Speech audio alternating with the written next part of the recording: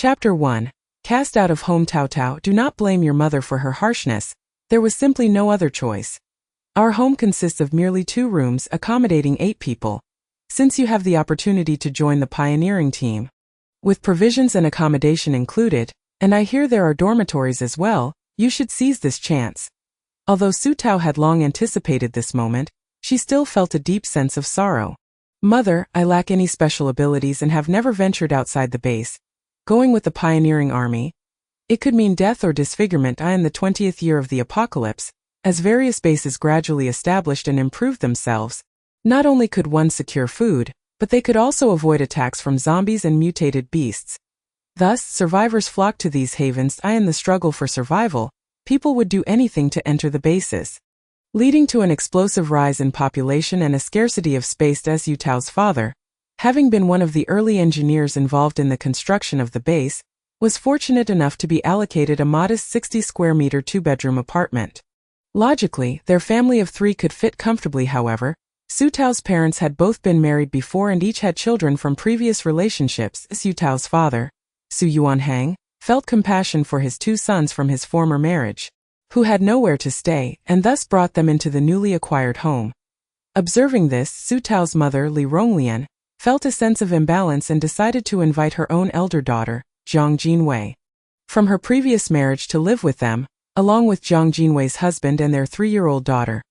Consequently, the small 60 square meter apartment became home to 8 people. Su Tao not only lacked her own room but was also forced to sleep in the cramped bathroom, which was dark, damp, and had the toilet right next to her makeshift bed.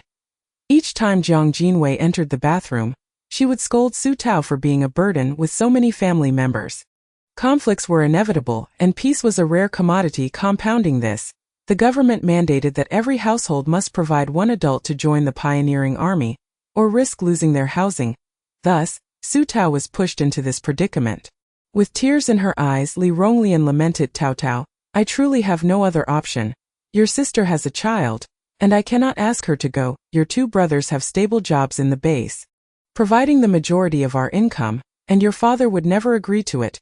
Resigned, Su Tao turned and retreated into the dim, confined bathroom, shutting the door to block out her mother's voice. There was little to miss about this home. Even if she were to become a cripple in the military, it would surely be better than being abandoned and betrayed by those closest to her. She had little to pack, her belongings were scant, and she merely took a change of clothes. At that moment, a cold mechanical voice suddenly echoed in her mind. Energy collection complete, loading successful. Su Tao, what is this? Am I hallucinating? Does the host agree to bind the landlady system? Upon successful binding, you will be awarded a basic 1-bedroom apartment for personal use. In her daze, Su Tao could barely comprehend, her mind fixated on the phrase awarded property to the house. It was her dream to possess a space of her own, free from the noise of others, where she could find solace and security. She instinctively thought that even if this were a mere hallucination, she would agree to anything, even fighting zombies up close, if it meant having her own home. Binding successful, please receive. In an instant, a key card appeared in Su Tao's hand, and a transparent panel materialized before her, displaying a 3D rotating model of a 1-bedroom apartment. Su Tao widened her eyes as if caught in a dream. This was no illusion. Please proceed to the property location to accept the novice task. Regaining her composure, Su Tao glanced at the key card. Noticing the address inscribed on its back upon closer inspection, she recognized it.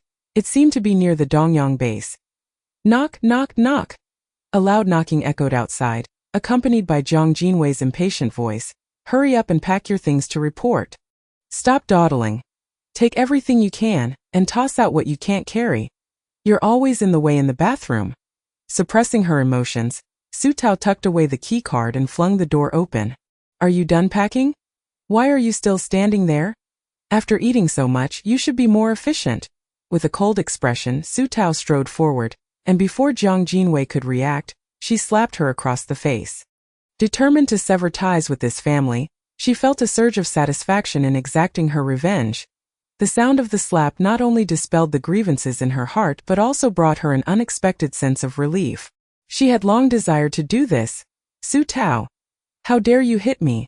Jiang Jinwei shrieked, Her voice piercing as she dropped her frightened child and lunged at Su Tao without hesitation. Su Tao struck again. It is you who has no right to accuse me of being a burden. If it weren't for mother favoring you since childhood and bringing your whole family here, you would still be wandering without a home. Li Ronglian sobbed. Sisters shouldn't speak like this. Su Tao could hardly believe her ears. From this day forth I have no brothers or sisters, nor do I have parents. Let us leave it at that. From now on when we see each other, let us act like strangers and not greet one another. With that, she ignored Jiang Jinwei's venomous glare and quickly returned to gather her identification card and the meager set of clothes she owned with her bag slung over her shoulder. She stepped out of the house without looking back. Li Ronglian gasped for breath. Is she really going to sever ties with us? Jiang Jinwei, clutching her reddened face, seethed. Let her go. When she realizes she has no father or brothers to support her, and no place to live, she will come crawling back to us. Chapter 2. The poorest landlady in history. Su Tao followed the address on the key card to the designated location, which was just outside the North Gate No. 2 of the Dongyang base, the most frequented entry point for the pioneering army. Before her lay a vast expanse of enclosed land, estimated to be around 3,000 square meters. She stared in disbelief. She knew this place well. Having grown up in Dongyang, she had heard the elders of the base recount how this land had mysteriously appeared overnight. Real estate in Dongyang was immensely valuable. Even her father's 60-square-meter apartment would now require 6,000 contribution points and over 3 million federal coins to purchase. Countless individuals had coveted this 3,000-square-meter plot. Yet even the highest officials of the base dared not touch it. Enclosed by high walls and electric fences without a pass, not even zombies could enter. And now, inexplicably, this land had become hers. Su Tao's.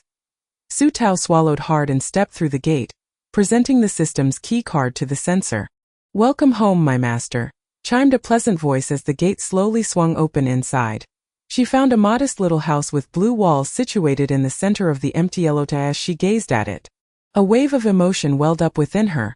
For the first time in her 18 years, she felt a sense of belonging, as if this place had always been her home, waiting for her return. She dashed towards the front door, swiped her card, and with bated breath, pushed the door open. To her dismay, the interior was completely barren, devoid of even a single chair. Su Tao stood frozen, regretting not having brought the military cot from the bathroom. At least that would have provided a place to sit or lie down. Returning was out of the question. She couldn't afford to buy new furniture either, as she was utterly broke, with a mere 50 federal coins to her name, barely enough to purchase a chair. Detected that the host has arrived at the destination. Please name this property. After a moment of contemplation, she decided to call it Taoyang District, given its proximity to Dongyang. Successfully named Taoyang District. Would you like to begin the novice task? Su Tao rubbed her nose. Yes, I accept. Great. Please receive your novice gift package. As she accepted the package, a transparent panel reappeared before her, with a gift floating in the air. She clicked to claim it. Received. Federal coins x 2,000. Su Tao gasped in astonishment. Hurriedly, she retrieved her identification card. In the 20 years since the apocalypse, the ID had been digitized into a thin, touch-sensitive card, completely replacing the need for a phone and serving as a communication device. Logging into her account, she was elated to see her balance had risen to 2050. This was the largest sum she had ever received. Amid her excitement, the system chimed again. Congratulations, host! Your total assets have exceeded 2,000 federal coins. You may upgrade this system to level 1. Upon upgrading, you will receive a single room and unlock the home decoration shop. Would you like to spend 2,000 federal coins to upgrade? Su Tao was taken aback. The system could upgrade? Glancing at the empty room around her, she felt a pang of regret but chose to proceed with the upgrade. She had just received the money, and now it was slipping through her fingers. Landlady system upgraded to level 1. A single room has been developed, and the home decoration shop has been unlocked. Please check. As the prompt concluded, Su Tao felt a slight tremor beneath her feet, and a 10-square-meter room materialized before her. The original property gifted by the system was now positioned to the right of the single room. Connected by a small corridor, Su Tao was stunned. The speed of construction felt akin to playing a video game, where buildings sprang up with a mere click of a mouse. Such efficiency was astounding. Eager to explore the home decoration shop, she intended to purchase a couple of emergency beds. She couldn't possibly sleep on the floor at night, however, upon discovering that even the cheapest wooden bed cost 120 federal coins. She silently closed the page. After all, she only had 50 federal coins to her name, and a vast expanse of land. One finds oneself essentially destitute, unable even to afford a bed. Should I resort to renting it out? Currently unavailable for rent. Please meet the rental conditions. Bed 1, toilet 1, sink 1. Su Tao felt as though she might faint. The cost of these 3 items at a home improvement store would amount to over 1,000 federal coins. Where could she possibly acquire such funds? Scratching her head, Su Tao ultimately resolved to visit the second-hand market at the base in hopes of striking it rich. The system had not specified that these furnishings had to be purchased from its store. She could hunt for bargains outside to meet the requirements. Without further ado, Su Tao set off to the trading market with her entire fortune of 50 federal coins. To save money, she walked on an empty stomach, even going so far as to smear her face with dirt to appear more unkempt. While the Dongyang base was devoid of zombies, the chaos among humans often proved more terrifying than the undead. By the time she arrived at the second-hand market, it was already past 4 in the afternoon. The market was divided into east and west sections. The west district boasted better security and more orderly merchandise, offering not only common furniture and appliances but even second-hand undergarments. Venturing further east, however, revealed a more grotesque assortment of wares, including the sale of children, half-eaten sausages, and even zombie skulls, amidst a landscape of filth and unidentifiable excrement. Su Tao sometimes pondered the grotesque nature of this world, crowded, filthy, and chaotic. Back in the second-hand furniture area, the cheapest bed still cost 20 federal coins, and it had a broken leg. Hardly worth it. Especially with her remaining funds barely enough to acquire a toilet and sink. Eventually, she found herself in front of a stall selling discarded military supplies. The goods were mostly subpar, including canteens, combat boots, helmets, and sleeping bags. A sleeping bag could serve as a bed. How much for this sleeping bag? She inquired. The stall owner, a gaunt man in his 40s, paused to take a drag from his homemade cigarette, raising an eyebrow as he scrutinized her, his gaze slick as grease. 20 federal coins, and I'll let you spend the night with me. Su Tao knew she couldn't show weakness at that moment. Taking a deep breath to steel herself, her expression hardening. Don't try that with me. If you're looking for company, 10 federal coins will get you 2 girls for the night, or 15 for 2. No one else is going to pay for that sleeping bag but me. The owner, halting his smoking, seemed to take notice, exclaiming, a tough one, huh? Fine, take it. Su Tao quickly seized the bag and hoisted it onto her shoulder. Making a hasty exit over the past 18 years, Su Tao had not mastered many skills, but her ability to maintain composure had served her well. The toilet was both expensive and cumbersome, far too heavy for her to carry alone. Thus, at a stall selling plastic goods, she purchased 2 plastic foot baths for 5 federal coins. The system had not stipulated that a toilet must be flushable. A bucket would suffice. After all, we are all survivors in this apocalyptic world. So why be too particular? As for the sink, Su Tao replicated her earlier strategy, acquiring 2 plastic wash basins for the same cost. With all the items gathered, she began her arduous trek back, but the load was too heavy, and she soon found herself panting and in need of a rest. If only she could be transported back in an instant. Su Tao chuckled at her fanciful thoughts. She, a mere pauper, had become a landlord. What was so strange about teleportation? Swiping her card to unlock the door, she carried her acquisitions inside. The sleeping bag, toilet bucket, and wash basin were each placed in her single room in her own quarters. Once again, Su Tao activated the rental mode. Rental conditions met. Please select daily, short-term, monthly, or annual rental mode. Once selected, the price cannot be altered, nor can the interior furnishings and decor be modified within the stipulated time frame. After a moment's contemplation, she decided to start with a daily rental. As a novice landlord, she would observe the market for a while. Room 001 has been opened for daily rental mode. Based on the interior decor, the system has determined that the daily rental price should be 100 federal coins. Should you wish to increase the rent, please purchase high-quality furnishings. Su Tao. How very realistic. Upon further reflection, she realized that the price should attract tenants easily. And the Dongyang base, a standard room with no independent kitchen or bathroom, commanded a daily rental of 80 federal coins. Alongside an additional 5 contribution points, such rooms were often in short supply. Those unable to secure a private room were relegated to cramped quarters shared with 20 others, where monthly bed rentals cost 600 federal coins and 10 contribution points. Conditions were abysmal, with men and women sharing the same space for all their needs. Although her Taoyong single room lacked certain amenities, it offered the advantage of privacy and did not require contribution points, which were far more difficult to come by than federal coins. Moreover, she was acutely aware that her land was close to Gate 3, frequented by the pioneering military. Those who survived such perilous missions were invariably wealthy, earning the highest commissions for the most dangerous tasks. The demand for her room was assured. For dinner, Su Tao spent 2 federal coins on a bag of utterly unappetizing synthetic meat patties. Gazing at her dwindling account balance of just 23 federal coins, anxiety began to creep in. She needed to attract tenants and earn some money quickly. As night fell, a torrential downpour began outside, occasionally accompanied by the distant growls of zombies, prompting her to huddle deeper into her sleeping bag. Fortunately, the high walls and electric fences of Taoyong provided a reliable safeguard against the undead, ensuring her safety, albeit at the expense of her living conditions. Wrapped in her sleeping bag, she lay in the empty room, staring at the ceiling and sighing thankfully. It was still spring, and the nights were not overly cold. Otherwise, this tattered sleeping bag would offer little warmth. Once again, she resolved to earn money. A big bed, hot water, an air conditioner and underfloor heating. With her heart brimming with excitement, Su Tao gradually drifted into slumber.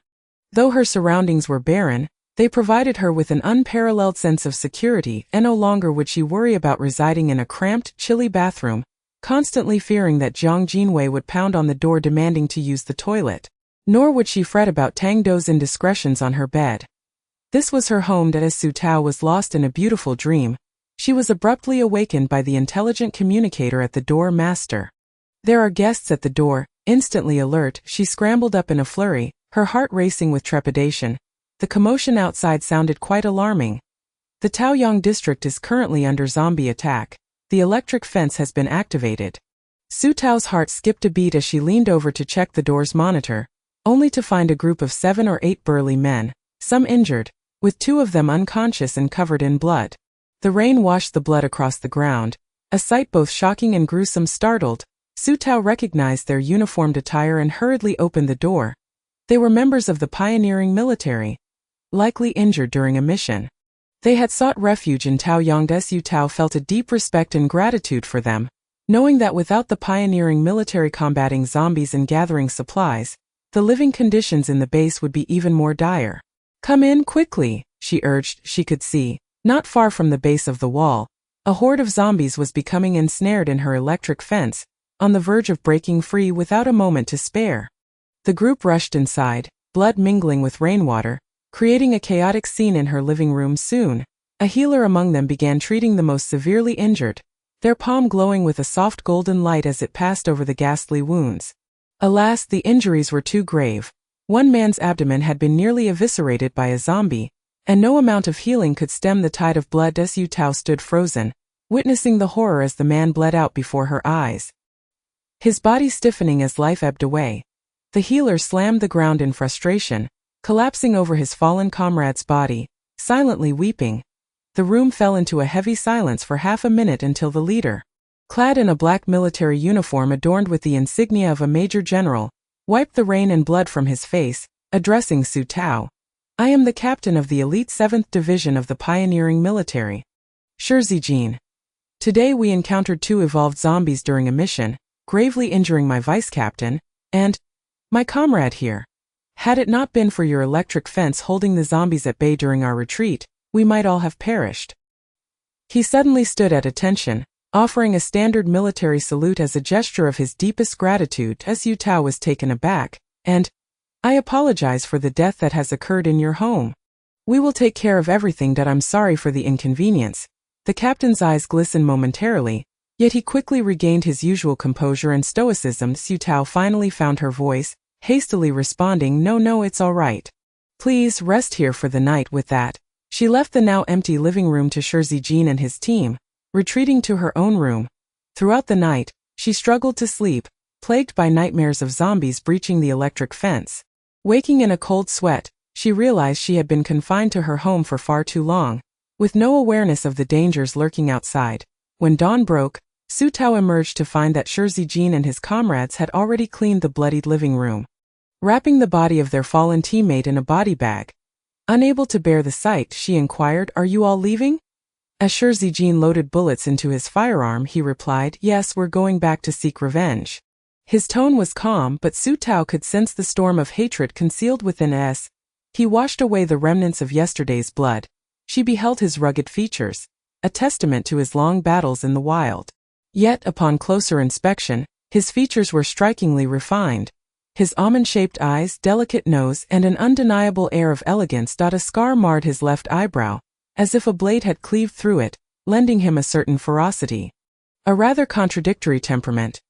Su Tao perceived that his age could not possibly exceed 30. By the way, I just noticed that it seems there is a guest house operating here. After pondering for a moment, Su Tao replied, "Sort of, we currently have rooms available for rent at your parents' establishment." "What do your parents do?" Shi Zijin asked directly. The chaos of last night had left him little time to contemplate. Anyone capable of opening a business in such a vast secure zone must be either wealthy or of high status. Yet, throughout this time, he had only encountered this seemingly underage girl before him. Su Tao stated, "It's my establishment, just an ordinary citizen. There's also a single room available. Perhaps your injured and unconscious teammate could rest here for a few days. The daily rent is merely 100 federal coins. And payment can be made by card, nearby." A team member widened his eyes in surprise, scrutinizing her in the empty room. "This house belongs to you?" Others gazed at her in disbelief. The owner of such a mysterious plot of land was unexpectedly a girl who appeared to be barely of age. They had assumed it was private property belonging to some high-ranking official in the base. The teammates began speculating about Su Tao's background. Shi Zijin inquired further, "Would you like to contribute something?" Su Tao shook her head. "No need. All the rent here is paid in federal coins." Without hesitation, Shi Zijin swiped his card to pay for the room, booking it for 5 days at once. Sinlar indeed required a single room for recuperation, and besides, this place, protected by high walls and electric fences, was safer than the Dongyang base. Watching the 500 federal coins added to her account, Su Tao smiled brightly. "The room is on the left. Please carry him inside." The rough men showed no concern for the humble room's amenities, placing their deputy on a sleeping bag before leaving a message on the communicator. Shi Zijin even provided Su Tao with his contact information, stating, "Boss Su will leave him in your care for a few days. Once we settle our score, we'll come to retrieve him. I appreciate your assistance during this time. Here is a reward of 1,000 federal coins." Su Tao opened her mouth, about to express her gratitude, but before she could, a notification rang out, indicating the arrival of 1,000 federal coins. Chapter 4. A change in weaponry. Su Tao nodded. "No problem. I will certainly ensure he is well fed and taken care of." "That won't be necessary. He has money on him and can order takeout as he pleases. Just make sure he doesn't leave your premises." Su Tao understood. They were worried that if he woke up, he might impulsively seek revenge. The 1,000 federal coins were essentially a safety fee, a compensation for her vigilance. She expressed some concern. "You all must be careful as well. If you can't win, retreat. I'll mostly be here, and when the bell rings, I'll let you in." A warm feeling surged within Shi Zijin. It seemed as if there truly was someone waiting for their return home. He clasped his fists in gratitude. "Thank you, I appreciate it." With that, without any further ado, the group departed with an air of urgency. Once they left, Su Tao felt a tinge of disappointment and worry for a while. Rubbing her hands together, she looked at her balance of 1532 federal coins, and a sense of satisfaction and security welled up within her. How should she spend this? Initially, she considered purchasing a water basin for convenience in drinking and washing. But ultimately, she gritted her teeth and spent 1,000 federal coins to open another single room. Single room developed 1. Current single rooms 2. And must use money to generate more wealth, especially since Shi Zijin and his companions seemed to require a place to stay. Suddenly, she felt a vibration beneath her feet, and a new door appeared in the previously empty corridor. Upon entering, she discovered that it was the same size as the previous single room, equally bare. She then opted to purchase a simple wooden bed at a bargain price, federal coins -200. Instantly, a single wooden bed appeared in the room, accompanied by a set of white bedding that felt soft and warm to the touch. It was much better than the offerings at the base's trading center. She recalled how Li Ronglian had spent over 400 federal coins to buy Jiang Jinwei a cotton quilt, the quality of which paled in comparison to her 200 federal coin set. Finally, she stubbornly purchased the cheapest prefabricated bathroom from a home improvement store for just 300 federal coins, complete with a toilet and sink, and even a shower head. Rental conditions met. Please select daily, short-term, monthly, or annual rental options. Once chosen, the price cannot be changed within the stipulated time, nor can the interior furnishings and decor be altered. This time, Su Tao selected a short-term rental for 15 days. Room 002 now available for short-term rental for 15 days. With rental fees determined by the interior decoration system set at 4,000 federal coins, to increase the rental price, the host must purchase premium furnishings. Su Tao exclaimed inwardly, realizing that indeed, investment yields returns. However, upon glancing at her balance of 23 federal coins, she sighed.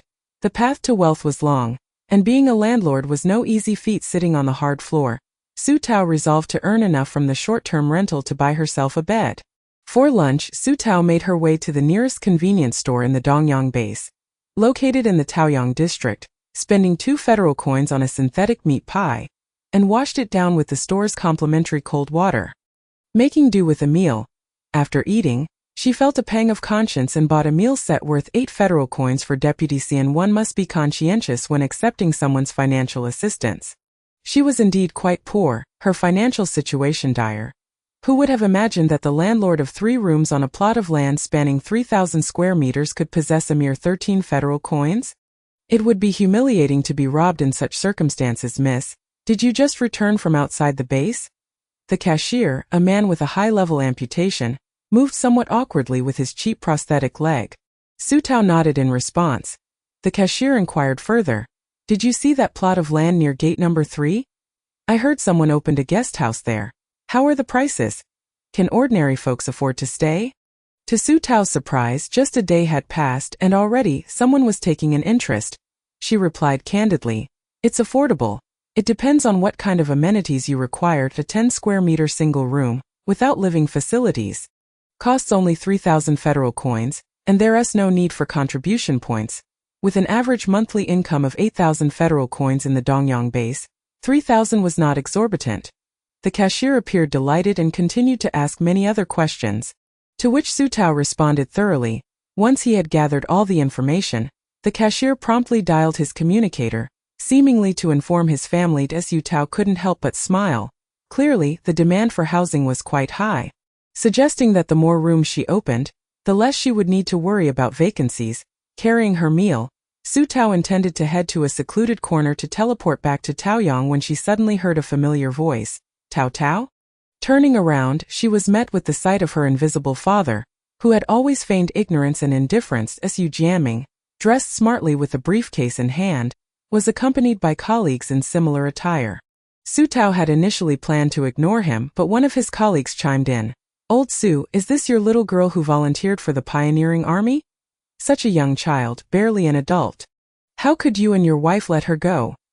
My daughter is already 30, and I wouldn't dare to let her venture out alone from Dongyang for fear she might get hurt or bullied." Su Jiaming's expression immediately shifted, and he chuckled awkwardly. "Our Tao Tao insisted on joining the army. She has always been a tomboy, never wanting to stay at home.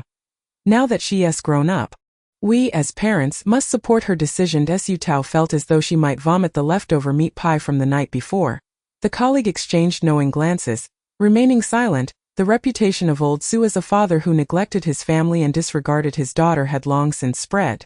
Feeling his pride wounded, Su Jiaming forced a smile, feigning concern for Su Tao. "How have you been lately? When do you have to report? Do you need your father's help?" Su Tao quickly conjured a few tears. "Dad, there's no task at all. The medical examination for the pioneering army is in 2 days. Since I was kicked out of the house, I've had nowhere to stay after you, Mom, and my siblings returned home. I secretly followed you, sleeping at your doorstep at night, leaving before you woke up, fearing you would find me bothersome." Old Su, I do this a bit excessive.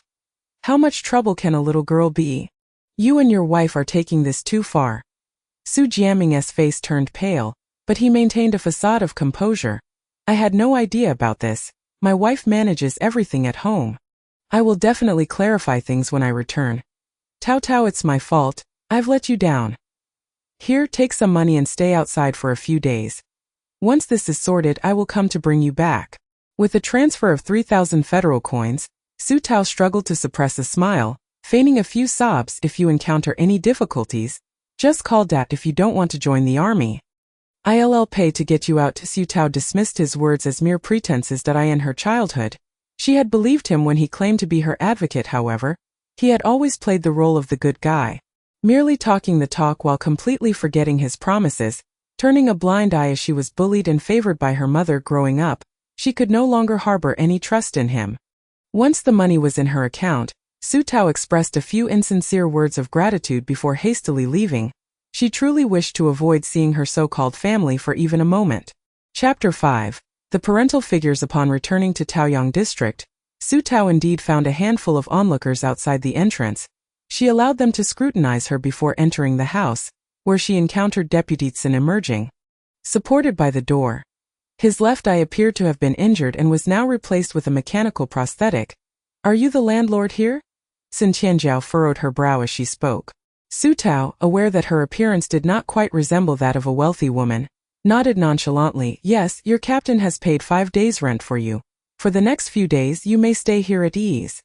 But refrain from wandering about. Here I have brought your lunch. I will provide your meals daily. Tsin Tianjiao cursed under her breath. They went off to seek revenge, leaving me behind. After cursing, she glanced around and, finding no table, simply stood to finish her meal. Just toss the bag in once you're done, she added. Tsin Tianjiao nodded and then inquired, how old are you? Where are your parents? Su Tao replied, her expression devoid of emotion. I am of age and they have both passed away. Tsin Tianjiao said nothing further. Many had lost their parents in the apocalypse. Are you an ability user? Su Tao met his gaze and replied. Just an ordinary citizen. Tsin Tianjiao's brows knitted together. Without parents and lacking power, how do you manage to protect yourself? With such a vast expanse of land in these few rooms, it is akin to possessing a treasure that invites envy. How is it that no one has come to kill you for it? Su Tao understood his implication and responded, what? Do you wish to kill me and take this land? Spare yourself. If any conflict arises within these walls, you will be thrown out. On the system control panel, she had long since set restrictions against harming the landlord and against fighting. Any violators would be directly teleported away and subjected to electric shock punishment. Moreover, she held the authority to evict tenants who fell behind on rent. Tsin Tianjiao remarked. I merely wish to warn you. Su Tao nodded. Thank you. Here is the access code for the main door. The code will deactivate when the rent expires. She knew he meant well. Otherwise, he would have acted against her already. After spending the afternoon familiarizing herself with the system and its rules, she was just about to sleep when Shi Zijin and his group returned. 2 team members bore minor injuries, but Shi Zijin, the captain, appeared before her with a severed right arm, bloodied and battered. Su Tao felt her heart leap into her throat. Shi Zijin shook his head. His expression calm. It's nothing. Su Tao was stunned. An entire arm severed from the shoulder was hardly nothing. Shi Zijin retrieved a paper bag with his left hand and opened it to reveal a green crystal core. Tossing it to Tsin Tianjiao. This is for Achi's revenge. You will submit it tomorrow for the old commander to review. I will visit Achi's family to apologize. As team captain, I failed to protect him, and I owe his family an explanation. Tsin Tianjiao hesitated and turned her head away. Her eyes reddened. The evolved zombie they had encountered was likely a newly advanced type, its abilities unknown and its lethality immense. Even the captain had lost an arm to it, highlighting its perilous nature. The price for this revenge was steep. Su Tao felt a pang of discomfort in her heart, yet simultaneously, her respect for Shi Zijin deepened. The group took a moment to rest, chatting in the empty living room while waiting for dawn. Su Tao's sleepiness dissipated as she engaged in conversation with the men, inadvertently making new friends. Shi Zijin typically refrained from joining the discussions, sitting off to the side, attentively cleaning his silver handgun, exuding an air of restraint and composure. Once their chatter subsided, he discreetly queried Su Tao, is anyone currently residing in the room on the right? Su Tao perked up instantly. No, that room is much better equipped, but it only accepts short-term rentals, 15 days for 4,000 federal coins. No contribution points required. As she spoke, she swiped open the door for Shi Zijin and his teammates to see. Sun Tianjiao looked around and with a hint of grievance remarked, "Why is it that my single room only has a sleeping bag and a bucket? Do I appear to be in dire need of money?" Su Tao replied awkwardly, "It was because you all were short on funds before arriving. Once your rental period ends, I will arrange a better setup for you." Shi Zijin stated, "Then reserve this room for me. I will bring people to stay in a few days." He swiftly transferred 4,000 federal coins. As if fearing someone might snatch it away, Su Tao watched the instant transaction with a gulp, glancing at Shi Zijin as if he were her benefactor. "Very well. I will hold the room for you. If you do not bring anyone in 3 days, I will refund you 3,000 coins. Is that acceptable?" Shi Zijin, with his affluence, responded, "No problem. That if there are any other rooms available later, please inform me. I have many brothers." The other team members felt a warm sense of camaraderie. "If you ever need anything, feel free to reach out to the East Yang Pioneer Army. I will assist you," Shi Zijin added. Su Tao was taken aback. Was this a promise of protection? Her feelings were complex, tinged with an inexplicable sense of gratitude. She sensed that Shi Zijin was not like her father, who merely spoke empty words. If challenges arose, he would undoubtedly offer assistance. No wonder these seemingly formidable team members held him in such high regard. The other teammates immediately turned to Su Tao, expressing goodwill. "Little boss, if you have rooms available in the future, do keep us in mind. Make sure to exchange contact information, and don't hesitate to call on us if you need anything." Su Tao, bewildered, accepted their contact details and promises, seemingly having unintentionally gained several influential allies. "Thank you," she said, rubbing her nose. Shi Zijin rarely displayed a smile, saying nothing further. By the way, I wanted to ask if those who registered with the Pioneer Army can opt out. Su Tao genuinely did not wish to attend. She lacked strength and abilities. Her presence would only hinder the Pioneer Army. Moreover, she needed to oversee the property in Taoyang. Shi Zijin frowned. "According to the rules, that is not permissible." Su Tao's face fell. The registration had been done without her consent by Li Ronglian, and by the time she learned of it, it was already too late. "You registered?" Shi Zijin inquired disapprovingly. To be frank, the Pioneer Army did not desire someone as weak as her. She would either be a burden or face dire consequences. Su Tao stiffly nodded, resembling a pitiful little melon. If she did not attend, there would be a fine to pay, and a family member would have to take her place. However, as she was alone, if she paid the fee, the authorities would not press her further. Su Tao scratched her head. "I apologize. I lied earlier when I said my parents were deceased. They are very much alive, but they have treated me poorly, which is why I claimed they had passed. I had even resolved to sever ties with them for life. Yet, they registered me for the Pioneer Army behind my back." Shi Zijin immediately grasped the situation. Her parents clearly did not wish for this young girl to live. Such parents existed. His expression darkened as he said, "In that case, you should visit the Talent Management Center at the base and as an adult request to be separated from your family. Explain the situation and mention that I referred you. They will not make things difficult for you. In the end, your parents will still have to contribute financially." Su Tao's eyes brightened. Is that really possible? Having been sheltered for so long, she was unaware of many social norms. Li Ronglian had done everything to keep her in the dark, seeking to maintain control over her. Shi Zijin nodded. "Indeed, this way you won't have to enlist, nor pay a fine." Su Tao expressed her deep gratitude. "Thank you so much. I will give you a discount on that room as well." Shi Zijin chuckled. "Your way of showing gratitude is by discounting someone else's rent." Su Tao felt embarrassed. "I don't have anything else of value to offer." Shi Zijin regarded her with a touch of tenderness. At dawn, Shi Zijin and his group departed. Su Tao wasted no time, heading straight to the Talent Management Center, where she presented her identification and mentioned Shi Zijin's name. "Captain Shi's friend, we understand the situation clearly. It is indeed unacceptable to register someone without their consent here in East Yang. We will follow up and take punitive measures. Rest assured." Within half an hour, she was officially separated from the Su family. Establishing her independence, Su Tao marveled at the ease of human connections. Having accompanied Li Ronglian to this place as a child, she remembered how simple matters took 3 months to resolve. She couldn't help but ponder. Shi Zijin was not an ordinary captain of the Pioneer Army. Yet, her curiosity was not strong enough to pry into others' privacy. If Shi Zijin wished to share, he would do so. If not, she would not inquire further. With her most pressing concerns resolved, she now yearned to return home and spend money. To buy a bed. To purchase a bathroom. Chapter 6. The first 10,000 income her scoundrel father contributed 3,000 federal coins along with the rent prepaid by Shirzy Jean. Granting Su Tao a newfound sense of financial security upon returning home, she promptly ordered a solid wood bed for herself and chose a reasonably priced set of white wooden fabric sofas for her empty living room.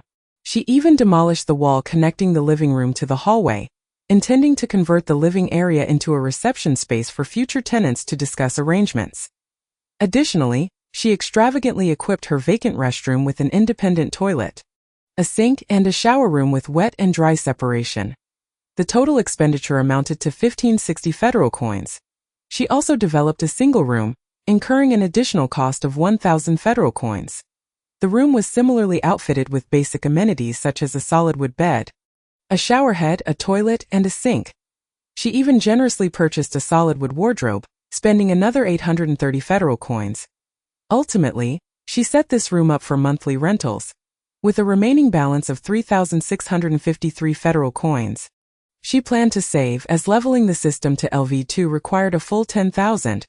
Just the thought of it made her heart ache.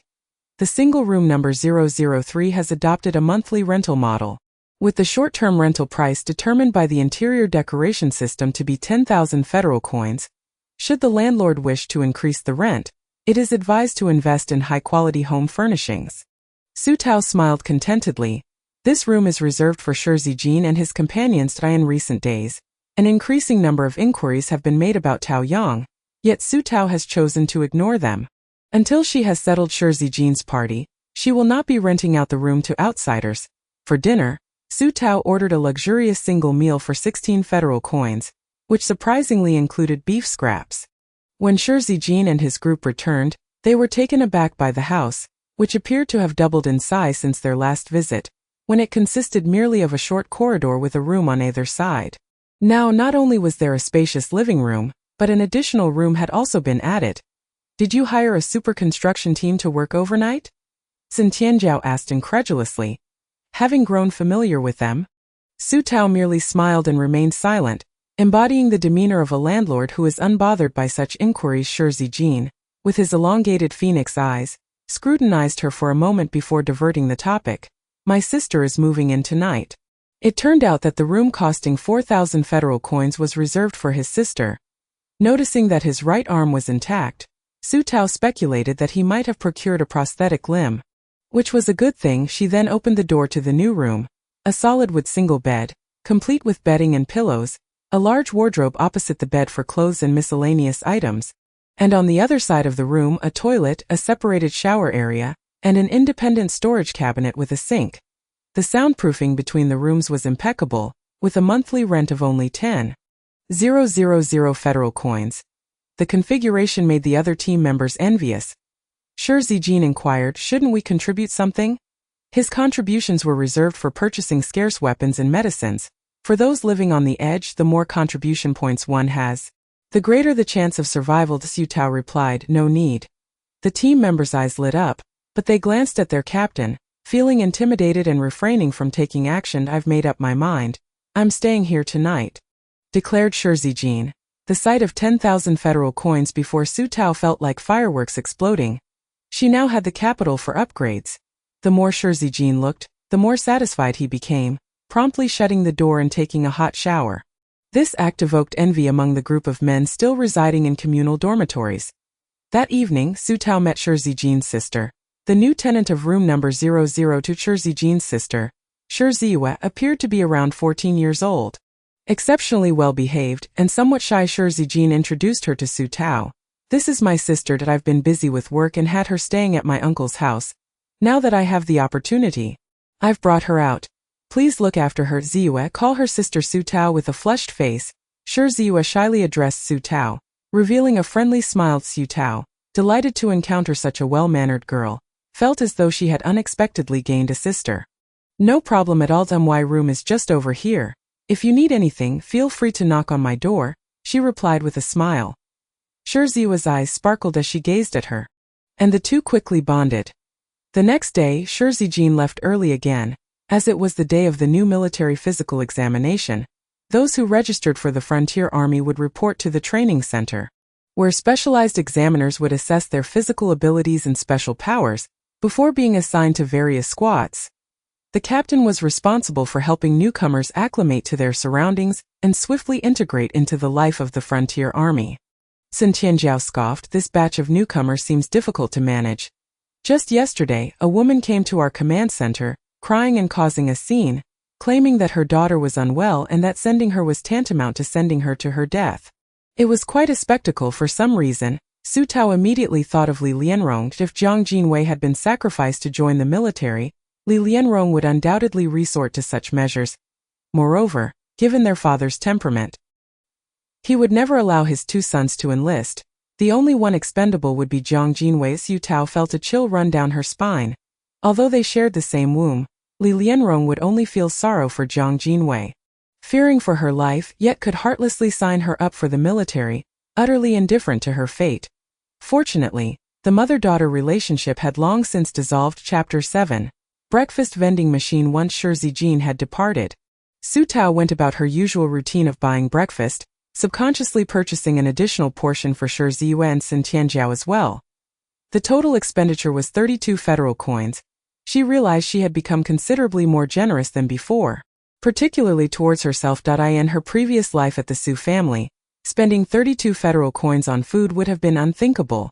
Even purchasing a 2 federal coin meat pie would have elicited reprimands upon her return. Shi Ziyue was pleasantly surprised that the landlord's sister would bring her a meal, and she smiled in gratitude, dutifully eating. She even mused that perhaps her brother should rely on the landlord's sister's generosity. The landlord's sister was wealthy, owned a house, and was both beautiful and gentle. After finishing breakfast, injured Sun Tianjiao said to Su Tao, "I feel like I've recovered sufficiently. Tomorrow, I'll accompany the boss on a mission, which may take me away for 10 days to half a month. Once the rental period for this room is up, feel free to prepare it for others. When I return, I'll settle the rent, including the days I'm not here." Su Tao waved her hand. No need that I'll keep the room for you. We'll discuss it when you return." Having grown close, she felt it inappropriate to take advantage of him. Sun Tianjiao nodded, not insisting further. Shi Ziyue leaned closer to Su Tao and suggested softly, "Sister Su Tao, I think you could place an automatic vending machine in the common area or set up a cooler with meal packages. That way, everyone wouldn't have to go to Dongyang to buy food. They could purchase directly from you, and you could earn a little profit from the markup." Su Tao gently pinched her little face. What a clever little girl. Shi Ziyue's suggestion was indeed astute. Most of the residents were quite busy, often neglecting to cook, and instant meals were the most commonly consumed. This could certainly generate some income. Shi Ziyue blushed at the compliment and shyly turned away. Upon returning to her room, Su Tao eagerly spent 10,000 federal coins to upgrade the system. Landlord system upgraded to level 1v2, one double room has been unlocked. Food store has been activated. Please verify. A slight tremor coursed through the floor, and the corridor seemed to extend significantly, revealing a new room of approximately 20 square meters on the left. The room was partitioned, with a bedroom on the left and an independent bathroom along with a small balcony on the right. This was splendid. Su Tao immediately furnished the new room with 2 single beds, added a double sink in the independent bathroom, a shower, and a toilet, and even placed a simple clothes drying rack on the balcony. The total expenditure for the furnishings was 1,850 federal coins. Rental conditions have been met. Please select daily, short-term, monthly, or yearly rental mode. Once chosen, the price cannot be altered within the stipulated time, nor can the interior furnishings and decorations be modified. Su Tao opted for the monthly rental model. Room number 001. Double room now available for monthly rental. According to the interior decoration system, the monthly rental price is set at 15,000 federal coins. To increase the rent, the landlord must invest in high-quality furnishings. Su Tao was pleased as she toured the double room. This dual-room model was suitable for friends sharing, making it more economical than renting a single room alone, which should be quite popular among young people. She eagerly anticipated the rental income. Su Tao planned to inform Shi Zijin's subordinates the next morning about the new property. Subsequently, she purchased a glass coffee table and 4 wooden stools for the living room, providing a space for everyone to chat when not in their rooms. Finally, she couldn't resist adding a large solid wood wardrobe to her own room as well. In total, she had spent 100 federal coins, leaving her with only 655 federal coins in savings. How easily money disappears. She clutched her chest in dismay and took another glance at the newly unlocked food store. Surprisingly, it was not retail but included cold storage and vending machines for sale as well. Su Tao weighed her remaining balance and, after careful consideration, purchased a breakfast vending machine for the living room. Federal coins minus 500. Su Tao sighed, trying to calm her racing heart, and began to examine the machine. It was empty, and following the prompts, she had to spend an additional 100 federal coins to stock it. Soon, the once vacant breakfast machine was filled with exquisite meal boxes, featuring an array of options such as bread, milk, coffee, desserts, dumplings, and soy milk. 10 servings in total. Su Tao's stomach growled at the sight. This selection was far more diverse than what was offered at the largest convenience store on the base, and the nutritional balance was commendable. Prices were reasonable too, ranging from 20 to 50 federal coins per serving. Su Tao calculated that if all the items sold, after deducting the procurement costs, she would net a profit of 200 federal coins. However, breakfast items had a 2-day shelf life, and any unsold goods would be her responsibility. The impoverished frugal, Su Tao would certainly not allow such a situation to transpire. Whatever remained, she would ensure to sell at the base before the expiration date. Aside from the breakfast machine, there were also bento coolers, beverage dispensers, yogurt machines, and even popcorn machines available. However, her budget did not permit such luxuries. With only 55 federal coins left to her name, she could scarcely purchase anything. It was imperative to earn rental income. With summer approaching, she also wished to acquire an air conditioner for each room, which would require a significant investment. Additionally, summer cold drinks and ice cream should sell well. Every aspect necessitated funds. Early the next morning, Su Tao had just finished washing up and was scrubbing her only change of clothes. She planned to head out to buy a couple of inexpensive outfits to alternate with and intended to purchase a washing machine for herself as soon as the double room had tenants, thereby liberating her hands from the burdens of manual laundry. That moment, Sun Tianjiao's resounding voice echoed. When did we acquire a breakfast machine? Hey? Boss, there are warm breakfasts for sale. This is fantastic. These are not artificial foods. Something like this would be hard to come by in Dongyang. With that, he promptly paid for 3 portions of breakfast. Federal currency 90. Su Tao smiled with delight as she stepped out, hanging her freshly laundered clothes on the edge of her bed. Coincidentally, Shi Zijing and Shi Ziyue were seated on the sofa in the reception area, enjoying their breakfast together. Shi Ziyue was so engrossed in her meal that her eyes had nearly closed. Shi Zijing, on the other hand, was eating while deep in thought. Perhaps others were unaware, but he was intimately familiar with Dongyang's productivity. There was no way Dongyang could produce meals of such quality. Tao Yang, just how many people are working behind the scenes to provide such high-quality food? The simple-minded Sun Tianjiao had not pondered such complexities. He quickly finished his meal and, upon seeing Su Tao, exclaimed loudly, "Little boss, the food from this breakfast machine is truly delightful, and the prices are reasonable. What a conscience! Be sure to let me know when a room becomes available. I want to bring my mother over to stay." Su Tao replied with a smile, "There is a vacant room now, but it is a double, more suitable for friends to share." Shi Zijing nodded and said to Sun Tianjiao, "Let us give it to Dezhou for 2 weeks. The others can line up behind him and not rush." Sun Tianjiao saluted, indicating his understanding. Chapter 8. The jealous Zhang Jinwei. Without hesitation, Shi Zijing directly paid the rent for his subordinates. Federal currency 15,000. However, it would take a few days for these two to return to reside. Su Tao felt somewhat embarrassed, having taken advantage of their rent for a few days. Yet, it seemed the benefactors were not concerned, as they took all the leftover breakfast from the machine with them. Federal currency 210. Subsequently, those who had tasks to attend to went about their duties, and those who needed to attend school did so. Su Tao also needed to enter the base to buy herself a few changes of clothes. Coming out of the Su family, she had hardly brought anything with her. In truth, there was little to bring. Li Lianrong had never bought her new clothes in over a decade, always giving her hand-me-downs. Gritting her teeth, Su Tao resolved that as long as she had spare money in the future, she would no longer neglect herself. The solid wood wardrobe in her room was still empty.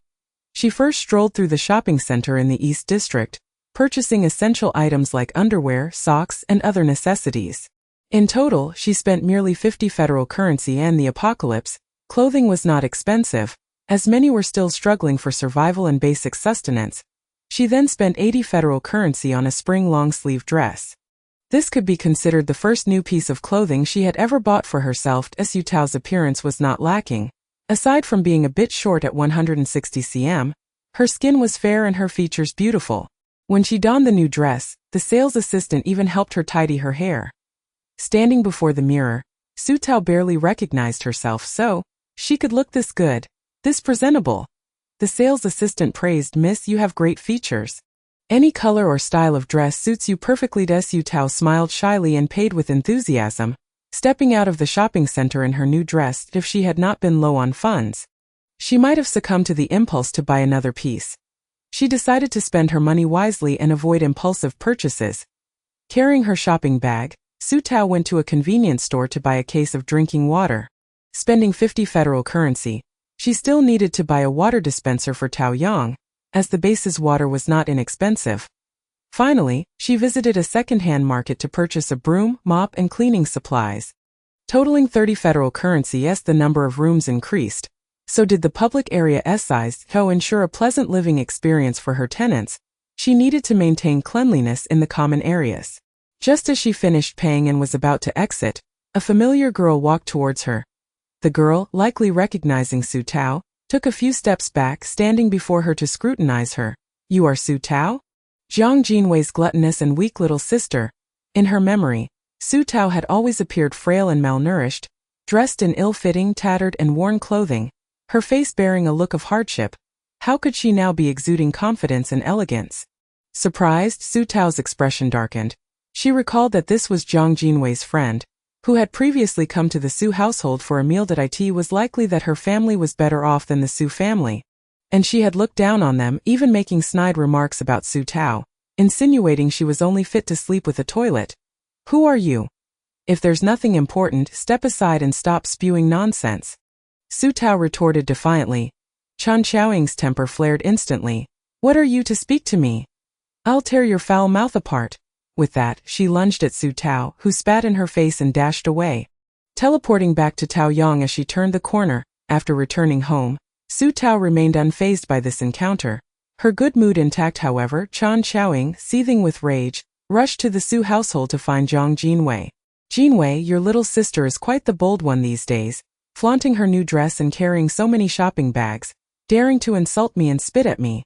Initially feeling dejected, Jiang Jinwei's eyes widened in shock. "You mean you saw Su Tao? And she was wearing new clothes and shopping?"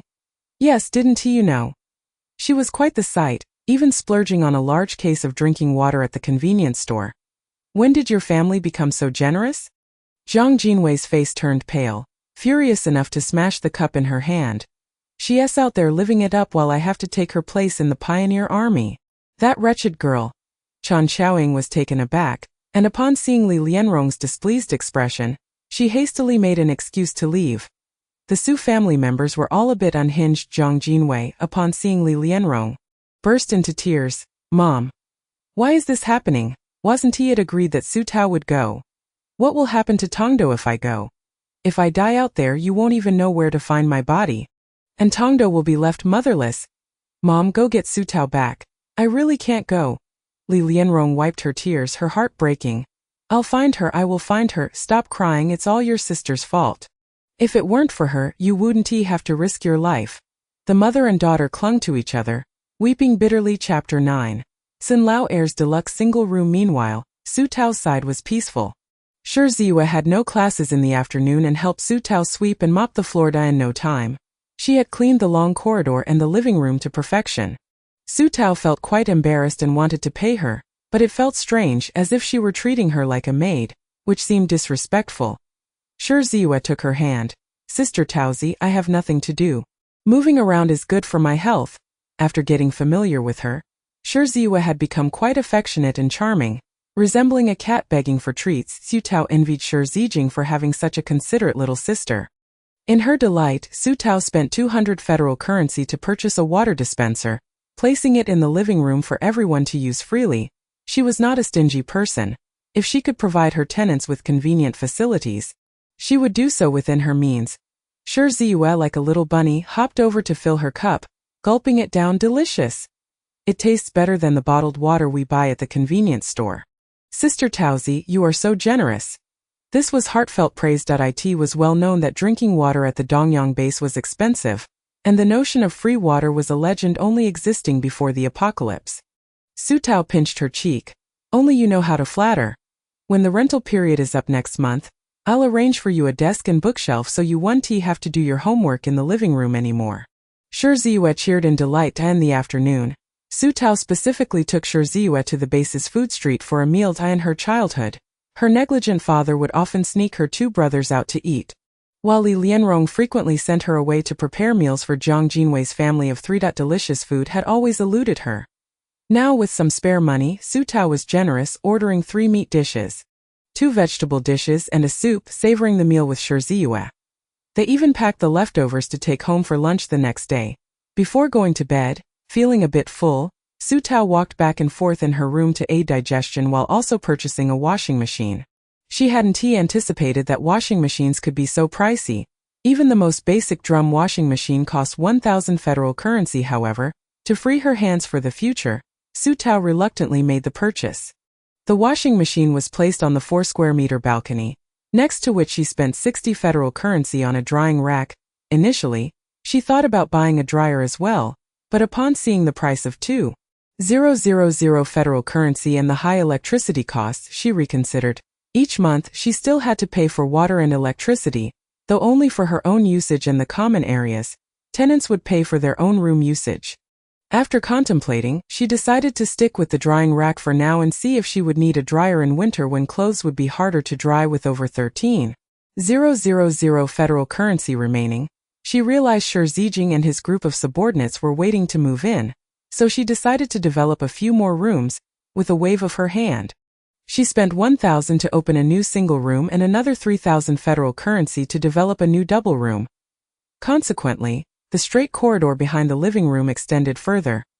Shi Ziyue's room, Room 002, became neighbors with the newly constructed Room 004. The renovation of both rooms cost a total of 2,700 federal currency. The balance has dwindled to a mere 6,800. Su Tao finds herself in a quandary, torn between saving for the upgrade to level 3 and purchasing an air conditioner. She even harbors a desire for a VR gaming console, or perhaps a projector television. After dinner, the monotony of her room becomes unbearable.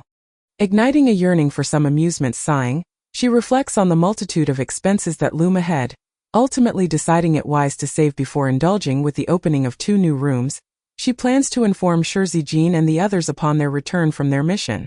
Otherwise, she would have to pay her rent in advance, which feels rather embarrassing. The following day, Su Tao indulges in a leisurely slumber, reluctant to rise from her bed. During her time at the Su residence, she had to wake before 6 to fetch breakfast for the family, lest she incur the wrath of Jiang Jinwei.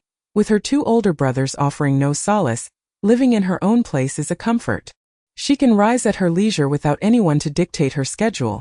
The ensuing 2 days pass in tranquility, as neither Shi Zijing nor Cin Tianjiao has returned. Shi Ziyue, preoccupied with her extracurricular activities, also arrives home late.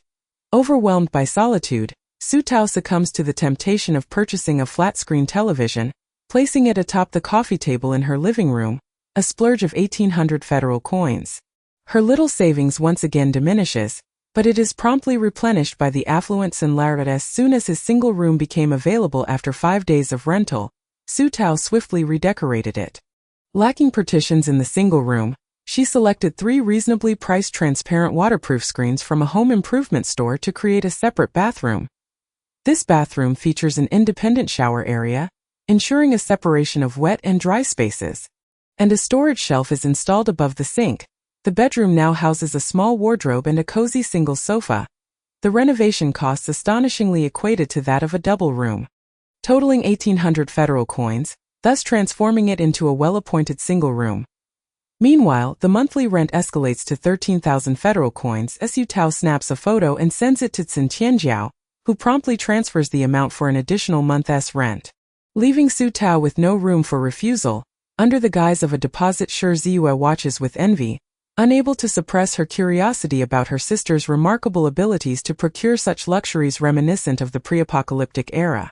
Su Tao promises that when Xu's lease is up next month, she will also upgrade her accommodations to be. By the way, Sister Tao, do you have any rooms available for a monthly rent of only 5,000? With no limit on occupancy? Shi Ziyue suddenly inquires. Taken aback, Su Tao shakes her head, indicating a lack of such options for now, though she muses that perhaps when she levels up, she might unlock a dormitory mode for multiple occupants. Presently, a room accommodates a maximum of 2 individuals. Shi Ziyue sighs, expressing concern for a classmate whose family struggles, living in a collective dormitory with 4 members, lacking even a private restroom, resulting in long queues for the bathroom. Furthermore, with 2 girls in the family, the collective dormitory is often rife with unsavory characters. Listening to this, Su Tao feels a pang of sympathy, despite her lack of attention in the Su household. At least she was spared from harassment. Women tend to endure greater hardships in the post-apocalyptic world.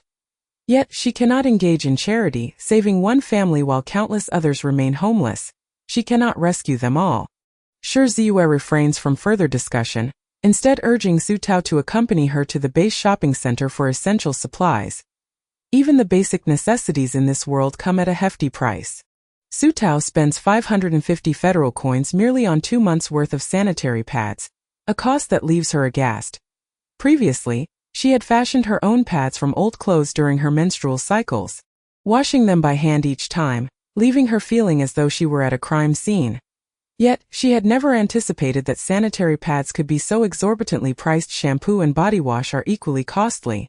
And she also acquires a set of loungewear to be. By the end of the day, her total expenditure on daily necessities amounts to an astonishing 1,500 federal coins, leaving her hands trembling. Shi Ziyue, true to her brother Shi Zijin's nature, spends without hesitation, outlaying an additional 1,000, her arms laden with packages as they prepare to return. At that moment, after a day of waiting, Li Lianrong finally confirms that her youngest daughter, Su Tao, is indeed present.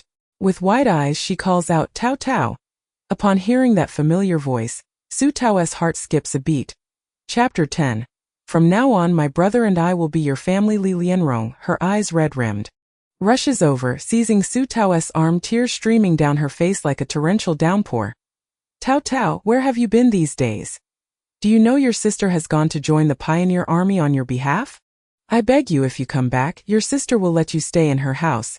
Whatever she has, you will have too, all right? I admit I favored your sister more, and I didn't care for you as I should have. Will you forgive me?" Su Tao is nearly driven to laughter by her mother's words as she forcefully shakes off her grip. Go back? Go back to exchange for Jiang Jinwei. You fail to recognize your own mistakes. And you don't see your bias. You merely wish for me to soften my heart and willingly trade Jiang Jinwei's life. You don't care about my well-being at all. Li Lianrong's tears nearly dry as she stands there, mouth agape, struggling to find her voice. After a long pause she murmurs, "Tao Tao. How have you changed so much? Do you think I'm unreasonable? Have you broken free from my control? Li Lianrong, sometimes I wonder if you truly are my mother. Did I ever reside in your womb? Why do you treat me this way? Now that I'm finally doing well, you want to come back and ruin my life." Li Lianrong pauses, processing this, and asks, "Doing well? The man you found treats you well?" Su Tao is momentarily taken aback. What is she implying? What man? She struggles to comprehend. I heard someone say they saw you at Gate 3 talking with several men from the Pioneer Army. Which one is your man? Does he have a military rank, having relied on men all her life? Li Lianrong can only conceive of Su Tao's good fortune being tied to a wealthy and influential man. Shi Ziyue, standing nearby, comprehends the implications as well.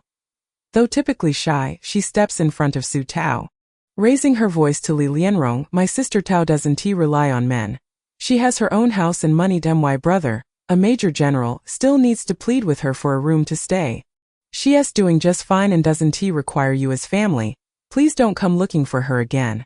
This revelation leaves Li Lianrong stunned, unable to process the information.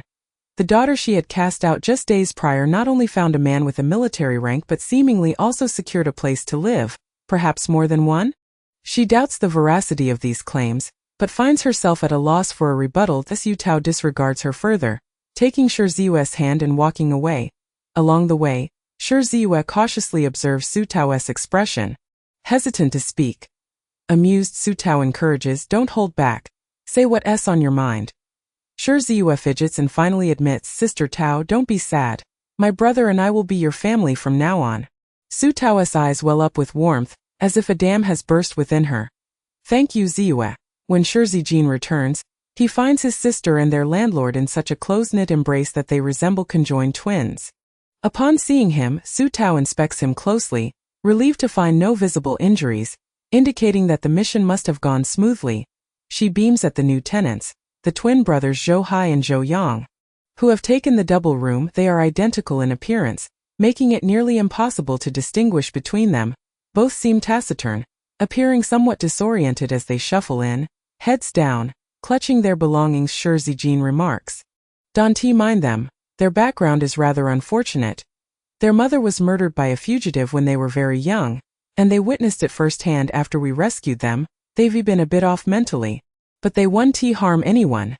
They're quite obedient and possess formidable strength." Su Tao instantly feels a surge of compassion for the twins, her curiosity piqued. "What are their abilities?" "They can tear space apart, allowing them to transport us to different places within a certain range, which is quite handy for escaping when outmatched." He chuckles, a sly glint in his eyes as Su Tao muses that such powerful abilities are indeed enviable. She wonders if she might awaken her own powers. It is said that turning 18 is a pivotal year for this. If one awakens their abilities during this time, they become extraordinary. If not, they remain ordinary for life. But she decides not to be greedy. Having the landlord system is already a significant advantage, and desiring abilities on top of that would be a bit ungrateful. "What about your powers?" she inquires further. Shi Zijin gazes at her for a moment. "Military secret. If you want to know, you'll have to sign a non-disclosure agreement." Su Tao quickly interrupts, "Forget it. Let us talk about something else. I've just opened 2 new rooms, one double and one single. You can decide who gets which." Ultimately, it is settled that the single room will go to the healing teammate. Jian Kaiyu, who appears rather scholarly and is the smallest among the group, Su Tao recalls how he wept and pounded the ground when Achi died. He is a person of genuine emotion. The double room is assigned to the Team S sharpshooters, one named Dang Xingyan and the other Zhuang Hu. Dang Xingyan, true to his name, is a chatterbox, unable to stop talking once engaged in conversation, and is particularly fussy about the wardrobe in the room, nitpicking at various faults. Su Tao gives him a roll of her eyes and ignores him. Zhuang Hu, on the other hand, is a taciturn soul, who, when flustered, can only manage to huff and puff, appearing quite honest with that. Shi Zijin's arrangements are complete, and Su Tao finds herself with a sum of 25,000 federal coins at her disposal. The total assets have surpassed 28,000 federal coins. With half the journey accomplished towards the next upgrade, Su Tao could not help but feel a swell of satisfaction. With a little more effort, reaching level 3 would unlock a 1-bedroom suite, along with a store for toiletries. With over 20,000 federal coins in hand, Su Tao suddenly found herself quite affluent and promptly expanded her establishment by adding 5 double rooms and 2 single rooms. This move resulted in a deduction of 17,000 federal coins from her total assets. After completing the renovations according to standards, she spent an additional 10,100 federal coins, transitioning to a monthly rental model. By the end of it all, Su Tao was left with barely 1,000 federal coins. Although she felt a fleeting pang of regret, the thought of having 7 vacant rooms yet to be rented out quickly lifted her spirits. As income would soon follow, she immediately summoned Shi Ziyue to join her in posting rental advertisements at the entrance of Taoyang, detailing the room configurations and prices, and inviting interested parties to provide their personal information for further contact. While Su Tao was enthusiastically embarking on her landlord venture, Shi Zijin was on edge, listening to the staff present a research report on the crystal cores of evolved zombies that he had killed. "Major Shi, this is the most successful evolution of zombies we've discovered in the past 20 years of the apocalypse. Furthermore, from the blood and flesh you brought back, we found that its DNA is rapidly recombining and mutating. This may not be an isolated case. A new wave of zombie evolution is imminent." Chapter 11. External rental advertisements. Su Tao did not anticipate that her advertisement would elicit such a tremendous response. In no time, her communicator was overwhelmed with inquiries. Startled, she immediately disconnected the communication, compiling a list of the first 100 contacts to begin her selection process. She excluded those without stable employment or income to avoid future rental disputes, as well as individuals with criminal records or those who had previously lived as fugitives. Substance abusers and those in unconventional professions were also deemed unsuitable. This was not discrimination. Rather, Su Tao felt a responsibility towards all her tenants. If a dangerous individual were to infiltrate her establishment, it could endanger the other tenants, or worse, lead to criminal activities instigated by substance abusers, or those encouraging others to engage in illicit acts. During this period, Su Tao noticed the name Su Zhengqing, her half-brother born to her father and his ex-wife. She recalled that he had been in a relationship last year, and his failure to move in with her was due to a lack of housing. Was he now seeking a marital home with her? Holding a grudge, Su Tao crossed out his name that in their childhood. Su Zhengqing had bullied her mercilessly, often snatching away her food and wasting it without sharing. After the selection process, only 20 candidates remained. Su Tao contacted each of them to ask further questions, eliminating a few who provided evasive or suspicious answers. Ultimately, she confirmed 12 tenants, a diverse group of men, women and children, all appearing to be upstanding individuals. She then informed them to prepare their belongings and come to pay for their keys within 3 days. Meanwhile, Su Tao hurriedly began cleaning. With the increase in rooms, the public areas requiring maintenance had also multiplied. By the time she finished cleaning, the entire afternoon had passed, leaving her exhausted and sore. The thought of hiring a cleaner briefly crossed her mind, but she dismissed it, realizing she was not yet at a stage of financial freedom. Soon, the new tenants began to arrive. Xing Shuyu was sent by the military to investigate the situation in Taoyang district as a tenant. Initially, she was reluctant to come, but as the order came from her grandfather, who was not only her superior but also the most respected elder in the Dongyang base, she had no choice but to comply. She had been living comfortably with her parents in a 2-bedroom apartment, and now she had to move her belongings to a communal dormitory. Wasn't it just a communal dormitory? With so many rooms available and the rent not exorbitant, it must be a communal dormitory masquerading as independent housing. Reluctantly, Xing Shuyu filled out the information form, hoping that Taoyang would not select her, and that this precious opportunity would go to someone in more dire need. Little did she know she was selected. Under her grandfather's stern gaze, she had no choice but to drag her luggage to her new home. Upon arrival, she was greeted by a sturdy perimeter fence topped with electric wiring. At least 3 meters high. Unless one could fly, entry was not guaranteed. The security was barely acceptable. At the entrance, a small group of 6 or 7 people had gathered, a mix of men and women of various ages. Except for Xing Shuyu, everyone else was happily introducing themselves and engaging in conversation to establish neighborly relations. One member of a young couple, a man named Lu Tao, remarked, "Just look at that electric fence. Taoyang is quite impressive. In Dongyang, only the elite live in places protected by electric fencing. We ordinary folk cannot enjoy such luxuries." His wife nodded in agreement, gazing at Taoyang with eyes full of hope for their future life.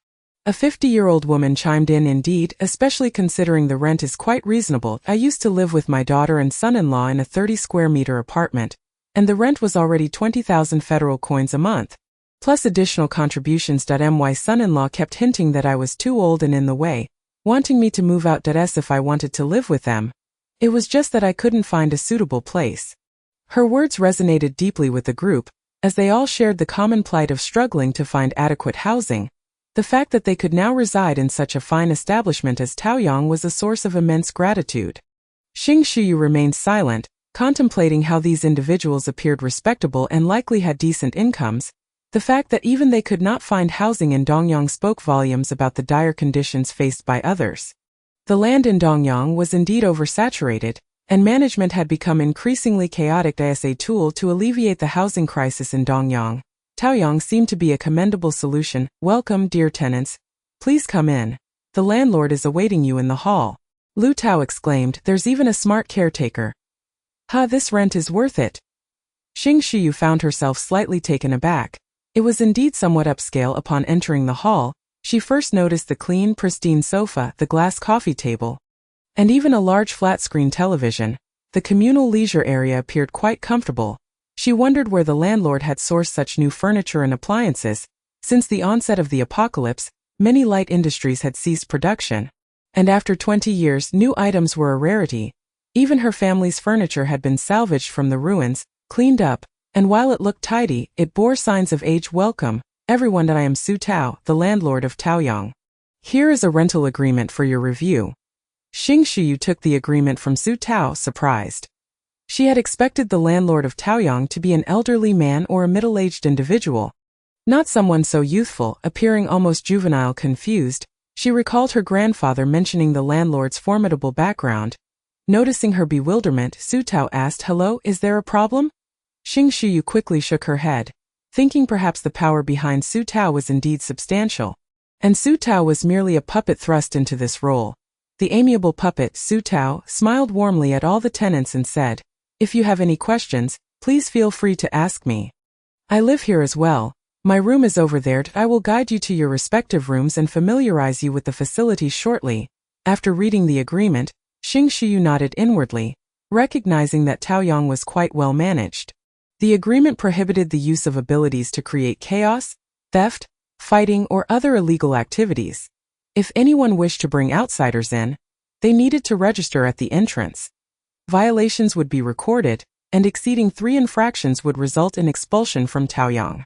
This agreement, to a certain extent, ensured the safety of tenants' personal property and facilitated standardized management. With this in mind, Xing Shuyu felt slightly reassured that she could manage to stay for a while. Alright, everyone, once you've finished reviewing, follow me. Let me introduce you to the communal leisure area, where you can engage in friendly conversation, study, and chat. The television is on 24 hours a day for your free use. And there is a drinking fountain available for complimentary drinking. Chapter 12. A Touch of Humanity. Xing Shuyu was momentarily taken aback. It was free. After the apocalypse, water resource development had been disrupted, and existing water supplies were gradually becoming polluted. The price of drinking water had skyrocketed, with water bills consuming a significant portion of a household's expenses. To find free drinking water at Taoyang was an astonishing revelation. The other tenants shared her disbelief, their faces reflecting a mix of astonishment and gratitude as Su Tao opened the cupboard beneath the drinking fountain, revealing cups for self-service and suggesting that everyone write their name on them. And over here is a breakfast machine with an average price of 30 federal coins per serving, limited to 10 portions daily. Feel free to purchase if you wish. Upon seeing the breakfast machine, Xing Shuyu was momentarily speechless. It was incredibly convenient. The selection was abundant. Steamed buns, buttered bread, milk, porridge. It appeared that these were not synthetic foods, which was astonishing. She was well aware of the living conditions of the elite in Dongyang. Even her grandfather, the esteemed elder, rarely had access to such delicacies. While Xing Shuyu pondered the implications, the other tenants were far more straightforward in their thinking, simply feeling that Taoyang was a wonderful place, akin to a welfare institution, where wealthy individuals could indulge in fine foods, and they too had a chance to spend a little and enjoy a taste of luxury. After a brief introduction, Su Tao added, "Currently, it is rather inconvenient for you to do laundry in a few days. I will arrange for several washing machines to be placed in the common area, which you can use free of charge.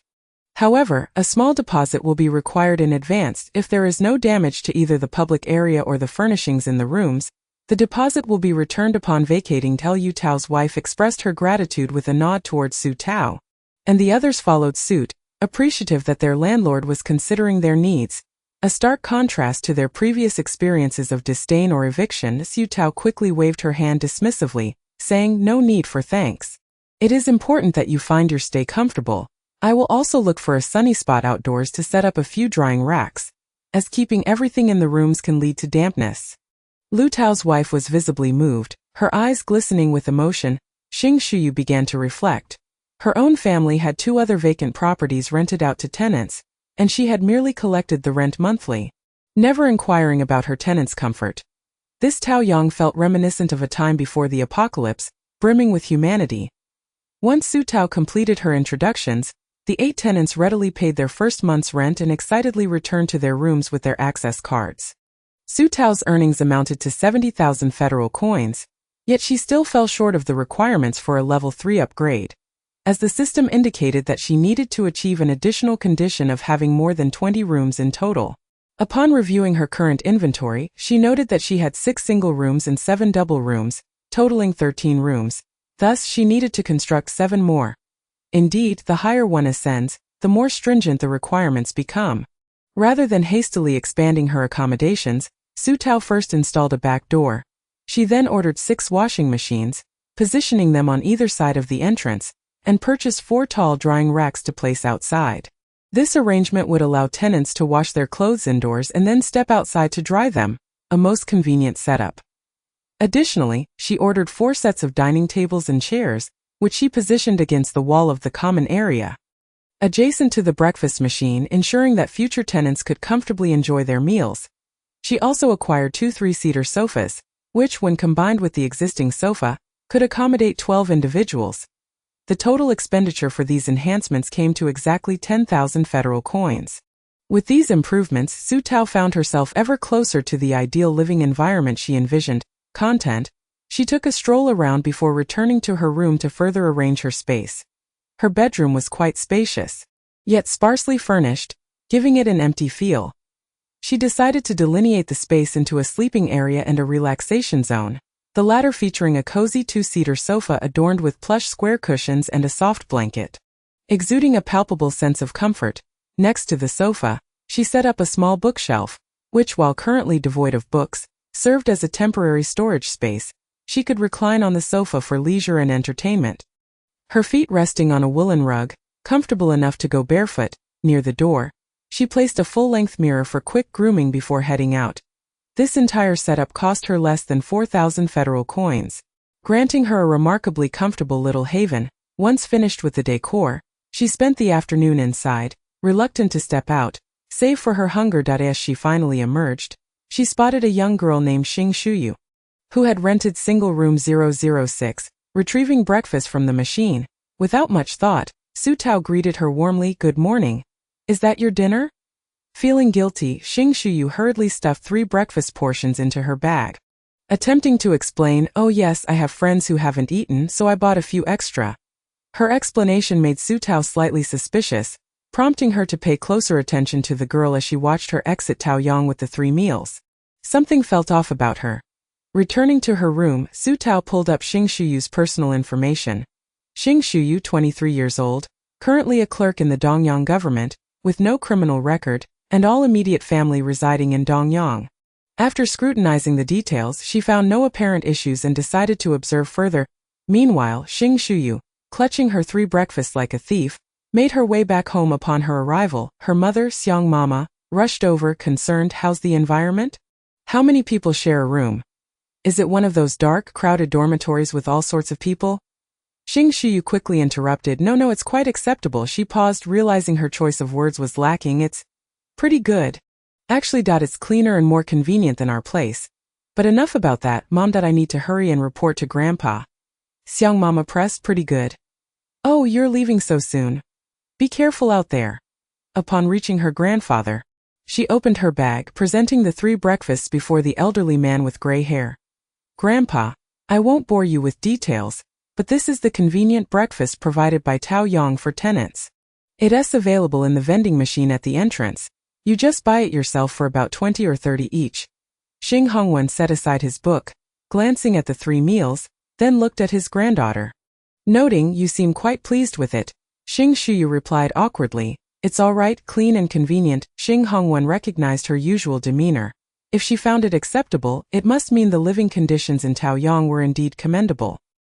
He unwrapped one of the meals, and the fragrant steamed bun filled the air, accompanied by a perfectly boiled egg, while the congee remained warm, releasing a delightful aroma of rice. A flicker of emotion crossed his weathered face as he took a spoonful of the porridge, the familiar taste evoking memories of a peaceful, prosperous time 20 years prior. Chapter 13. "Fire, Grandpa?" Xing Shuyu called. Noticing her grandfather lost in thought, he acknowledged with a grunt, then silently finished the bun, egg and congee. Taoyong is backed by a formidable organization, not merely the efforts of one individual. With grains and poultry becoming scarce, the quality of the food he had just tasted was reminiscent of pre-apocalypse standards, leaving him with a fleeting illusion that the cataclysm had never occurred. He suspected that there were dedicated facilities cultivating crops and raising livestock specifically to supply Taoyang, offering superior products compared to those produced in Dongyang. Xing Shiyu nodded, but the owner, our landlord, appears to be merely a young girl named Su Tao. She seems overwhelmed even with cleaning, so I doubt she's an ability user.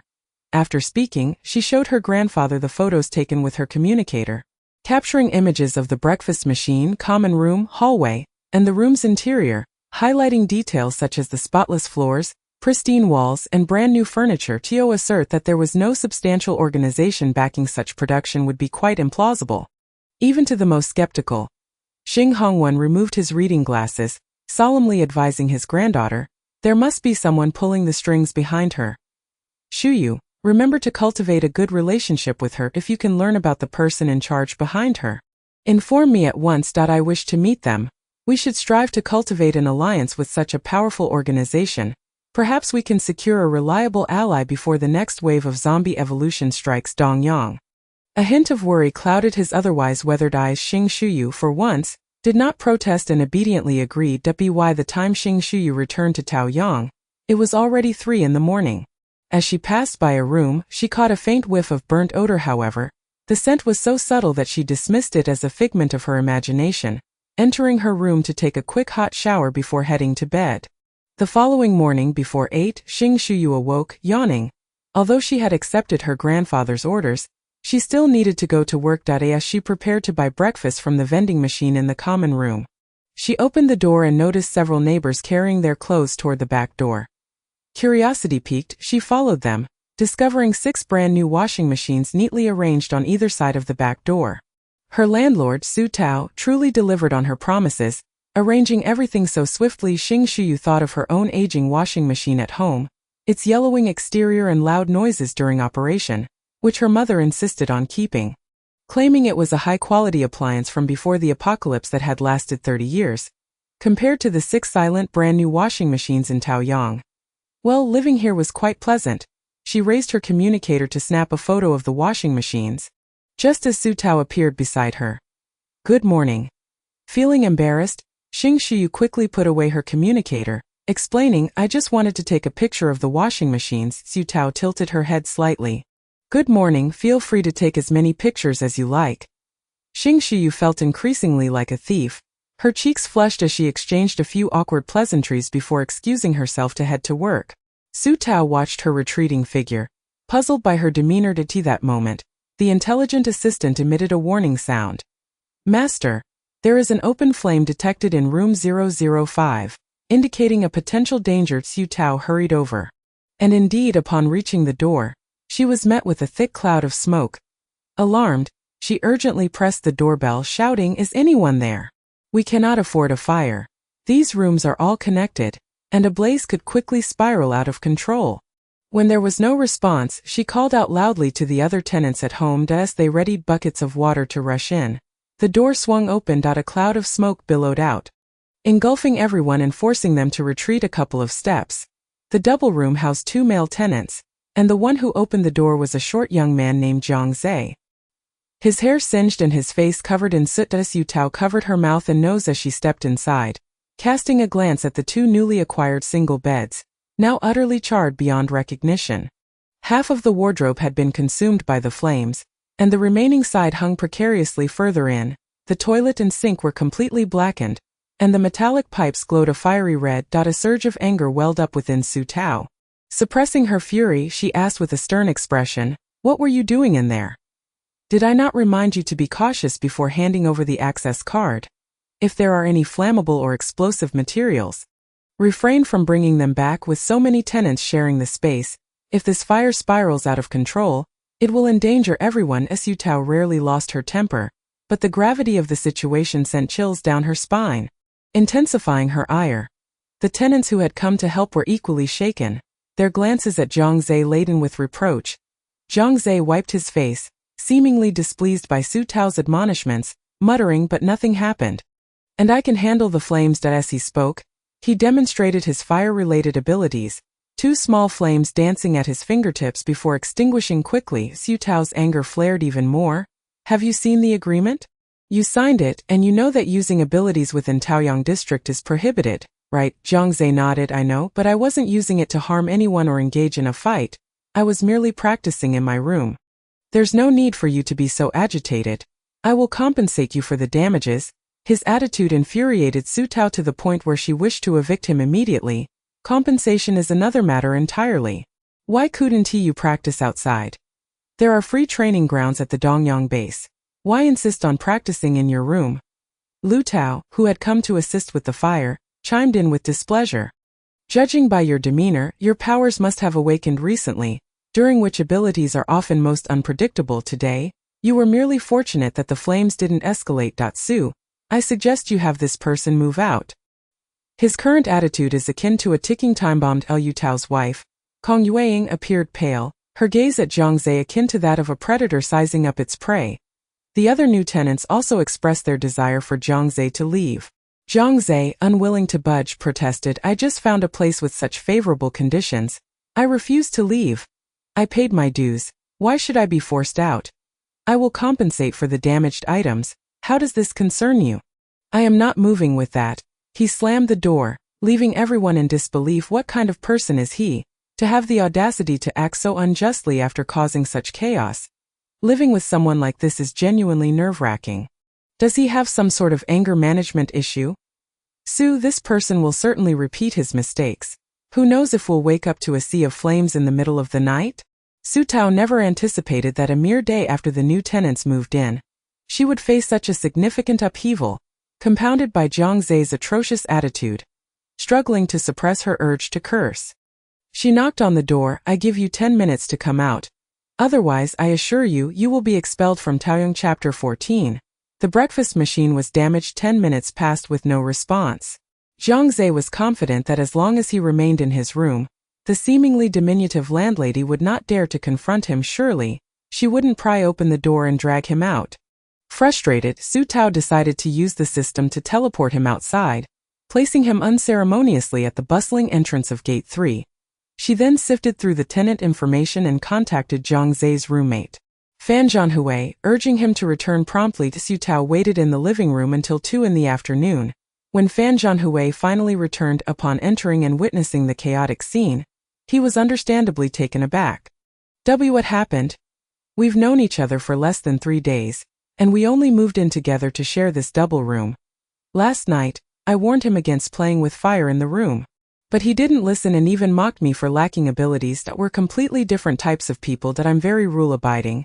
I can compensate for the damages. Please don't kick me out. Fan Zhanhui was an ordinary person with a respectable job. But he had always been precariously homeless, making him dread the thought of being expelled. Taoyang was far superior to any place he had lived in during his 30 years, and if possible, he intended to settle down and start a family here. Noticing his pale complexion, Su Tao quickly reassured him, I'm not asking you to leave, nor do I require compensation. I just need you to return and check for any of your belongings that may have been damaged. Later, I will prepare a new room for you to stay in temporarily. She was not one to impose collective punishment for individual actions. In fact, she felt a twinge of guilt for having invited Jiang Zhe, such a negligent ticking time bomb, into her home, endangering the safety of all her tenants. Fan Zhanhui paused, initially fearing he would be forced to leave yet again, as had been the case every time he found a place to stay. To his surprise, the landlady cared about whether he had suffered any loss and even offered him a temporary room. Feeling somewhat flustered, he repeatedly expressed his gratitude to Su Tao, proactively moving the damaged furniture outside and cleaning up whatever he could. Su Tao urged him to go eat first, then return to the system shop to purchase new furniture, repainting the walls to restore the double room to its former glory. The total cost amounted to merely 1,000 federal coins. Ironically, it was Jiang Zhe who suffered for being evicted. Since the rent for the double room was shared, he had already paid 7,500. Su Tao had no intentions of refunding him. Additionally, she expanded to create a single room, preparing it for Fan Zhanhui to stay in temporarily until next month when he found a suitable roommate, at which point he could move into the refurbished double room 005 without any adjustments to the rent.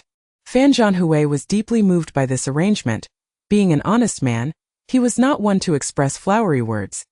That very night, he authentically penned an article titled After Wandering Half a Lifetime, I Found My Home in Taoyang. The prose was simple yet heartfelt. Recently, Taoyang had become a hot topic at the Dongyang base, and as soon as the article was uploaded to the local network, it quickly gained traction, making Taoyang housing the #1 trending term. Unbeknownst to Su Tao, she was busy welcoming the second batch of tenants. This group consisted of 4 individuals, one being a single young woman in room 006 named Pei Dong. Approximately 30 years old, with ordinary features yet an extraordinary presence, Ziyue whispered to Su Tao, mentioning that Pei Dong had thick calluses on her hands, likely from years of handling firearms, suggesting a military background akin to her brother. Advising caution in their interactions. Of the other 3, only one, Meng Xiaobo, appeared somewhat robust and imposing, residing in room 007. The others seemed like ordinary people, unremarkable yet courteous in their demeanor. Su Tao silently hoped they would be non-disruptive, as managing more tenants would be increasingly challenging. Just as that thought crossed her mind, Meng Xiaobo curiously pressed on the breakfast machine, leaving a handprint in its thick alloy casing, a clear sign of damage. The group stood in stunned silence. "Help!" Su Tao exclaimed as Meng Xiaobo's girlfriend slapped him on the head, scolding, "I told you not to be so reckless. Can't you tell your own strength?" Then, turning to Su Tao with an apologetic smile, she continued, "Landlady, his ability is super strength. It's quite inevitable that he occasionally breaks things. We can provide additional deposit to cover any damages." As she spoke, she transferred 20,000 federal coins to Su Tao. Su Tao replied, "Well, as long as the payment is made, I suppose it is acceptable." Still, she couldn't help but remind them, in Taoyang district, fighting or using abilities to harm others is strictly prohibited, as is willfully damaging the property of fellow tenants. The two nodded vigorously in agreement. Su Tao sighed internally. The more tenants there were, the more responsibility she had to shoulder. Reluctantly, she returned to the system to purchase a new breakfast machine. The area that Meng Xiaobo had damaged happened to be the outlet, and lacking the skill to repair it, she had no choice but to buy a replacement. Just then, Xing Shuyu, who had been observing from a distance, approached with curiosity, asking, "You have more than one of these machines?" Su Tao saw no reason to conceal this information. With more people, she would indeed need to acquire additional machines, and it was evident to all. Thus, she candidly replied, "Yes, under normal circumstances, system shops had no purchase limits. As long as one had sufficient funds, they could buy what they desired." Xing Shuyu's eyes lit up. "Could you sell me one?" Su Tao was taken aback, shaking her head. "This machine cannot be resupplied outside of Taoyang. Once the food inside is consumed, it's gone. Unlike here where it can be continuously replenished, you could simply take it with you instead of buying a machine." Alright, Xing Shuyu had hoped to buy one as a gift for her father, who had consumed all 3 meals she had brought home previously. Yet, she gleaned significant information. Taoyang district functioned like a protective umbrella, impervious to zombies, and its resources were exclusive to its residents. She had to concede that Taoyang was indeed a splendid place. Suddenly, Su Tao spoke up. "You seem quite curious about everything here. You're not merely looking for a place to stay, are you? Are you affiliated with the military or the local government?" Xing Shuyu did not expect Su Tao to be so perceptive and fell silent for a moment, finally admitting, "I mean no harm."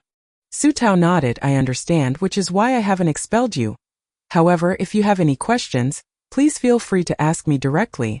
I prefer not to deal with covert observations." Her words left Xing Shuyu feeling somewhat embarrassed.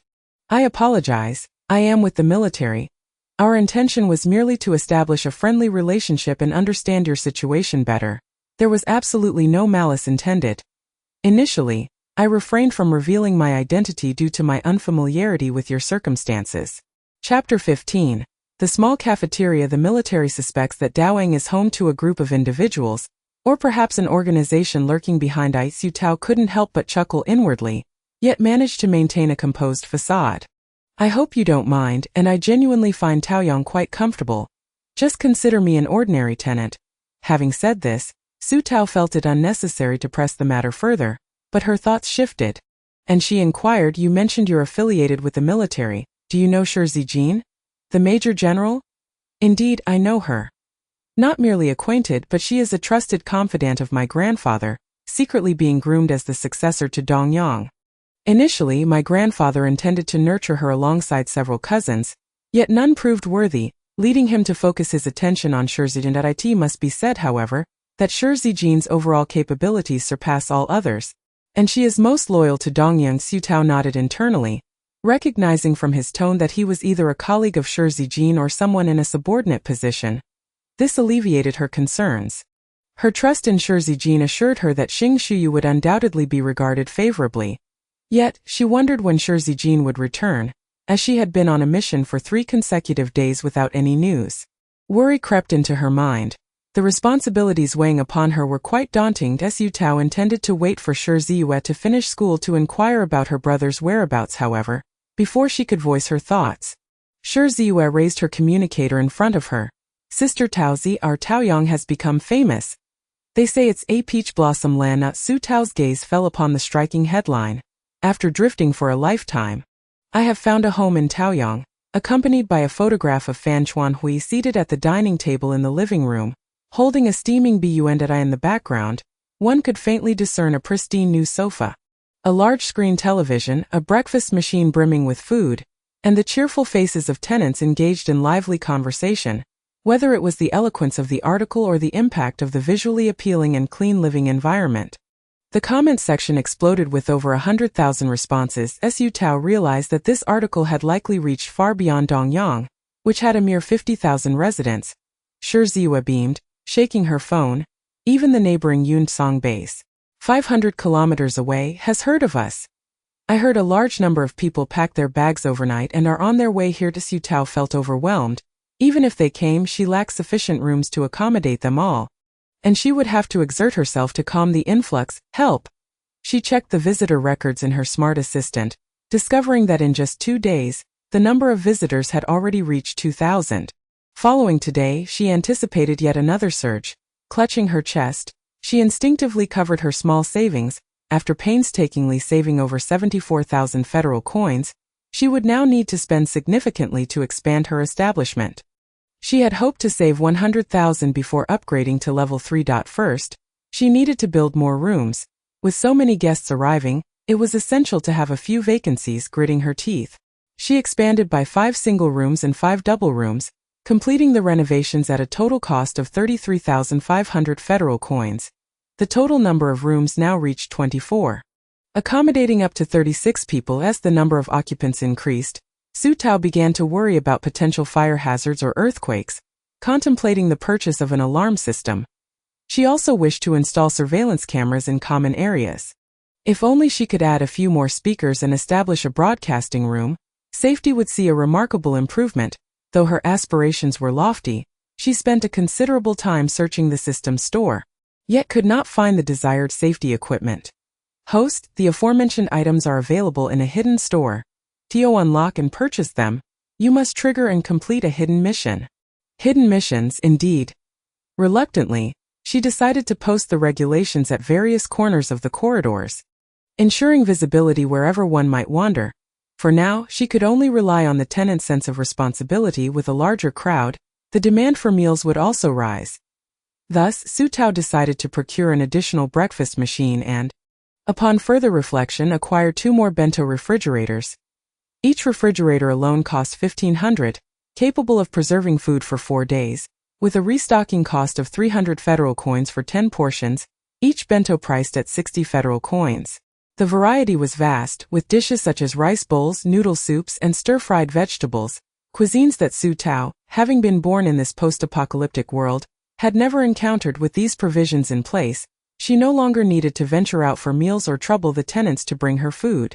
It was both delicious and convenient. However, with the addition of these items, the living room felt quite crowded, making it a challenge to even pull out a chair at the dining table. Distressed by the cramped space, Su Tao opted to convert one of the single rooms into a communal area by demolishing the 4 walls and ceasing its rental, thus creating a public space. After reorganizing the enlarged communal area, she designated the right side upon entry as a reception area, furnished with sofas and small stools for casual conversations. On the left, she placed dining tables and food machines, effectively transforming it into a small cafeteria. After completing the arrangement, she found herself with over 36,000 federal coins remaining. Not too shabby, as it still left her with a bit of savings for emergencies. Finally, casting a satisfied glance at her creation, Su Tao retired for the night. Upon waking the next morning, she was greeted by a lively atmosphere outside. After a quick wash, She stepped out of her room to find everyone gathered in the cafeteria, enjoying their meals and engaging in lively discussions. As soon as they spotted her, they enthusiastically called out, "Landlord Su, you're awake.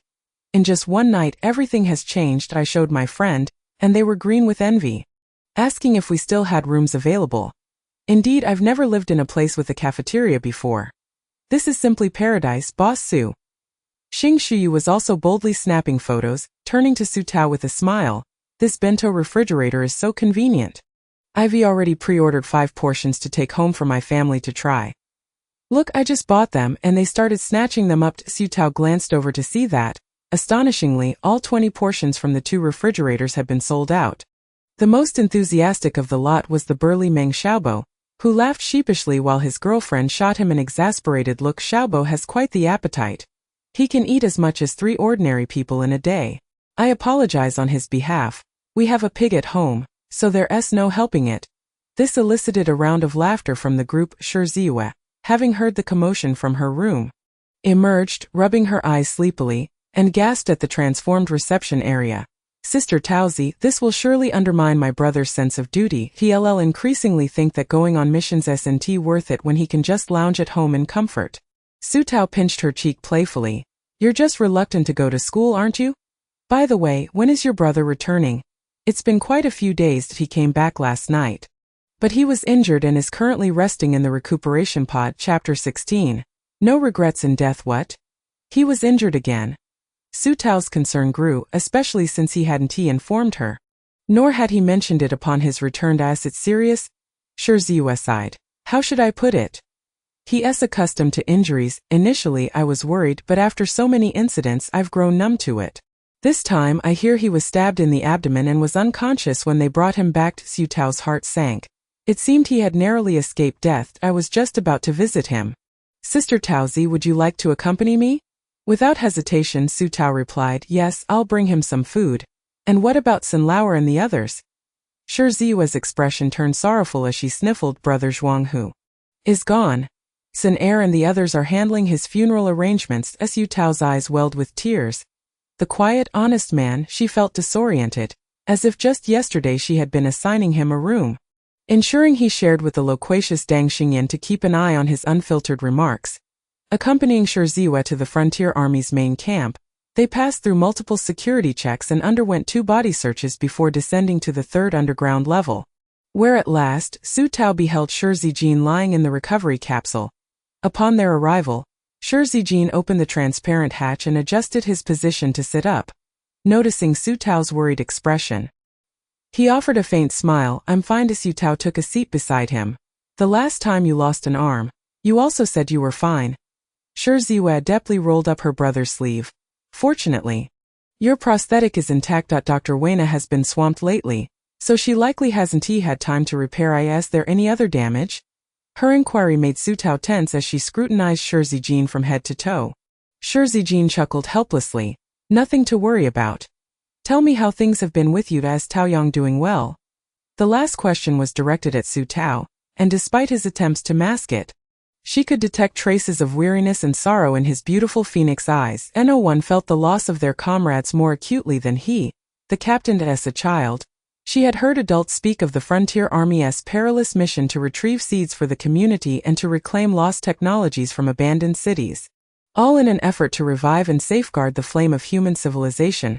Now 20 years had passed, and all that could be reclaimed had been the various bases continued to thrive. Why then did individuals like Shi Zijin still need to risk their lives? Seeing her troubled expression, Shi Zijin's face darkened. "Is someone bullying you?"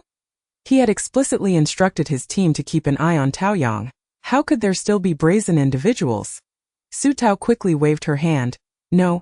I simply don't understand why you still need to undertake such perilous missions. Is it absolutely necessary?" Shi Zijin paused, taken aback by her question, before shaking his head with a smile. "What you perceive as a peaceful and secure world is merely a facade. Our existence is to maintain this illusion, to ensure that danger never encroaches upon your lives. For this reason, there are no regrets in death." Su Tao was taken aback by this statement, abruptly turning her face away. Her throat constricted with emotion. At that moment, the door of the therapy room swung open, and Sun Lauer and his companions returned, Surprised to see Su Tao present, however, they did not shy away from the situation. As they were quite familiar with one another, after exchanging greetings they directly addressed Shi Zijin. "Captain, the old commander has summoned you to see him." As he spoke, he produced a transparent sealed bag and handed it to Shi Zijin. "This is what we brought back this time." Su Tao glanced over and saw that the bag contained feathers. She was uncertain, for these feathers were exceedingly bizarre, resembling blood-red plumage sprouting from segments of human bone. Upon seeing this object, Shi Zijin's body tensed immediately, and the refined beauty of his brow and eyes darkened with annoyance. Sun Tianjiao, holding the bag, trembled slightly. Their mission had originally been to locate other blood-size, recently discovered evolved zombies, named for their sharp, scythe-like finger bones that could strike with astonishing speed and lethality. However, instead of finding the blood-size, they had stumbled upon a survivor, a small boy, in a dilapidated garage. The boy appeared to be around 4 or 5 years old. Thin and frail, his complexion pale, surrounding him lay the lifeless bodies of over 10 corpses, each with gaping wounds in their abdomens, their deaths gruesome. Sun Tianjiao surmised that this place had been attacked by zombies not long ago, and the boy had been fortunate enough to hide and survive. Zhuang Hu, sharing the same thought, approached the child, his vigilance diminishing considerably, reassuring him, "It's all right, uncles are here to rescue you and take you home." The previously silent boy suddenly lifted his face, his pallid features resembling those of a corpse, and in a childlike voice, he asked, "Uncle, I'm sick. If I'm sick, will you still take me home? Will you not abandon me?" Zhuang Hu's steps faltered, his expression shifting dramatically. "You're not going back on your word, are you? Do you, like the others, disdain me for being sick and wish to leave me behind?" With each word the boy uttered, an inch of bony wings sprouted from his back, resembling skeletal wings stained with blood, unfurling ominously. "That if that is the case, then perish like the rest." The vivid, crimson wings suddenly shot up, revealing a fierce, sharp light aimed directly at Zhuang Hu's chest. "Careful, Captain Huzi." Sun Tianjiao shook her head vigorously, trying to dispel the haunting memory of that day, taking a deep breath to say, "Captain, although you managed to injure it severely, its bone wings are remarkably swift, and we were unable to prevent its escape. We only found this at the scene. Given the gravity of the matter, it would be best for you to discuss it directly with the old commander." A highly intelligent zombie, maintaining a human appearance yet possessing a pair of eerie bone wings. This would undoubtedly upend 2 decades of human research and documentation on zombies. Shi Zijin accepted the bag, solemnly stating, "Understood." After Sun Tianjiao and the others departed, Shi Ziyue curiously inquired, "Brother, what is in that bag?" Shi Zijin lowered his gaze, the danger lurking behind the illusion. Chapter 17. "My mother says you are a good person at the headquarters of the Pioneer Army." Su Tao felt a heavy gloom throughout her journey. She asked Shi Ziyue, "When did your brother enlist?" 16 years old. "I believe, Sister Tao, I know what you're thinking. You are a good person and no one has ever cared about my brother's well-being as much as you do, pondering whether everything he does is worthwhile, if his life is more important than all he fights for. But you see, when my father died, he was just 14, kneeling beside my father's corpse and swearing that as long as the apocalypse persisted, he would fight for us. That in his eyes, his life is far less significant than protecting ordinary people like you." Su Tao felt an overwhelming sorrow, realizing for the first time that being a hero was not as glorious as it seemed. All she truly wished for was Shi Zijin's safety, hoping he would not, like Zhuang Hu, one day be taken from her life without warning. "Sister Tao, I've tried to advise him, but he is as stubborn as a mule. Once he decides something, he will never turn back." Shi Zijin rested until the afternoon, feeling sufficiently recovered before heading to the old commander's office. Upon arrival, he encountered Xing Shuyu. "Major General Shi? You injured again? Why have you been getting hurt so frequently? I just saw you with a broken arm last time." Shi Zijin merely responded with a soft offering no further explanation as they walked in together. Xing Hongwen had just finished the peach and sunshine bento that his granddaughter had brought him and frowned upon seeing Shi Zijin's condition. "You've sustained serious injuries." Shi Zijin shook his head. "Compared to my teammate who lost his life, I consider myself fortunate." Xing Hongwen's brow furrowed even deeper. "This shouldn't have happened. What transpired?" Shi Zijin recounted the events that led to the incident. Xing Shuyu listened, her eyes wide with disbelief. A zombie resembling a 4 or 5-year-old child? How is that possible? Shi Zijing glanced at her. It may seem impossible, but it indeed occurred. Xing Shuyu's mind raced with horror. Oh my god, this is dire. A childlike appearance. It could easily infiltrate the base and wreak havoc. Moreover, it's so peculiar, unlike any ordinary zombie. Xing Hongwen's expression grew graver. You injured it, yet it managed to escape? I know your abilities. You are almost omnipotent, and prey rarely escapes your grasp. Yes, it seems its bone wings contain venom that can induce faintness and paralysis. After it stabbed me, I lost consciousness, and my teammates, realizing the danger, dared not approach, allowing it to flee. Indeed, a troublesome creature. Xing Hongwen rubbed his temples. Understood, Zijing, take care of yourself. I will dispatch other teams to search again. This poses a significant threat, and we must ascertain its abilities and growth rate soon. Shi Zijing nodded. Xing Hongwen then turned to Xing Shuyu, asking Shuyu, how have you been getting along with that landlord Su? Shi Zijing's ears perked up at this. Xing Shuyu scratched her head. It's been alright. She is a decent person and rather straightforward. I didn't hide my identity from her, and she seemed to accept it without kicking me out. Xing Hongwen nodded. She is an easygoing child, quite innocent. Shuyu, the reason I called you here today is to discuss a business proposition with Su Tao. What? The electric fence surrounding Taoyang not only emits high-voltage currents to repel zombies but also has a sturdy alloy wall, meticulously crafted. They must have a factory producing these uniformly. You need to negotiate with Su Tao for a batch of electric fences, whatever quantity is required. Xing Shuyu was taken aback. For use in Dongyang? Grandpa, are you concerned about a massive onslaught of evolved zombies? Xing Hongwen nodded gravely. It's a strong possibility. The scale of the evolution still needs to be confirmed through the blood and flesh of the blood scythe. But regardless, the sooner we fortify our defenses, the better. Xing Shuyu hesitated. Are you sure about the quantity? What if we order too much? Shi Zijing interjected. It won't be excessive. Even if it were, these items are in high demand at other bases. The real question is whether Taoyang has enough stock. Unfortunately, Su Tao did not have enough. Upon hearing that Xing Shuyu intended to purchase such items, her spirits plummeted. The electric fence was also part of the hidden shop. Aside from what already existed around Taoyang, she could not produce any more. Money would not suffice to acquire them. She spread her hands. I'm not lying to you. If I had them, I would have sold them already. I am in urgent need of funds myself. She had no idea how to trigger hidden tasks. Sigh. Xing Shuyu felt disheartened. If you manage to acquire them later, please contact me immediately. By the way, that Zhang Zhe, did he stay here previously? Su Tao furrowed her brow. Yes, he is the one who practiced his abilities in his room and accidentally burned the place down. His attitude was terrible, and I had to kick him out that very afternoon. What happened to him? Xing Shuyu's eyes widened. No wonder I smelled something burning when I passed by a certain room the night before. Someone really was playing with fire. What a scoundrel! On my way back, I heard him complaining to the housing bureau, claiming that Taoyang scammed him for rent, throwing him out after less than 2 days and not even refunding his deposit, nor returning his luggage. Ugh! And there are so many idiots who believe him with that. She pivoted and stormed off to confront him. Su Tao was left speechless, incredulous at the audacity of such accusations. Yet, she took it in stride. Fewer people meant less work for her at Taoyang. The 10 newly opened rooms had already been inundated with applications. Su Tao was troubled, knowing she would have to pull a few late nights to sort through the information and select suitable tenants. While she accepted the inconvenience of a higher volume of guests, she mused that she might need to hire a housekeeper soon to help with the cleaning.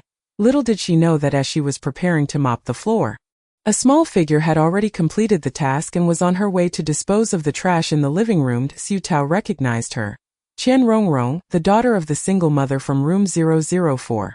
At 16, she had dropped out of school and was now managing seeds in the plantation. In this apocalyptic world, the educational system had long since collapsed, and the concept of 9 years of compulsory education was but a distant memory.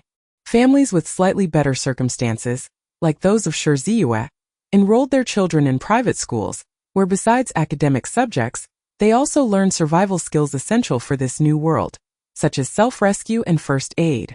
Upon seeing Su Tao, Qian Rongrong shyly remarked, I finished work early today and thought I could help tidy up. Is that okay? Su Tao smiled and replied, of course, I should thank you.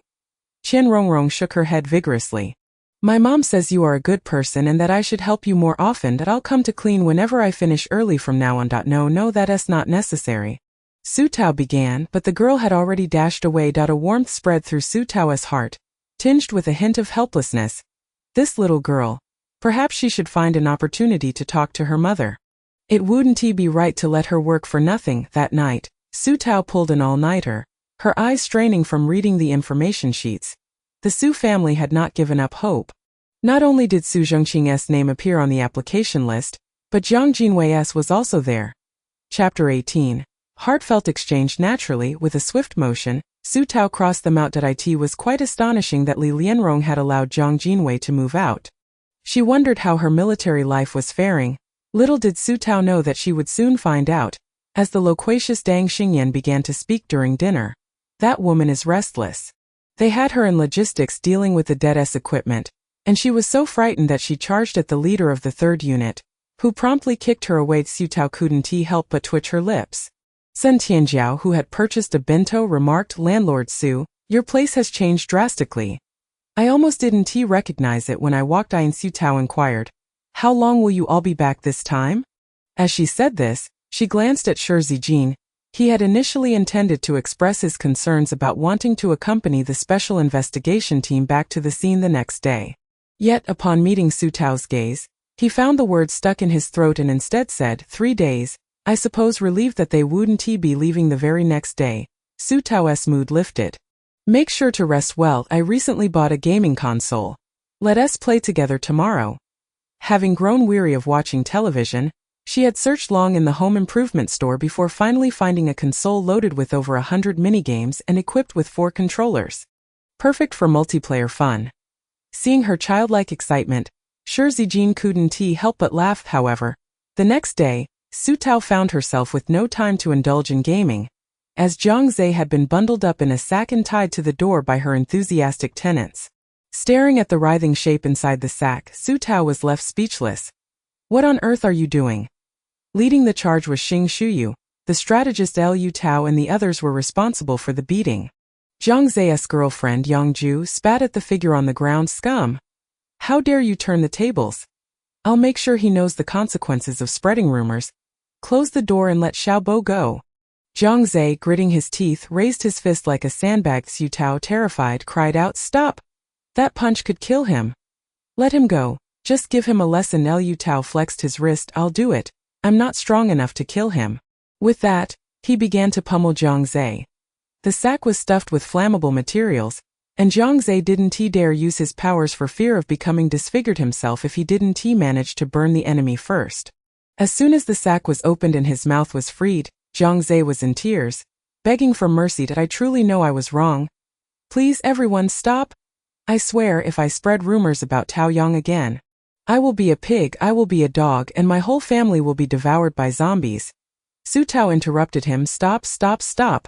Just leave quickly. Xing Shuyu, feeling vindicated, didn't press further, using a small knife to cut the rope binding his hands. Scram! With a bruised face, Jiang Zhe crawled away, not daring to look back. Shi Zijin, watching the entire scene, chuckled softly. Boss Su has garnered quite a bit of goodwill. Su Tao shook her head.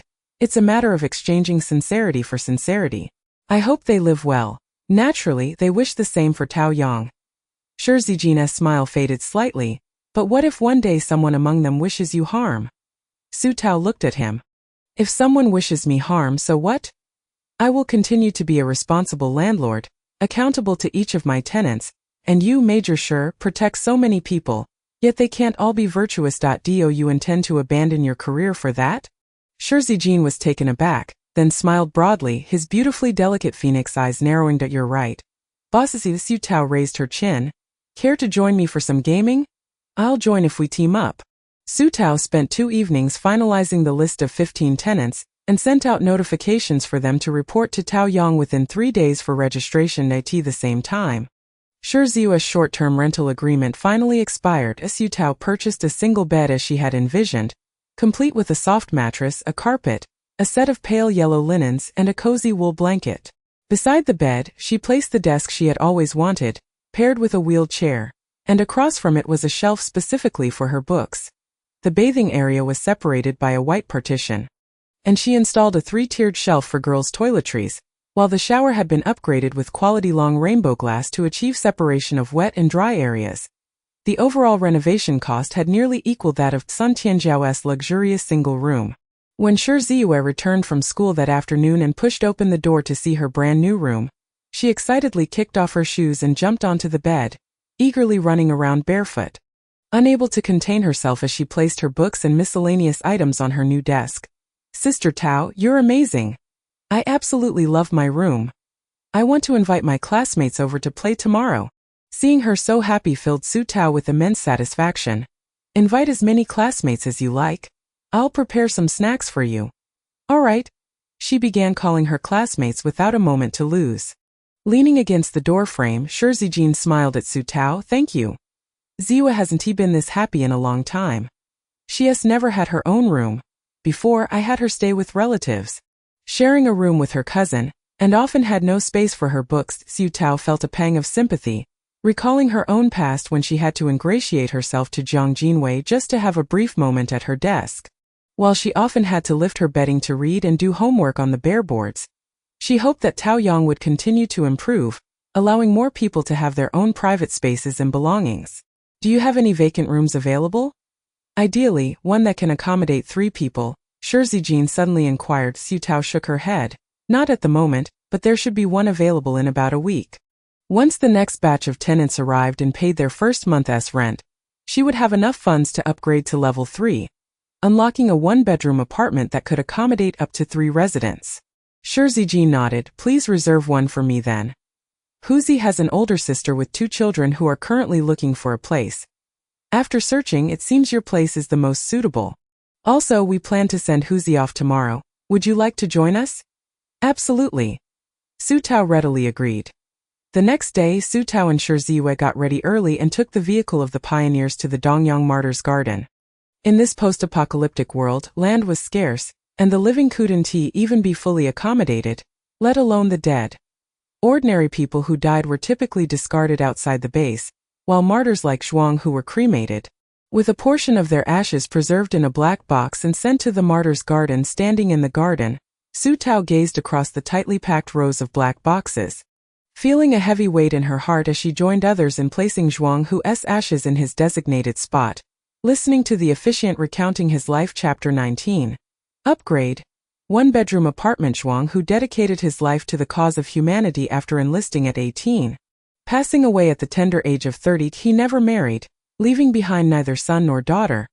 The only family attending the funeral was his widow sister and her 2 nephews, Zhuang Hu's sister. Zhuang Wan nearly fainted at the funeral, grasping Shi Zijin as if he were her last hope, repeatedly asking what she and her 2 children should do now that Zhuang Hu was gone. Having never started a family, Zhuang Hu had given all the money he earned with his life to Zhuang Wan, taking excellent care of her and her children. San Tianzhao and the others quickly stepped forward to support and comfort her. "The base will provide you with monthly allowances and relief funds. It will absolutely ensure your livelihood.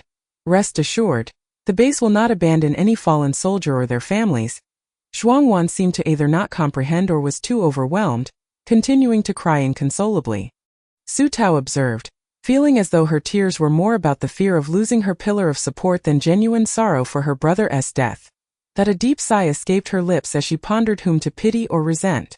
Perhaps the blame could only be placed on this errant. On the way back, Su Tao inquired of Shi Zijing, where did Zhuang Wan reside before? Why did she suddenly decide to move? Shi Zijing replied, she previously lived in government-built affordable housing, which was quite decent, but she needed to share a bathing area with other residents, and she was reluctant to continue living there. Upon hearing that Huzi had moved to Taoyang, an area with such a pleasant environment, she casually mentioned it to you. As Su Tao understood, with Zhuang Hugua gone, his only sister wished to move in, and how could Shi Zijing and the others refuse to assist? If she wanted to live there, it was fine as long as she paid and caused no trouble. However, Su Tao was taken aback by Zhuang Wan's demeanor. In the morning, she appeared on the verge of tears. Yet by afternoon, she had composed herself and came to Taoyang to seek her out. Although Zhuang Wan had given birth, she retained a striking appearance and figure, exuding the charm of a young mother. Her speech was gentle, and when she cried, it was as if she were a delicate flower drenched in rain. She had not brought her 2 children with her. Upon arriving, she grasped Su Tao's hand and, wiping her tears, said, "Boss Su, my brother spoke highly of you long ago, praising your capabilities and kind heart for providing such an excellent environment for everyone. I thank you on behalf of my brother." Su Tao waved her hand dismissively. No, it's nothing. General Shi has already informed me of your situation. I will let you know once a suitable unit becomes available.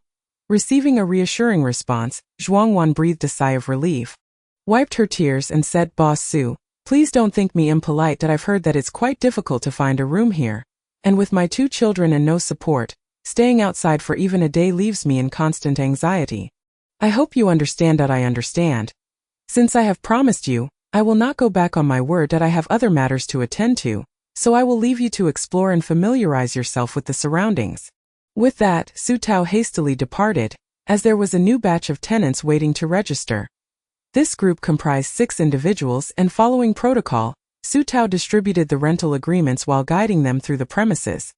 Akin to a tour guide, answering their queries while speaking, she thought to herself that she was quite exhausted and would hire an assistant soon to specifically handle new tenants. Finally, after completing the entire process, Su Tao successfully collected the rent from this batch of tenants, amounting to a total of 55,000 federal coins, including her previous savings. Her total assets reached 100,300 federal coins, the first time she had accumulated such a sum. Elated, Su Tao twirled around in her room, counting the zeros repeatedly. A month ago, she could not have imagined earning such a sum. After admiring her fortune for a while, she resolutely decided to upgrade. Total assets minus 50,000 federal coins. Congratulations, host. The landlord system has been upgraded to level 1v 3.11. Bedroom apartment has been unlocked, and a household goods store is now available. Please check. The floor beneath her feet trembled slightly, causing Su Tao to startle. She hoped it wouldn't awaken the tenant's eye. In truth, her concerns were unfounded. The corridor was quiet at midnight, and the commotion was barely perceptible. Su Tao arrived at the 1-bedroom apartment 001. With a total area of 55 square meters. Upon entry, she found a spacious, empty living room, approximately 20 square meters in size. A considerable space. Su Tao searched online for interior design images of 1-bedroom apartments from before the apocalypse and combined them with her ideas. She placed a tall storage cabinet on the right side upon entering the living room, where she could hang her outerwear and store bags and miscellaneous items, while the lower section accommodated shoes, maximizing storage capacity. Opposite, she arranged a minimalist sofa and coffee table, laid a small rug, and to the right, there was an open kitchen equipped with a refrigerator, stove, sink, and range hood. Turning right, she found a bedroom of about 15 square meters. Considering Zhuangwan would be bringing her 2 children, Su Tao divided the bedroom into 2 areas. The left side was designated for the children, furnished with a bunk bed suitable for 2, while the right side featured a small desk for 2. Positioned against the wall, the single adult bed was placed on the right side, with a narrow wardrobe at the foot of the bed to accommodate adult clothing. The 2 sides were separated by a screen to ensure the privacy of the children and their parent. Adjacent to the bedroom was a sliding door leading to a large balcony, which was equipped with a washing machine and drying rack. At the far end was a private bathroom, complete with a bathtub, shower, sink, and toilet. The total renovation cost amounted to 8,500 federal coins, which was considered a significant expense compared to other rooms. Su Tao glanced at the monthly rental model and concluded that it was more advantageous to offer a seasonal rental, with payments made every 3 months, or an annual rental, which provided greater discounts for longer lease terms. Thus, she decided on a seasonal rental. The 1-bedroom apartment 001 has been set to seasonal rental mode. According to the interior renovation system, the seasonal rental fee is determined to be 60,000 federal coins. Should the host wish to increase the rent, please purchase high-quality home furnishings. This rental fee translated to merely 20,000 per month, with the double room costing 15,000, a reasonable rate indeed. Su Tao was quite satisfied as she wandered around, reluctant to leave. This was the most gratifying room she had ever decorated, closely resembling the living conditions of people from the pre-apocalyptic world. The small kitchen was delightful. She thought of creating one for herself as well. Although she was not particularly skilled at cooking, that did not deter her desire to possess one. The system granted her a favorable benefit. If she were to occupy a room herself, No additional payment was required. Su Tao decided to add another one-bedroom apartment to her existing setup. Thus, she now had a living room, 2 bedrooms, 2 balconies, and 2 bathrooms.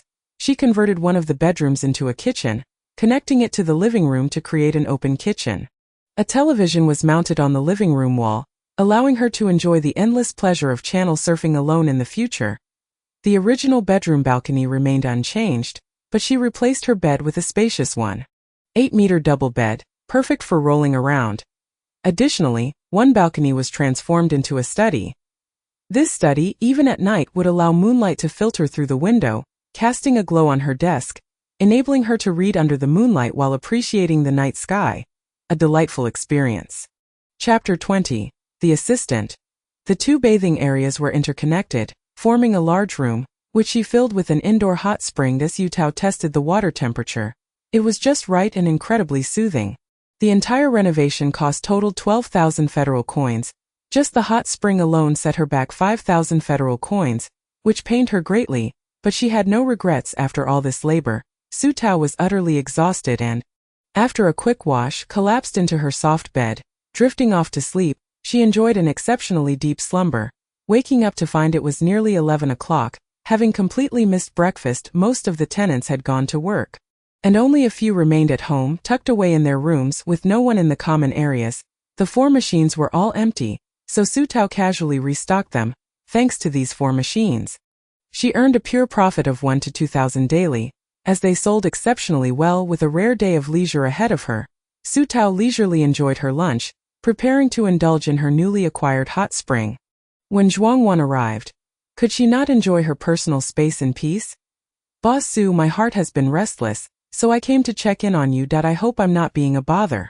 Su Tao could hardly say she found her bothersome, so she replied politely, not at all. There's something you need. She had intended to inform Zhuangwan about the 1-bedroom apartment in a few days, as her plan was to open 3 1-bedroom units for rental simultaneously, making management and record-keeping more convenient. No, I just wanted to see it again. I'm so eager to move in. Looking at it brings me joy and peace of mind. Su Tao was truly exasperated and asked, don't you have anything to do? Zhuangwan shook her head. The children are still too young. I cannot go out to work. So you're idle. Su Tao sighed. Have you been to school? Zhuangwan nodded. I attended school. Just a year before the apocalypse, I managed to enroll in high school and was doing well. If it hadn't been for the apocalypse, perhaps I could have gone to a good university. It's a pity my parents worked so hard to support both me and my brother. As she spoke, tears began to well in her eyes again. Su Tao quickly interjected, how about this? You should head back for now. Tomorrow come to assist me. The work isn't particularly difficult. You'll help me with records and assist new tenants in familiarizing themselves with the environment. I will offer you a fair salary, which should be sufficient to cover your expenses with your 2 children. Zhuangwan was taken aback, instinctively responding, can I really? Could she work and earn money? Since the apocalypse, she had first relied on her parents, and after their passing, she leaned on her husband. When her husband also left her, she was left to depend on her younger brother. Now, with her brother gone as well, she was left alone, bewildered and frightened, facing an uncertain future. She felt utterly terrified. She had grown accustomed to relying on others and had never considered that she could stand on her own. Su Tao was puzzled. Why not? You have received a standard education, and many people in this apocalypse lack such an experience.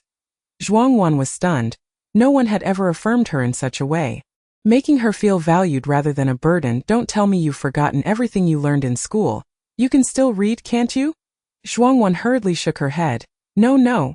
I remember everything. I enjoy reading, and during these idle years, I've sought out books wherever I could find them. I even have a stash of textbooks and novels from before the apocalypse at home. I've been teaching my 2 children as well. I can handle the work you mentioned. Su Tao was pleasantly surprised, her impression of Zhuangwan significantly improving. That's wonderful. Zhuangwan's eyes reddened again. I never imagined I could work too. I find it hard to believe. Thank you, Boss Su. I will do my best. Su Tao quickly offered her a few words of encouragement before sending her off. Now she could finally relish her hot springtime in peace. After a well-deserved rest, Su Tao energetically expanded her property by constructing 2 more 1-bedroom apartments. However, it was no surprise that building a 1-bedroom unit required 12 000 federal coins. .2 sets directly went out for 24,000, a significant financial hemorrhage. This left her savings plummeting to just over 9,000 Federation coins. Su Tao pressed her hand against her chest and took a moment to compose herself, reassuring herself that it would be all right. She would earn it back eventually. The two newly renovated one-bedroom apartments were primarily aimed at couples or childless spouses. The bedroom contained only a large bed, suitable for 2 occupants, and there were no kitchen appliances. However, Su Tao had invested considerable effort into the decor, opting for a warm color palette featuring linen-colored curtains and carpets, a soft yellow fabric sofa, along with solid wood shelving and wardrobes. The balcony was also equipped with a drying rack and a washing machine. The total cost for the renovations of one unit was just over 6,800 Federation coins, with the system determining the seasonal rental fee to be 58,000 Federation coins. After completing one apartment, Su Tao was left with less than 3,000 Federation coins, leaving her with no extra funds to renovate the second unit. She had no choice but to pause the renovation work and wait until the first month's rent from the new tenants arrived the next day. The following morning, before Su Tao had even risen, Zhuang Wan arrived at her doorstep, surprisingly energetic. "Did I arrive too early? I apologize, you can go back to sleep. I will wait for you in the living room." Su Tao yawned and waved her hand dismissively. "No worries, here are the documents containing the information about the tenants coming today. Once they arrive, I will guide you through the process, and the next batch of tenants will be in your capable hands." Zhuang Wan, both excited and anxious, took the documents and began to study them intently. Before lunch, 9 tenants arrived in succession, and Su Tao guided Zhuang Wan in registering them, explaining the rental agreement and other important details. And finally giving a tour of the entire Taoyang, Zhuang Wan diligently took notes, occasionally posing questions alongside the tenants, shedding her usual timid demeanor. At that moment, Su Tao suddenly noticed a male tenant who had been observing her with a puzzled expression since entering, as if he had something to say. According to the information, this male tenant was named Xiang Bian, a middle-aged man in his 40s or 50s, wearing glasses and holding a briefcase while dragging a suitcase. Aside from his inquisitive gaze, he behaved quite courteously. "Mr. Xiang, is there something on your mind?" Su Tao inquired. After a prolonged hesitation, Xiang Bin cautiously asked, "Is your father Su Jiaming? If not, I sincerely apologize. You bear a striking resemblance to the daughter of a friend of mine." Su Tao's polite smile faltered. "I am not. I am an orphan." Xiang Bin quickly apologized. "My apologies, Su Boss. Indeed, if you were Su Jiaming's daughter, he wouldn't be so troubled about his eldest son being without a place to stay." However, this Su Boss resembled him too closely. He thought he might still inquire about old Su later. This brief encounter was soon forgotten by everyone, and after paying the first month's rent, they happily began to settle into their new homes. Su Tao received 70,000 Federation coins in rental income, swiftly alleviating her financial distress. However, her mood was far from jubilant. How had she inadvertently invited a friend of Su Jiaming's into her life? Who was this person, and why had she never met him? Su Tao glanced back at Xiang Bin's information and discovered he had been involved in the building materials business, likely connecting with the engineer Su Jiaming through that sphere. Moreover, during her time at the Su household, she had preferred to avoid outsiders, which explained her lack of recollection regarding Su Jiaming's friendship. It was troubling. Xiang Bin likely wouldn't be easily deceived, and before long, her negligent father would probably learn of her situation. "Oh well, if he finds out, so be it. Can he steal my money or my home? Dream on, Su Boss. Am I doing this correctly?" Zhuang Wan's voice pulled her back to reality. Su Tao glanced at the registration form Zhuang Wan had meticulously filled out, detailing each tenant's move-in date, the due date for next month's rent, and the individual behaviors and requests of several tenants. Su Tao was pleasantly surprised and asked, "Have you done similar clerical work before?" Zhuang Wan shook her head. "I have only served as a class representative in school." Su Tao offered her approval. "You are doing wonderfully. You can support yourself and your child without relying on others." Zhuang Wan's eyes welled with tears. "You are right, Su Boss. I wish I had met you sooner. I wouldn't have been so dependent on Huzi. And I wouldn't have become a burden to him. He sacrificed so much to provide a shelter for us. And my husband, who risked his life transporting goods between bases to ensure we had a safe place, was attacked by zombies on the road. I didn't even get to hold his ashes." As she spoke, she covered her face and began to see our Ysu Tao, unusually empathetic, did not recoil at her tears. Feeling a pang of sorrow herself, she gently patted Zhuangwan's shoulder. Do not blame yourself. From now on, focus on living well in Taoyang. As long as Taoyang exists, you and your child will have a stable life. Pack up and move in tomorrow. Zhuangwan's sobs intensified, repeatedly expressing her gratitude. After seeing off the tearful Zhuangwan, Su Tao felt her spirits lift significantly, yet her relief was short-lived as Shi Zijin brought her a shocking piece of news. There were potentially zombies infiltrating the Dongyang base. Although it was just a possibility, one must remain exceedingly cautious and avoid going outside if possible. Su Tao's heart raced. Someone has been infected and turned into a zombie within the base? Shi Zijin shook his head, his expression grave. These are mutated zombies that bear little outward difference from humans, disguised as 4-year-old children. If you encounter one, do not panic and certainly do not show fear. This zombie possesses intelligence. If you display fear, it may interpret it as rejection, leading to uncontrollable emotions and violent behavior. Su Tao nodded vigorously, fear creeping into her heart.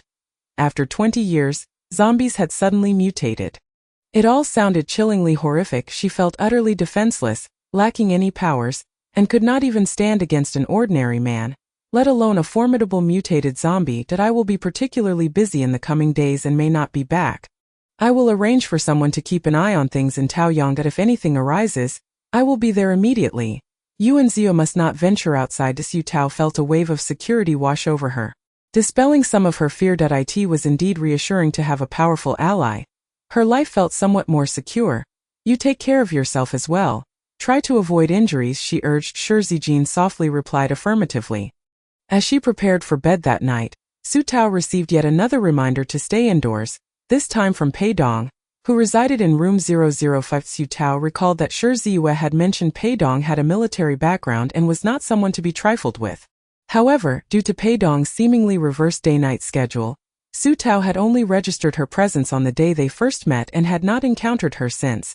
Seeing Su Tao in the living room, Pei Dong assumed she was preparing to go out and furrowed her brow. It is best to refrain from leaving Taoyang for now. Both inside and outside the Dongyang base are unsafe. Please inform the other tenants as well. Avoid bringing unfamiliar faces into the space, and be stringent in screening new tenants. For a brief moment, Su Tao felt as if Pei Dong were her superior, her presence exuding an intense pressure. Pei Dong wasted no time elaborating. You do not possess the clearance to know specific details. Do not question further. Follow my directives and value your life. With that, she turned sharply and entered her room. What a commanding presence! Her well-meaning warning felt as though it were delivered with the authority of an underground syndicate. Once Pei Dong had entered her room, Su Tao mimicked a kicking motion and scoffed. As if knowing more makes you special, I know things too. 5 seconds later, she swiftly messaged Shi Zijin. Who is Pei Dong to you? The tall, slender one who seems rather arrogant but is actually quite nice. Shi Zijin, monitoring the surveillance with the city defense forces, found her message amusing and replied, Pei Dong is the deputy commander of the city defense, responsible for the entire base's security and monitoring operations. Upon reading the response, Su Tao realized why Pei Dong had spoken so authoritatively. It was likely a habit formed from giving orders in her line of work. All right, I forgive her, she thought, and immediately sent a message to the tenant group about the recent advisories to stay indoors.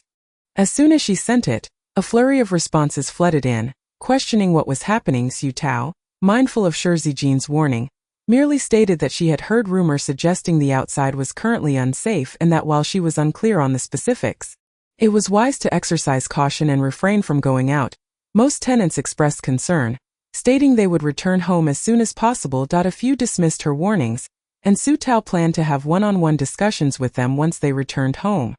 Convincing others proved challenging. It was already 2 in the morning when a pair of brothers with the surname Tao, who shared a double room, along with a middle-aged woman in a single room, dismissed the situation. We brothers possess abilities. Zombies can't get near us, so please don't worry, Su boss, said the elder brother, Tao Tong. His younger brother, Tao Tongjie, added, over the years we've slain no fewer than 80 zombies, perhaps even 100. Both the Pioneer Army and City Defense have extended offers to us, but we prefer freedom. Otherwise we would have already risen through the ranks. The middle-aged woman, Wen Peijian, was entirely unconcerned. The Dongyang base is vast. With such a dense population, If there were zombies, they would surely incite panic. I can just run away at the first sign of trouble. Xu Tao was at a loss for words. If they were so unafraid of death, so be it. Then fine, just be careful not to bring any strangers into Taoyang. The three readily agreed. After their agreement, the Tao brothers announced they were heading out for drinks. Xu Tao glanced at the time. It was 2:40 in the morning. Oh well, let them be. I am not their mother and cannot control them. Afterward, Xu Tao toiled for another 2 hours, straining to keep her eyes wide open like copper bells, and managed to complete the decoration of the third one-bedroom apartment. Eventually, she released 2 rental listings for one-bedroom apartments and collapsed into sleep. Due to her late-night exertions, Xu Tao found it nearly impossible to rise the next day, only managing to get up by 1 in the afternoon. The incessant chimes of the intelligent assistant's notifications filled the air with messages regarding rental applications. The specifications of the one-bedroom apartments were simply too appealing, offering excellent value for money with complete living facilities. Naturally, the demand surged, igniting a trend where newlyweds felt compelled to reside in Taoyang's one-bedroom apartments, with an overwhelming 90% of applications coming from newly married couples. Among them were Su Zhengqing and his girlfriend, who had been searching for a long time for a place to live. Chapter 22. Su boss is good to us. Su Zhengqing, you promised me that before we got married, we would definitely have a place in Taoyang. Now, with less than a month until our agreed wedding date, batches of apartments have been released, yet not a single one has landed in your lap. Today, I heard that the double rooms are all gone, and only 2 one-bedroom apartments remain. With so many applicants, do you think we stand a chance? Faced with his girlfriend's questioning, Su Zhengqing felt flustered. Tossing the half-smoked cigarette to the ground, I'll buy some things tomorrow and head to Taoyang. This was a plan to offer gifts. His girlfriend paused, muttering, gifting is fine, but you shouldn't have to pay, right? Your father and that stepmother of yours haven't lifted a finger for your wedding. In the pre-apocalyptic world, wouldn't the groom bear the burden of house and car? Now in this post-apocalyptic era, we lack such conditions. Gifts for the bride's family cannot be overlooked. As Su Zhengqing, exasperated, replied, fine, I'll ask my dad again. Only then did his girlfriend relent. The next morning, Zhuang Wan arrived with bags in tow, accompanied by her 2 children, radiating a sense of hope and joy for their new life. At the entrance of Taoyang, even before dawn, a large crowd had gathered. Upon seeing Zhuang Wan with her bags, they quickly surrounded her. Hello, are you the new tenant of Taoyang? May I ask for the landlord's contact information? Is the landlord currently at Taoyang? Could we perhaps visit? We've brought some gifts and would like to meet the landlord. Could you please pass along a message? What are the conditions for moving in here? Why have my numerous applications not been successful? A torrent of questions bombarded Zhuang Wan, and her initial joy was swiftly replaced by panic. Grabbing her 2 children, she fled as if for dear life. The intelligent assistant recognized Zhuang Wan, allowing her and her children entry while others remained blocked outside the gate. Upon meeting Xu Tao, Zhuang Wan described the frightening scene outside, still trembling as she said, fortunately, thanks to Huzi, we managed to rent a place here. Otherwise, it would be us 3 worrying outside. She quickly beckoned her children. Chan Yang, Chan Shi, quickly greet your sister. The 2 children, the elder sister 11 and the younger brother 8, were both well-proportioned and resembled Zhuang Wan closely. Their polite demeanor indicated excellent upbringing, though they were somewhat timid. Speaking softly and nervously clutching their mother's hand after greeting Xu Tao patted the heads of the 2 children, and led them to the already prepared one-bedroom apartment. Upon seeing the bedroom, with its charming and comfortable bunk bed, a petite desk and chair, as well as a single bed, wardrobe and privacy curtain for Zhuang Wan, she was overcome with emotion and tears flowed freely. Xu boss, I truly don't know what to say. Thank you, and I thank you on behalf of my 2 children as well. Chen Yang and Chan Shi also chimed in with their innocent voices. Thank you, sister. Good sister. Their naive eyes sparkled with wonder. Xu Tao felt a wave of embarrassment wash over her. Sister landlord, is this table prepared for us? And this sketchbook as well? Yes, it's all for you. Including the watercolor pens and ruler, Xu Tao replied. These items were purchased during her shopping for children's furniture, as they were quite affordable, and she thought the children would enjoy them. Chan Yang and Chan Shi exclaimed in delight. Their joy palpable. Zhuang Wan was so moved she nearly cried, wiping her tears while promptly transferring 3 months' rent, amounting to 60,000 federal coins before leaving. Zhuang, who had set aside some money for her and the children, along with a substantial amount of compensation for sacrifices and monthly subsidies, plus the salary Su Tao would later provide, making it sufficient for her to rent and care for her children. Su Tao's total assets instantly surged to over 126,000 federal coins. With 20,000 federal coins needed to reach level 4, she had already made significant progress. However, she still needed to reach 50 rooms, which required further effort. Today, just relax. Tomorrow you will need to begin helping me screen tenants, as things will get quite busy, she said. By the way, I will pay you 10,000 federal coins monthly, covering 3 meals. You and your 2 children can eat freely from the vending machine, and if you perform well, there will also be bonuses and raises. Can you accept this? Additionally, there are still 2 one-bedroom apartments and 1 double room available for rent. Zhuang Wan nodded vigorously. I accept. I truly appreciate this. Not only would she gladly accept the 10,000 with meals, but even if it were only 2 or 3,000, she would still be grateful. The feeling of being needed was simply wonderful. With the assistant's position confirmed, Su Tao began to worry about the choice of a cleaner. So far, the total number of rooms, including single rooms, double rooms, and one-bedroom apartments, amounted to 27.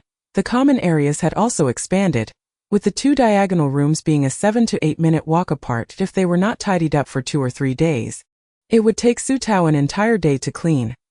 Hygiene was indeed a significant challenge, and the communal washing machine required regular disinfection and cleaning, while the cafeteria's tables and chairs needed constant wiping.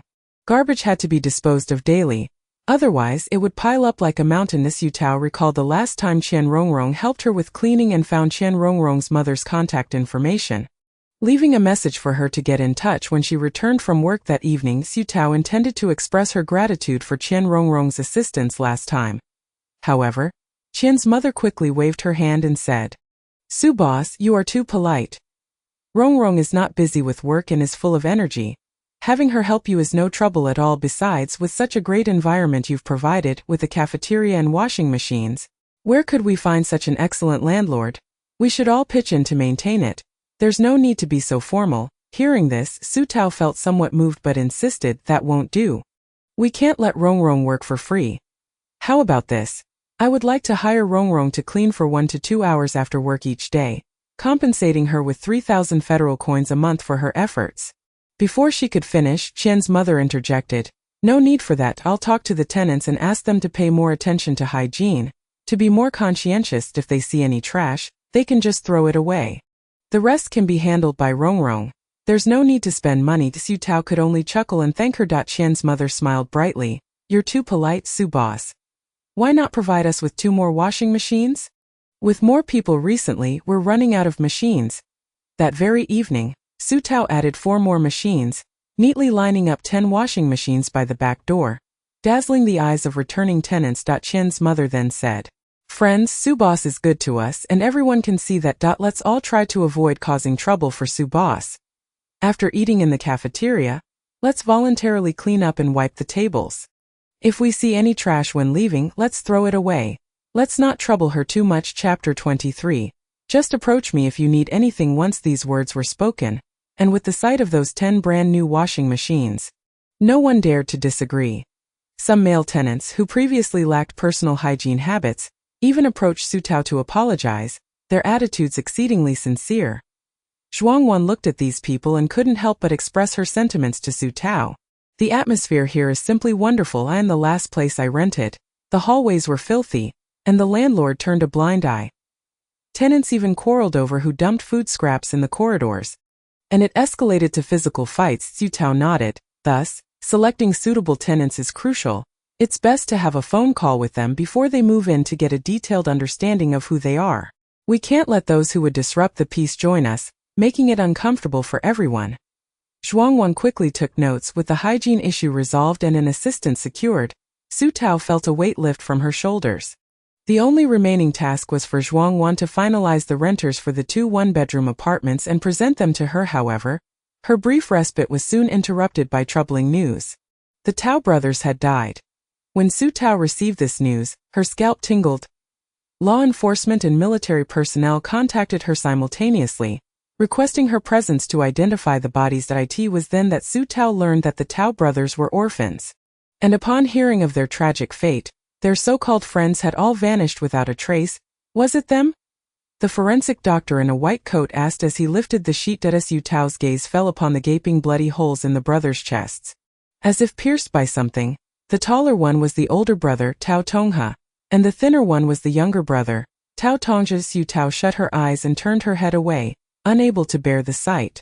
All right, we will take you home shortly. Su Tao couldn't help but ask, how did they die? The forensic expert remained silent, while the fully armed guards gestured politely. Miss Su, your sole task is to identify the individuals. You may return now, please. As Su Tao turned back for one last glance, she noticed a vivid red feather at the feet of Tao Tongjia's corpse. Just as Su Tao was ushered out, Shi Zijin arrived in a military jeep to pick her up. Major Shi. The armed guard saluted him. You may leave. I will escort Miss Su home. The two men received their orders and promptly departed. They were killed by the evolved zombies, weren't they? Su Tao inquired in a hoarse whisper once they were in the car. Shi Zijin solemnly affirmed her suspicion with a simple yes. Last time. You were also injured by this evolved zombie, correct? Shi Zijin was taken aback by her insight. She was indeed perceptive. Su Tao rubbed her face. I saw that feather by Tao Tongjia's corpse. It was a brilliant crimson, even more vibrant than the one I saw in the sealed bag last time. Shi Zijin's expression turned grave. Based on their research of the previous feather, this zombie had been nourished by human flesh and blood. The brighter the feather, the more people it had killed recently. It seemed that not only the Tao brothers had fallen victim to Su Tao. You must not travel alone for the time being. If you need anything, reach out to me. I will come to assist you. Do you understand? It was the first time he addressed her by her full name. His tone serious and filled with concern. Do not blame yourself too harshly for their deaths. You have done all you could to warn them.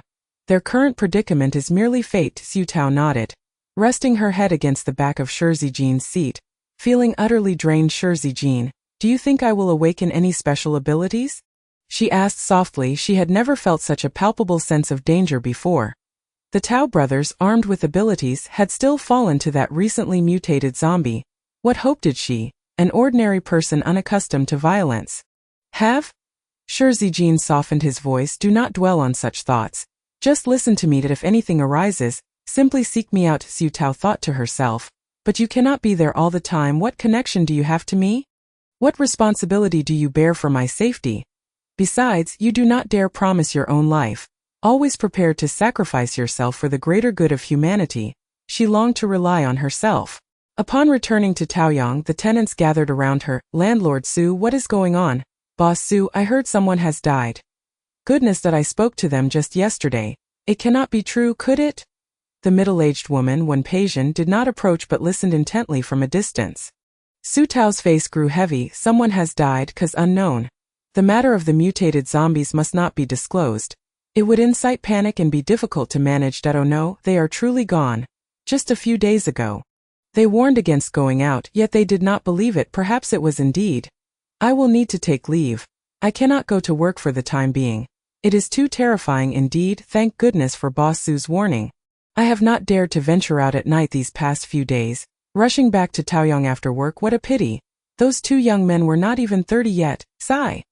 Wen Peijian, upon hearing all this, turned pale, unable to utter a word. Su Tao gathered the personal belongings of the brothers, but once organized, she had no idea where to send them. With no parents or relatives, the adage when the tree falls, the monkeys scatter aptly depicted the plight of many who perished in the apocalypse.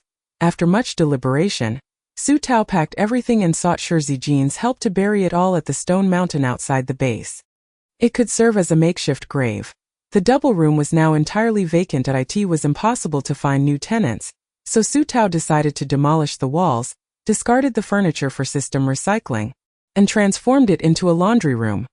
She lined up 10 washing machines against the wall and installed storage shelves in the middle for everyone's daily care products. This time, the tenants expressed mixed feelings about the newly created communal area. After all, they had lived together for a while, and it was somewhat sorrowful. They should have heeded the landlord's advice back then. Zhuang Wan, upon learning this news, grew anxious and grasped Su Tao's arm. It was the zombies that killed them, right? There are rumors circulating that zombies have entered the city. It is terrifying.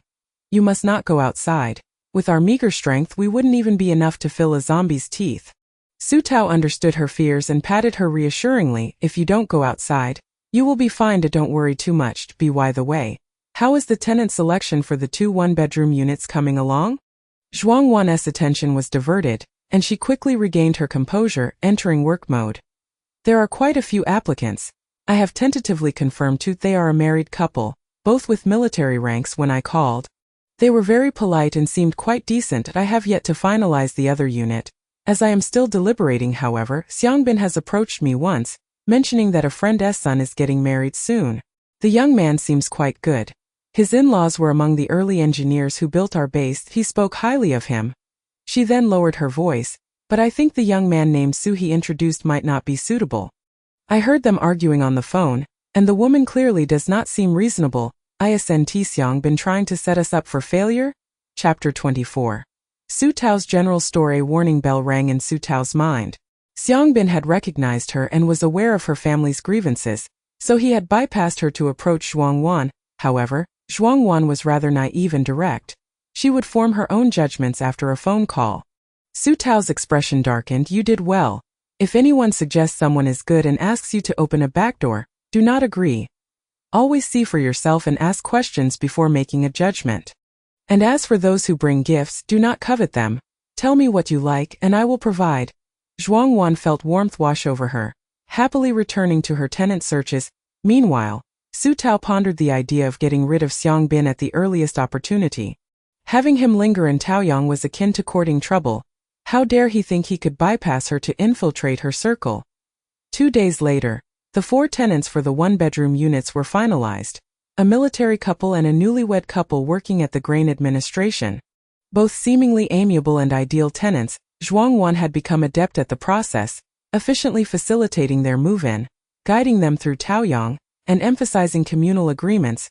Both parties were satisfied, especially upon seeing the exquisitely decorated rooms. Unable to take their eyes off them, they snapped photos to flaunt in their social circles, provoking envy among their peers. Among them was certainly Su Zhengqing. Dad, didn't you say you had friends in Taoyang who could connect us with the landlord? Why weren't we considered this time? Was the gift insufficient? Please think of something else. Otherwise, Qiu Xia and I might have to call it quits. Su Jiaming remained silent, pondering for a while before responding. Son, perhaps it's best to let it go. With more time and money, you could find a decent place in Dongyang. Su Zhengqing was stunned. Why? Dongyang is now infested with zombies. It can't possibly compare to the impregnable Taoyang. Moreover, you've seen the photos. For the same price, could you even find such a beautifully renovated place in Dongyang? Impossible. Su Jiaming, now irritated, retorted, Old Xiang is right. You're nothing but a debt collector. If you have the ability, go to your mother and let her get you into Taoyang. Now leave my sight.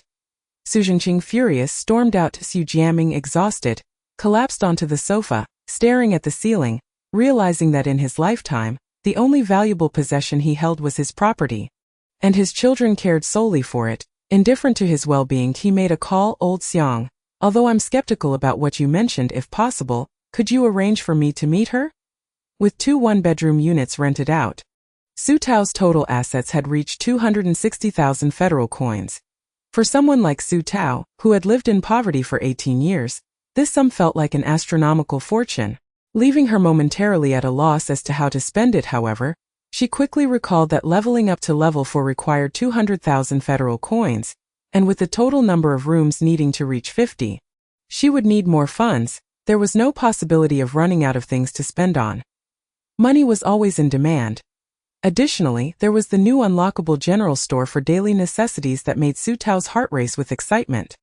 Essentially, it contained all the daily essentials one could desire from the pre-apocalyptic world, including shampoo, body wash, sanitary pads, skincare products, makeup, and more. Yet, none were sold at retail. Similar to food stores, they were available through vending machines offering a variety of products simultaneously. Su Tao immediately set her sights on a vending machine dedicated to feminine products, which boasted over 10 types of sanitary pads, including day use, night use, panty liners, and even some unfamiliar items like sleeping pants. Throughout her life, Su Tao had never used sanitary pads, having relied on cloth alternatives that were repeatedly washed. Since the apocalypse began, many industries producing disposable products had vanished. Moreover, this machine also stocked cleaning liquids for intimate care, wet wipes, and even laundry detergent for undergarments. The prices were quite reasonable. A pack of sanitary pads cost only 50 or 60 federal coins, entirely affordable for tenants residing here. However, outside of Taoyang, spending money might not guarantee availability. Su Tao promptly placed an order for 3 machines, tucking one into her own bathroom. The other 2, however, proved elusive in finding a suitable spot in the communal areas after a prolonged search. Thus, with a decisive wave of her hand, she spent 1,000 federal coins to secure a single room, designating it as a shared space. Henceforth, this room would be transformed into a convenience store. Su Tao then placed 2 vending machines for feminine hygiene products within the shop. Unable to resist, she ordered 2 additional vending machines stocked with personal care items, including commonly used shampoos, body washes, and even hair masks and essential oils, which were also added to the store. This way, residents could enjoy more than mere cold showers. They could indulge in fragrant bathing experiences. Lastly, she returned to the small cafeteria and added a compact automatic tissue dispenser beside the breakfast vending machine, which dispensed a pack of toilet paper for just 5 federal coins. The total investment for these 5 machines, along with the inventory, amounted to 9,000 federal coins, an affordable sum that significantly enhanced the quality of life for her tenants. Furthermore, Su Tao anticipated an additional income of around 2,000 to 3,000 federal coins daily, leaving her quite content. With over 200,000 coins in savings, she sighed with satisfaction, her heart brimming with happiness. She decided to refrain from renting out new rooms for the time being. Her intentions were twofold: to save some money for herself and to enjoy a period of tranquility, as managing more tenants could prove cumbersome. Most importantly, the Dongyang base was deemed unsafe, and attracting new tenants posed risks. As mid-March brought warmer weather, the tenants awoke to discover the newly added communal room. Their curiosity piqued as they eagerly ventured inside. Whenever something new appeared, it was undoubtedly a treat from the landlord. Miss Su, a rare gem from the pre-apocalyptic era, Xing Shuyu, who had been exceedingly busy due to the base's demands, finally returned to Taoyang for a night's respite, only to find that her period had arrived. In a flurry, she rummaged through her bag for supplies but found nothing, her anxiety escalating. She dashed out and grabbed a female tenant, desperately seeking a tissue.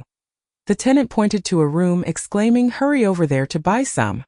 The landlord has stocked plenty for us ladies at reasonable prices. Don't wait or they'll be gone." Xing Shuyu hurriedly made her way over, spotting the 4 neatly arranged machines brimming with products. Momentarily feeling as though she no longer recognized Taoyang, she had only been away for a few days, yet Su Tao had managed to procure such high-demand essentials without a second thought. She seized all the remaining sanitary pads. The other tenants who failed to purchase any were left fuming. What a lack of consideration. You've bought them all. What are we supposed to do? Chapter 25. Major General Shi, you have changed. Xing Shuyu, being the only daughter at home, had grown accustomed to being domineering, never contemplating that others might also need these supplies. Yet, she stubbornly refused to admit her fault, defiantly stating, "I bought them. What can you do about it?" After some deliberation, a few female tenants proposed, "Why don't you sell us some? Just go to that machine and don't mark up the price. Otherwise we'll tell the landlord," Xing Shuyu replied. When Su Tao emerged and glanced over, she quickly spotted Xing Shuyu crouched in a corner, selling sanitary pads. Changing careers? Su Tao approached and inquired. Xing Shuyu, feeling embarrassed, ignored the teasing and awkwardly said once she finished selling, "The vending machine for pads is empty. You should restock it." As Yu Tao, now understanding the situation, smiled without commenting further and went to replenish the inventory. Xing Shuyu followed closely behind. Cleaning out the machine, she tried to sound justified as she said, "You didn't say there was a purchase limit, so I don't see the problem with my buying spree." In her mind she added, even if there were issues she could always return the excess. Su Tao found her predicament amusing. "By all means, but tell me, how long do you intend to use so many?" Xing Shuyu retorted, "You have no idea how harsh life is outside Taoyang. My mother hasn't used these in years. I'm taking them home for her. We'll share. And I won't have much left over." Su Tao considered this but also pondered a concern. Would tenants exploit these supplies for resale? If left unchecked, those in genuine need might find themselves unable to procure the essentials. This thought flickered through her mind, prompting her to implement a purchase limit. She navigated the system and discovered an option for managing vending machines, allowing her to restock with a single click and enforce purchase limits. She set all 4 machines in the convenience store to restrict each person to 1 item per month. Subsequently, she notified the tenant group to ensure our tenants can purchase and use items without hindrance. Each person is limited to 1 of each product per month in the convenience store. Most tenants understood, except for a middle-aged woman Wen Peijian, who remarked sarcastically, "Is the landlord afraid we'll become resellers?" Su Tao replied flatly, "Mind your tone. If you're uncomfortable living here, you needn't renew your lease next month." Wen Peijian had become increasingly peculiar with age. Previously, she ignored advice and ventured out. But after hearing of the Tao brothers' misfortune, she had kept a low profile for days. Now, with her disruptive behavior resurfacing, Su Tao found her presence irritating. Wen Peijian fell silent, muttering under her breath, "The young lady is so petty, always threatening to kick people out." The other tenants shared her sentiment, perceiving Wen Peijian as narrow-minded and rude, rallying in support of Su Tao. Wen Peijian, fuming, retreated to her room. Zhuang Wan, exasperated with Wen Peijian as well, discussed with Su Tao, "Let us not renew her lease next month. She is truly bothersome that I heard from Yueying that she even pilfers laundry detergent and shamelessly begs for others' food, eating most of it. Just the other day, she devoured the breakfast Xiao Bo had prepared while he stepped away for a moment, claiming she thought it was discarded. It was even reported that she asked Qian Rongrong if she was compensated for cleaning. And when told it was unnecessary, Wen Peijian chastised her for being too naive. Eventually, Qian's mother overheard and berated Wen Peijian as a heartless old Su Tao felt overwhelmed. "You handle it next month. I suspect she want to cooperate. But if she refuses, let Xiao Bo toss her out." This minor incident quickly faded, and in the following days rumors circulated that the inhabitants of Taoyang lived luxuriously, akin to pre-apocalyptic times. Not only did they enjoy ample food and comfortable shelter, but they also provided various coveted goods from before the apocalypse, which were priceless in the outside world soon enough. Crowds gathered outside Taoyang's gates, eager to approach anyone emerging, their eyes filled with envy. Shi Ziwe was furious. "I merely stepped out for school, and those people regard me as if I were a living person amongst zombies. Some even glared at me and attempted to grab me." Su Tao pulled her close, rolling up her sleeve to reveal 2 bruises. Anger surged within Su Tao. How outrageous! They've turned this place into a paradise in their minds. Feeling discontent with their own miserable lives, that I'll make them pay. The truth was evident. The most vocal troublemakers were simply envious. Initially, they all suffered together in the apocalypse, but now that some had found a better life, it was unjust that others remained in survival mode. Some were driven by greed, attempting to infiltrate Taoyang to steal goods to sell outside, leading to dire consequences. 2 thieves, attempting to breach the electric fence under the cover of night, were caught by the intelligent security system and electrocuted on the spot.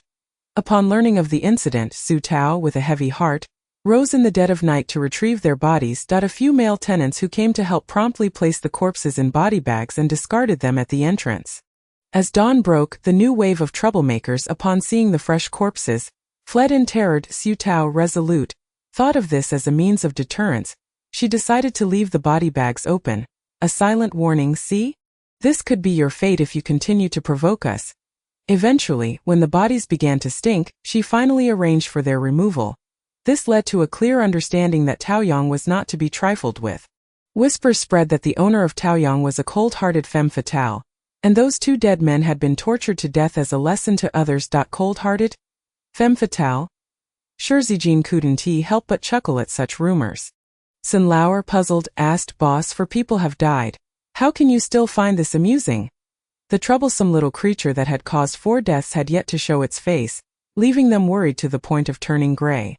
Shi Zijin suppressed her laughter, frowning. "All day won't solve anything." Sun Lauer scratched his head. "True, but hey, you've changed. You used to worry about the world before worrying about yourself," Shi Zijin interjected. Get back to work. Chapter 26. The ruthless landlady Pei Dong had been exceedingly busy these past few days, hardly managing to catch a wink of sleep. Finally, on the brink of exhaustion, she instructed her deputy on a few matters before hurrying back to Taoyang to take a long-awaited shower. When she emerged from the small cafeteria, ready to indulge in a late-night snack, She was taken aback to discover an additional communal room. Stepping inside, she was momentarily stunned by the array of toiletries and feminine products that adorned the shelves. Memories of the female soldiers in her unit flooded her mind. They often had to make do with makeshift cloth during their monthly cycles, and it wasn't uncommon for them to end up with stained trousers during training. A single bar of soap was shared among more than 20 girls, each one meticulously calculating how many uses were left. 2 years ago, the pioneering army had brought back a shipment of shampoo and soap, and Pei Dong had shamelessly gone to Team Shijin to request a box, which they had graciously provided. That day felt like a celebration, as everyone took the chance to wash away the grime. Finally managing to detangle their long-neglected hair, Pei Dong felt her eyes welling with tears. She could hardly contain herself any longer and promptly knocked on Su Tao's door. Su Tao was surprised to see Pei Dong standing outside. "Sister Pei, you're back. It's been quite some time since I last saw you." Pei Dong responded with a curt hum, swiftly getting to the point. "I wish to purchase a large quantity of toiletries and sanitary pads from you. Enough for 20 people for a year." "You set the price." Su Tao blinked in surprise, pausing for a moment before replying, "Then come with me to the general store." Thus, Su Tao led Pei Dong as she restocked the shelves. Pei Dong was astonished to see a continuous flow of goods being replenished without any interruption despite her substantial order. "That's all for today, you can't carry any more," Su Tao instructed. "Next time, come at midnight and call for a truck to quietly transport it out. Just avoid being seen." Pei Dong nodded and, after settling the bill, was astonished to find that 3 large bags of sanitary pads cost only a little over 10,000 federal coins. It seemed absurdly cheap, prompting her to inquire, "Are you engaged in charity?" Su Tao countered, "Isn't it you who is? You're buying all this not for yourself but for the girls in your unit, right?" Pei Dong lowered her voice, "I thank you on their behalf. Their lives are far too difficult without these essentials." Su Tao shook her head. "It is they who should thank you. Without your consideration, they would have no use for these items. You and Major Shi are cut from the same cloth." Pei Dong fell silent for a moment before suddenly stating, "In the future, if anything arises in Dongyang, mention my name. I still have some influence in the urban matters." With that, she hoisted the 3 large bags of sanitary pads and walked away with an air of pride. Su Tao chuckled softly. The next day, Pei Dong distributed the bags of sanitary pads to various teams. The girls were both shocked and elated, asking, "Sister Pei, where did you get these? Did you confront Major Shi again?" "I haven't heard of the pioneering army bringing supplies back recently," Pei Dong replied coolly, "just use them. No need for so many questions." Everyone knew she had a sharp tongue but a soft heart, and they smiled gratefully at her. Some speculated, "Sister Pei must have gotten these from Taoyang, right? I've heard rumors that Taoyang is like a paradise on earth. Does she really have that many supplies?" "Of course. Look at what Sister Pei has managed to procure. Aside from the pioneering army stock, where else could one obtain such goods? Sister Pei, where are you staying? Tell us what Taoyang is really like. They say the landlady named Su is ruthless. Is that true?" Pei Dong's mind conjured up Su Tao's seemingly innocent face and her petite frame, and she replied with a frown, "Such rumors are unfounded. She is a wonderful person. Without her approval, you wouldn't have access to these items." The girls firmly believed Pei Dong's words, convinced that someone must have been unable to secure a place there and resorted to slandering Taoyang. From now on, if they encountered anyone speaking ill of it, the city defense female soldiers would be the first to object. In the week that followed, the armed forces at Dongyang base visibly increased their vigilance. Although Su Tao had not left Taoyang, observing the busy schedule of Pei Dong, the deputy commander of the city defense forces, revealed much. Pei Dong's workload had doubled. The promised truck to transport goods was delayed due to her lack of time. Shi Zijin mentioned that Pei Dong had been tirelessly standing guard, searching for traces of mutated zombies, her eyes nearly bloodshot. Su Tao wondered aloud, can she truly see every street and alley in Dongyang? Shi Zijin raised an eyebrow. Who says she can't? Her ability, known as Heavenly Eagle Eye, allows her to observe every nook and cranny within her visual range as long as it is sufficient. Su Tao thought to herself. What a remarkable ability, it perfectly suits her. Shi Zijin, suddenly recalling something, asked, "By the way, has the electric fence you were working on been completed?" The reason zombies had been able to infiltrate Dongyang base was largely due to inadequate perimeter defenses. Lacking the ironclad electric fence like that of Taoyang, which would send alerts upon activation, Just thinking about it made Su Tao's face fall. Not yet. She yearned for other defensive items as well. But that elusive hidden store and hidden tasks remained untriggered. Each time, she could only gaze longingly at the gray items. Shi Zijin understood her expression and knew that urging her would be futile. There seemed to be no way forward. In 2 days, I will head out to procure building materials or machinery for production, and if that fails, I will have to purchase from other bases. Dongyang cannot afford to wait. A sense of foreboding washed over Su Tao. Is Dongyang rushing to build walls due to the mutated zombies? You're quite perceptive, Shi Zijin admitted.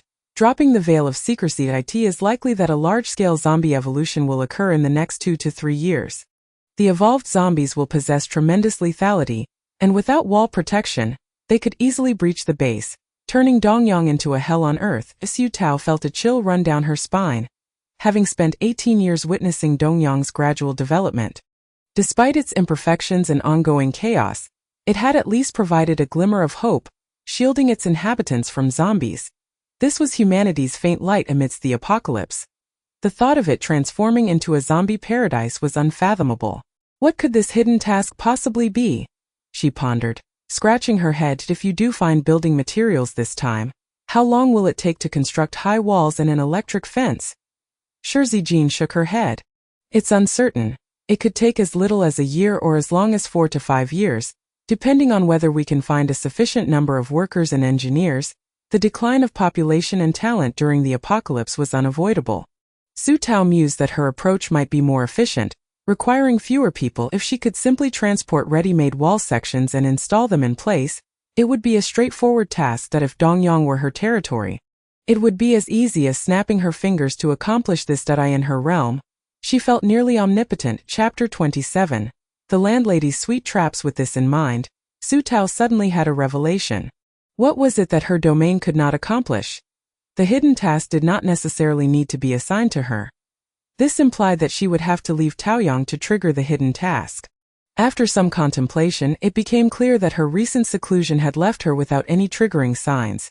Yet, being an unremarkable fighter, venturing outside Taoyang felt akin to stepping into a slaughterhouse, and she felt a sense of trepidation. Is something wrong? Shi Zijin inquired. Noticing Su Tao's conflicted expression, Su Tao mustered her courage and said, Do you have anyone suitable on your side to serve as my bodyguard? I can offer a reward. And I'll waive the rent for your people indefinitely. They can stay as long as they like. This would give her the confidence to venture out. Shi Zijin raised an eyebrow. That's quite a generous offer. Do you find me suitable? Su Tao quickly waved her hands. No, Major. You would be too much of a catch for this task. Just find me someone with defensive skills. No need for exceptional fighting abilities. I only seek personal safety. I am the secretive realm of Dongyang. Only Shi Zijin knew her true capabilities, and she certainly could not afford to hire her. Do you prefer a male or female? A female. After all, she needed someone for close protection, and having a male would be inconvenient. I'll have her come find you tomorrow. Su Tao's face lit up with a smile. Then do stay safe on your mission. Shi Zijin chuckled at her cheerful expression, nodding seriously. I will return safely, I promise.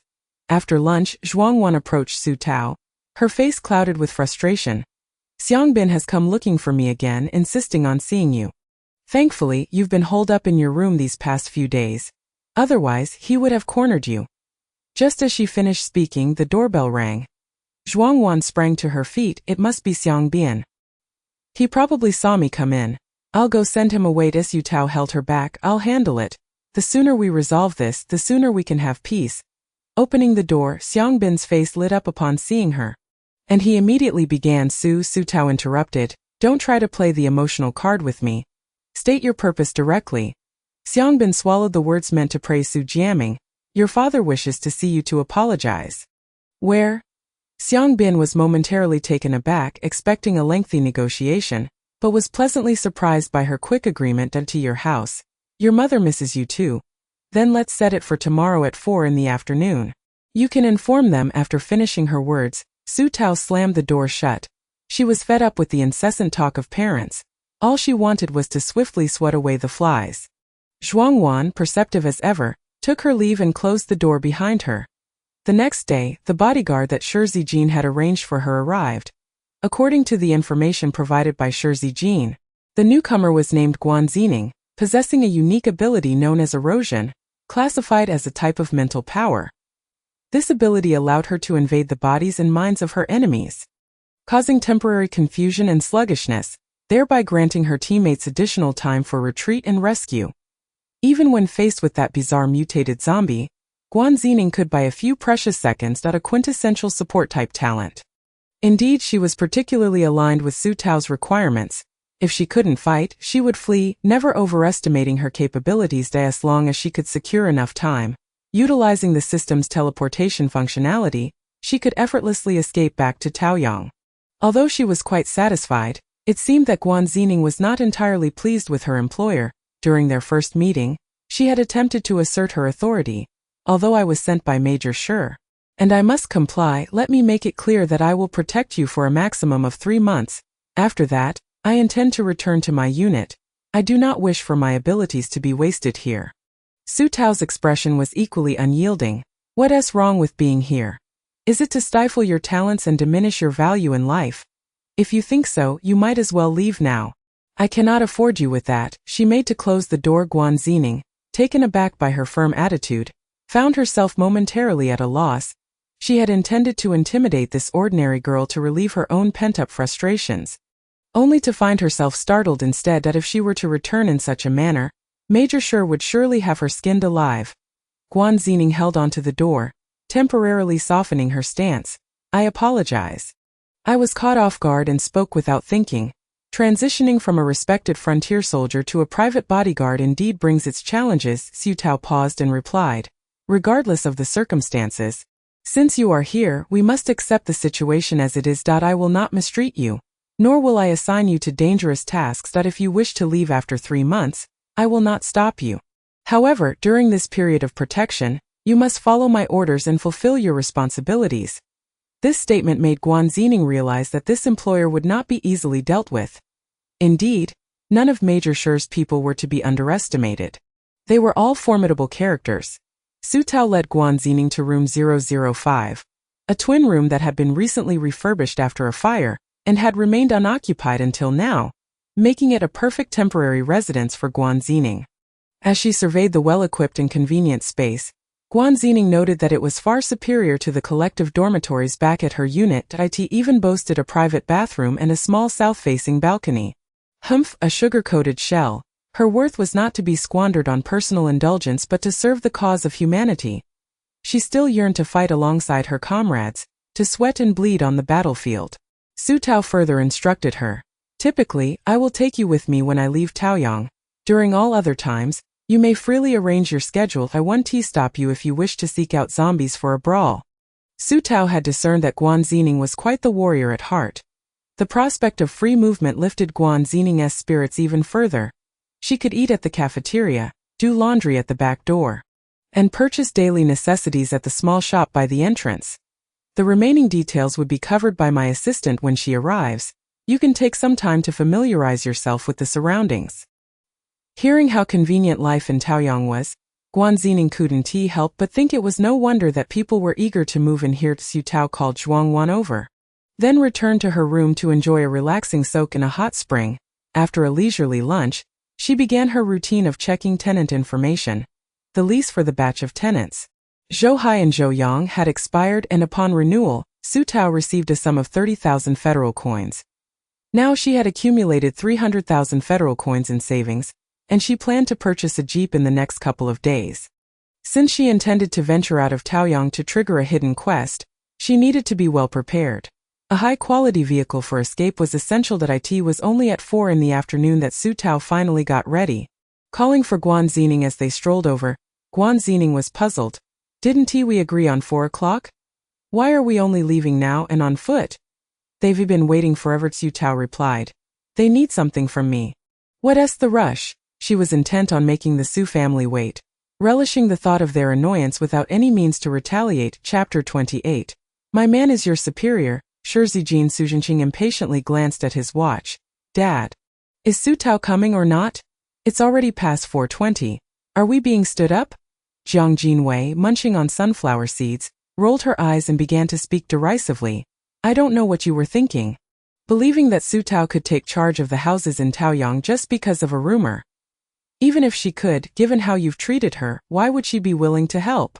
Su Zhengqing's expression darkened, but he remained silent, reflecting on his past treatment of Su Tao. He had often taken her belongings and food, and once, during winter, he had turned on the cold water while she was bathing, causing her to fall ill for a month, nearly costing her life. Yet even now Su Zhengqing believed that it was merely Su Tao's poor constitution that led to her ailments. She was spoiled and suffered from the disease of privilege. Su Jiaming's reaction was immediate, as if he had stepped on a sore spot. What have I done to her? Did I hit her, scold her, or mistreat her in any way? Jiang Jinwei hadn't expected her stepfather to react so strongly, and she immediately fell silent, though she still felt aggrieved, thinking, you may not have done anything, but you've never cared about Su Tao's well-being, turning a blind eye to the family matters. If it weren't for her stepfather's silence, she and Su Zhengqing would have dared not bully Su Tao so openly that it was all tacitly approved, and now he wanted to play the good guy. How ridiculous. Li Ronglian, sensing the tension in the atmosphere, quickly intervened. Old Su, don't be upset with the kids. Jinwei speaks without thinking. Su Jiaming's expression grew even more somber. Kids? She's nearly 30. It's your favoritism that's the problem. You're willing to give her your all, but if you had cared even a little for Tao Tao, we wouldn't be in this predicament. Li Ronglian was taken aback, feeling unjustly accused. Jiang Jinwei couldn't hold back. Dad, your words imply that Mom is the reason Su Tao left home. Who agreed to let Su Tao enlist in the army? Wasn't that you? Now it was her mother's favoritism being blamed. Su Jiaming was infuriated. You're the best at fanning the flames. Before he could finish, the doorbell rang. Everyone fell silent. The usually quiet Su Zhenglan was the first to speak. I'll go answer the door. You all collect yourselves. As Su Tao entered, a tall figure in military attire followed closely behind her. Guan Zining, standing with a cold expression at her side. Even without having to strike, her presence alone conveyed an air of intimidation. This display left the Su family momentarily speechless. Their earlier dissatisfaction about the tardiness dissipated like smoke. Su Tao walked in unperturbed and took a seat, calmly stating, "There's no need for pleasantries. Let us get to the matter at hand." Su Zhengqing immediately wanted to inquire whether she could take charge of the houses in Taoyang. Urgently needing to apply for one. However, he was interrupted by Su Jiaming, who sat beside Su Tao with a guilty expression. Dad just misses you. I realize I've neglected you and want to talk things over. If you have any grievances, please voice them. If I'm at fault, I will make amends. His attitude was as if he were about to kneel and confess. Jiang Jinwei nearly choked on her disbelief at this display. The straightforward Guan Zining was taken aback, turning to Su Tao. Is he your biological father? You two don't resemble each other at all. He's soft as a noodle. What kind of monumental favor does he need from you? Su Jiaming's face turned an alarming shade of red and green. Su Zhengqing could no longer contain himself. Just tell us if it's true or not. Can you manage the houses in Taoyang? Su Tao feigned confusion. Who told you that?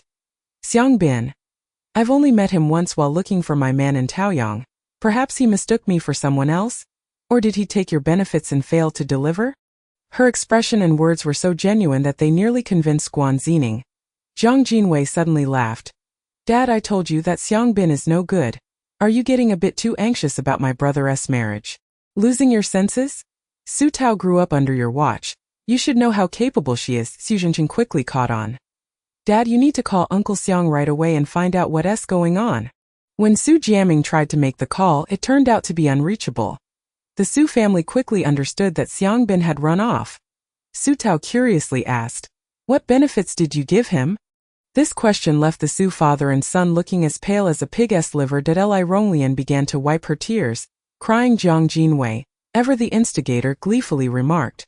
They gave him 100,000 federal coins and promised that when my brother marries, they would help elevate the Xiang family's status through him. Su Tao was rather surprised. 100,000 federal coins was quite a generous sum. How could they have treated her so miserably?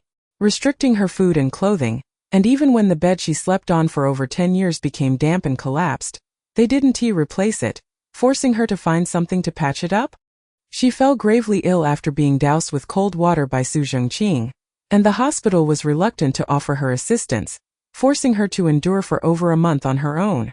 They found her bothersome, deemed her useless, considered her a nuisance, and resented everything about her. Each of these grievances was etched into Su Tao's memory. Never to be forgotten in her next life, she stood up and declared, "I have nothing more to say, I shall take my leave. Let me reiterate, do not seek me out again. Your presence is irksome to me, and your poverty is equally tiresome, like a fly that one cannot swat away." Her words were harsh, striking Su Jiaming like a bolt from the blue, leaving him speechless. His lips trembling, Su Jing erupted in fury. "Su Tao, who are you referring to? Do not presume that because you have slept with a few men, you are superior. Bah! Shameless wretch, you will inevitably be used up." Guan Zining kicked forward, her marten boot crushing Su Zhengqing's head. "Keep your mouth clean. I possess the authority to shoot. I would not hesitate to feed you a bullet. Using your brain matter to cleanse your filthy mouth." Su Zhengqing, terrified, lost all composure. The stench of urine emanating from him, Su Tao turned her face in disgust. "Let us go," Guan Zining snorted derisively, kicking Su Zhengqing aside before striding away alongside Su Tao. "Are they truly your biological father and brother?" Su Tao responded, "Do not look at me like that. Everyone has a few extraordinary relatives." "Indeed, did that Xiangbin really abscond with their funds?" Su Tao replied. "Do you genuinely believe that? I locked him in his room, awaiting his return this evening to deal with him." Guan Zining was unconvinced. "You were so convincing. Moreover, I am not privy to the facts. By the way, who is your man? I have not heard of you being involved with anyone." Su Tao coughed slightly. "Who else could it be but the certain major general who has shielded me from bullets on 2 occasions? Guan Zining persistently inquired, "Who is it? How long have you been together?" Blah blah blah. Annoyed, Su Tao reached the doorway and in a moment of exasperation said, all right, my man is your superior Shirzijin that we have been together for quite some time. Are you satisfied?" Before she could finish her sentence, she saw Sun Tianjiao holding a communicator, gazing at her with a look of shock. Sun, feeling awkward, pointed at the communicator. "I was on the phone with the boss." Chapter 29. The Second Apocalypse. Su Tao's face turned ashen. "Didn't you go out on a mission? Why are you back?" Sun Tianjiao sensed the gravity of the situation, quickly hanging up the phone and scratching his head. The frequency of mutated zombies killing people has been increasing significantly in recent days. In close combat, hardly anyone can escape their grasp. You know about my ability, Stone Skin, right? My skin is tough and I generally withstand close combat damage without issue. I was temporarily dispatched back to assist the city defense forces. Alright, did your boss hear that? Sun Tianjiao hesitated. If he is not deaf, he must have heard everything. That it was a dire situation. You've truly gotten involved with someone? I couldn't tell. Su Tao, feeling overwhelmed, waved her hand. That's not the case. You should attend to your own matters. Sun Tianjiao chuckled knowingly. Understood. By the way, Su boss, now that you have a 1-bedroom apartment, when will you have a 2-bedroom? If you do, save one for me. I've long wanted to bring my mother to live here. It would be best if it had a small kitchen. She enjoys cooking. I heard there's no kitchen here, so she is reluctant to come. Sun Tianjiao asked with a bold face. Su Tao replied, you'll have to wait a while. If one becomes available, I will reserve it for you. Sun Tianjiao agreed and cheerfully bid farewell to Guan Zining before leaving. Guan Zining, seeing his demeanor, snorted and said to Su Tao, they've all been corrupted by your sweet words. Previously, Sen was quite content living in a ditch. Su Tao popped a candy into her mouth. Is it sweet? This candy was bought to placate the 2 children of Zhuangwan. Sweet. That's right. What's wrong with sweet words? It's not necessary to endure hardship to realize one's value in life. You should eat well and sleep well at night so you can muster enough energy during the day to exert your blood and sweat. The sweetness in her mouth spread pleasantly. Guan Zining, suspicious, remarked, so this is how our major general was wooed by your sweet words. Su Tao's expression darkened. If you believe that, then so be it. Hurry along. I have matters to attend to. Xiangbin is still locked up. At that moment, Xiangbin sat with his head bowed at the edge of the bed. He could not fathom how, after a visit to Su Tao's room, he returned to find his communicator missing and his room door locked. He called for help to no avail. Feeling increasingly anxious, just then, the door was opened from the outside. Su boss. You. Before Xiangbin could finish his sentence, Guan Zining pressed him down into the room with a menacing demeanor. Su Tao inquired, I hear you swindled Su Jiaming out of 100,000 federal credits. Xiangbin's scalp tingled. Su boss. You jest, it was a gift from your father. You jest? Who would give away such a large sum of money without cause? Especially someone as miserly as Su Jiaming. Speak, why did he give you the money? Xiang Bin quickly realized that Su Tao was seeking retribution. He dared not speak. The money was meant for bribing those around Su Tao for convenience and to purchase some of Taoyang's specialties to sell at a high price. Little did he know that Zhuangwan wouldn't fall for his tricks, and Su Tao, holding a grudge against the Su family, would never be accommodating. Moreover, the vending machine had a purchase limit. He was unable to resolve either issue and was troubled about how to pocket the money. To Su Tao raised two fingers. I offer you two paths. The first, terminate your lease and disappear from the Su family's site. Without any contact. You can keep the money for yourself and I shall pretend I know nothing. The second, you continue to stay here, living your life in this room, saving the money for your old age. Xiang Bin was taken aback. He had never encountered such a uniquely delivered threat. As if he had a choice. It was clear that if he did not follow the first path, he would be imprisoned. The first path. I shall leave today. Su Tao nodded in satisfaction. Remember your choice today. You should understand that offending the Su family is far more perilous than crossing me. This realization eased Xiang Bin's tension. Ultimately, the Su family was the one suffering the most. They lost money and failed to achieve their goals. That same evening, Xiang Bin hastily packed his belongings and left. Guan Xinning sighed, impressed by how easily Su Tao had dispatched him while neatly wrapping up the Su family's lies. Zhuangwan was as joyful as though it were New Year. You are indeed impressive. I have worried for so long about how to drive him away, and yet he left on his own. Su Tao remarked, this time I laid the bomb for myself. I did not expect to attract someone connected to the Su family, who conspired with them. Zhuangwan replied, we cannot expect to fully understand a tenant's character and relationships simply by glancing at an information sheet and making a few phone calls. It is unavoidable. Speaking of which, the couple from the Grain Bureau whom we initially thought were decent people. After only a few days of living here, I discovered they were extremely filthy. They neglected to dispose of their leftover bento boxes, hiding them under the small cafeteria table, allowing them to rot unnoticed. Qian Rongrong collected them several times, and when Qian Ma could no longer bear it, she went to confront them. They argued back but eventually slinked away to clean up. Afterward, they no longer hid their trash in the cafeteria. Instead, they piled it in their room, and upon opening the door, a foul odor emerged, revealing bugs crawling through the garbage. They would dress by rummaging through the trash beside them, perhaps even getting bugs inside their clothes. Moreover, Xiaoju, Xiaobo's girlfriend, had told me that she saw that woman throwing her dirty shoes into our communal washing machine. After several warnings, she resorted to washing them late at night. And we were unable to catch her in the act. Guan Xining's face turned green with anger. Those two are still from the Grain Bureau? The food we consume comes from such filthy individuals? This was unacceptable. She needed to report this. The military and civil service personnel consumed the most of our base's rations. If they could not guarantee the quality and safety of the food, that was one thing, but hygiene was non-negotiable. Zhuangwan shrugged as Su Tao concluded, this issue is neither large nor small. Mishandling it could escalate tensions. Here's the plan. Wan, you should first attempt to persuade them. If they persist in their bad behavior and continue to disrupt the lives of others, you can bring it to me. Then I shall resort to forceful persuasion to be the way. I will need you to find someone efficient in cleaning to assist Rongrong. As our number of tenants increases, she will undoubtedly struggle to manage it all. Zhuangwan nodded. Yes, are we still advertising for tenants? Yes, for now we will only open 10 rooms each month. Su Tao planned to gradually expand while selecting quality tenants, establishing a civilized tone for the entire Taoyang, so that future tenants would subconsciously emulate and learn, ensuring long-term stability. This was a long-term strategy. The more immediate concern was triggering hidden tasks. Not only was Dongyang in need, but Taoyang also required enhancements, such as full house surveillance, fire and earthquake alarms, and even reinforcing the outer walls. The large-scale zombie evolution wave mentioned by Shi Zijin made Su Tao feel that the second apocalypse was not far off. Chapter 30.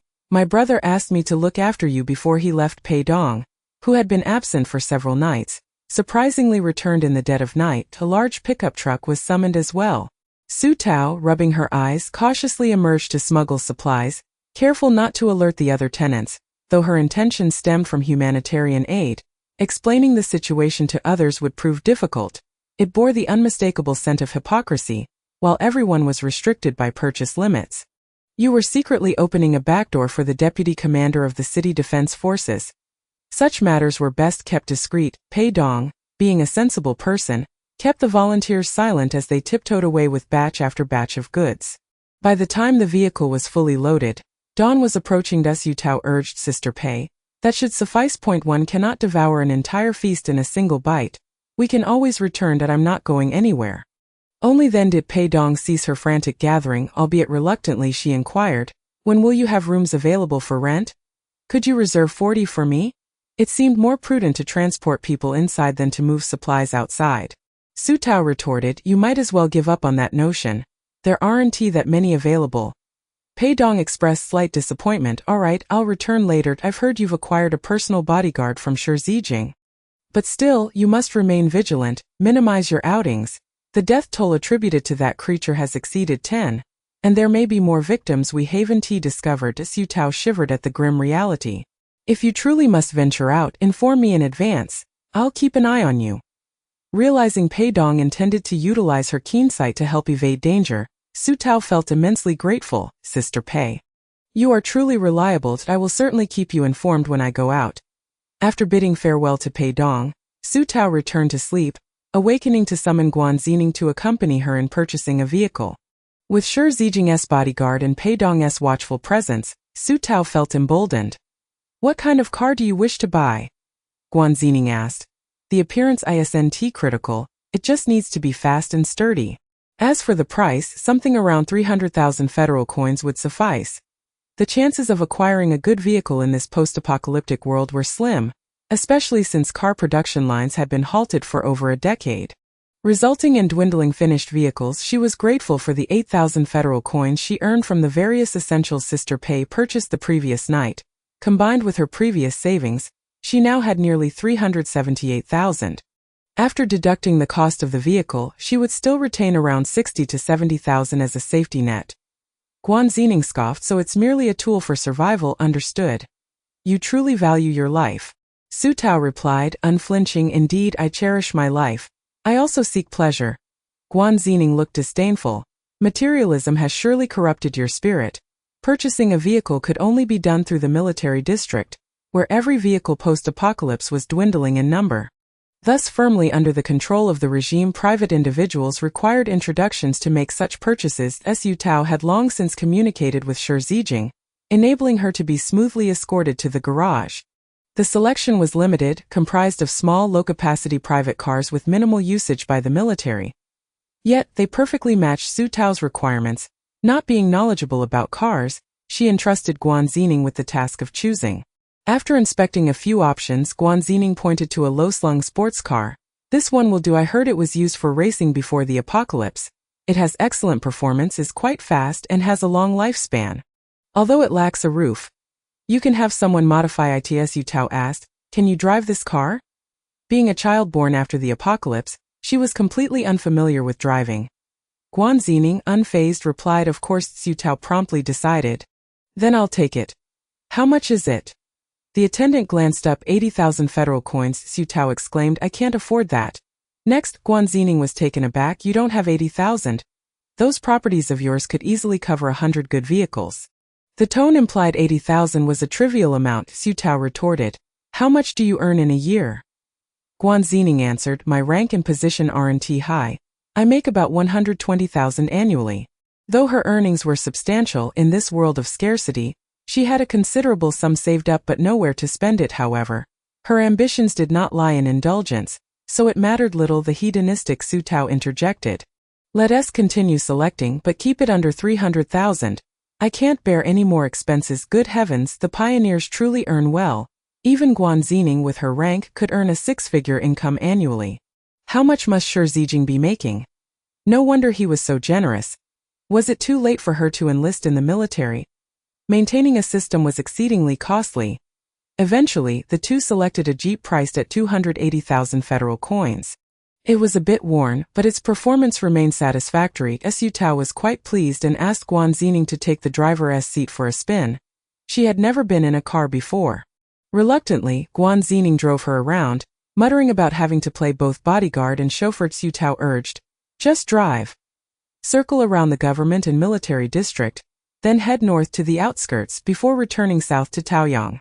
Guan Xingning scoffed, "Are we on a day trip in Dongyang? You've lived here over a decade. What is there to see?" "The same dilapidated buildings, and with the recent outbreak of mutated zombies, everyone is hiding at home. You'll be lucky to see anyone," Su Tao replied. "I just need some fresh air." That if it were up to her, she wouldn't want to wander aimlessly. The comforts of home television, sofa, hot springs, and gourmet food were far more appealing. However, wasn't it necessary to venture out to trigger hidden tasks? Guan Xingning mentally cursed her for being insane, yet resignedly drove around as the sun set. The system provided no prompts or reactions for Su Tao. Could her assumptions be incorrect? Or did she need to walk around on foot? Grasping her head in frustration, she could not fathom the reason and decided to eat and retire early. At dawn, she roused Guan Xingning again for another drive. If she couldn't trigger anything within the Dongyang base, she would explore the surrounding outskirts. Busy with her studies, Shi Ziyue noticed Su Tao preparing to leave again and couldn't help but ask, "Sister Tao, why have you been going out so often lately?" "Dongyang isn't safe. Zombies have infiltrated the base and killed many people. We're now transported to class by bus and are under the watch of the city defense forces." Su Tao reassured her, "I also have city defense forces watching me, and it's one-on-one. You needn't worry." Shi Ziyue looked at her with concern. "My brother instructed me to keep an eye on you before he left. With you acting this way, I'm afraid to go to class. I dread what might happen to you." "He de-skinned me alive." Su Tao recalled the mortifying incident from the previous day and felt speechless. She wasn't ready to hear Shi Zijing's name again. "Go to class," she said, swiftly climbing into the passenger seat. Guan Xingning, feeling disenchanted, started the car, pressing the accelerator as they departed Taoyang. She stopped intermittently to let Su Tao out, all the while feeling as though she was squandering her life, wasting the resources the military had invested in her training, squandering her abilities. Then the communicator rang. "Hello? Sister Pei, what's the matter?" Su Tao answered the call. "Su Tao, get out of there. Hurry." The urgency startled Su Tao, nearly causing her to drop the communicator as she instinctively dove into the car, slamming the door shut. And that instant, she caught sight of a flurry of crimson feathers and blood splattering against her windshield, casting her vision in a vivid scarlet hue. Then, a corpse crashed heavily against the front windshield, shattering the glass. "What the hell?" Guan Xingning cursed from the driver's seat, ducking to avoid the shards. Unobstructed now, Su Tao beheld the full form of the mutated zombie, a massive pair of crimson wings, grotesque joints, and the visage of an exquisitely delicate yet ashen-faced youth. It loomed over the car, its wings nearly blotting out the sun, casting an ominous shadow. As it lowered its head, its gray eyes locked onto Su Tao. Seemingly recognizing something, it paused momentarily. Just then, a gunshot rang out, piercing its left wing and causing it to tilt precariously. Simultaneously, the system chimed in with a notification. "Hidden task clue discovered. Abandoned garage." Su Tao's heart raced with shock. "Stay in the car and don't get out." Guan Xingning kicked open the door, drawing her weapon as she charged out. That moment, Pei Dong and Sun Tianjiao arrived. Surrounding the injured, eerie-winged youth. "Do you wish to slay me as well?" came the youthful voice, tender and innocent, its wings folded in, gradually vanishing against its back. Without those bizarre appendages, it appeared just like an ordinary young man. "I only wish to return home.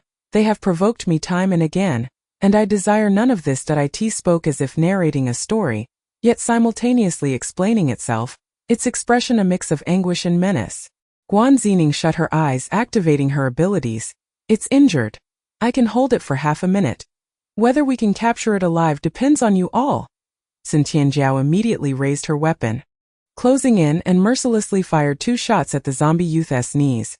The crimson wings unfurled once more, the tips aimed directly at Sun Tianjiao's heart. However, influenced by Guan Xingning's abilities, its speed had significantly diminished, allowing Sun Tianjiao to seize it, firing multiple shots at its wings, which released a flurry of scarlet feathers. And Pei Dong's team, there exists a talent endowed with the confinement ability.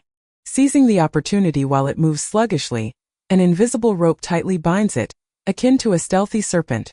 "Damn it, I've finally caught you, you little beast. Pay with your life for my brother." Sun Tianjiao fired a few shots in frustration, yearning to shoot again when Pei Dong called out sharply, "Calm down. If you kill it, you'll face severe consequences." Step aside. Ignoring her admonition, Sun Tianjiao continued to fire relentlessly at the grotesque blood wings, reducing them to a mere wreck. Observing that he wasn't aiming for a fatal shot, Pei Dong furrowed her brow but ultimately refrained from intervening. From Su Tao's perspective, it resembled a shattered doll. She turned her face away. It was too human-like. Resembling a fragile boy of about 15 or 16, it left her momentarily dazed, recalling how Zhuang Hu and the Tao brothers, those formidable supernatural beings, had fallen victim to its wrath. Put it in a cage and take it away, Pei Dong commanded coldly. Ultimately, with the collaboration of everyone, they successfully captured this powerful mutated zombie responsible for numerous deaths and sent it to the research institute. After days of tension, Pei Dong finally relaxed and remarked to Su Tao, "Today went remarkably smoothly. In the past, we could only observe it, and by the time we arrived, it would spread its wings and take flight." Ever so vigilant, Su Tao felt overwhelmed by the visual impact of the day and, after a brief pause, said, "It seemed to express a desire to go home." "What does that mean?" Pei Dong replied. "It likely retains some memories from its human past. Do not dwell on it. Regardless of what it once was, its rapid evolution from child to adolescent form signifies the bloodshed it has inflicted, the lives it has taken. It has slaughtered our kin, our comrades, and thus it stands as our enemy to be vanquished." Su Tao inhaled deeply, acknowledging, "Indeed, those who are not of our blood must be eradicated." The memory of Zhuang Hu's demise was still fresh. This creature was the root cause. "Are you frightened?" Pei Dong softened her tone. Su Tao shook her head. "I am merely shaken. The world I know seems to be gradually transforming into something unrecognizable." Pei Dong nodded, her voice drifting off. "It is indeed changing, and not for the better. The enemy has grown stronger and increasingly uncontrollable." Su Tao rubbed her temples and asked, "Are there any abandoned garages in Dongyang?" As the living map of Dongyang, Pei Dong quickly replied, "Yes, there are garages built before the apocalypse, gradually left to decay afterward. There's one 3 miles from the northeast gate, currently serving as an energy recovery station. Near the northwest gate, close to the plantation, there's another, now used by the plantation for stacking fertilizers. And the furthest east, if you walk 200 meters along the dried-up Spring River and turn right, there's an underground shelter for wanderers, the darkest corner of Dongyang." Su Tao nodded, planning to visit these places in a few days. That evening, news of the City Defense Army successfully capturing the zombie that had infiltrated the base spread throughout Dongyang. The people rejoiced, and those who had been cooped up at home for too long took to the streets, reviving the once dormant vibrancy of Dongyang. Upon hearing the news, Zhuang Wan covered her mouth, crying silently while her children Chenxi and Chenyang had reddened eyes. The next day, Zhuang Wan took her children to pay respects to Zhuang Hu, murmuring for an extended period. Her tears almost dried. "The little beast that killed you has been captured. It won't have an easy time ahead. You can rest in peace without any lingering resentment. By the way, I can support myself and take care of Chenxi and Chenyang now, no longer reliant on others. Huzi, you have a band of good brothers. Thanks to you I got to know Su Boss. Otherwise I would have still been clinging to others for survival. Please watch over her health and safety from the other side."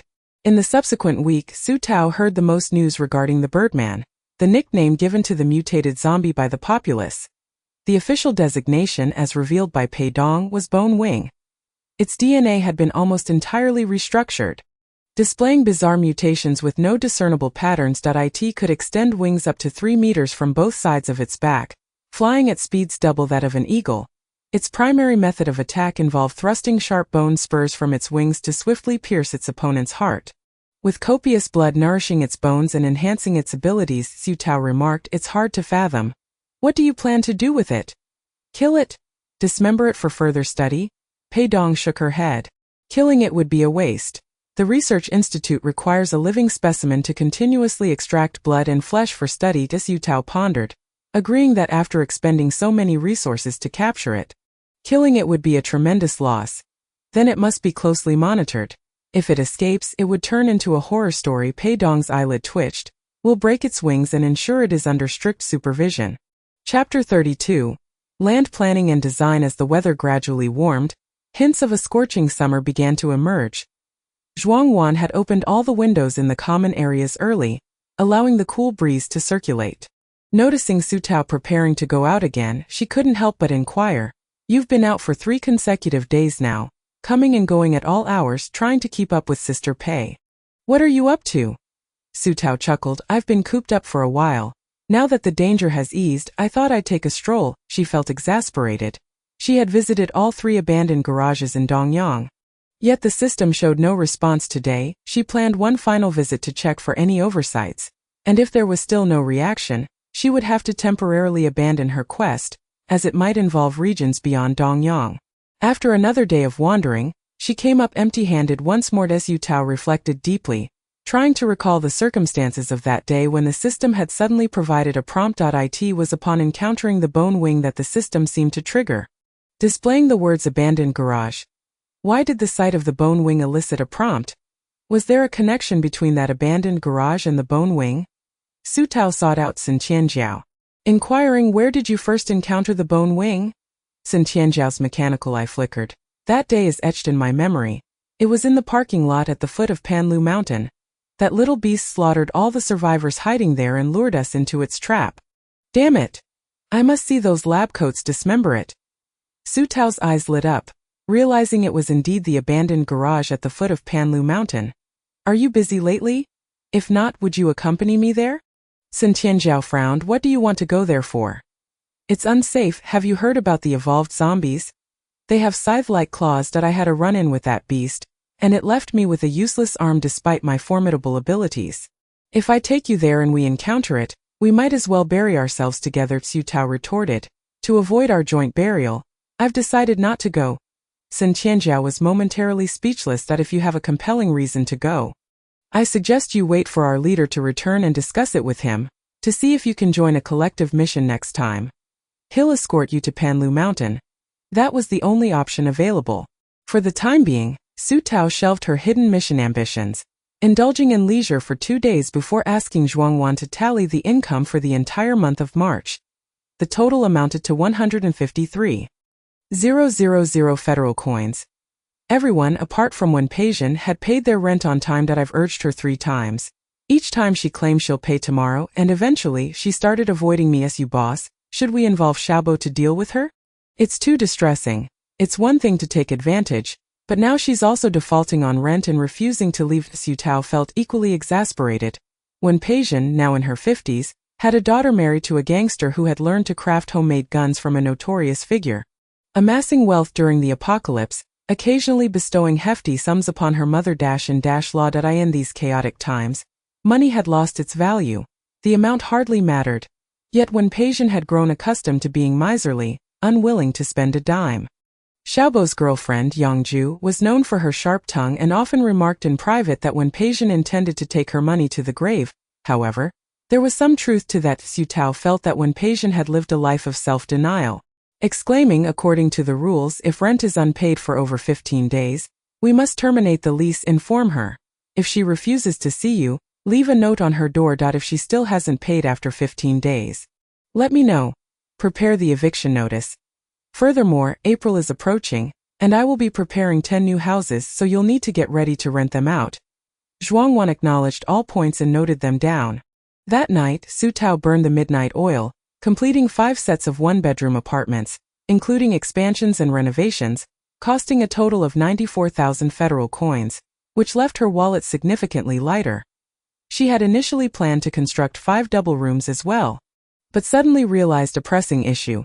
There were too many rooms, almost 30 in total, with a convoluted corridor layout and disorderly room arrangements. Tenants could easily mistake rooms or even get lost if they had poor directional sense. Additionally, there was a vast expanse of unused land outside, and all the rooms were crammed into one area, resulting in poor planning. No, this was not her envisioned comfortable home. She desired an orderly, convenient, and aesthetically pleasing environment, akin to a small community with a well-structured arrangement of differently numbered housing types, spacious dining and leisure areas. Eventually, she even envisioned setting up a police booth, a broadcasting room, a central monitoring room, storage facilities, and more. The more she contemplated, the more her imagination soared. As dawn broke, Su Tao summoned Zhuangwan and said, I wish to engage professional talents to devise a rational land use design and planning for our Taoyang. Do you happen to know anyone in this field? Zhuangwan shook her head, resembling a rattle drum. No, perhaps we should directly post a recruitment advertisement.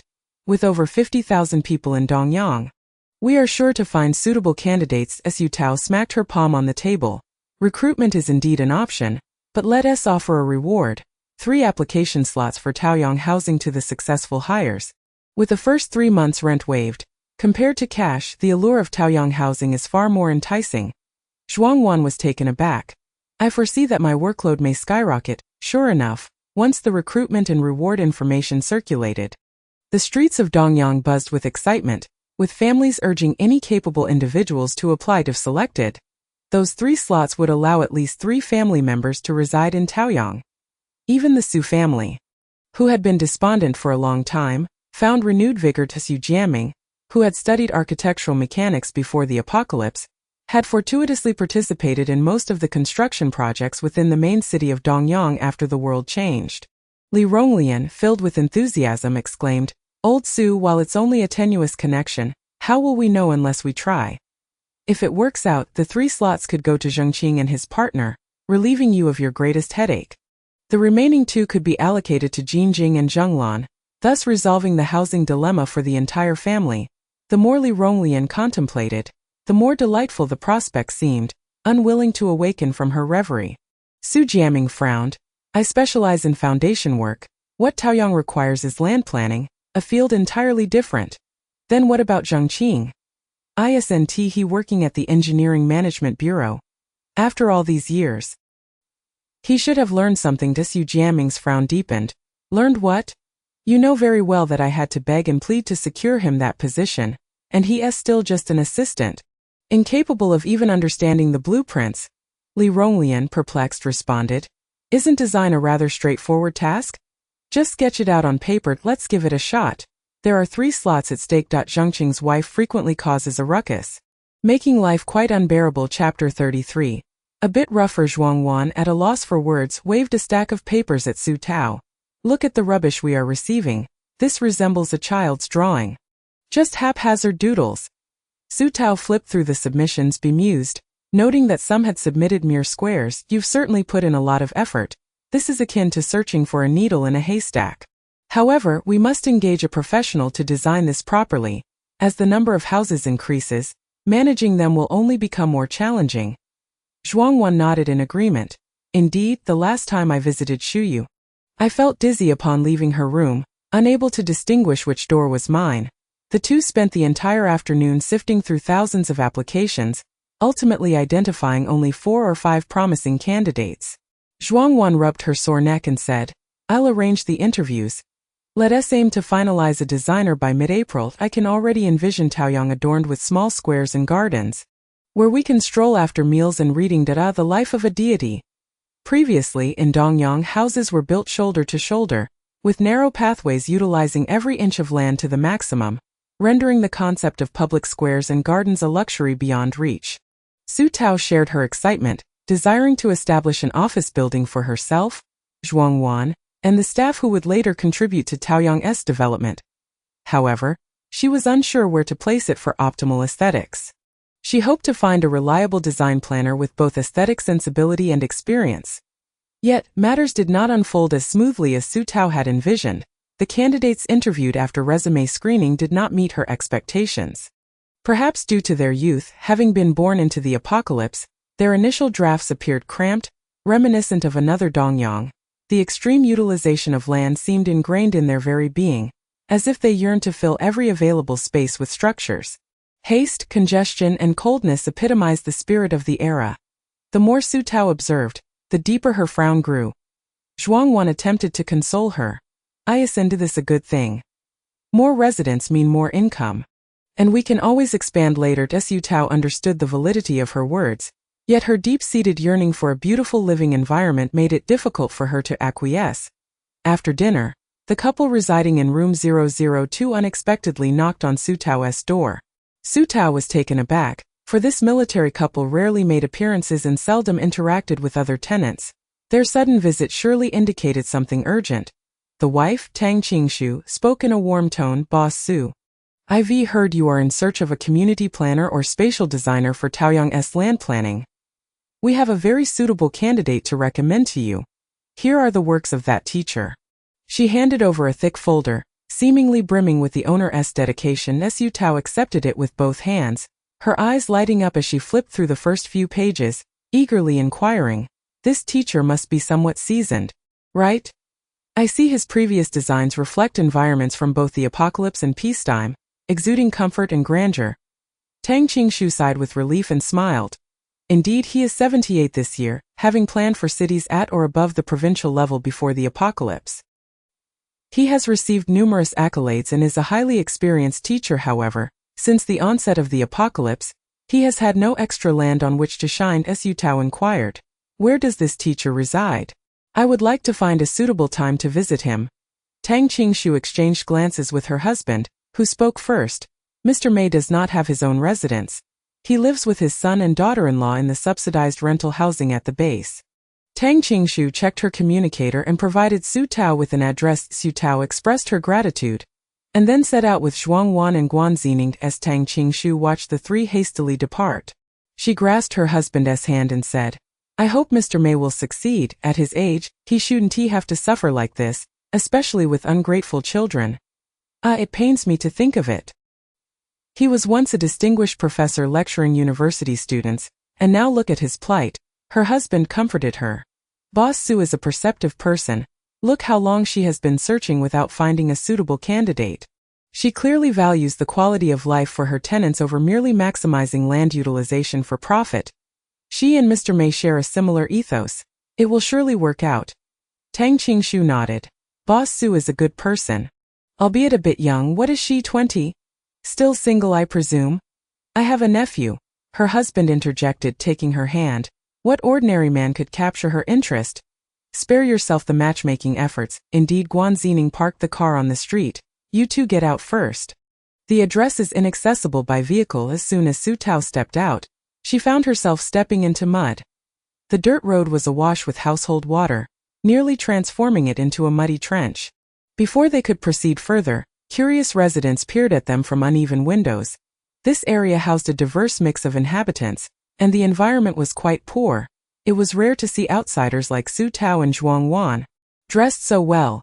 Observing the surroundings, Su Tao couldn't help but think that the elderly gentleman must have a challenging life, prompting her to quicken her pace. Approaching their destination, they suddenly heard a woman shouting angrily, "You old fool! Drawing all day. Stuck inside painting with no clue what you're doing and not helping at all. I'm the one worrying for the whole family. How unfortunate I am. I married a useless man and ended up with a crazy old father-in-law. I must have committed some sin in my past life." Su Tao halted, witnessing a woman furiously berating someone while leaning against her door. The neighbor seemed accustomed to the outburst, washing clothes and cooking by the narrow, muddy path, undisturbed. Zhuang Wan glanced at the house number. "This is the place, but it seems we've arrived at an inopportune time." The woman appeared to just then notice them, scrutinizing Su Tao and Zhuang Wan from head to toe. "Who are you?" The competent assistant Zhuang Wan explained. "We are here to see Mr. Mei. Could you guide us to him?" Tan Fengchun's eyes darted. "Visit? You're from the West District, aren't you? What do you want with him? I won't let you in unless you tell me." She then adopted a defiant stance, blocking the doorway. Zhuang Wan cast a puzzled glance at Su Tao, unsure how to proceed, contemplating whether they needed to offer some money to gain entry. Su Tao deemed her overly polite. Dealing with such individuals required a bit of rudeness. Thus she addressed Tan Fengchun. "He owes us money, so don't obstruct us from collecting. Otherwise you'll bear the consequences." Zhuang Wan was taken aback by her boldness. Tan Fengchun was momentarily stunned, swiftly stepping aside. No longer hindering their entry, Su Tao successfully led Zhuang Wan inside, where they found a small, dimly lit room, and there, seated by the window, was an elderly gentleman engrossed in his painting. Chapter 34. "I want to enjoy life." Su Tao immediately retracted her earlier brusqueness and politely inquired, "May I ask if this is Mr. Mei?" Zhuang Wan marveled at her swift transformation. The elderly man turned slowly at the sound of her voice. Su Tao and Zhuang Wan finally realized that he was seated in a wheelchair, the rusty contraption appearing quite unwieldy, emitting a harsh screech as it turned.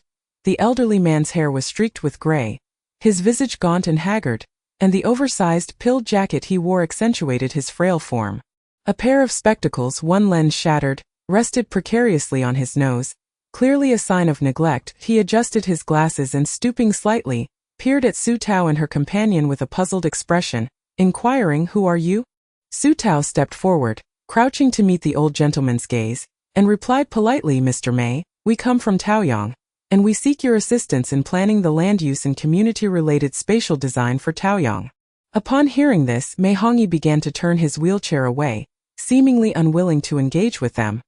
"Who sent you to find me? Didn't they inform you that my designs are mere flights of fancy? In this world, such dreams are unattainable." Su Tao grasped the armrest of his wheelchair firmly and earnestly remarked, "I have seen your work. Otherwise, I would not have sought you out. Taoyang needs a designer of your caliber. Sir, please do not be so quick to refuse me. How about I take you to Taoyang for a visit? If you find it appealing, perhaps you would consider settling there, and I can assist with your accommodation." Mei Hongyi removed his glasses and raised his clouded eyes to regard her, chuckling softly, "Little girl, do you intend to provide for my old age?"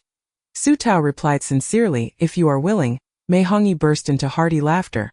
"Then let us go. This old skeleton of mine still has some worth. What is your name, little girl?" "Su Tao, as in the peach," she answered. "Very well, Tao girl, I shall enjoy my life." Just then Guan Zining, who had gone out to find parking, returned to assist Zhuang Wan in helping the elderly gentleman down from the wheelchair. Su Tao followed behind, aiding in the collection of his meager belongings. The old man's possessions were pitifully few. He had no change of clothes, only his painting tools and a stack of conceptual designs. Su Tao casually picked up one of the drawings, which depicted a detailed hand-sketched corner of a park, complete with flowerbed-style benches, shade-giving phoenix trees, and a nearby sculptural fountain where a few children splashed in the water. Another was a school layout, featuring teaching areas, dormitories, a spacious and pristine plastic track, and a fully equipped sports field. This must be the world within Mr. Mei's heart. It was also hers. Tan Fengchun, upon witnessing the old man being carried away, raised her voice, "Hey, hey, hey! What are you doing?" Su Tao replied, "He hasn't paid his debts. So we are taking him with us. If you are willing to settle his debts, we will release him." Tan Fengchun, unwilling to pay for the old man, retorted immediately, "What does his debt have to do with me? If you want to take him, then take him." Saying this, she hurried inside and slammed the door shut behind her, fearful that Su Tao might come after her for the payment. Zhuang Wan sighed in exasperation, whispering, "You really are something. That woman is purely greedy. If she knew Mr. Mei was coming with us to Taoyang, she would likely throw a fit to curry favor and prevent us from taking him." Mei Hongyi chuckled, seemingly oblivious to the exchange. Guan Zining, noticing the old man's delight, thought to herself that he was yet another individual charmed by Su Tao's sweet words. This only strengthened her resolve to remain cautious around this woman named Su, keeping her distance from any of the sugary temptations she might present. Once the old gentleman was settled in the back seat, Su Tao retrieved a bento box from her bag, saying, "It's nearly mealtime, and there aren't many options nearby, so let us have this for now. Later, I will take you all out to a restaurant." Guan Zining hesitated for a moment upon receiving the bento, but ultimately opened it and began to eat. She resolved to resist the next meal. Concerned that Mei Hongyi might have difficulty chewing due to his age, Su Tao softened the food with hot water and selected the more tender dishes to mix with the rice before handing it to him. Mei Hongyi looked at the rice in his hands and asked, "Is this white rice?"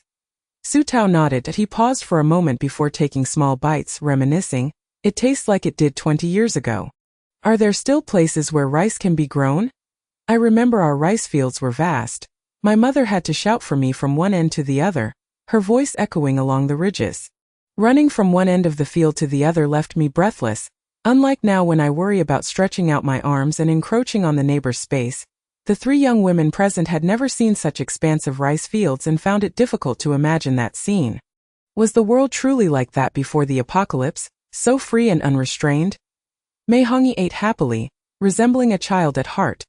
After a simple meal to quell their hunger, Guan Zining continued driving, taking care to adhere to Su Tao's instruction to proceed slowly. Given the presence of the elderly gentleman, Mei Hongyi peered out the window, squinting against the light, and mused, 20 years have passed. There's no going back. Following his gaze, Su Tao spotted two dilapidated buildings swaying precariously, their windows adorned with clothing. Looking further down, she recognized what had once been an entrance to a park. now repurposed to accommodate the growing population after the apocalypse. She recalled the park depicted in Mr.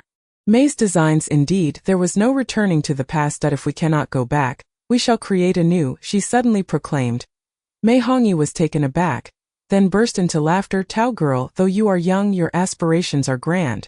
In this apocalypse, where will we find so much land? Su Tao replied confidently, soon, there will be a piece of land that will require your planning expertise, crafted according to your vision. Mei Hongyi responded noncommittally. Such bold claims, do you think you can dictate this? Su Tao asserted resolutely, I can. Sir, please feel free to proceed with the planning. We share a common desire for a comfortable and secure environment to call home. Do we not? Mei Hongyi felt his vision blurring and his hearing fading, astonished to hear a child born in the apocalypse express a yearning for a cozy home, rather than a cramped dwelling to house many. Yet he found himself wishing to remain somewhat hard of hearing. Wise as Su Tao beamed, illuminating the desolate world of the apocalypse with her smile amidst the April skies. Chapter 35. Su Tao's ideal home. We have arrived. Mr. Mei Hongyi was lifted from the vehicle and looked up at the high walls and electric fences, remarking, I haven't ventured out in quite some time. When did such a large piece of land appear here? Is this wall sturdy? Su Tao replied, it is sturdy, and it is equipped with an alarm system. Any zombies or unauthorized intruders will be electrocuted and promptly reported to me. Safety is absolutely assured. Mei Hongyi was taken aback. So this is better than the fortified defenses of Dongyang, which took 20 years to perfect, and it hasn't been requisitioned. Surely many would covet this place. Su Tao smiled lightly. For now, no one dares to set their sights on it. The old man promptly dropped the subject, understanding that there were connections and influences at play that deterred any ill intentions. He turned his gaze toward the haphazardly clustered buildings and the surrounding vacant land, asking, why are all these houses crammed together? Do some of them even receive sunlight? Su Tao felt a bit embarrassed. Didn't he consider that during construction, there are indeed some rooms without windows. However, despite this, most tenants are not bothered by it. Having a place to stay is already a blessing. Yet, my intention was not merely survival, but to foster a quality of life. Mei Hongyi encouraged, come, push me around for a bit. Su Tao and Zhuangwan took turns wheeling him around Taoyang. Mei Hongyi appeared quite pleased. Tao girl, this is a fine place. The land is flat and substantial, all facing south. It is just a tad small for a large community. But a refined small residential area could certainly be considered. Su Tao nodded. Please share any thoughts you have. Do you have a budget for funding? Have you secured your building materials? What about labor and engineers? After construction, there will need to be maintenance. Patiently, Su Tao waited for him to finish, then replied, Mr. Mei, you need not worry about any of that. I have 3 requests. First, plan a residential area that can accommodate around 500 people. Second, we need a cafeteria, an office building, a park, and other public amenities. Third, reserve 2 plots of land. She intended to use the latter for a school or hospital. Even in an apocalypse, children must not be deprived of knowledge. Yet, it was still insufficient. Taoyang was too small. They would have to take things one step at a time. Mei Hongyi hesitated. You aren't considering anything else? Then I shall plan according to the standards of upscale residential areas from before the apocalypse. If you cannot realize it, do not blame me. Su Tao flashed a bright smile, revealing her small white teeth, of course. Additionally, you can begin by planning the residential area, while the rest can be designed gradually. Now let me show you the internal house layouts. Currently, Taoyang had only about 30 rooms. The smaller ones were single rooms, while the double rooms featured a 4 square meter balcony and a private bathroom. There was also a slightly larger layout. A 1-bedroom with a living area and bathroom, complete with a 6 square meter balcony. This one is prepared for you. Mei Hongyi adjusted his glasses, stooping to inspect the clean and well-decorated independent unit before him. His old eyes growing increasingly misty and sorta, I'm just an old man. Living in such a nice house feels wasteful. Tao girl, just prepare me a small single room or a storage space. If I were to die in such a fine house, how unlucky would that be? Zhuangwan felt a pang in her heart, her eyes brimming with tears as she looked at Su Tao. Reminded of her late father, Su Tao was afraid that she would burst into tears on the spot. So she firmly asserted, you must stay here today, whether you like it or not. As there are no spare rooms available. If you insist on causing a fuss, I will have no choice but to select an unfortunate soul to evict. just to make room for you. Mei Hongyi was momentarily taken aback. The young girl was rather assertive. Zhuangwan chuckled softly, gently pushing the elder inside while offering sweet words. Old sir, our boss Su is not lacking in accommodations. Only when you are comfortable and content can you help us design a beautiful home, right? Furthermore, it would be unreasonable for our boss Su to ensure everyone else enjoys a good stay while relegating you, a significant contributor to our endeavors, to a storage room. Please do not make things difficult for her. Just settle in comfortably, and we can arrange for a caregiver to assist with your daily needs after a while. Guan Zining pouted behind, whispering, Zhuangwan used to be such a timid and honest person. Look how eloquent she has become under your influence. Su Tao pretended to kick her. Guan Zining swiftly dodged, snorting and slipping away. Mei Hongyi's enthusiasm for work was soaring. On the third day, he presented Su Tao with a preliminary draft of the residential area design. Tao Yao, 3,000 square meters is still too small. Before the apocalypse, a small community occupied at least 100,000 square meters. With your 3,000, you could barely construct a medium-sized supermarket. To ensure the residential area is not overcrowded, public facilities must be minimized. As for the park you desire, that will have to be put on hold. If you want to take a stroll, you can walk in the greenery downstairs. Both Su Tao and Zhuangwan displayed expressions of regret. They had once thought that 3,000 square meters was ample, only to realize that, by pre-apocalyptic standards, it could only accommodate a supermarket. The thought of a community taking up 100,000 square meters was even harder for Su Tao to fathom. For now, I have only outlined the residential area's contours. Let me explain the general plan. 3 types of housing need to be constructed in separate apartment buildings, with single rooms arranged in a row. Each floor should feature a central corridor, with rooms on either side having windows. Ideally, each floor should have a separate laundry room and common balcony to facilitate daily life. The double rooms would be similar to the single ones, with the public balcony on each floor eliminated, retaining only the laundry room. Each independent unit would consist of 3 households per floor, ensuring that at least 2 rooms face south. Each apartment building should be oriented north to south, with adequate spacing between buildings to ensure proper lighting. The space left over can be used for greenery or other small public facilities. Additionally, to accommodate the population you desire, you'll need to construct taller buildings. That problem is for you to solve. Once Mei Hongyi finished speaking, he glanced at Su Tao. Did you understand everything? Su Tao slumped. I understand, but the workload is quite substantial. This will require several long nights to reorganize the existing room arrangements. Mei Hongyi assumed she was worried about finding engineers and construction teams. The workload is indeed large, requiring significant manpower and resources. You must be mentally prepared. Just her alone would suffice. Mei Hongyi then pulled out a stack of hand-drawn effect sketches. Although our area is small and we cannot accommodate large public facilities, we can still try for something small yet exquisite. Stone paths or gravel roads can connect the buildings. If you are willing to invest, we could even create wooden paths with artificial streams running beneath. As dusk approached, Su Tao finally completed her lesson, clutching a stack of blueprints as she returned to her room, too exhausted to eat before falling asleep. Despite her fatigue, she felt immensely satisfied and happy. Even dreaming that the Taoyang community had been completed, neat and orderly, with a large park, where the morning sun danced around the fountain, surrounded by vibrant greenery. There were no zombies, no filthy crowded streets, and no dilapidated buildings adorned with patched clothing. It was a scene of tranquility, exactly as depicted by Mei Lao. Zhuangwan leaned against the door to listen, then turned and quietly informed everyone. She fell asleep from exhaustion. There's no noise now. Shirzia felt a pang of sympathy. She's been working so hard, and she hasn't even had a meal. I was planning to give her something to eat while she was dining. The others made shushing gestures. Keep it down. It won't be too late to bring her something once she wakes up tomorrow. Just then, from a nearby gift box, the sounds of tiny mews echoed. Chapter 36. The gift from Shirzi Jin in the East Yang shelter's affordable housing. Mei Xingxian returned only to find his father missing. Frowning, he inquired, "Where is my father?" Tan Fangchun wiped her hands on her apron. Displeased. "You're asking as if I've lost the old man. He's the one who owes money. And the creditors came knocking on his door. He couldn't pay, so they took him away." Mei Xingxian's expression changed dramatically. "That's impossible. My father isn't the type to default on debts. He would rather starve or die than borrow a single penny. Tan Fongchun paused, raising her voice. I don't know. Don't blame me. You can ask the neighbors. They all saw the old man being taken away by some people in a jeep.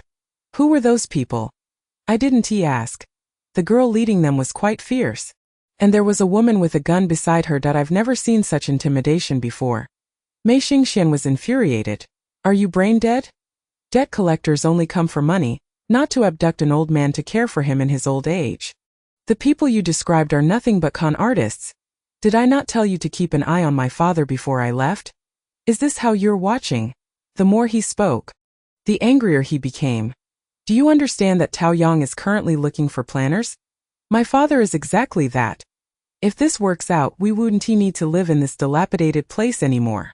Someone must have discovered my father's skills and abducted him. Tan Fongchun gaped. What planner? She had always thought her father-in-law was merely an art teacher who taught children how to draw.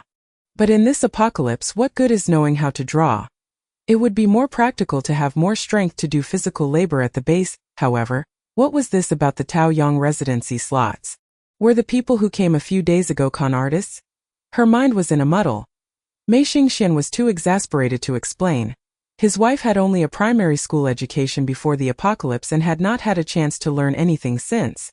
Explaining the concept of a planner to her was like casting pearls before swine. He was fuming, pacing in place, before hurriedly heading out to inquire about the con artist's whereabouts.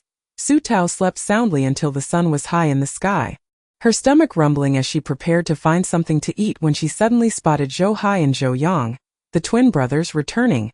She joyfully asked, Did you complete the mission? Where's your captain? The twins remained as cold and withdrawn as ever, tersely responding with 2 words. Not back. Not completed. Shirzhua quickly stepped out to explain. My brother hasn't returned. He just found a batch of supplies for Zhou Hai and Zhou Yang to bring back first. By the way, he asked them to bring you a little gift. She took Su Tao's hand. It was supposed to arrive last night for a surprise, but you went straight to sleep. No worries, they're lively here. They? Su Tao was still processing when Ziwa brought out a small nest from the sofa, and faint mewing sounds emanated from within Mai. Su Tao's voice trembled. Are these kittens? Having never seen a cat, her impression of them was solely based on images and text from before the apocalypse. The outbreak 20 years ago led to the infection of numerous pets and stray animals.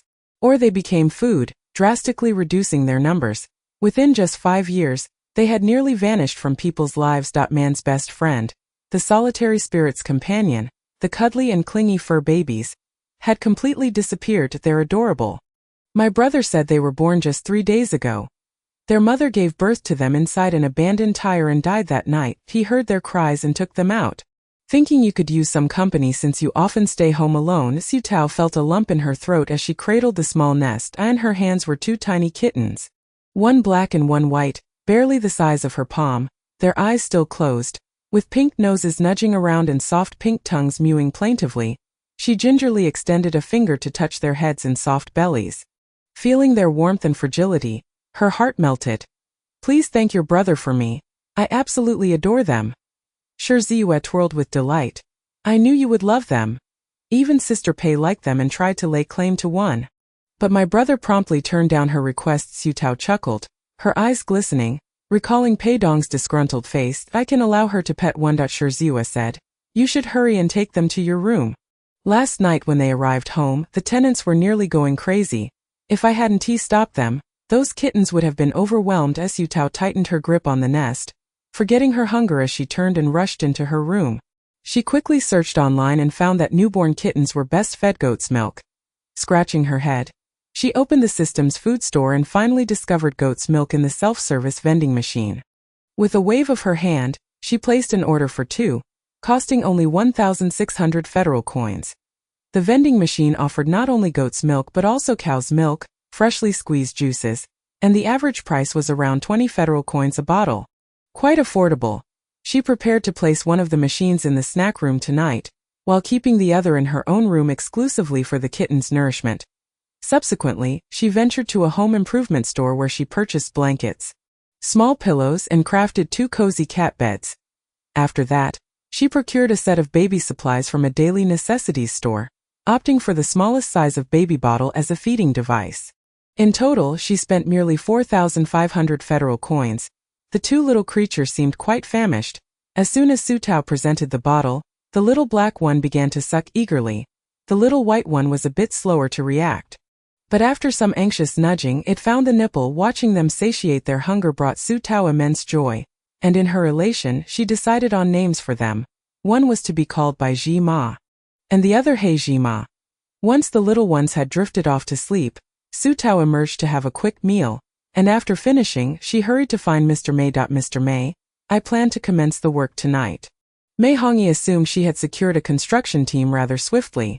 That's quite fast indeed. Additionally, she mentioned her intention to release the news regarding the recruitment of a planner, as the number of daily applicants had become overwhelming, leaving Zhuangwan unable to manage. Rest assured, I have not forgotten my promise. The remaining 3 slots are reserved for you.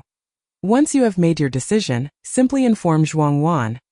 Mei Hongyi sighed deeply, a smile breaking through. I never expected to enjoy such fortune at my age. Thank you, my dear Tao. However, I have one request. Please do not disclose my name. My scoundrel of a son lacks any sense of conscience. Should he find out, he would certainly cause a ruckus. I would rather forfeit those 3 slots and give them to any homeless souls on the street than let him have them. Chapter 37. Bai Ji Ma and Hei Ji Ma are both good sesame seeds. This request was no trouble at all for Su Tao, who readily agreed. However, the very fact that an elderly man would make such a decision speaks volumes about the depths of his son's disgraceful behavior and the heartache it has caused him. As night fell, Su Tao fed the black and white sesame seeds and quietly stepped outside to gaze upon her unevenly structured, oddly shaped houses. They truly were an eyesore. She took out the blueprints for the residential area of Mr. Mei's abode, activated the system panel, and brought up the 3D model of Taoyang with a swipe of her finger. She began to transform it. The reception area retained its sofas, television, and other furnishings, while 2 vending machines for daily necessities and feminine products were placed against the wall. She then adjusted all the single rooms, arranging them in a distribution of 4 on each side, erecting a 2nd and 3rd floor, totaling 16 single rooms. Essentially, the 2nd and 3rd floors were entirely comprised of single rooms. Each floor had a corridor down the middle, leading to a laundry room that boasted 4 washing machines and 4 dryers, effectively addressing the issue of drying clothes on the 4th and 5th floors. She arranged double rooms totaling 12. Currently, the independent units only featured 1 bedroom, 1 living room layouts. Following Mr. Mei's suggestion, she added a ground floor, which also included a reception area and vending machines. From the 2nd floor onward, there would be only 4 units per floor. And she had only managed to construct up to the 3rd floor, totaling 8 one-bedroom, 1 living room apartments. Both apartment buildings had their exteriors freshly painted in blue and white, presenting a neat and visually appealing appearance reminiscent of pre-apocalyptic apartment complexes.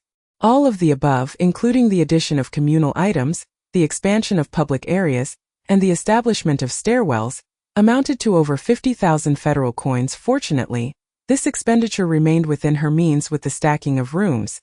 The vacant space at Taoyang significantly increased as Su Tao then commenced the construction of the cafeteria. Given the current low number of tenants, she opted for a smaller design, occupying an area equivalent to 2 double rooms. The 1st floor was designated as the ordering area, equipped with 2 bento refrigerators, 2 breakfast machines, 2 self-service beverage machines, and 2 public refrigerators for tenants to store leftover food. Furthermore, 4 microwaves were provided to heat up food taken from the refrigerators. The central vacant space housed a combination cabinet, accommodating 6 side-by-side sinks.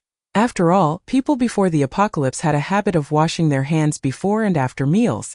The 2nd floor served as the dining area, capable of seating 36 individuals simultaneously, and also featured a public restroom that could accommodate 4 users at once. However, this endeavor proved costly, with the total expenditure for renovations and furnishings exceeding 80,000 federal coins, leaving her with only a little over 10,000 federal coins remaining. Su Tao felt a pang in her wallet, yet the prospect of a more convenient life brought her joy once more. The 2 apartment buildings and the cafeteria were positioned to open on 3 sides, with the central area intended for a small park. However, as dawn approached, she was compelled to pause construction and return for some much-needed rest. She had arranged her own room on the 2nd floor of the independent unit, and moving the room had caused no disturbance. The two little creatures were still peacefully slumbering in their cozy beds beside her. Su Tao gently kissed their furry little heads, revealing a blissful smile as she nestled into her blankets, drifting into a deep sleep as the sun rose. The tenants of Taoyang erupted with excitement. "Ko! I woke up to find my room has magically moved to the second floor. How incredible! It's truly an improvement. Our rooms now have numbers, so we'll never get lost again, and I love living on different floors. It reduces conflicts. I was never fond of those two guys in the double room, but now they're on the third floor making encounters rare, haha. Look, there's even a cafeteria behind the building. 2 stories high.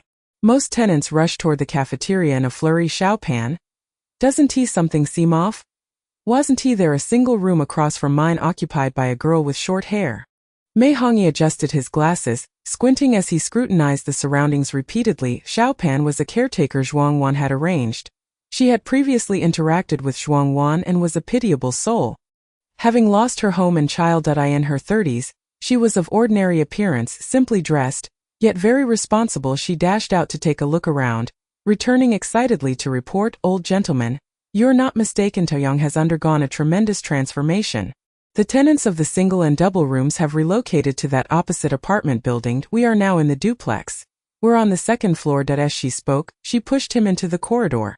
Allowing him to gaze down through the corridor's window, Mei Hongyi stood there, dumbfounded, wondering if he were dreaming. Had he longed for this moment so fervently that he was now dreaming of the realization of his designs for Taoyang? Xiao Pan exclaimed, "I once thought those with abilities to summon the winds and rain were impressive, but compared to our boss Su's capabilities, they are mere novices." Mei Hongyi felt acutely aware of his own age. Realizing that he had ventured out too infrequently and had a rather limited perspective, he had never imagined that there could be individuals capable of transforming an entire landscape overnight. "Old gentleman, you must be hungry. Let us go see the new cafeteria." Xiao Pan's eyes sparkled with excitement. After recovering from his shock, Mei Hongyi couldn't help but smile, feeling grateful. If only his late wife could witness this moment. To see that even in this apocalyptic world, there existed such a paradise. The old man's eyes glistened with moisture. "Let us go eat." Su Tao was awakened by hunger, and upon glancing at the clock, she realized it was already 2 in the afternoon. With Bai and He Jima mewing in hunger, she quickly leapt up to tend to them. In her eagerness, He Jima, unable to find the nipple, bit down on her finger and began to suck, mewing pitifully when no milk flavor was forthcoming. Su Tao chuckled.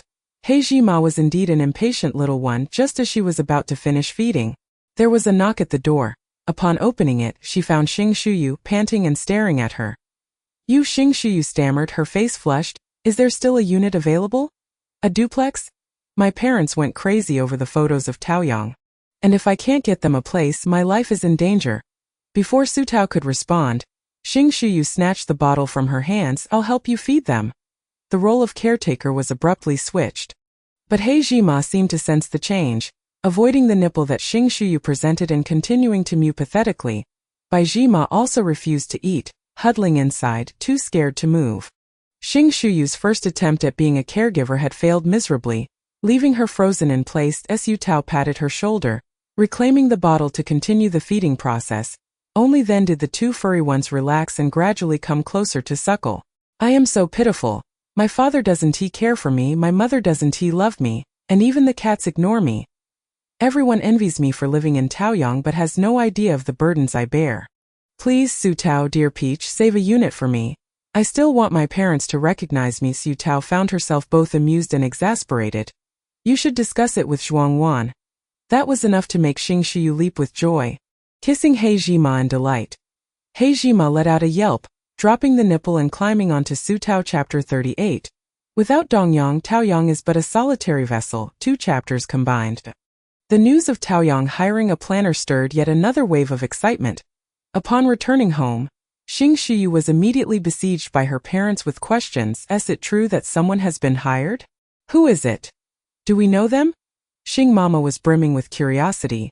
With 3 slots available, the whole family could enjoy the benefits. Xing Shuyu replied, "I don't know them, just a little old man. Thin and rather aged. Don't get your hopes up. I spoke with Boss Su today, and she agreed. You just need to prepare to register at Taoyang within 3 days. Xing Mama's face lit up with joy. I can't believe it went so smoothly. You must have a good relationship with that boss Su. She just gave you the slots without hesitation. Your uncles and aunts are all eagerly awaiting the next opportunity to rent.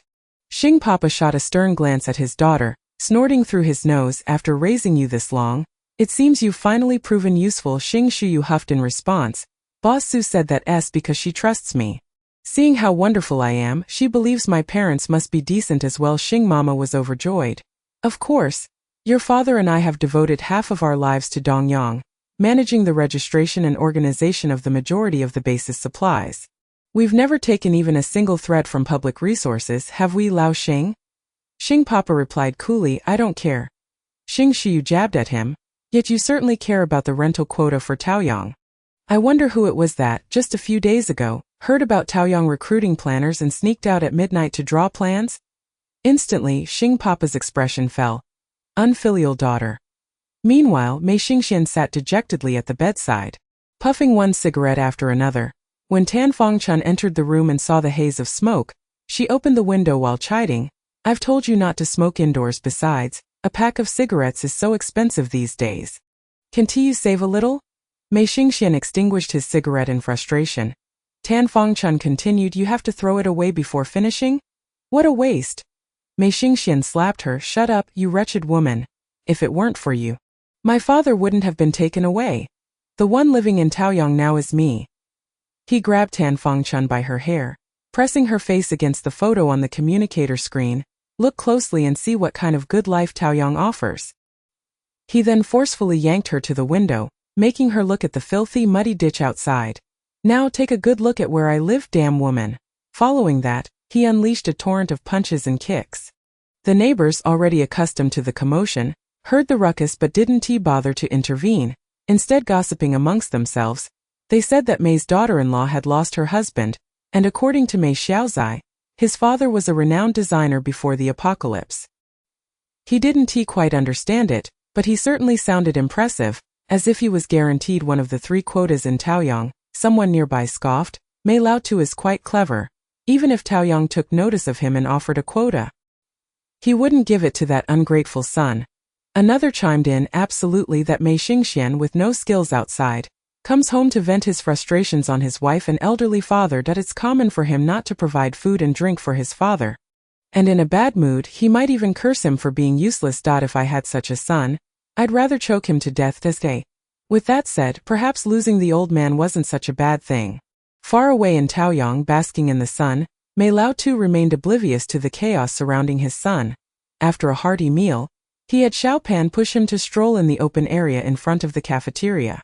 Su Tao happened to be outside, cradling a black and white kitten, and upon seeing the old gentleman, she approached to greet him. As one ages, they become completely defenseless against small animals. Seeing the little kitten, his eyes sparkled with delight. I haven't seen a cat in years, he remarked, trembling as he extended a wrinkled finger to stroke the kitten's soft head. The little kitten mewed timidly, its courage waning. Xiao Pan, feeling a pang of affection, hesitated to reach out, fearing Su Tao might disapprove, yet feeling unworthy, she stood awkwardly to the side. Mei Hongyi chuckled, it must have just been born a few days ago when I was a child. I lived in the countryside and witnessed a mother cat giving birth, hiding them in the woodpile in my yard. Kittens are tough to raise, aren't they? Su Tao replied, indeed, they need to be fed every few hours. Just like being a mother. Though she spoke of the challenges, her smile radiated genuine contentment and joy. Mei Hongyi sighed, Tao girl, the new life you bring is not just for them, but for everyone living here. Feeling flattered yet bashful, Su Tao scratched her head, attempting to change the subject. Have you thought about who will receive the quota? Mei Hongyi kindly glanced at Xiao Pan. Su Tao instantly understood, turning to the still confused and timid Xiao Pan. Panjia, could you go find Zhuang Wan and ask her to help you with your accommodation? There are still some single rooms available, and you can choose whichever you like. Only then did Lu Panpan comprehend.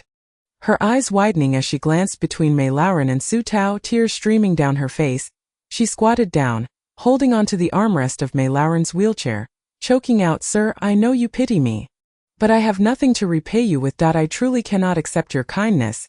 I'm quite content sleeping in the living room, which is 1,000 times better than where I used to live.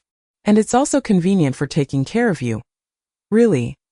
There's no need to waste a quota on me. Su Tao quietly left, recognizing that this decision required Mei Lauren's personal judgment. Yet, it was evident that Lu Panpan was an exceedingly sincere person. Deeply marked by insecurity, Zhuang Wan had mentioned that Lu Panpan was a single mother, living solely with her 4-year-old son, who tragically passed away. After burying her son, she had contemplated following him. Zhuang Wan had persuaded her to stay, and they eventually became friends. Due to this connection, Zhuang Wan thought of Lu Panpan when seeking a caregiver for Mei Lauren.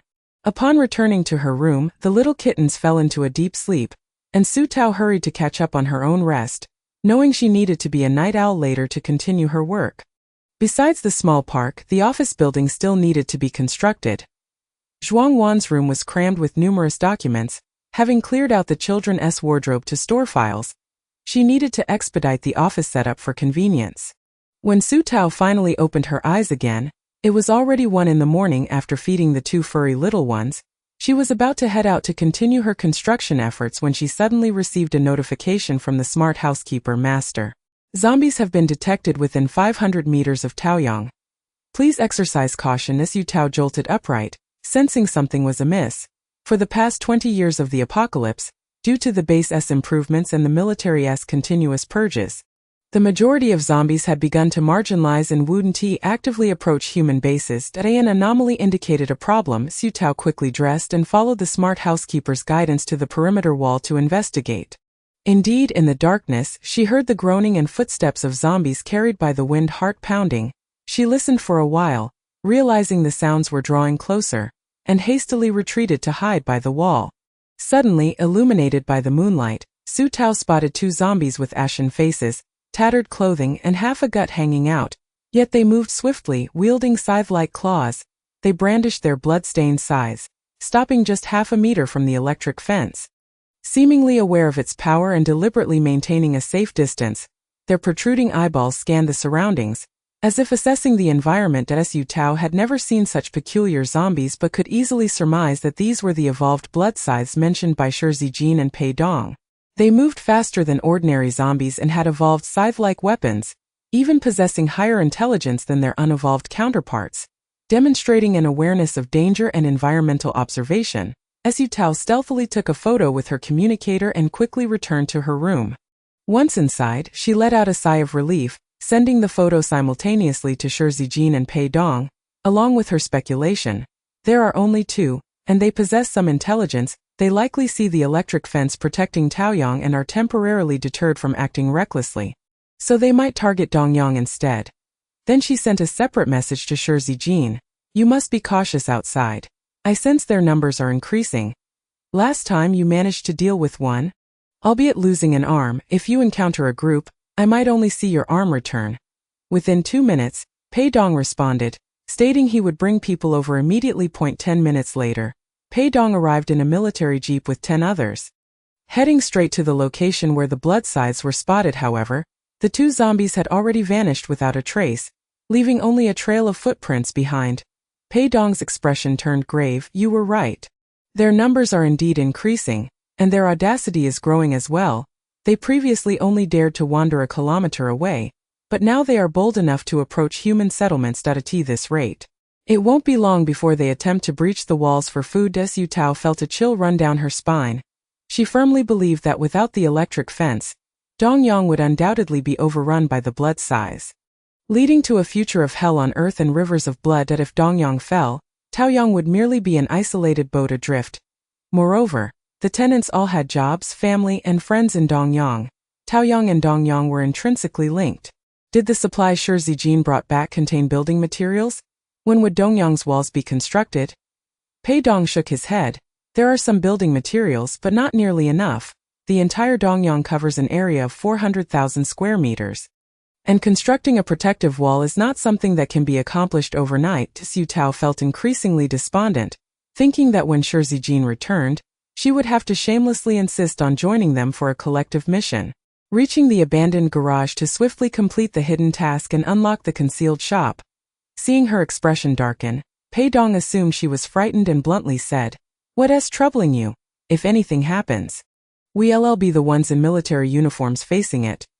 Just go back and sleep, Su Tao sighed, alright? But is it possible that Major Sure has entered a signal-free zone? I sent him a message.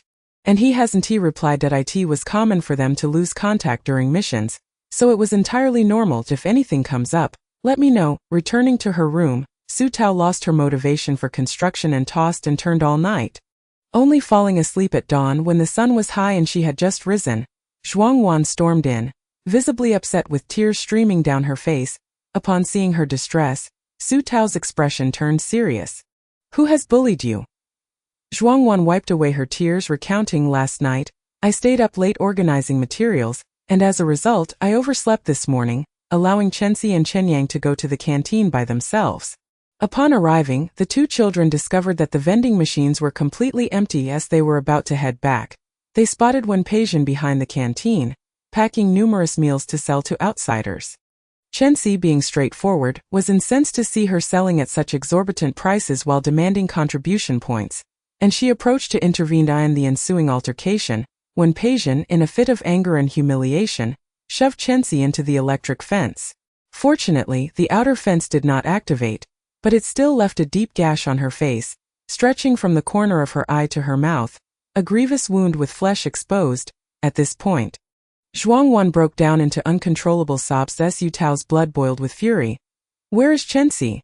She demanded. Xiaobo and his wife are watching over her at the hospital. I just returned to grab the communicator and the children's clothes. The doctor said her injuries are not life-threatening, but they will leave scars unless we can find a healer with extraordinary abilities. Stop crying, Su Tao urged. Chenxi needs you. First, gather your things and head straight to the hospital. I will confront Wen Peixian. Zhuangwan felt a wave of calm wash over her. Ceasing her tears and hastily gathering her belongings, Su Tao took a deep breath and made her way to Wen Peixian's room. Unsurprisingly, it was empty. Just as she was about to head towards the scene of the incident, she was intercepted by Qian Rongrong's mother, who seized her arm and said, We are aware of the situation.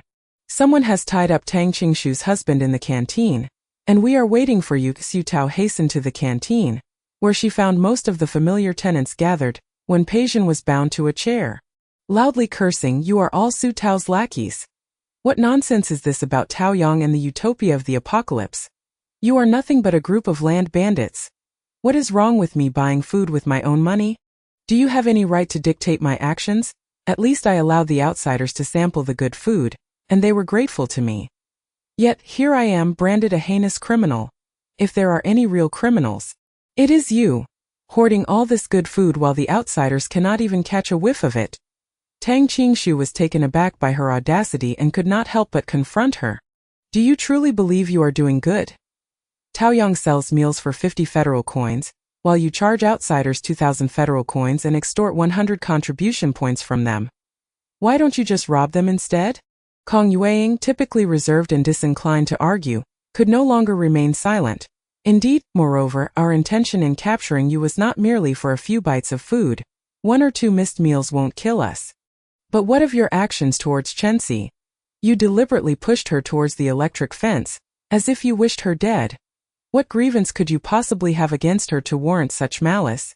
Fan Chuanhui seethed with rage. Chenxi's mother has tirelessly cared for everyone's welfare. If you cannot show gratitude, must you also seek to harm her child? As a mother yourself, how can you be so heartless?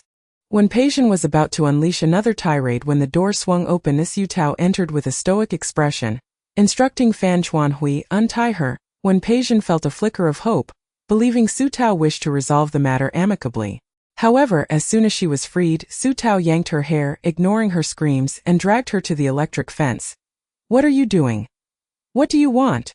Wen Peixian exclaimed in terror. Su Tao replied, Will you throw yourself against the electric fence or shall I assist you? Wen Peixian sensed the seriousness in her tone and trembled. You? What right do you have? Su Tao extended her hand towards Guan Zining. May I borrow your gun? Guan Zining raised an eyebrow, lifted her coat, and handed over the firearm to Su Tao, though unfamiliar with guns, pointed it at Wen Peixian, stating with this Wen Peixian's face turned ashen, Do you intend to kill me here? Su Tao retorted, This is Taoyang, not Dongyang. Here my word is law and no one can intervene, do you understand? If you choose not to collide with the fence, I shall fire. You have 3 seconds. Guan Zining began to clear the area. Warning the tenants, everyone stand back to be cautious of blood splatter when the gun goes off. The crowd retreated 3 steps, and when Peision in a frenzy of anger and fear cried, "You heartless beasts! After all this time living together, you can stand by and watch me suffer like this? If Su Tao can treat me this way, she will do the same to you one day." Qian's mother could no longer contain her fury. At this juncture, "You still seek to sow discord? You are the only one capable of plotting against a child under 10. If I were Zhuang Wan, and you had harmed my child, you would not merely be left with a scar. I would personally end your life." Su Tao began her countdown through 2.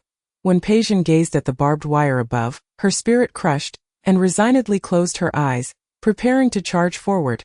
Yet in her cowardice she exerted little force. Merely scraping her forehead, which bled slightly, Guan Xingning clicked her tongue. "What a hassle! Let me help you with that." She grabbed Wen Peision's hair and slammed her head against the wall repeatedly. The flesh on her face was instantly caught by the barbed wire. Splattering blood everywhere, Su Tao's eyelid twitched, but she silently acquiesced to Guan Xingning's violent actions. Aware of the limits, Guan Xingning stopped after a few strikes. Su Tao crouched before the terrified and speechless Wen Peision, stating, "A mere scar is too lenient a punishment for you. You have nearly blinded a young girl under 10. Additionally, you have not paid your rent this month. Pack your belongings by 10 o'clock tonight, or you shall experience the wall's hardness again." When Su Tao and Guan Xingning arrived at Dongyang Hospital, Chenxi was already bandaged and asleep. Resembling a large dumpling, Zhuang Wan, with reddened eyes, explained, "There is a 2mm cut at the corner of her eye. A minor injury to the eyeball, which may affect her vision during recovery." Chen Yang, with his head bowed, sobbed, "It was my fault that if I hadn't been playing around and wandered behind the canteen, my sister wouldn't have followed me. And she wouldn't have been injured." Zhuang Wan turned away, tears streaming down her face. Su Tao knelt and embraced Chen Yang, reassuring him, "This incident is not your fault. It is the work of a villain. In the future, if you encounter such situations, consult an adult first. When you grow up and can protect yourselves, you will be able to take charge." Chen Yang nodded, clenching his small fists. "Sister Tao, I will grow up quickly and become strong to protect my sister. My mother, and you." He then added softly, "And to protect Taoyang." Su Tao chuckled, "Yes, grow quickly. Taoyang will rely on you in the future." Chen Yang vigorously nodded, his small shoulders seemingly burdened with responsibility upon exiting the ward. Zhuang Wan apologetically remarked, "I was supposed to host Shuyu's parents this afternoon, but it seems that won't be possible. I'll send her a message and reschedule for tomorrow morning." Su Tao nodded, "It's all right. Focus on Chenxi for now. Once she wakes up, comfort her well. When Peision has been dealt with, and you won't have to see her again." Zhuang Wan expressed her gratitude, wiping her tears. "I feel utterly useless. All I do is cry when something goes wrong, and I can't even protect my own child, and I keep troubling you." Reflecting on her actions, Zhuang Wan felt ashamed of herself in her moment of panic over Chenxi's injury.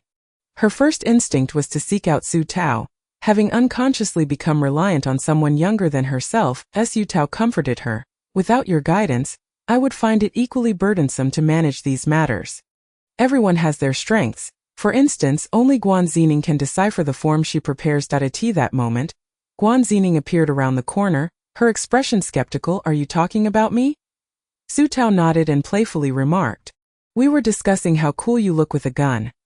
Guan Xingning beamed with pride. "Once, when General Shi led our entire pioneering army, he praised my marksmanship." Zhuang Wan chuckled through her tears. After the 3 departed, a head peeked out from a corner. Tan Fangchun finally recalled that these 3 were the ones who had taken away the old man. She hurriedly changed out of her cleaning uniform and rushed home, where she excitedly told Mei Xingxian, "I saw the scammers who took away the old man at the hospital. It seems one of them is hospitalized." Mei Xingxian, who had been smoking, threw down his cigarette upon hearing this. "Which ward?" Tan Fangchun hesitated. "I don't remember, but it should be on the 3rd floor. I saw them there." Mei Xingxian inhaled deeply. "Did you ask the nurses how long they will be staying? Don't tell me you saw them today while they were checking out." Tan Fangchun froze again. I was so anxious to tell you that I forgot to ask." Mei Xingxian was furious, wishing he could retrieve his cigarette and throw it at her face. "You fool!" After cursing her, he donned his coat and hurried to Dongyang Hospital. Thankfully, there was only one hospital in Dongyang, a single building. Even though it was just one building, Su Tao envied it. She had never seen another hospital and felt that having a hospital in Dongyang was already quite convenient. If only Taoyang could build one as well, but she merely thought about it. Firstly, there was no equipment, and secondly, no skilled personnel. Constructing a building would be futile. Upon arriving in Taoyang, Lu Panpan eagerly awaited her return. Upon seeing her, she rushed over. Is everything all right? I heard that Chenxi was injured on her face. Is it serious? Mr. Mei is also extremely worried. Su Tao seized the opportunity to accompany her to meet Old Master Mei. Briefly explaining the situation, aside from the likelihood of leaving a scar, it was not of great concern. Lu Panpan, listening intently, felt a pang of sympathy. She can't be much older than 10. For a young girl, a scar on her face is just… who could argue with that? Su Tao sighed, pondering whether there were any healing-type abilities with a feat. Indeed, there were some under Shi Zijing's command. But it was uncertain when they would return. The injury on Chenxi's face could not be delayed for too long. If flesh grew over it, it would be impossible to remove. Suddenly, Old Master Mei, who had remained silent, spoke up. There is someone. In the underground garage of the Chuanha ditch in the East District, there's a man with the surname Zhong. He will treat you for a price. Guan Zining interjected, that place is not easily accessible. It's the dirtiest and most chaotic part of the East District, and it's filled with unsavory characters. Even Sister Pei has given up on maintaining order there. Su Tao nodded, deciding to let Zhuangwan make her own choice when the time came. Chapter 40. Not a single slot to spare. Old Master Mei handed Su Tao a stack of blueprints. Upon closer inspection, she found they contained intricate details, such as how to connect 2 apartment buildings to the cafeteria, with the connecting area designed as a terrace, allowing residents to access the dining hall directly. Significantly shortening their journey, Su Tao felt a surge of excitement, exclaiming, this terrace is simply splendid. When summer approaches, we can gather there for social events. Old Master Mei laughed heartily. If conditions permit, you might even set up some stoves. People before the apocalypse loved camping, often grilling skewers over an open flame, and perhaps you could arrange for some speakers so we could enjoy music while dining and conversing. Now what a life! He sighed deeply, nostalgia etched across his face. Su Tao couldn't help but be swept away by his words, her heart filled with longing. Once you've constructed the corridor and terrace, I will draw the detailed plans for the Central Park. She promised. Splendid! She added, by the way, I would like to reserve 1 slot, but I cannot find the person at the moment. It might take some time. Su Tao mentioned, it's no trouble. Who are you looking for? Perhaps I can assist. Mei Hongyi replied with a bitter smile, it's an old friend of mine from many years ago, named Wu Jiani. He should be around 72 this year. Before the apocalypse. He was an esteemed architect and a member of our country's engineering academy, having served as the director of the Environmental Research Center at Capital University. That I lost contact with him in the 13th year of the apocalypse. The last communication I had indicated he was at the Shoan base. Shoan. Su Tao recognized the base, not far from Dongyang, about a day and a half's drive. She nodded, saying, I will ask a friend for you. This friend, of course, was Shi Zijing, who had connections to the outer world after the Pioneer Army established the base. Mei Hongyi reflected wistfully, my old friend isn't as fortunate as I am. Who knows what hardships he might be enduring now? Or perhaps he has already. Ah, Tao girl, without you, I doubt I could have lasted a few more years, having broken a leg, unable to eat or sleep well, and enduring mistreatment from his son and daughter-in-law. If he had encountered Su Tao a few years later, he might have ended his own life. In this apocalypse, in this life, to live without purpose seemed futile. Su Tao chuckled, you really mustn't think such thoughts. In the early hours of the morning, the night owl Su Tao was out again to oversee the construction. However, impoverished as she was, her little treasury had dwindled to just over 10,000 federal coins. Having laid the foundation for the office building and established its basic structure, she found herself utterly out of resources. Moreover, she realized she might truly lack any sense of aesthetics. The building resembled 2 shoeboxes stacked atop one another. Forget it, I'll deal with it once the new tenants move in and the funds are secured, she thought. The next day, Su Tao and Guan Zining went to pick up Chenxi from the hospital. After a night of observation with no signs of infection or blindness, the hospital notified them of her discharge to free up space for other patients. Unfortunately, the hospital in Dongyang was a bit small for a base with a population nearing 60,000. Chenxi, her hair styled into a cute bun, carefully held Zhuangwan's hand while descending the stairs. Upon spotting Su Tao, She joyfully exclaimed, "Sister Taozi." Su Tao quickly cautioned her, "Don't shout, it might strain your wound." Chenxi winced slightly but continued to smile brightly. Zhuang Wan, though resigned, could not hide her fatigue and concern. A large scar on her daughter's face might accompany her for life. At that moment, a commotion erupted in the hospital lobby as a man strode toward them. His face contorted with anger. "I've finally found you. Where's my father? What have you done with him?" Guan Zining drew her gun, warning, "Step back, or I can't guarantee your safety." Mei Xingxian, taken aback, stepped back, realizing this woman was likely the armed person the pig-headed woman had mentioned. He blustered, "I don't care who you are, but you must explain why you've taken my father. It's been 20 years since the apocalypse. We have laws in Dongyang too. What is your intention in arbitrarily capturing people?" The crowd in the lobby turned to stare at them, seizing the moment. Mei Xingxian raised his voice. "I was merely away for a couple of days, and upon returning, I learned that my 75-year-old father had been taken by these women. Everyone knows about the recent recruitment of planners at Taoyang. Right. My father was a renowned planner before the apocalypse. These people must have known about his skills and taken him away for the promised benefits." Feeling pity for his elderly father, who could be coerced, he lamented, "As his son, my heart aches. I haven't slept soundly for days." Zhuang Wan, realizing who he was incensed by his twisted accusations. Her lips trembling in anger, whispers spread among the onlookers. "These women look somewhat familiar? Are they from Taoyang? They do resemble the ones in the last Taoyang photo release. The younger one seems to be the owner of Taoyang. Could it be a coincidence? Just the other day, many joked about blocking her to ask for housing, haha." Mei Xingxian overheard their murmurs and stood there, momentarily stunned. Guan Zining quickly placed a hat on Su Tao, saying, "Your identity is sensitive." Su Tao nodded, soothing Zhuang Wan and the two children, then turned to Guan Zining, "There are too many people here. Let us take him outside." Guan Zining holstered her gun and, like a chick, dragged Mei Xingxian away. The disparity between ability users and ordinary people was not just in their powers. Physically, they were on an entirely different level. Zhuang Wan took a deep breath and followed with the two children. Guan Zining tossed Mei Xingxian to the ground in a secluded spot.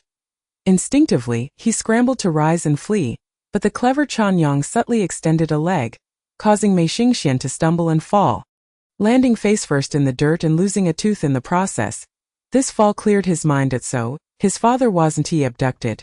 He had been approached directly by Taoyang's people. This meant that the recruitment of planners recently announced by Taoyang indeed involved his father? Why hadn't the old man come to find him? And what about the 3 slots? Wouldn't this mean he could escape from his dismal living conditions sooner? Mei Xingxian's thoughts raced, a mix of fear and excitement overwhelming him, and he hardly noticed the blood from his mouth. Su Tao crouched down to ask, "Would you like me to take you to find your father? He's living well in Taoyang, eating well, and he instructed us to ensure not a single slot would be allocated to you." Initially, Mei Xingxian felt a twinge of fear upon realizing they were from Taoyang. Worried that his lies would be exposed, however, upon hearing that his father had been so ruthless, he suddenly erupted, eyes blazing red. "Why shouldn't I get one? I am his son. He has no other relatives. No one else shares his blood.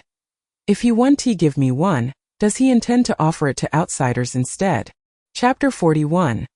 The rising Taoyang office building. Guan Zining slapped Mei Xingxian back down, commanding, "Who told you to get up? Stay down." She then turned to Su Tao, "What should we do with him?" Su Tao shrugged, "Since he's already aware, we might as well take him back for old Master Mei to decide. After all, he's not my son." "That makes sense."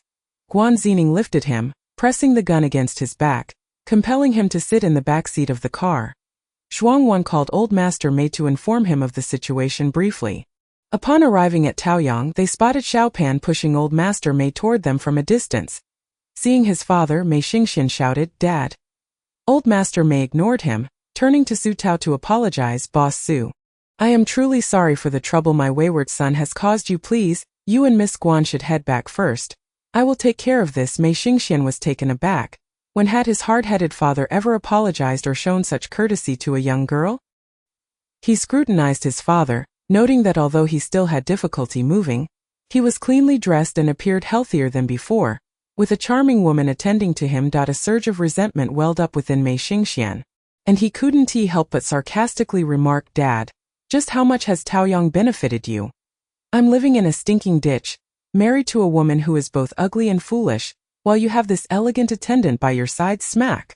Before he could finish, old Master Mei raised his hand and struck him hard across the face. "That slap is to teach you to be respectful to Boss Su and Miss Guan. Now, get lost. While I haven't changed my mind, you still have a chance to vanish and secure one of my slots." Mei Xingxian was taken aback, but upon hearing those words, he quickly regained his composure and shamelessly changed his tone, saying, "All right, it was my fault, father, you have every right to discipline me. I knew you wouldn't abandon me. I'll leave at once, but you mustn't coax me into returning only to go back on your word. You know me, I've always been stubborn, and once I set my mind on something, I won't rest until I achieve it." "Understood, return in 3 days." Mei Lao waved his hand dismissively. Mei Xingxian tidied his clothes and cast a greedy glance at the grand entrance of Taoyang. Though he couldn't see inside, he was well aware from media sources that life within was nothing short of celestial. There was no rush. He would surely find a way to reside there. Once the scoundrel departed, Lu Panpan cast a worried glance at Mei Lao. Mei Hongyi cleared his throat and said, "Xiao Pan, I must trouble you to run an errand. Go to my former residence and find my daughter-in-law. Remember to avoid that wretched son of mine. Tell her that Mei Xingxian intends to come to Taoyang to live a good life and wishes to sever ties with her." Given Tan Fengchuan's headstrong and fiery disposition, there would undoubtedly be chaos with Mei Xingxian involved. Lu Panpan was momentarily taken aback, then laughed and agreed. Before lunch, Xing Shiyu's parents arrived as scheduled to complete the check-in registration. Zhuang Wan arranged for the 2 children and successfully assisted the couple with the necessary procedures. In her own room, Su Tao immediately received a seasonal rental payment of 60,000 federal coins, alleviating her pressing financial concerns. Tonight, the office building could finally be constructed.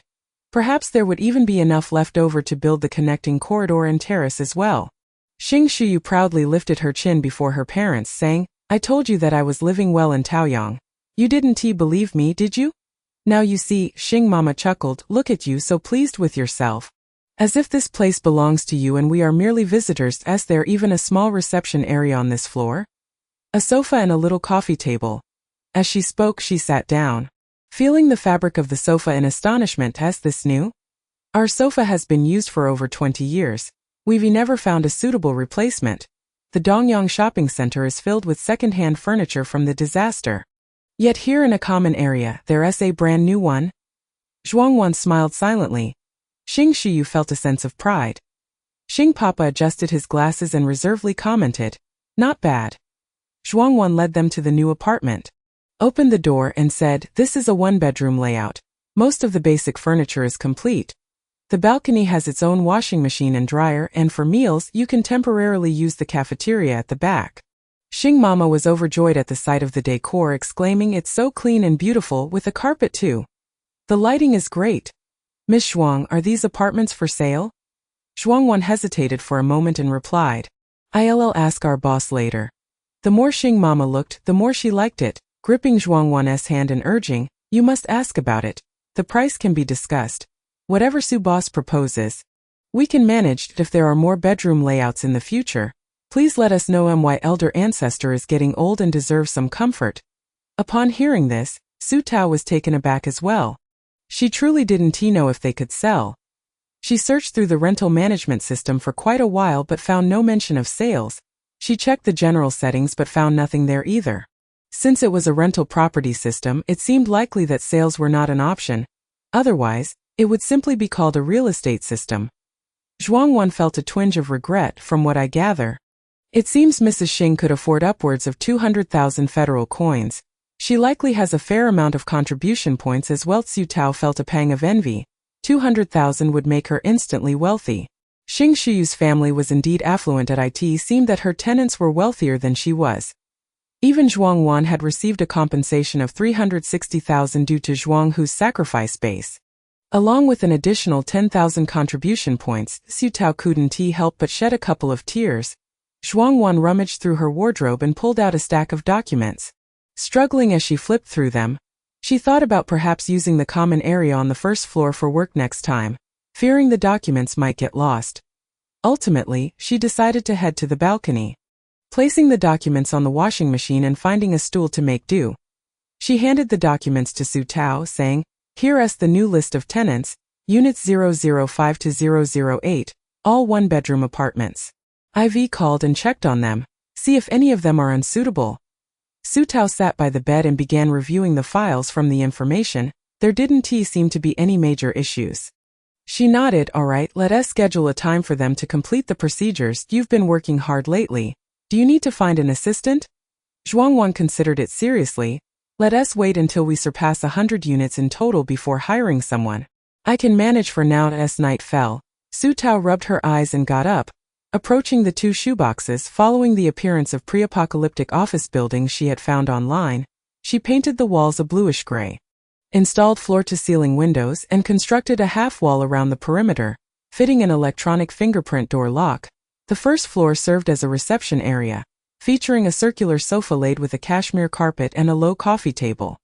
She had also prepared a water dispenser and cups, with a bookshelf against the wall stocked with paper and pens. In the future, when new tenants arrived, they could complete their paperwork on the first floor of the office building, quenching their thirst with some water and having a place to sit and chat. The second floor was designated as the office space. Due to limited area, only 4 offices could be arranged, each equipped with a separate desk and computer, with comfortable swivel chairs on wheels. A freestanding bookshelf was also available for documents. The entire office space was spacious enough to accommodate 4 to 5 people.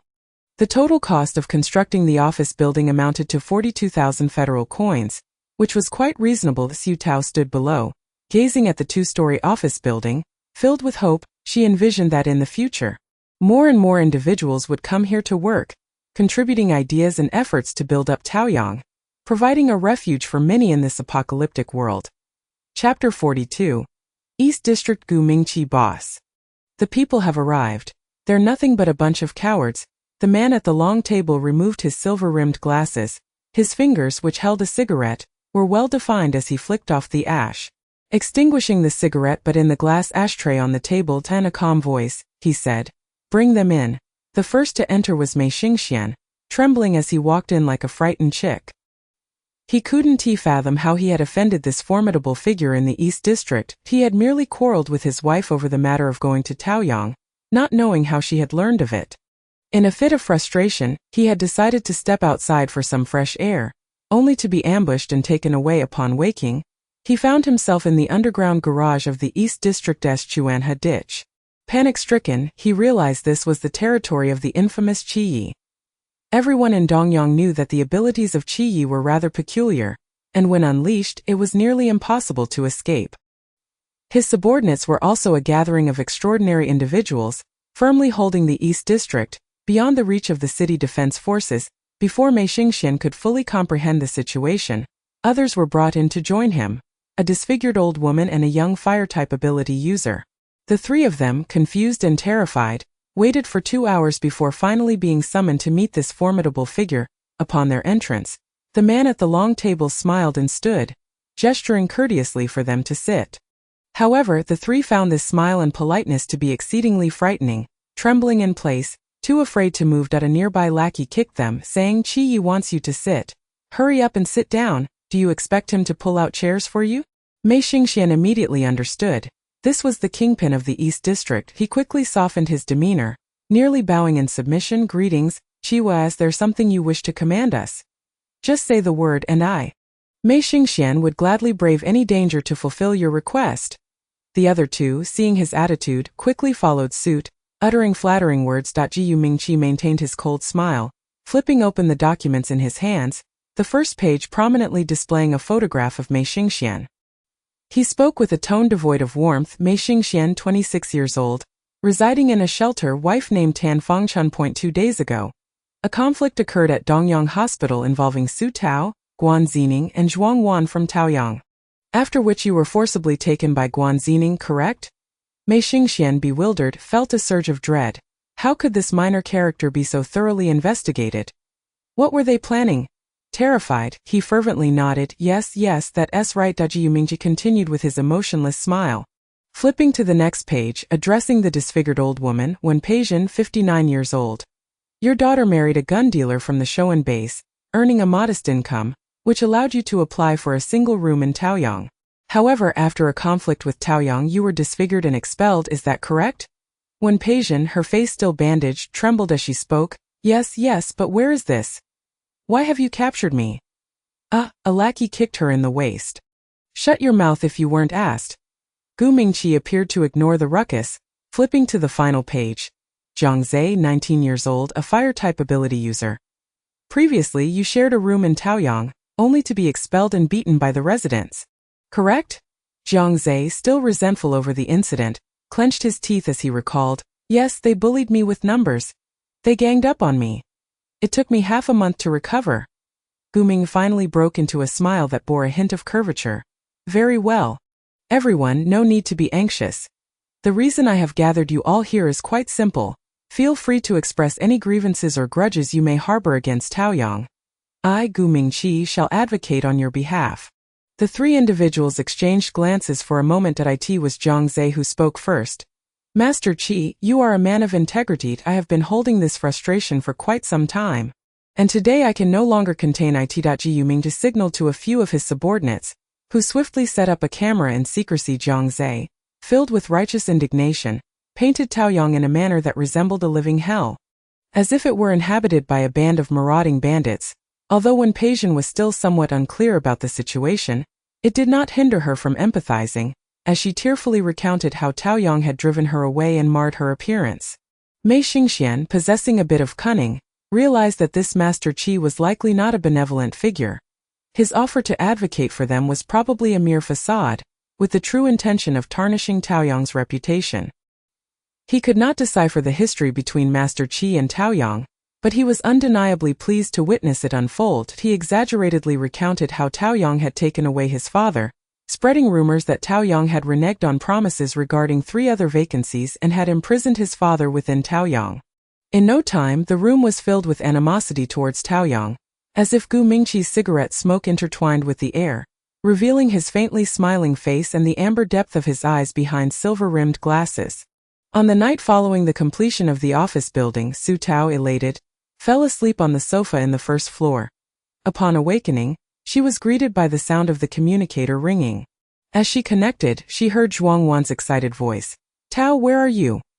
I saw that a small building was erected in front of our apartment. Is it an office building? I caught a glimpse of desks, chairs and computers from the second-floor window. Oh my gosh! Su Tao chuckled. Yes, it is indeed an office building. Gather your documents and please invite Xiao Pan to bring Old Mei over as well. Okay. You're amazing. Old Mei will surely treasure this, as his tools and blueprints will fill the living room coffee table. Now there's a place for them. Shortly thereafter, Zhuang Wan and 2 others appeared in front of the office building. Su Tao welcomed them, registering their fingerprints for easier access in the future. Upon entering, both Mei Lao and Zhuang Wan were thrilled to see the spacious reception area. Especially Zhuang Wan, who excitedly wandered around. When new tenants arrive, I can conduct orientation training here. It's so spacious and impressive. Afterward, they ascended the spiral staircase to the second floor, where she gleamed with excitement as she sat at her workstation. My father once told me that before the apocalypse, people had their own workstations and were even provided with computers. We can compare ourselves to the world before the apocalypse. And the windows are so grand. From here we can even see the cafeteria. Mei Lao, maneuvering his wheelchair towards the bookshelf, was engulfed in memories, lamenting. Indeed, before the apocalypse, Jenny and I taught at the university. Our office was quite similar to this, although there was a recreational exhibition hall behind the office, filled with students' model works. During afternoon tea, I would sit with the students in the exhibition hall below, sipping tea while chatting. Su Tao pondered. Then let us create a recreational exhibition hall as well, documenting the gradual development of Taoyang in photographs, displaying them as art, and perhaps setting up a message board for public suggestions or experiences relating to Taoyang. Mei Lao burst into laughter. Excellent. We should arrange some seating. If possible, let's add a bookshelf. I would like to compile a book about the construction of Taoyang, and we could also bind our rental agreement into a booklet, printing several copies to place here. We have tenants involved in journalism. It would enrich this bookshelf, fostering the spiritual civilization of Taoyang. Both Su Tao and Zhuang Wan found this idea splendid. recognizing that development encompassed not only material conditions but also spiritual ones. Taoyang was gradually rising from the quagmire of the apocalypse, moving forward step by step. Chapter 43. He truly anticipates it. With the establishment of an independent office building, Zhuangwan's efficiency soared, and that very afternoon, she facilitated the check-in process for 6 new tenants occupying one-bedroom apartments. The total rent for the 3 one-bedroom units amounted to 180,000 federal coins. Su Tao's little treasury swelled to 200,000 federal coins.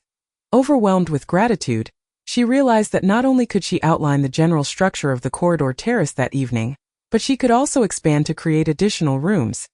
Su Tao promptly took a nap, and as night fell, she rose to commence her work, armed with the blueprints, standing before the cafeteria, sliding her fingers across the system's 3D modeling panel to construct the terrace. She planned to build several single rooms, demolishing all 4 walls while retaining only the flooring. The first apartment building would extend from the rear, connecting with the left side of the cafeteria, while the second apartment building would also link from behind to the right side of the cafeteria, where they installed transparent double-opening glass doors at the junction. Marble railings were erected on both sides of the terrace, exuding elegance and sturdiness. Following Mei Lao's blueprints, she intentionally widened the corridor terrace on the side of the second apartment building, almost encompassing the area of 6 single rooms, placing round dining tables near the railings, complete with sunshades. This expansion neither hindered movement nor obstructed the outdoor dining tables on either side. In summer, residents could sit on the terrace enjoying meals and conversation. Mei Lao mentioned that some upscale restaurants before the apocalypse were arranged in this manner, and if conditions allowed in the future, they could excavate an artificial stream beneath the corridor, nurturing small fish and shrimp to flow through it. The picturesque scene of bridges over flowing water would create a unique ambience, providing a refreshing escape in summer. Su Tao's heart raced with excitement as she hastened the construction. Laying down wooden flooring on the corridor, achieving a clean and textured appearance, she planned to have workers excavate an artificial stream by the end of the month, just in time for summer to locate some aquatic life to inhabit it. The construction of the terrace incurred minimal expenses, totaling merely 18,000 federal coins, yet the outcome was astonishingly favorable. Standing at the entrance and gazing into Taoyang, the 3 buildings appeared as a remarkably impressive edifice, with the outdoor corridor adding a touch of charm and sophistication. Under the sparse moonlight, Su Tao sat on a chair at the edge of the corridor, gazing at Taoyang illuminated by moonlight. And a surge of ambition welled up within her. This was her creation. It seemed improbable that there existed another place as clean, comfortable, and grand as this in the apocalypse. Su Tao felt a profound sense of happiness and contentment in her current life. She rose to check the rental situation and discovered that due to the completion of the apartment building and the newly constructed communal areas, the previous utility rooms, laundry facilities, and other communal spaces had become vacant. There were 3 single rooms that had not yet been renovated for rent, along with 1 double-roomed. Su Tao rolled up her sleeves and, with unyielding determination, renovated all 4 vacant rooms, initiating a monthly rental model. Additionally, she expanded to construct 6 one-bedroom units, elevating the second apartment building by 2 levels, and completed the renovation of all 6 units. The total cost for the aforementioned expansions and renovations amounted to over 120,000 federal coins. Su Tao's total number of rooms finally reached 40. She was just 10 rooms shy of leveling up to level 4. A wave of excitement coursed through her as she paced back and forth along the corridor 3 or 4 times before calming herself with a deep breath, reminding herself to go to sleep, lest she succumb to exhaustion. A night devoid of dreams passed. Early the next morning, Su Tao arrived at the office building and was surprised to find Qian Rongrong seemingly waiting there for quite some time. Upon seeing Su Tao, her eyes brightened, and she jogged over with a hint of shyness. "Good morning, Sister Tao. I heard from my mother that this is our office building in Taoyang." Su Tao smiled. "Indeed it is. What brings you here?" Qian Rongrong fidgeted slightly. "I wanted to ask what qualifications are needed to work in this building." As she spoke, her gaze drifted enviously towards the second floor's large windows, where Zhuangwan was busy inside. Impeccably dressed, sunlight streamed through the glass, casting a radiant glow on her desk and the pristine bookshelf, creating an impression of elegance. Su Tao was taken aback. "You wish to work at Taoyang? I thought you were doing quite well at the plantation." Qian Rongrong hesitated for a moment, her voice softening. I'm sorry, but I find this building too beautiful compared to the plantation, where I have to tread through muddy paths every day. When I reach the management office, there are 6 of us sharing one desk, one old computer, and we take turns sitting. Sister Tao, I can read, and I'm quite familiar with the plants that were common before the apocalypse. I can also do arithmetic. I keep the records of seeds better than anyone else. I've never made a mistake or lost a single seed. If possible, I would love to have a clerical position like Sister Zhuang. And I promise to work very, very hard. Please believe in me. Su Tao gently patted her head, smiling. I understand, but currently there are no suitable positions for you at Taoyang. Trust me, if any arise in the future, you'll be the first person I think of. For now, focus on growing up and doing well at the plantation. Can you do that? Qian Rongrong's face lit up with excitement as she nodded vigorously, her smile radiant. Thank you, Sister Tao. With that, she shouldered her bag and happily headed off to work. Just then, Zhuang Wan, looking down from the upper floor, opened the window and smiled at Su Tao. Rongrong is clever and meticulous. She truly is a good candidate. Su Tao raised an eyebrow. If a suitable position opens up later, shall I send her your way? The boss nodded in agreement, clearly exploiting her employees while remaining hands-off. Zhuang Wan readily replied, of course. Once upstairs, Su Tao provided Zhuang Wan with the information on the 10 new apartments. More work has come in. Thank you for your efforts. Zhuang Wan found great pleasure in the influx of fresh blood into Taoyang. It is not burdensome. Seeing the tenants who come here lead good lives brings me joy. They remind me of my former self, finally having a stable refuge from the storm. In conclusion, she retrieved the information of 2 prospective tenants from the drawer of her desk and reported to Su Tao.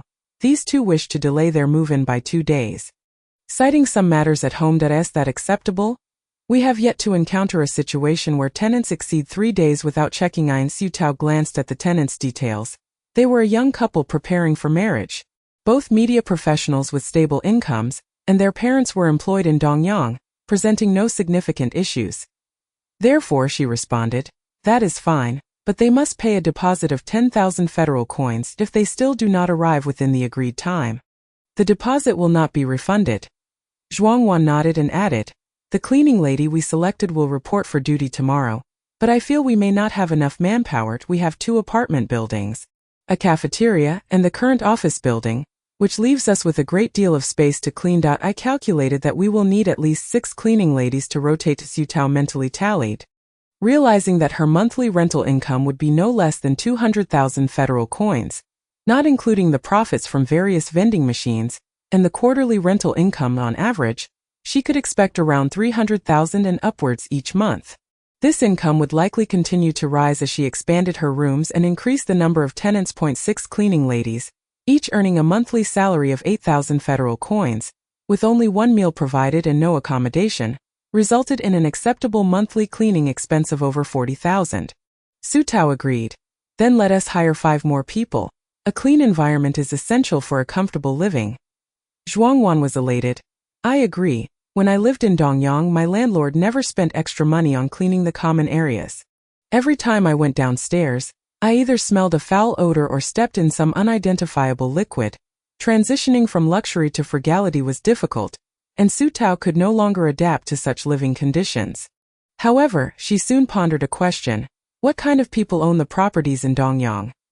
Zhuang Wan thought for a moment and replied, I have heard that most houses in Dongyang are controlled by the base government, available only for rent and not for sale. A portion is said to have been purchased by individuals for group rentals, aimed at profit. Who exactly bought them?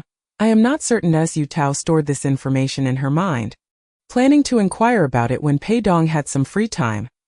She realized that Taoyang's overt approach to attracting tenants might significantly impact Dongyang's real estate market.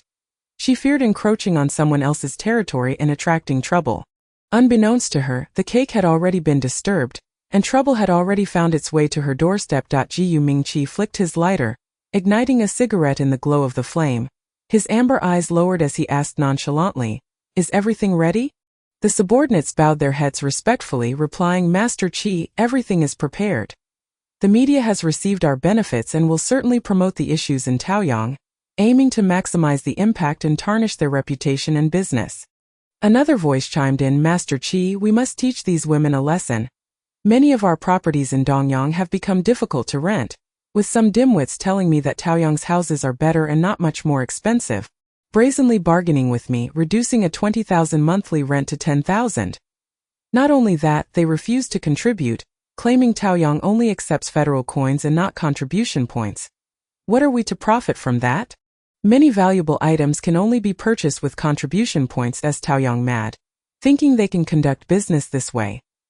Tenants haggling with us, refusing to pay contribution points is bad enough, but now they demand cleaning services. What nonsense! Gu Mingqi's smile grew increasingly frigid. Good, remember to send an invitation to Boss Su at the end of April, inviting her to visit the East District. I will ensure she is well entertained. He truly looked forward to it. Chapter 44. The rooftop barbecue gathering. After a fortnight's respite, Pei Dong, finally free, found herself incessantly pursued by her 5 loyal confidants, ultimately conceding to bring them along for a tour of Taoyang. Given the presence of outsiders, Pei Dong decided to call Su Tao. Upon hearing the news, Su Tao warmly welcomed, "Of course. I trust your people.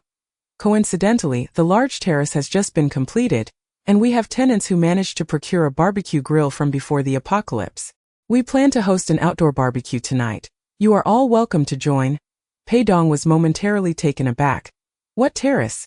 What barbecue? It felt as though she and Su Tao inhabited entirely different worlds. Just last night, she was preoccupied with the paths of evolving zombies, filled with concern for the future of the base, anxious about the struggles of survivors in this post-apocalyptic world. Yet today, Su Tao announced plans for an outdoor barbecue gathering. As if everyone in Taoyang were living in a peaceful era before the end of the world. Beside her, the youthful Yi Xiaoqing, exuberant and lively, leaped up upon hearing Su Tao's words, responding on Pei Dong's behalf. "That sounds wonderful.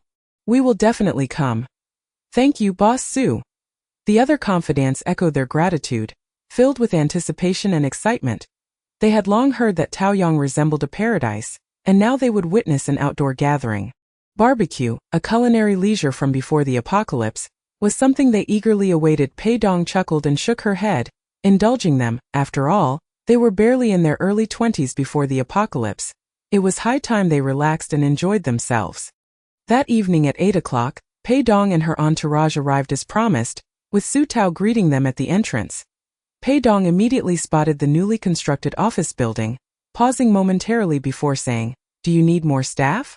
I have a few who can write and calculate, all with high school diplomas from before the apocalypse." Su Tao rubbed her temples. "Sister Pei, this office building can only accommodate 4 people for now. If I need more later, I will reach out to you." Pei Dong nodded, her gaze on Su Tao implying, "I remember. Promises should be kept." Yi Xiaoqing, filled with envy, wandered around downstairs lamenting, "I was only 3 years old when the apocalypse struck. My family had little means, so I never sought out teachers or schools, and to this day I can only write my own name, Pei Jia's name, and the words Dongyang-based Defense Army."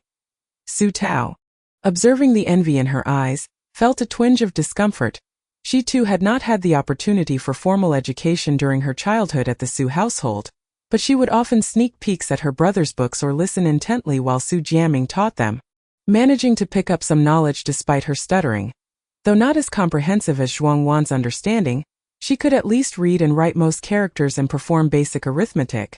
The apocalypse had obliterated not only construction and order but also education and culture.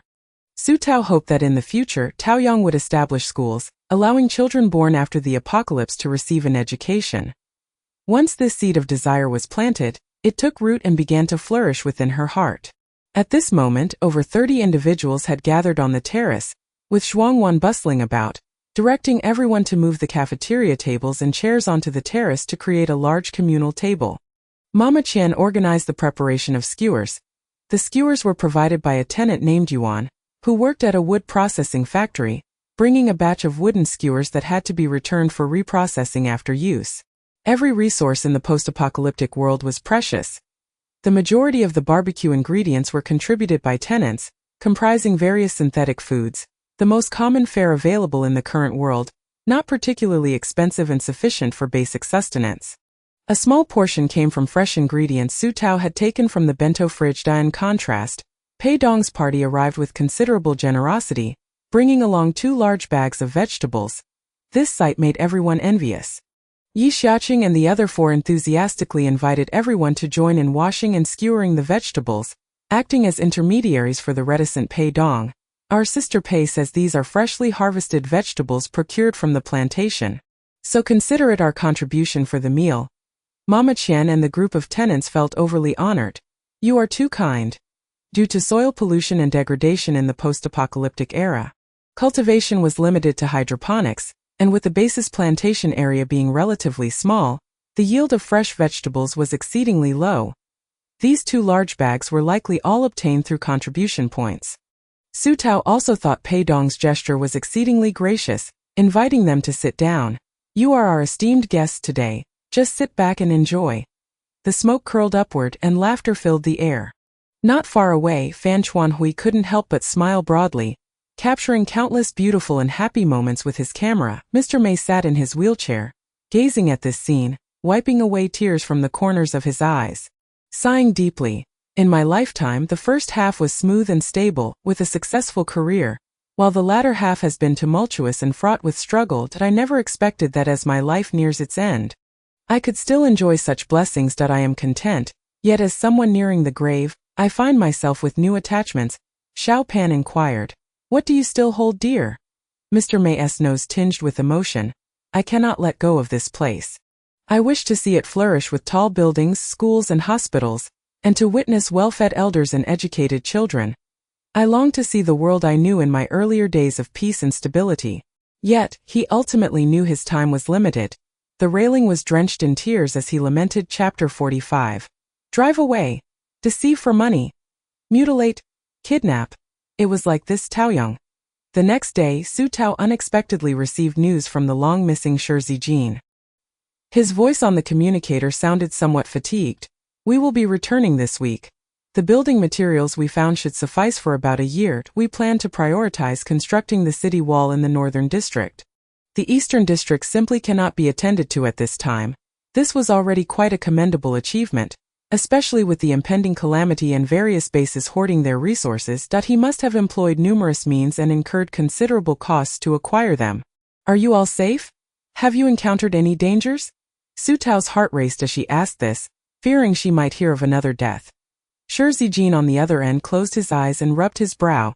Xiao Jian sustained some minor injuries. I have arranged for him to recuperate at Shoan Base. The others are largely unharmed. Su Tao exhaled in relief, yet her brow furrowed again. Jian Kaiyu was the healer among them, and she had hoped to have him check on Chen Xi's face upon his return. Now that responsibility would fall solely on Zhuang Wan. What about you? Are you all right? I am fine, just a bit weary and longing to return home. Very well, I have tidied up your room. Come back, rest for a while, and then report for work, understood? At that moment, Shi Zijin suddenly felt less fatigued, offering a faint smile. All right. This batch of building materials significantly alleviated the most pressing issues, granting Dongyang a moment to breathe. Pei Dong let out a sigh of relief and addressed the old commander. Major General Shi has truly accomplished a great feat this time. With this batch of materials, we can construct the city wall in the western district within 6 months at the earliest. The aged voice of Xing Hongwen echoed. Our Dongyang remains rather weak.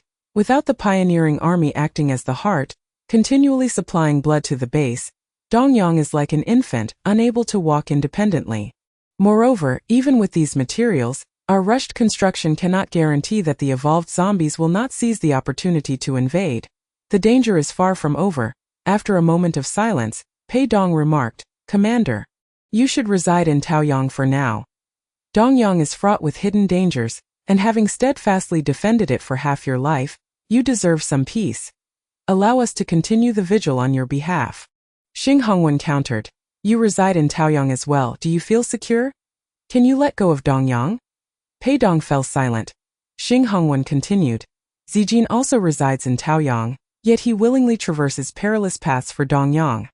Do you know that during this outing, he almost lost a brother and sustained injuries himself, nearly failing to return? While you young ones can resign yourselves to the possibility of dying for Dongyang without regret. As an old man with my days numbered, how can I afford to cling to life and let you bear the brunt?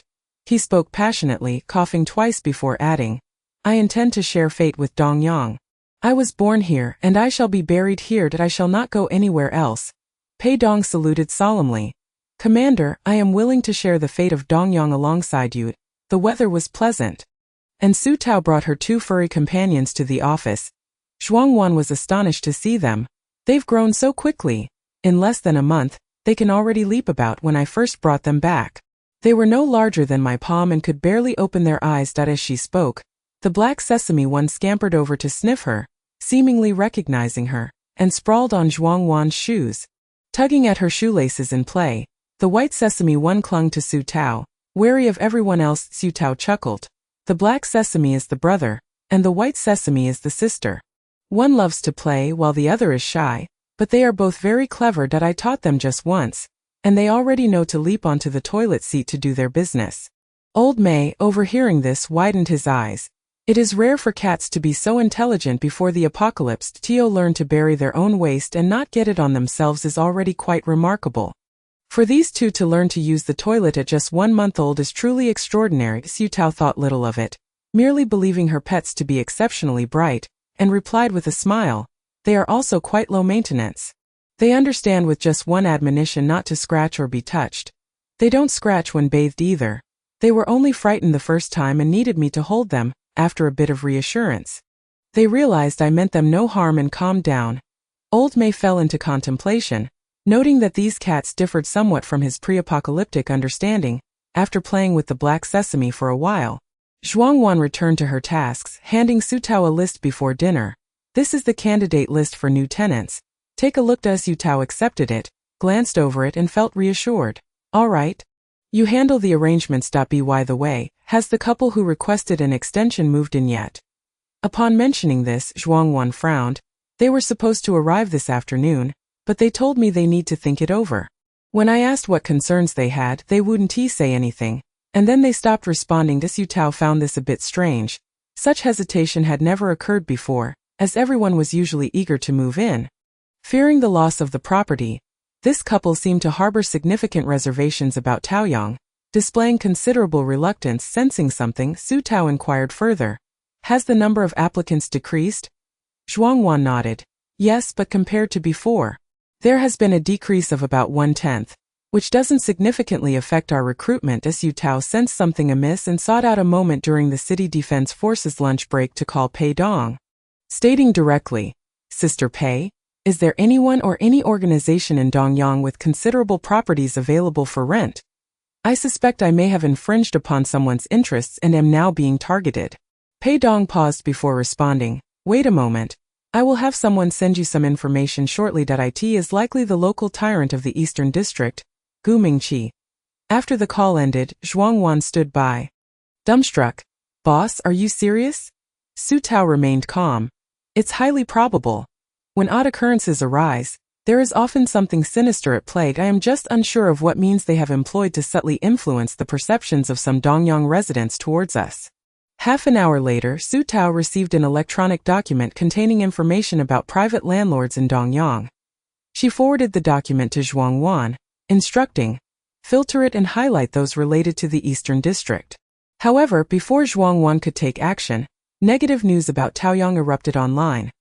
The first to see the distressing video accusing Taoyang of disregarding human life was Mama Qian, who rushed from her room to shout at Su Tao's office, Boss Su, come out quickly! That damned arsonist Zhang Zhe has once again tarnished our reputation.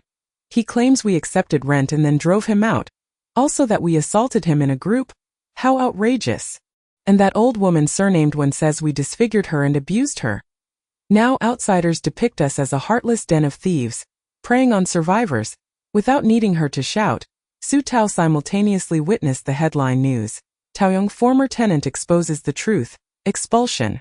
Fraud, disfigurement, kidnapping. Chapter 46. Her impression of Shi Zijin was, Old May also saw his son in the video and in a fit of rage spat out a mouthful of blood. Su Tao, Zhuangwan, and Lu Panpan were taken aback. Old May, Lu Panpan, flustered, offered him tissues as tears streamed down her face. What do we do? What do we do? Su Tao opened the window and shouted downstairs to Mama Qian.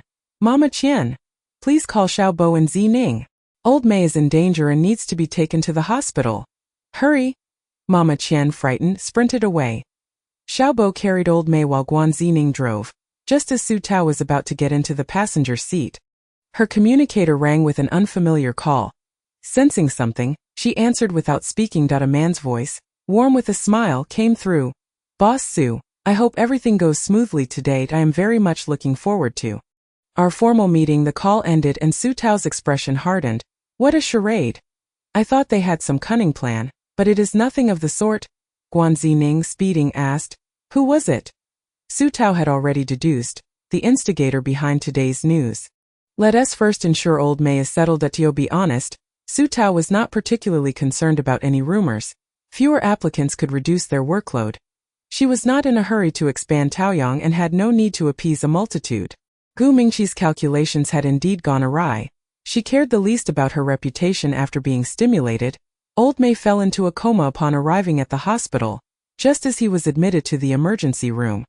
Zhuang Wan's communicator rang. It was the female half of the couple who had requested an extension. Miss Zhuang, with this news breaking, we certainly cannot move in now. We won't be coming tomorrow. But you all are quite adept at pretending. With your tenant screening process, it seemed you were genuinely striving for a good community environment. Who would have thought you treated tenants like this behind the scenes? You must have made quite a bit of money. Do you have no conscience? Zhuang Wan was too furious to respond. Su Tao coldly asked Zhuang Wan, what is her name? Before Zhuang Wan could answer, the woman on the other end began to rant. What, are you planning to retaliate against me? I am not afraid. Listen well, my name is Peng Hong. A media worker. Specializing in exposing people like you. Heartless and unscrupulous. Even in the apocalypse, you think of harming your fellow survivors. How despicable. Su Tao declared. Put all individuals related to her on our blacklist. We shall never accommodate them. After a brief pause, she pressed down on Zhuang Wan's hand and hung up with a decisive snap. Zhuang Wan took a moment to collect herself and inquired, is Peng Hong the instigator behind this? If so, I sincerely apologize, it was I who brought this upon us. Su Tao shook her head. It was Gu Mingqi, the local tyrant of the East District, who orchestrated this. Peng Hong was merely misled, foolishly rushing to defend others. Such a person, lacking clarity, simply hears the wind and assumes it to be rain. Their absence is indeed a blessing.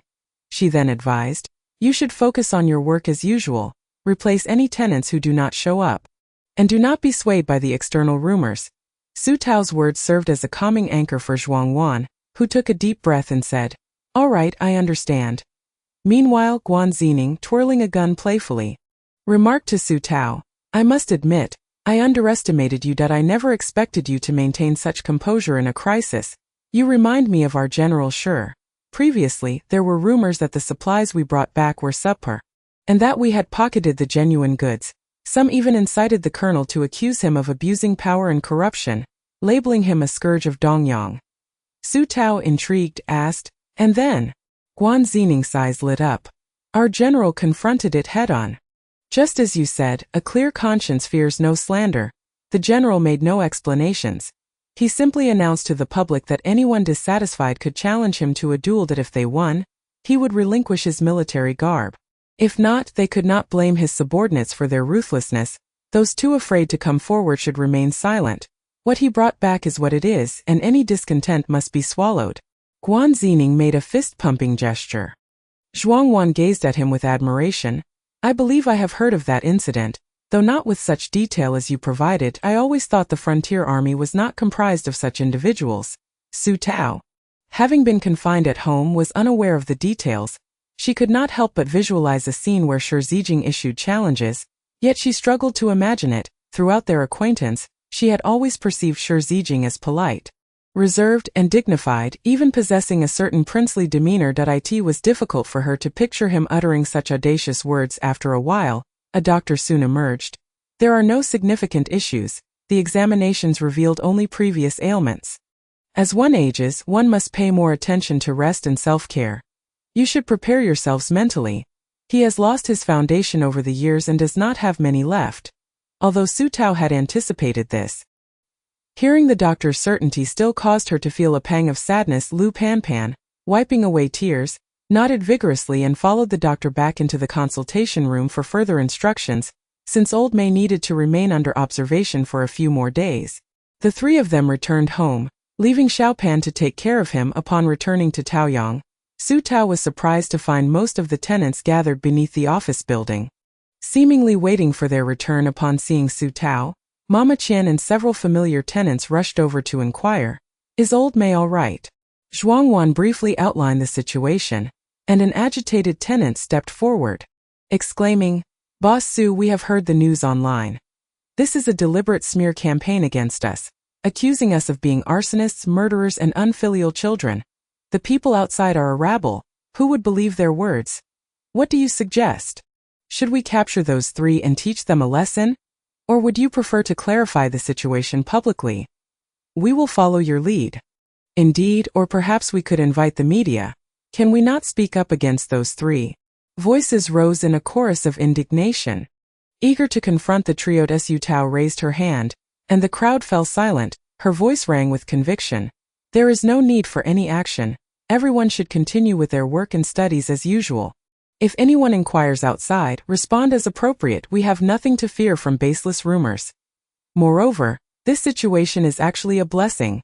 In the future, when we rent out properties at Taoyang, we will prioritize referrals from our internal tenants."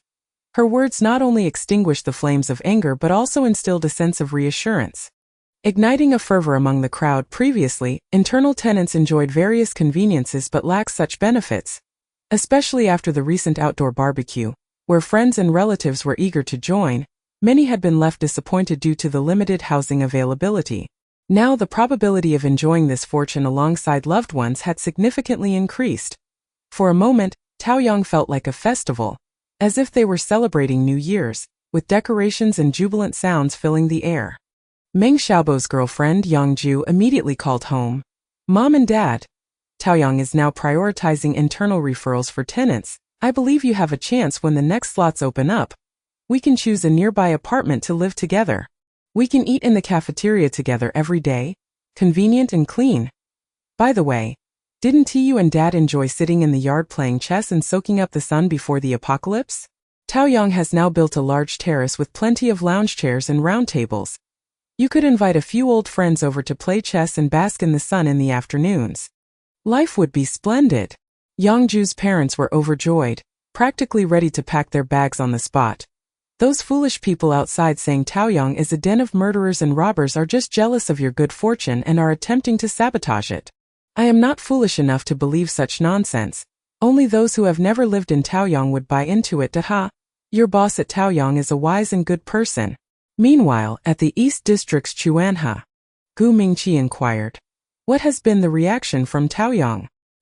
His subordinate trembled in fear, hesitant to respond. The subordinate stammered, "Taoyang is filled with joy." Chapter 47. Instant wealth. At Dongyang Television Station, Peng Hong was just getting off work when a familiar neighbor stopped her, ingratiatingly saying, "Little Peng, I recall you applied for a house at Taoyang, right? Could you do me a favor? Once you move in, could you introduce our family? Taoyang is now prioritizing internal referrals for renting, which would increase our chances of approval. Don't worry, if it works out, you'll definitely be compensated." Peng Hong found it hard to believe. "Aunt Song, have you lost your mind? Taoyang is currently embroiled in scandals of kidnapping, extortion, and disfigurement, and you still want to live there? Aren't you afraid of being attacked on the street one day or paying rent only to be evicted?" Neighbor Aunt Song scoffed. "Those are definitely rumors. I have a friend whose daughter has been living in Taoyang for 2 months. The disfigurement incident was entirely the previous tenant's doing. That old woman attempted to commit murder but was caught by Taoyang." Don T listened to those twisted tales. Peng Hong chuckled inwardly.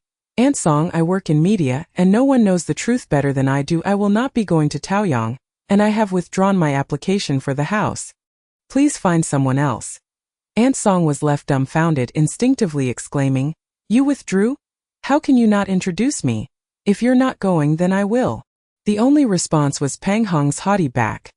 Aunt Song spat in frustration, thinking how there truly are fools right beside her.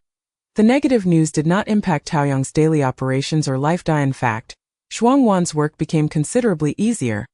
The two who had initially reconsidered their rental at Peng Hong's were now vacating a 1-bedroom apartment, which was promptly given to Yangju's parents.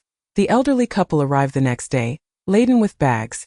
Zhuang Wan had intended to provide them with some training and orientation but was taken aback when Yangju's mother pulled out the rental agreement from her bag. My daughter has been reminding me daily. I am well versed in the rules. No fighting or brawling, no use of supernatural abilities to harm others, no open flames in the room, and safety must be a priority. This was Zhuang Wan's first encounter with such an easygoing tenant. The registration and payment were completed in just 5 minutes. Yangju was thrilled and pulled Zhuang Wan aside. Miss Zhuang, I would like to change my rental next month. We originally rented a double room. But now we want a one-bedroom apartment to be closer to my parents. What do you think? Zhuang Wan replied. I will need to consult Boss Su about this. Yangju politely responded, Of course. Of course. During lunch, Zhuang Wan mentioned this to Su Tao, who countered, Do you think changing rentals will pose any issues? Zhuang Wan pondered for a moment and shook her head. Aside from potentially complicating my work and possibly causing other tenants to follow suit, there isn't any major problem. Su Tao smiled. Some matters do not require my input. You can decide for yourself. Weigh the pros and cons and be prepared to address them. For instance, if you are concerned about tenants frequently changing rentals increasing your workload, you could establish limits on the number of changes or the intervals between them. Zhuang Wan suddenly felt enlightened. I understand now. Su Tao was pleased with her response and insight. In truth, she was gradually relinquishing authority. As Taoyang's properties and tenant numbers continued to grow, it would be impossible for her to manage every little detail, and she would exhaust herself. She needed to cultivate Zhuang Wan to be capable of handling matters independently. The following afternoon, another batch of tenants arrived, filling all available one-bedroom apartments and generating an immediate income of 360,000 federal coins. Su Tao's total assets surged to 410,000. She felt as though she had struck instant wealth. Tonight, she could confidently and boldly embark on construction plans. Although the fervor surrounding Taoyang's negative news was gradually waning, Su Tao still inquired for safety's sake. What is the attitude and response of this batch of new tenants? Zhuang Wan remarked. Indeed, the majority remain rather distrustful of us. There is a pair of sisters who even inquired whether they could lease for merely 1 month after I declined. They hesitated for quite some time before reluctantly agreeing. Su Tao nodded in agreement. Distrust is of no consequence. As they reside here longer, understanding will naturally follow as long as they refrain from causing trouble or damaging property, and do not disturb other tenants. We shall prioritize internal recommendations for the next batch. As you have observed, this can significantly reduce many troubles. The thought of this brought joy to Zhuang Wan. It truly simplifies matters. This morning, Fan Chuanhui asked me if he could reserve the single room previously occupied by one patient, as a colleague of his has been eager to stay. Furthermore, some tenants have even referred cleaning staff to me. I selected several promising candidates who will gradually start working in the coming days. It seems we have quite a number of people in Taoyang. Thus, negative news is only believed and spread by those who are either foolish or malicious. Su Tao felt a sense of comfort. You've worked hard during this period. Later, let us go together to pick up Old May from the hospital. Upon arriving at the hospital, before they could see Old May, the doctor called Su Tao and her companions for a reprimand. You must have a serious talk with him. It is best to refrain from overexerting himself. Despite being on N4 drip, he still attempts to work. Last night, while Nurse Xiaopan was asleep, he took advantage of the moment to write under the covers with the light on, which is unacceptable. The moment Su Tao entered the ward, she was met with a sight of drafts and blueprints piled high on the windowsill. Unable to restrain herself, she inhaled deeply and said, Old May, you are being far too hasty. Let us rest and recuperate before returning to our work, shall we? Xiaopan, having learned of Old May's clandestine activities, sulked nearby. Mei Hongyi feigned ignorance. I am simply bored during my stay here. I only sketch a bit to pass the time. It is of no consequence. Guan Zining bluntly remarked. Old man, if you end up back in the hospital, it will be the ladies who have to deal with it. You are causing unnecessary trouble. Instantly, Mei Hongyi fell silent. Su Tao, sitting at the edge of the bed, stepped on Guan Zining's foot hard, glaring at her as if to say, if you cannot speak properly, then remain silent. Were it anyone else, Guan Zining would have certainly retaliated, but since it was Su Tao, she could only awkwardly refrain from responding, feeling justified in her actions. Avoiding trouble for one's comrades is a principle she adheres to as a soldier. Su Tao sat beside the elderly man to console him. And Mei Hongyi sighed, Tao girl, my heart is heavy. Every minute I lie here fills me with guilt that it is my failure to educate my son properly that has turned him into a beast. Though you may not say it, I am aware of my own condition. My time is limited that I wish to accomplish as much as I can for Taoyang in my remaining days. The room fell into a solemn silence. Mei Hongyi instructed Lu Panpan to bring the blueprints from the windowsill and handed them to Su Tao. Tao girl, we must commence construction on the vacant lot in front of the cafeteria. With summer approaching, the heat will be unbearable. Building a pond or a fountain, or even a swimming pool, will effectively lower the overall temperature. Furthermore, with the increase in tenants, the apartment building alone cannot accommodate the growing population. We must prioritize the development of either a community area or high-rise buildings. The more he spoke, the more animated he became. Su Tao did not interrupt him, listening quietly until the sun dipped below the horizon.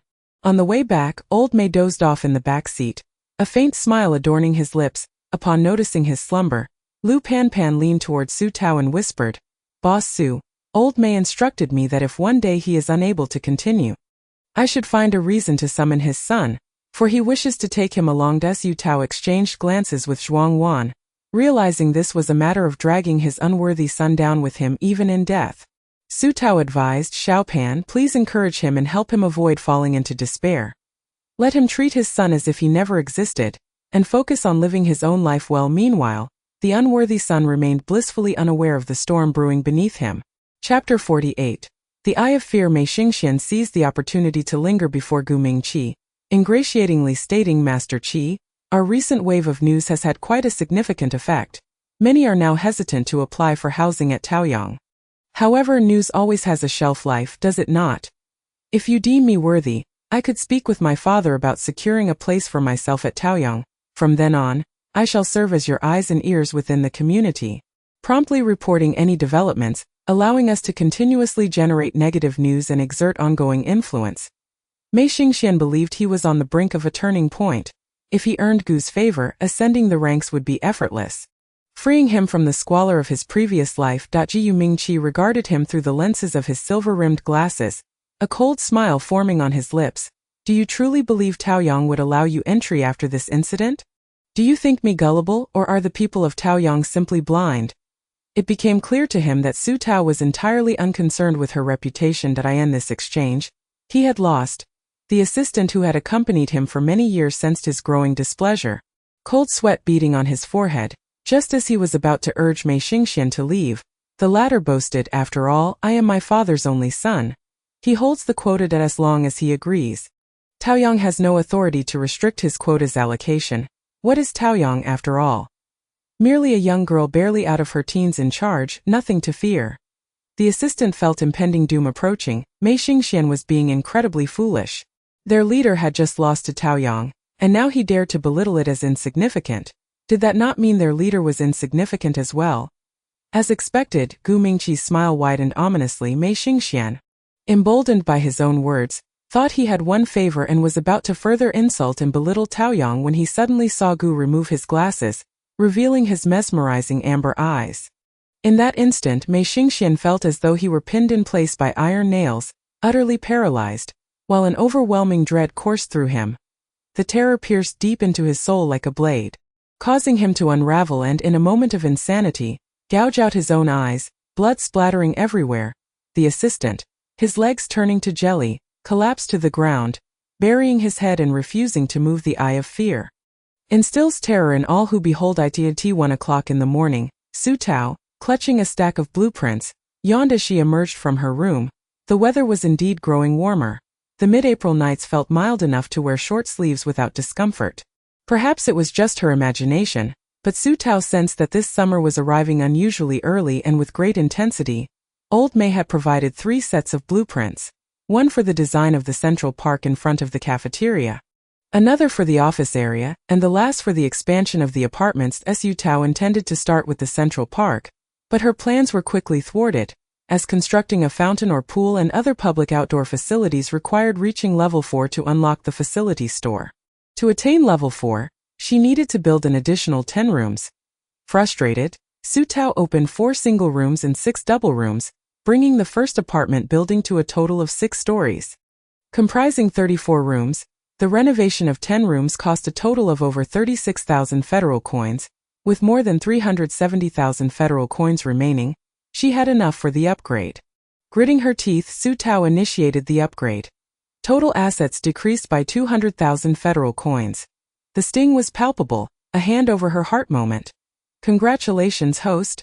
The landlord system has been upgraded to level 1v4. Unlocking 1 2-bedroom apartment and the public facilities store. Please verify. Su Tao felt overwhelmed with gratitude. The journey had not been easy, and the higher the level, the more challenging the upgrades became. As another night slipped away into dawn, she decided to pause her efforts for the day, intending to continue the following evening. Just as she lay down, the 2 cats, White Sesame and Black Sesame, gracefully leaped onto her bed, nestling beside her and falling into a deep slumber. When she finally awoke, it was already afternoon. Su Tao, feeling ravenous, rose to seek sustenance in the cafeteria. She grabbed a bento box but found herself suddenly disenchanted with the meal. Feeling it lacked flavor, in simpler terms, she was growing weary of it. The kittens were nearing the weaning stage and Su Tao fretted over what to feed them. Before the apocalypse, people fed cats either kibble or raw meat. But now there was no production of cat food, and acquiring raw meat would require contributions to purchase from the base S breeding farm. She would have to devise a plan once they were fully weaned next month. After finishing her meal, Su Tao went to the office as usual and found Old May once again hunched over the coffee table in the reception area. Scribbling away, she sighed, ultimately deciding not to intervene. Everyone needs something to occupy their thoughts. She then wandered around the 2 apartment buildings, noting that the new cleaning lady was quite enthusiastic about her work, polishing the stair railings until they gleamed. Su Tao smiled and asked her, "Are you getting accustomed to life at Taoyang?" Chi Yunlan, having never met Su Tao before, mistook her for a tenant and replied cheerfully, "Absolutely. You might find this amusing. But I used to work at a breeding farm and I won't describe the environment. A clean girl like you wouldn't want to hear it. Coming to Taoyang feels like the end of the apocalypse. Haha. It's as if I'm not here to work but to enjoy life. Haha. Everyone here is quite tidy and I feel like I have little to do, so I just clean whatever I see. Otherwise, I wouldn't feel right taking my salary. My old friends from the breeding farm envy my good fortune. The boss at Taoyang is generous, not only offering higher pay but also providing lunch. The bento boxes in the cafeteria are both affordable and delicious." Su Tao glanced at the nearly full bento box on the windowsill, raising an eyebrow as if to tease, "Delicious yet still left unfinished?" Chi Yunlan felt particularly embarrassed. "I can't bear to eat it all, so I've saved half a box to bring home for my family to taste. Since the apocalypse began, we haven't eaten this kind of meal in a long time. Although the food at Taoyang is delicious, every bite I take pains me to think of my husband and daughter suffering outside. To save money, they skip lunch and wait until evening to eat whatever they can find at home." Su Tao's heart softened instantly. She returned to the cafeteria, packed 2 more boxes of lunch, and bought 2 bottles of milk from the beverage machine to take back to her. Chi Yunlan surprisingly refused outright. "No. I can't accept this. It would be taking advantage of you. I haven't contributed anything and would feel guilty." Su Tao did not expect her to be so insistent. It was rather rare, she suggested. "Then could you please wipe down the public water basin in the cafeteria? Would that be acceptable?" To her surprise, Chi Yunlan still rejected the offer. "That's my job, it's something I'm supposed to do. Or you could tell me which room is yours and after work today I'll clean it for you, but I only want 1 bottle of milk. Anything more would be excessive. Cleaning a room isn't worth that much." Su Tao found her endearing and couldn't help but laugh. "Auntie, what is your name?" Chi Yunlan hesitated for a moment but eventually told her name. Su Tao smiled and said, "All right, then how about this as an employee benefit? A rationalization?" Chi Yunlan looked somewhat bewildered, but the next moment, she heard the young girl making a phone call. "Wanwan, from now on, let Aunt Chi Yunlan be in charge of cleaning management at Taoyang. Raise her salary to 8,000 federal coins, and provide an additional meal. Furthermore, starting in April each year, offer the aunties beverages as a high-temperature subsidy." The high-temperature subsidy was something Mei Lao had mentioned during casual conversation. Before the apocalypse, some companies with good benefits would provide summer subsidies or cold drinks to employees. Yunlan was left in a state of shock. Chapter 49. The Dongyang TV station is clearly intent on defamation. After work, Chi Yunlan returned home carrying 2 boxes of lunch and 2 bottles of milk. Her husband's eyes widened at the sight of what she was holding. Have you struck gold? Buying so much from Taoyang? How much did this cost? He reached out to take them, both pained by the expense and curious. Their 17-year-old daughter happened to return home just then, having skipped lunch. She felt a bit dizzy from hunger. Upon seeing the fluffy white rice and stir-fried meat, she paused, her mouth watering uncontrollably. However, being a sensible child, she simply blinked back tears and said, "Mom, I know you're worried about me and Dad. Wanting to bring us something delicious from Taoyang, but really, you don't need to buy so much." Before she could finish her sentence, her gaze fell on the 2 bottles of milk, and her stomach growled audibly. Chi Yunlan felt her heart ache and urged her daughter and husband to sit down and eat, saying with deep emotion, "Go ahead. I had lunch at Taoyang this afternoon, and these are gifts from Boss Su." So no money was spent. Both father and daughter paused their actions. Chi Yunlan had yet to recover from the shock and excitement of earlier, rubbing her reddened eyes as she said, Our family's life will get better and better." She briefly recounted the events of the day. Though her language was simple and straightforward, lacking in excessive adjectives, it left both of them feeling as if they had heard a fantastical tale. Her daughter gasped, 8,000 federal coins? A month? Chi Yunlan nodded. Her daughter internally exclaimed, "Heavens! In Dongyang you could hire a full-time cleaner for 4,000 to 5,000 federal coins, and for 8,000 you could even hire a literate clerk. My illiterate mother, working as a cleaner, can actually earn 8,000 a month, with 2 meals provided and drinks as well." Those who said Taoyang was scamming money and rent must be out of their minds.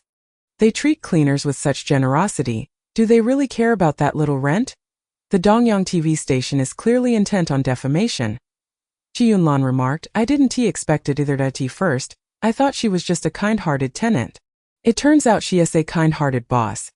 Suddenly she smiled. "Starting next month we won't have to be so anxious anymore. We can even get you a new piece of clothing. Summer is coming soon. And little girls used to wear chiffon dresses before the apocalypse. My daughter has never worn one. And your father? He'll soon be participating in the construction of the city wall in the West District. Physical labor is exhausting, and we need to improve our meals." Chi Yunlan felt life was improving, and her heart swelled with happiness and contentment. At that moment, she firmly believed that living earnestly and working diligently would indeed yield rewards. Chi Yunlan's husband sighed deeply, taking her hand and saying, "Thank you, Yunlan. I initially tried to stop you from going to Taoyang. I was wrong." Chi Yunlan shook her head. "It's all in the past. Tomorrow, I want to visit the breeding farm before work to exchange some contribution points for pork to bring to Boss Su. Although she might not need it, it's a little gesture of our appreciation for all the lunch and milk she has given us." Her husband nodded vigorously. That's right. And you should tell Boss Su that if anything electrical or plumbing related breaks at Taoyang, she can find me.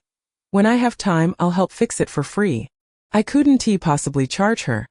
The next day, Su Tao slept in until late morning last night. She had finished constructing the small backyard of the office building, setting up 3 rows of bookshelves and 4 display boards, and placing tables and chairs in the yard. Unfortunately, she hadn't managed to plant any vegetation. Otherwise, according to Mei Lao's vision, they could have enjoyed the shade under the trees. The first floor of the office had also been expanded to include a small restroom. Just 2 stalls, primarily for Mei Lao's convenience. After leveling up to level 4 and unlocking the facility store, they could build not only swimming pools and fountains but also pavilions and bridges as public amenities. According to Mei Lao's plan, they would first construct a large fountain in the central park. However, last night, Su Tao only managed to lay the foundation and outline the fountain area, tiling it and planning to continue detailing that evening. Even as just an outline, it left the tenants in awe. Upon exiting the apartment building, she found several tenants gathered around the barren swimming pool. Fan Chuanhui ran towards her with a camera, excitedly asking, "Boss Su, is this going to be a fountain? You can tell that just from this?" Su Tao chuckled helplessly. Fan Chuanhui snapped a couple of photos and, feeling shy afterwards, said, "You look great when you smile. And with our unfinished fountain as the background, would you mind if I printed this photo to hang on our display board?" Su Tao genuinely didn't mind and encouraged him, saying, "That sounds wonderful. I've opened the access to the office area for you today. The display area is yours to manage. I hope it captures every trace of Taoyang. Remember to sign your name. That way, future visitors will know we have a great photographer named Fan Chuanhui at Taoyang." Fan Chuanhui's eyes glistened with emotion. "Boss Su, You're the first person to call me a photographer, and my family strongly opposes my pursuit of this passion, saying that this broken world has nothing worth photographing and that it can't earn a living or serve as a means of survival in dangerous times. But I disagree. I believe there's value in documenting both beauty and darkness. He then showed her the camera, which held images of the unfinished fountain and her beaming smile, with the desolation of the apocalypse in the background. The composition and lighting were both exceptional. Su Tao smiled. You're absolutely right, master photographer Fan. As soon as Su Tao arrived at the office, Zhuang Wan came looking for her, carrying a piece of pork. Su Tao was startled. She had never seen raw pork before. This was sent by Aunt Chi. She was waiting downstairs at the office before dawn. I estimate she waited for over an hour. When I declined, she said she wouldn't leave until I took it, so I had no choice but to bring it to you. If you don't want it, you can return it to her personally. But she's offering it out of goodwill, and fresh pork is hard to come by now. It requires contribution points, and even then it's not guaranteed. Before she could finish, two furry little creatures suddenly dashed out, biting at the end of the pork and tearing off a small piece. The two little thieves meowed and hurriedly swallowed it. Zhuang Wan and Su Tao exchanged bewildered glances. What just happened? The speed was too fast, making it difficult to return the meat. Now Su Tao face-bombed, pulling the two little ones aside to teach them a lesson. You must not eat anything without my permission. Understood. If you do this again, I won't take you out anymore. The sesame cats looked as if they truly understood, their ears drooping in compliance. Zhuang Wan asked, are they old enough to eat meat now? But I thought kittens before the apocalypse had to be around 2 months old to eat this. Su Tao pried open White Sesame's mouth. Noticing a row of tiny sharp teeth, she sighed. They must be. It seems they're just as eager as if I've been starving them. Chapter 50. The cafeteria has more good things. Mei Lao was feeling peckish. Su Tao had to break down the piece of meat and store it in the fridge. As she didn't know how to cook, she decided to leave it for the two greedy cats. Zhuang Wan remarked, Aunt Chi is indeed quite capable. Initially, the other four weren't too convinced by her. But she remained unfazed, efficiently assigning cleaning tasks and stating that if they didn't finish, they wouldn't have dinner. She said she would starve alongside them. If they didn't finish, they wouldn't be allowed to go home. And she would sleep on the cafeteria floor with them, which scared the other four into working diligently. Su Tao recalled Chi Yunlan's stubborn refusal from the previous day. Aunt Chi is certainly management material. She possesses principles and discretion, but she's been taken advantage of due to her illiteracy. Zhuang Wan perceived this as no dilemma. Every evening after work, she diligently imparted knowledge to the two little ones. Should she be willing, she would teach her, allowing her to learn alongside Chen Xi and Chen Ying. Su Tao admired her tenacity. Why not speak to her? Aunt Chi is a person who understands gratitude. Once a person is well educated, they might prove to be of great assistance to you. Zhuang Wan felt she had gained insight, yet there seemed a lingering confusion. Noticing her dazed expression, Su Tao couldn't help but offer a gentle reminder. Aunt Chi has mastered literacy. With a few more years of experience, you could easily promote her to a managerial position. She understands gratitude and will wholeheartedly assist you, never feeling entitled to push you aside. Zhuang Wan experienced an epiphany. As Taoyang continued to expand, the demand for employees and manpower would inevitably increase, necessitating multiple management roles. The boss was subtly urging her to learn the art of bestowing favors and selecting her own aides early on, nurturing her own team. Zhuang Wan covered her face, realizing that despite her age, she still lacked the clarity of the young boss. Yet simultaneously, she recognized that no matter how much she managed or how swiftly she progressed, she would always rely on Su Tao, and why not? She relished leaning on Su Tao, finding comfort in that support. With her heart set on becoming a hands-off manager, Su Tao sneezed. Later that afternoon, she received a message from Shi Zijin, announcing that they would arrive in Dongyang the following morning. In the communication device, Sun Tianjiao was still clamoring, Su boss, I long to taste the boxed meals from Taoyang. The brothers are nearly dying of craving. This journey has been unbearable. You have no idea. We almost didn't make it back. Shi Zijin swiftly silenced him with a gesture, signaling him to refrain from further comments. Sun Tianjiao swallowed the remainder of his words and instead said, You have no idea how distressed I am without the Taoyang boxed meals. Su Tao chuckled, All right, I understand, I'll arrange some for you. By the way, I now have a 2-bedroom apartment ready for you that I'll hold it for you until you return and sort out your affairs, then you can bring your aunt to stay. This news was nothing short of a delight for Chen Tianjiao, who eagerly agreed. After hanging up, Su Tao visited the cafeteria and found the solitary bento refrigerator rather uninspiring. Tired of the same fare herself, she decided to introduce some variety for the returning warriors.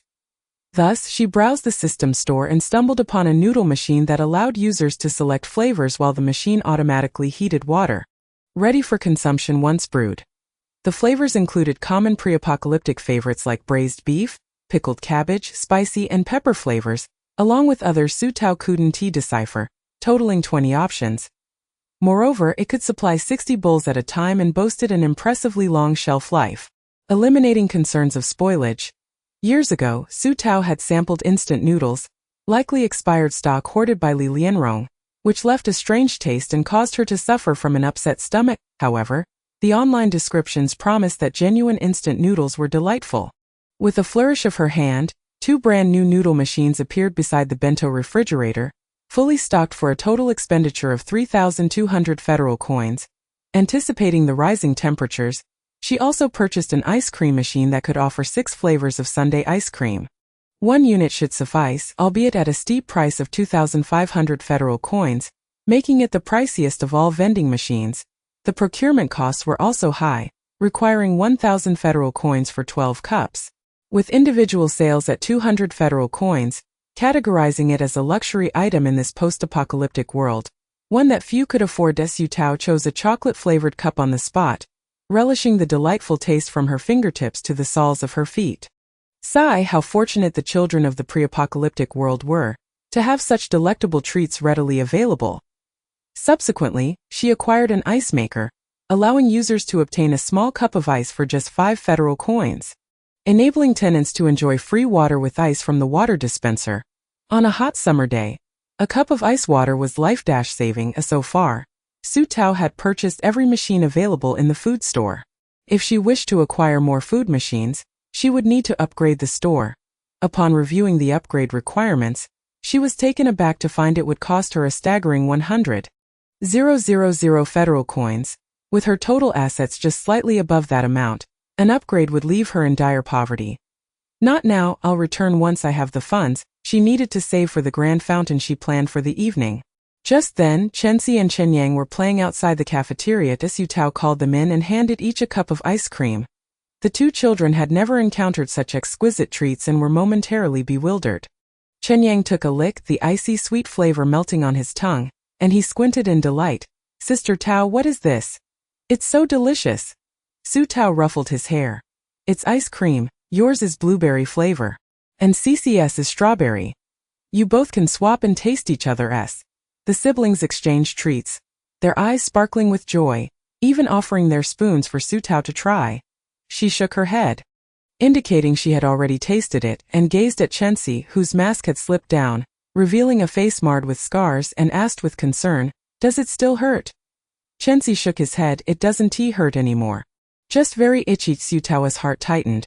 She needed to address this swiftly, or once the flesh healed, it would be too late. She resolved to discuss it with Zhuangwan soon. The 2 children, each clutching their ice cream, bounced off to find their mother. Upon seeing the ice cream, Zhuangwan's eyes widened. Where did this come from? Mei Lao, who was drawing nearby, looked over, adjusting her glasses in astonishment. Ice cream? My goodness, is this from Tao girl again?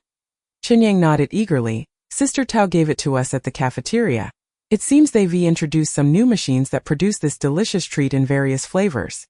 Mom, you should try it. Mine is blueberry. Try mine, it's strawberry. Both children extended their spoons, offering generous bites to their mother. Zhuangwan graciously accepted their kindness, and as the ice cream melted in her mouth, it transported her back to a summer in her 2nd year of junior high, when her mother had taken her to a fried chicken shop for sundae ice cream, a taste reminiscent of peace and happiness. The eager Mei Lao called over Lu Pan Pan, little Pan, I heard Tao girl has brought in an ice cream machine. Would you like some? If you want, I'll buy some for you and you can bring me a cup. Chapter 51. Has it really been such a short time that you no longer recognize me? Su Tao was taken aback when a tenant in the group chat called out for ice cream before dinner. Checking the system, she found the supply indeed depleted and quickly restocked it. The profit margin on the ice cream machine was quite substantial, netting her 1,200 federal coins with each sellout. Just then, Zhuang Wan transferred 400 federal coins to her, and Su Tao immediately understood it was for the ice cream she had given to Chenxi and Chen Yang at noon. Amused yet resigned, she accepted the money and messaged her. Jian Kaiyu was injured and couldn't accompany Shi Zijin back. He can't help, and we can't delay Chenxi's treatment any longer. Have you made a decision? Zhuang Wan felt a pang of distress at the thought. I know we need to treat him, but aren't we at odds with the East District? The healing ability of the surname Zhong might be associated with Guming. Su Tao dismissed her concerns. They harbor animosity towards us. But we hold no grudge against them that if we pay, they'll accept. Can the Zhong family afford to turn down money? Zhuang Wan grimaced slightly. You seem to disregard how Gu Mingqi has tarnished our reputation. What if he refuses? Until you try, how can you know Gu Mingqi will refuse? They are businessmen. Guests are to be welcomed. There is no rationale for rejection tonight. Draft a request for treatment and find someone to deliver it to the East District tomorrow. Don't hesitate to spend. Zhuang Wan was left speechless, recognizing the validity in her words, though still skeptical about Gu Mingqi being cooperative. Fine, I'll write it first. A dead horse is better than a live one. In the dead of night, the night owl Su Tao and her 2 cats emerged, proceeding to the Central Park to commence her work. Armed with blueprints, she engaged in frenzied construction on the system interface. The fountain was not a mere circular structure but an irregular rounded rectangle with corners, each fitted with water jets that directed water toward the center. On either side of the fountain, she added handrails to facilitate access for swimming, effectively merging a swimming pool with a fountain. Underwater, waterproof ground lights were installed, ensuring the fountain shone brilliantly even at night. Lounge chairs were placed beside the fountain, allowing swimmers to bask in the sun post-swim, and a gazebo was arranged in the lower right corner for shade and conversation. Completing the fountain left Su Tao's treasury with just over 30,000 federal coins remaining. Additionally, the fountain would incur a monthly water and sanitation fee of 6,000 federal coins, with the system scheduled to replace the water and disinfect every 3 days. After meticulously checking every detail, Su Tao felt immense satisfaction, knowing she could operate the fountain with a simple command in the system. Upon activating the fountain, a noticeable drop in the surrounding temperature greeted her, accompanied by a refreshing night breeze. The 2 furry companions were still at the pool's edge, playfully lapping up water. Returning to the apartment building, Su Tao seized the opportunity to finish decorating the only available 2-bedroom apartment. The total area of the apartment was 120 square meters, featuring an independent kitchen, living room, balcony, bathroom, and 2 bedrooms with a walk-in closet, making it the most spacious and well-equipped layout available. Considering Xin Tianjiao's mother's age and limited mobility, Su Tao decided to swap her own room with the 2-bedroom apartment on the first floor of Building No. 2. Remembering Auntie's fondness for cooking, she outfitted the kitchen with all necessary appliances, including a stove, oven, and microwave, adhering to pre-apocalyptic standards. Both bedrooms are bathed in abundant natural light and are furnished with double beds. With the larger one designated for the aunt, a quaint little tea table graces the bay window, providing a perfect spot for sipping tea and enjoying the scenic view. The walk-in closet is equipped with towering cabinets that maximize storage capacity. The other rooms have been meticulously decorated to meet the standards of a 1-bedroom, 1-living room layout. The overall renovation cost total 12,000 federal coins, and the system has assessed the seasonal rental price at 80,000 federal coins, accommodating up to 4 residents. Should Xin Tianjiao find a partner, they could easily move in together, rendering the rent quite economical per person. Su Tao couldn't help but think that if she were to have a significant other and children in the future, this would be the ideal layout for their family. Lost in her thoughts, she drifted away for a moment. The next day, when Zhuang Wan saw the newly renovated 2-bedroom apartment, her envy was palpable, and she began to contemplate that when Chenxi and Chaoyang grew a bit older, it would be time to consider a larger home. She couldn't help but ask, "Boss, will we have 3-bedroom, 1 living room or 3-bedroom, 2 living room layouts in the future?" Su Tao pondered for a moment and replied, "There should be some." "Are you thinking of moving when the children are older?" Upon reaching level 5, blueprints for layouts such as 3-bedroom, 2 living room and 4-bedroom, 2 living room become available? Zhuangwan nodded. After all, with 2 children, they can't be cramped in one room during their teenage years. If that happens, make sure to reserve a room for me. Su Tao couldn't help but smile wryly, as leveling up to 5 would cost a whopping 1 million federal coins, not to mention meeting the condition of having a minimum of 200 tenants. It seemed a rather daunting task. Just then, Su Tao's communicator chimed, and the cheerful voice of Shi Zijing came through. We're back, look down. Su Tao rushed to the floor-to-ceiling window of her office and gazed down. Spotting a group of individuals clad in military uniforms, memories flooded back to that midnight when she first left home, and she realized that he had indeed been away for quite some time. Zhuangwan also noticed them and joyfully dashed downstairs to greet them. Su Tao followed closely, and from a distance she caught sight of Shi Zijing. Just as she was about to run over, she sensed a strange aura surrounding him. She halted, feeling that the returning man was somewhat different from the Shi Zijing she remembered. His complexion appeared pale, and Su Tao reassured herself that he might just be fatigued. His figure seemed somewhat ethereal, and she thought perhaps her eyes were playing tricks on her, or the sunlight was too glaring. There was a certain coldness and shadow to his demeanor, leading her to wonder if he had faced difficulties and hadn't fully adjusted emotionally. Regardless, she chose not to approach him. When Shi Zijing noticed her arrival, he lifted his gaze, their eyes met, and the familiarity of his phoenix eyes rekindled a sense of recognition within Su Tao. She shook her head, chastising herself for being overly sensitive. You're back. Are we having dinner first or taking a shower? She attempted to maintain a semblance of normalcy. Sun Tianjiao, robust and carefree, boisterously exclaimed, "Let us drink some water first. It's getting hotter by the minute. We almost turned into dried fish on our journey back." Su Tao did not respond, her gaze fixated on Shi Zijing, scrutinizing him from every angle, as if trying to uncover the truth within him. Her earnestness was undeniably endearing, prompting Shi Zijing to chuckle. "Have you forgotten me after such a short time apart?" Su Tao had never seen him smile like that before. It was radiant, outshining even the sun. The shadow that had lingered seemed to dissipate, and she found herself laughing in response, realizing that perhaps she had indeed overthought the situation. Chapter 52. Do you think there's something off about Major Shi? Su Tao led them towards the cafeteria, but her eyes remained glued to Shi Zijing. Although she might be overanalyzing, there was undeniably something subtly different about him. Upon entering the Central Park, the group was captivated by the azure splendor of the fountain pool. Sun Tianjiao exclaimed, "What's this? Such a vast water pool."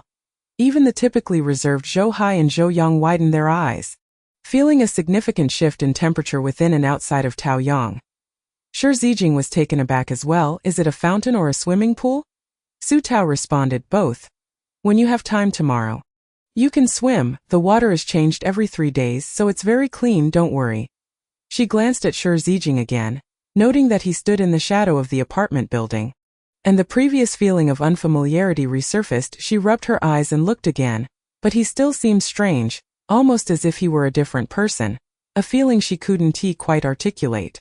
At that moment, Sun Tianjiao leaned over the pool's edge, splashing water on his face, the refreshing sensation washing over him, making him want to dive in immediately. "Boss, if I didn't know I was awake, I'd think I was dreaming. My mother is here to enjoy her twilight years. I've done my filial duty." Su Tao thought to herself that he should hurry and bring his mother here to fulfill that duty. As she was currently strapped for cash, the rent from the 2-bedroom apartment would directly net her 80,000 federal coins, which would allow her to consider expanding and building more 2-bedroom apartments. She also wanted to earn a bit more to repair and upgrade her old Jeep, and purchase a reliable weapon in preparation for her upcoming mission to the abandoned garage at Panlu Mountain. Zhuangwan called to them, "Let us head to the cafeteria.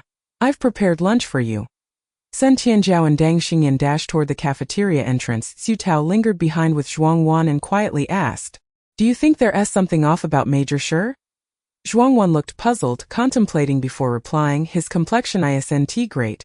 Maybe he's just tired from the journey? "Why do you ask?" Su Tao then turned to Guan Zining, who had been silent. "What about you? Do you sense anything unusual about Major Shi?" Guan Zining simply replied, "You're overthinking it." "All right then." Su Tao shifted her gaze toward Shi Zijing, who stood in the sunlight outside the shadow, and the sense of unfamiliarity vanished, replaced by the familiar image of him. His straight posture and the upright demeanor of a soldier, Su Tao began to question her own sanity. Perhaps the heat had made her feel a bit off. Zhuangwan nodded in agreement. This summer has arrived rather early. Temperatures have soared to 28 degrees Celsius. I heard some small shelters outside are experiencing a water shortage, leading to a few riots over water, resulting in casualties. Should we stockpile some water? Su Tao was unaware of the severity of the water crisis outside and shook her head. There's no need to stockpile. As long as I'm here, Taoyang will never run out of water. The system's water and electricity supply is limitless, provided she pays the bills each month. Zhuangwan felt an immense sense of security upon hearing this. Grateful that she had initially attached herself to Su Tao to live here. The group of men devoured their meals in the cafeteria, leaving a mountain of empty wrappers and containers. Zhou Hai and Zhou Yang, the two introverted boys, ate so voraciously they could barely lift their heads, resembling refugees. Only Shi Zijing maintained his composure, eating slowly and methodically, managing not to spill a single drop of oil. Su Tao observed this scene in disbelief. Although he still bore the familiar air of the young master, he seemed to be enveloped in a conflicting aura that made him appear quite contradictory. Help, was she losing her mind? Su Tao ordered a chocolate-flavored ice cream, quickly taking a bite to calm her nerves. Just as she was about to take a second bite, she turned to see Sun Tianjiao, Dang Xingyan, and the Zhou brothers all staring at her with wide eyes. Sun Tianjiao gulped. What are you eating? Su Tao quickly cleared a path for the famished group and gestured, 200 federal coins per cup. Feel free to choose. They all rushed forward. Zhuangwan watched from the side, her heart aching as she fought back tears, saying, My Huzi eats like this every time he returns from a mission, as if he hasn't eaten in days. If it weren't for the durability of his military uniform, he'd come back looking like a beggar. Boss, are you really going to follow them? Ever since learning that Su Tao intended to accompany the pioneering army on a mission, Zhuangwan had been on edge. The extent of her reliance on Su Tao was matched only by her fear for her safety. Su Tao reassured her, I must go. If this mission succeeds, it will greatly benefit Taoyang. Don't worry so much. Just take care of Taoyang and wait for my return. Su Tao was utterly confident that she would not encounter any danger. If she did, she would utilize the system's teleportation feature to return to Taoyang immediately. It was akin to a cheat for escape, incredibly useful. Zhuangwan was still unconvinced. I doubt Major Shi will allow you to go. Su Tao glanced at Shi Zijing, who was stirring his ice cream cup, and felt a wave of conflicting emotions wash over her. She scratched her head. I'll find a moment to discuss it with him. Regardless, I must go. Zhuangwan, unsure of her intentions, couldn't help but reach for her hand, as if that touch would provide her with some sense of security. Su Tao sighed, thinking that Zhuangwan, at over 30, still behaved like a little girl. As Shi Zijing caught sight of their intertwined hands while putting an ice cream spoon into his mouth, his brow twitched slightly. After finishing their meal, the men returned to their rooms to take refreshing showers. Emerging around 3 in the afternoon, Shi Zijing had changed into casual attire, short-sleeved work shirt, cargo pants, and combat boots. Standing in the sunlight, he transformed back into the iron-willed, tender-hearted Major Shi. Feeling exhausted, Su Tao inquired, when will you be back after reporting your work? I'd like to talk to you. As she spoke, she scrutinized him from head to toe. Shi Zijing neither evaded nor concealed himself, standing there for her inspection. If all goes according to plan, I'll be back after dinner. You should head back. I am fine. Wearing a military cap, she boarded the military pickup and waved goodbye to her. Guan Zining also jumped into the vehicle and said to Su Tao, I'll return with them a bit later. You are not permitted to venture out of Taoyang without me. Do you understand? Su Tao replied, Got it, let us go. The vehicle drove off into the distance. Boss, it seems the owner Su has a peculiar gaze directed towards you. What's going on? Once aboard, Sun Tianjiao couldn't contain her curiosity and inquired. Shi Zijing pondered for a moment. It's possible that the side effects of my abilities have allowed her to sense something. Sun Tianjiao exchanged a shocked glance with Dang Xingyan. Dang Xingyan asked, has she awakened a mental ability? Otherwise, she wouldn't be so perceptive. If you hadn't mentioned it, we wouldn't have noticed. Shi Zijing shook his head. I used the Eye of Insight on her. She hasn't awakened any abilities. It's likely just a perceptual talent, but I'm not certain. Chapter 53. May I touch you? Guan Zining, seated in the back, interjected, Indeed, it is a perceptual talent.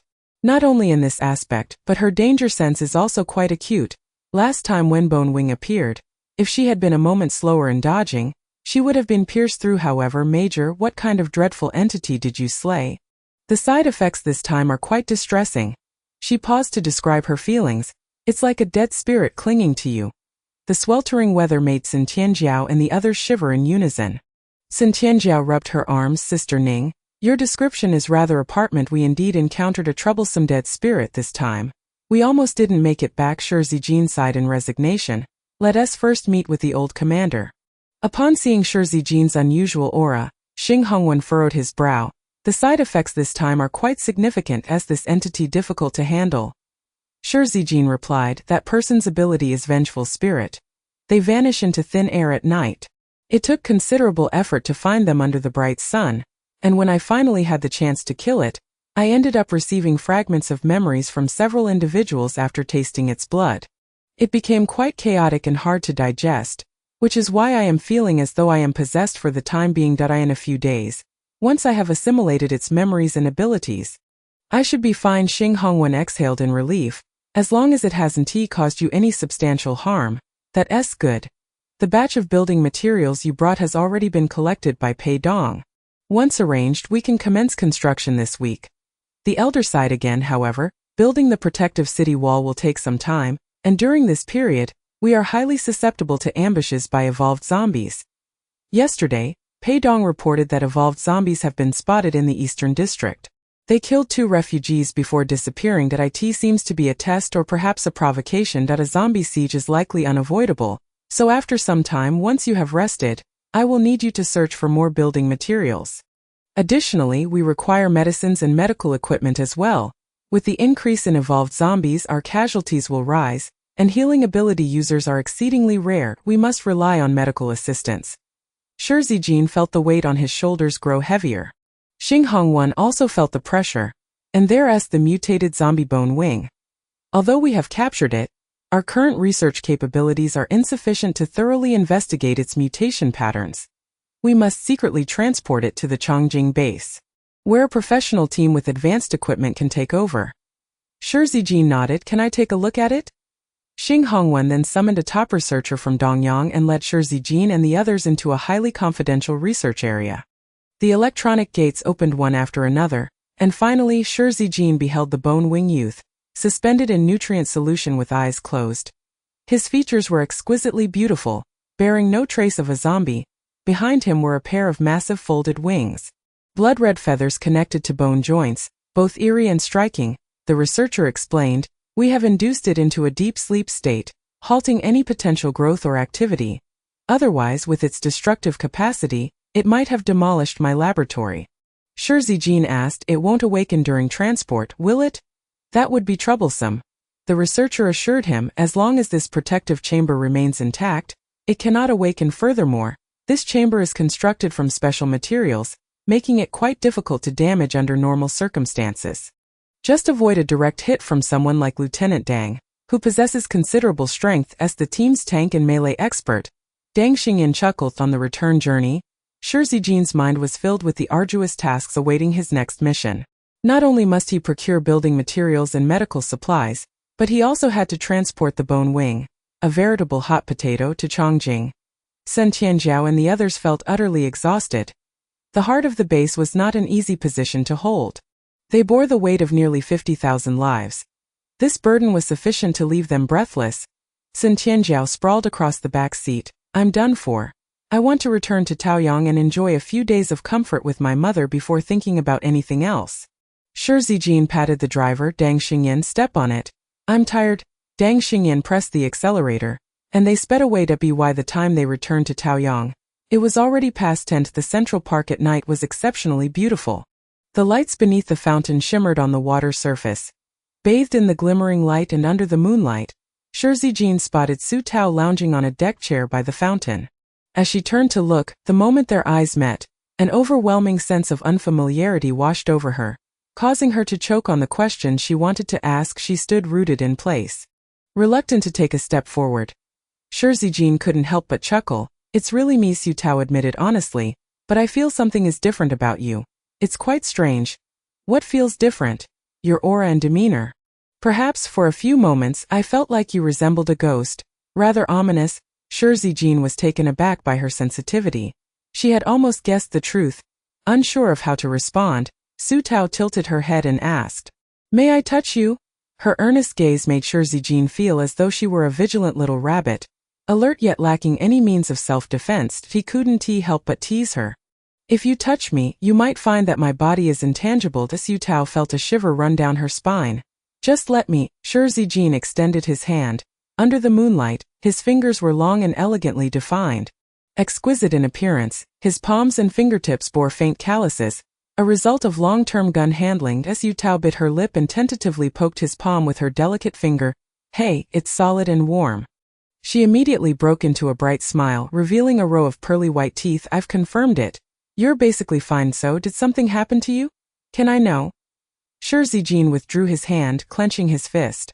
"Where a lingering itch remained. It relates to my abilities." Su Tao recalled that he had previously mentioned this was classified information, and her vigilance heightened. "Now that you say that, I'm hesitant to listen. What if someone captures me and forces me to divulge secrets? I lack the iron will to resist. I'd surely crack under pressure." Hearing her playful words, Shi Zijin couldn't help but laugh. The heavy burdens that had weighed him down during the day felt substantially lighter. "And no worries.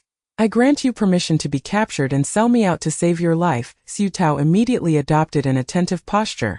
Inviting him to lie beside her on the adjacent deck chair for a detailed discussion, Shi Zijin complied. And as he reclined, the relaxation washed away the last remnants of pressure. His voice seemed lighter as he spoke. "My ability is called inheritance. When I kill someone and taste their blood, I can acquire their memories and abilities, as if I have inherited these two aspects from them." Su Tao gasped, nearly leaping off her chair. "Doesn't that mean you could possess multiple abilities? Goodness! No wonder you keep it a secret." Chapter 54. I now unilaterally declare a cold war with him. During our recent mission to gather building materials, we discovered that the individual we were coordinating with was rather peculiar. Indeed, this person transforms into a spectral state at night, while during the day they inhabit another's body, engaging in nefarious activities for profit. After killing him, I obtained his abilities, which explains why you felt I seemed ghostly. However, it's nothing serious. The side effects will dissipate in a few days." Su Tao swallowed hard. "You make it sound so simple. But that person must have been difficult to kill, right? In spectral form. It's hard to see and touch, plus they can switch bodies at any moment." Shi Zijin remained silent for a moment. "Yes, Xiao Jian was manipulated by him to self-harm in front of me." Heavens, Su Tao dared not continue this topic. The two fell into a silence under the moonlight. Only the gentle breeze could be heard. After a while, Su Tao finally asked, "When is your next mission scheduled to depart?" Thinking of this, Shi Zijin instinctively rubbed his temples. "In a month." Su Tao shifted closer to him, leaning her head in curiosity. "I wanted to discuss whether I could accompany you." Shi Zijin turned to look at her. "Are you that bored? Have you grown weary of Taoyang and Dongyang? Do you wish to travel?" Su Tao playfully kicked his deck chair. "Can you stop with the sarcasm? Am I the type to be idle? If it weren't for particularly important matters, I wouldn't step outside Taoyang even half a step." After finishing her words, she felt an urge to kick him again, finding him particularly untrustworthy that moment. Shi Zijin firmly grasped her ankle. "Use your mouth, not your feet. If you kick me while we're near the edge of the pool, I'll pull you in with me." Su Tao felt as if her ankle were ensnared by an iron lock. Unable to move an inch, her stubbornness ignited, and she flung her other foot, still shod, straight at his chest. Yet, this little trick was insufficient to deceive Shi Zijin, who effortlessly lifted both her legs with one hand. Su Tao gasped, instinctively wrapping her arms around his neck, terrified of falling. "If you want to let me go, why are you bullying me like this? And what do you intend to do?" he retorted. "The outside is perilous. Not only is there the threat of evolving zombies, but also the danger of an unseasonably hot summer causing dehydration." Su Tao looked at him earnestly. "I cannot explain what I must do, but it is imperative that I go. It is of utmost importance to me. I need to consider this. If I take you out, you will be under my protection, and I must bear full responsibility for your safety." Sun Tianjiao, who had just emerged, happened to overhear the phrase "you will be under my protection." He observed the two of them entangled in each other's embrace. and was struck with realization. He immediately feigned ignorance, turning away while restraining Dang Xingyan from looking back, saying, "Old Dang, you're older than our captain. You should start thinking about your personal matters too." Dang Xingyan responded with confusion. Su Tao tightened her grip around his neck, refusing to let go. "You must take me. Bringing me along will yield numerous benefits. With me, you will have food, drink, and supplies. The journey will go smoothly." Shi Zijin tugged at her arm. "You've miscalculated. We can proceed without food or drink." Su Tao clung to him even tighter, launching into a moral appeal. "Have you thought about your comrades? Don't you feel sorry for them enduring hardships alongside you?" Shi Zijin began to pry her fingers away. "I don't feel sorry for them. They are tough and resilient."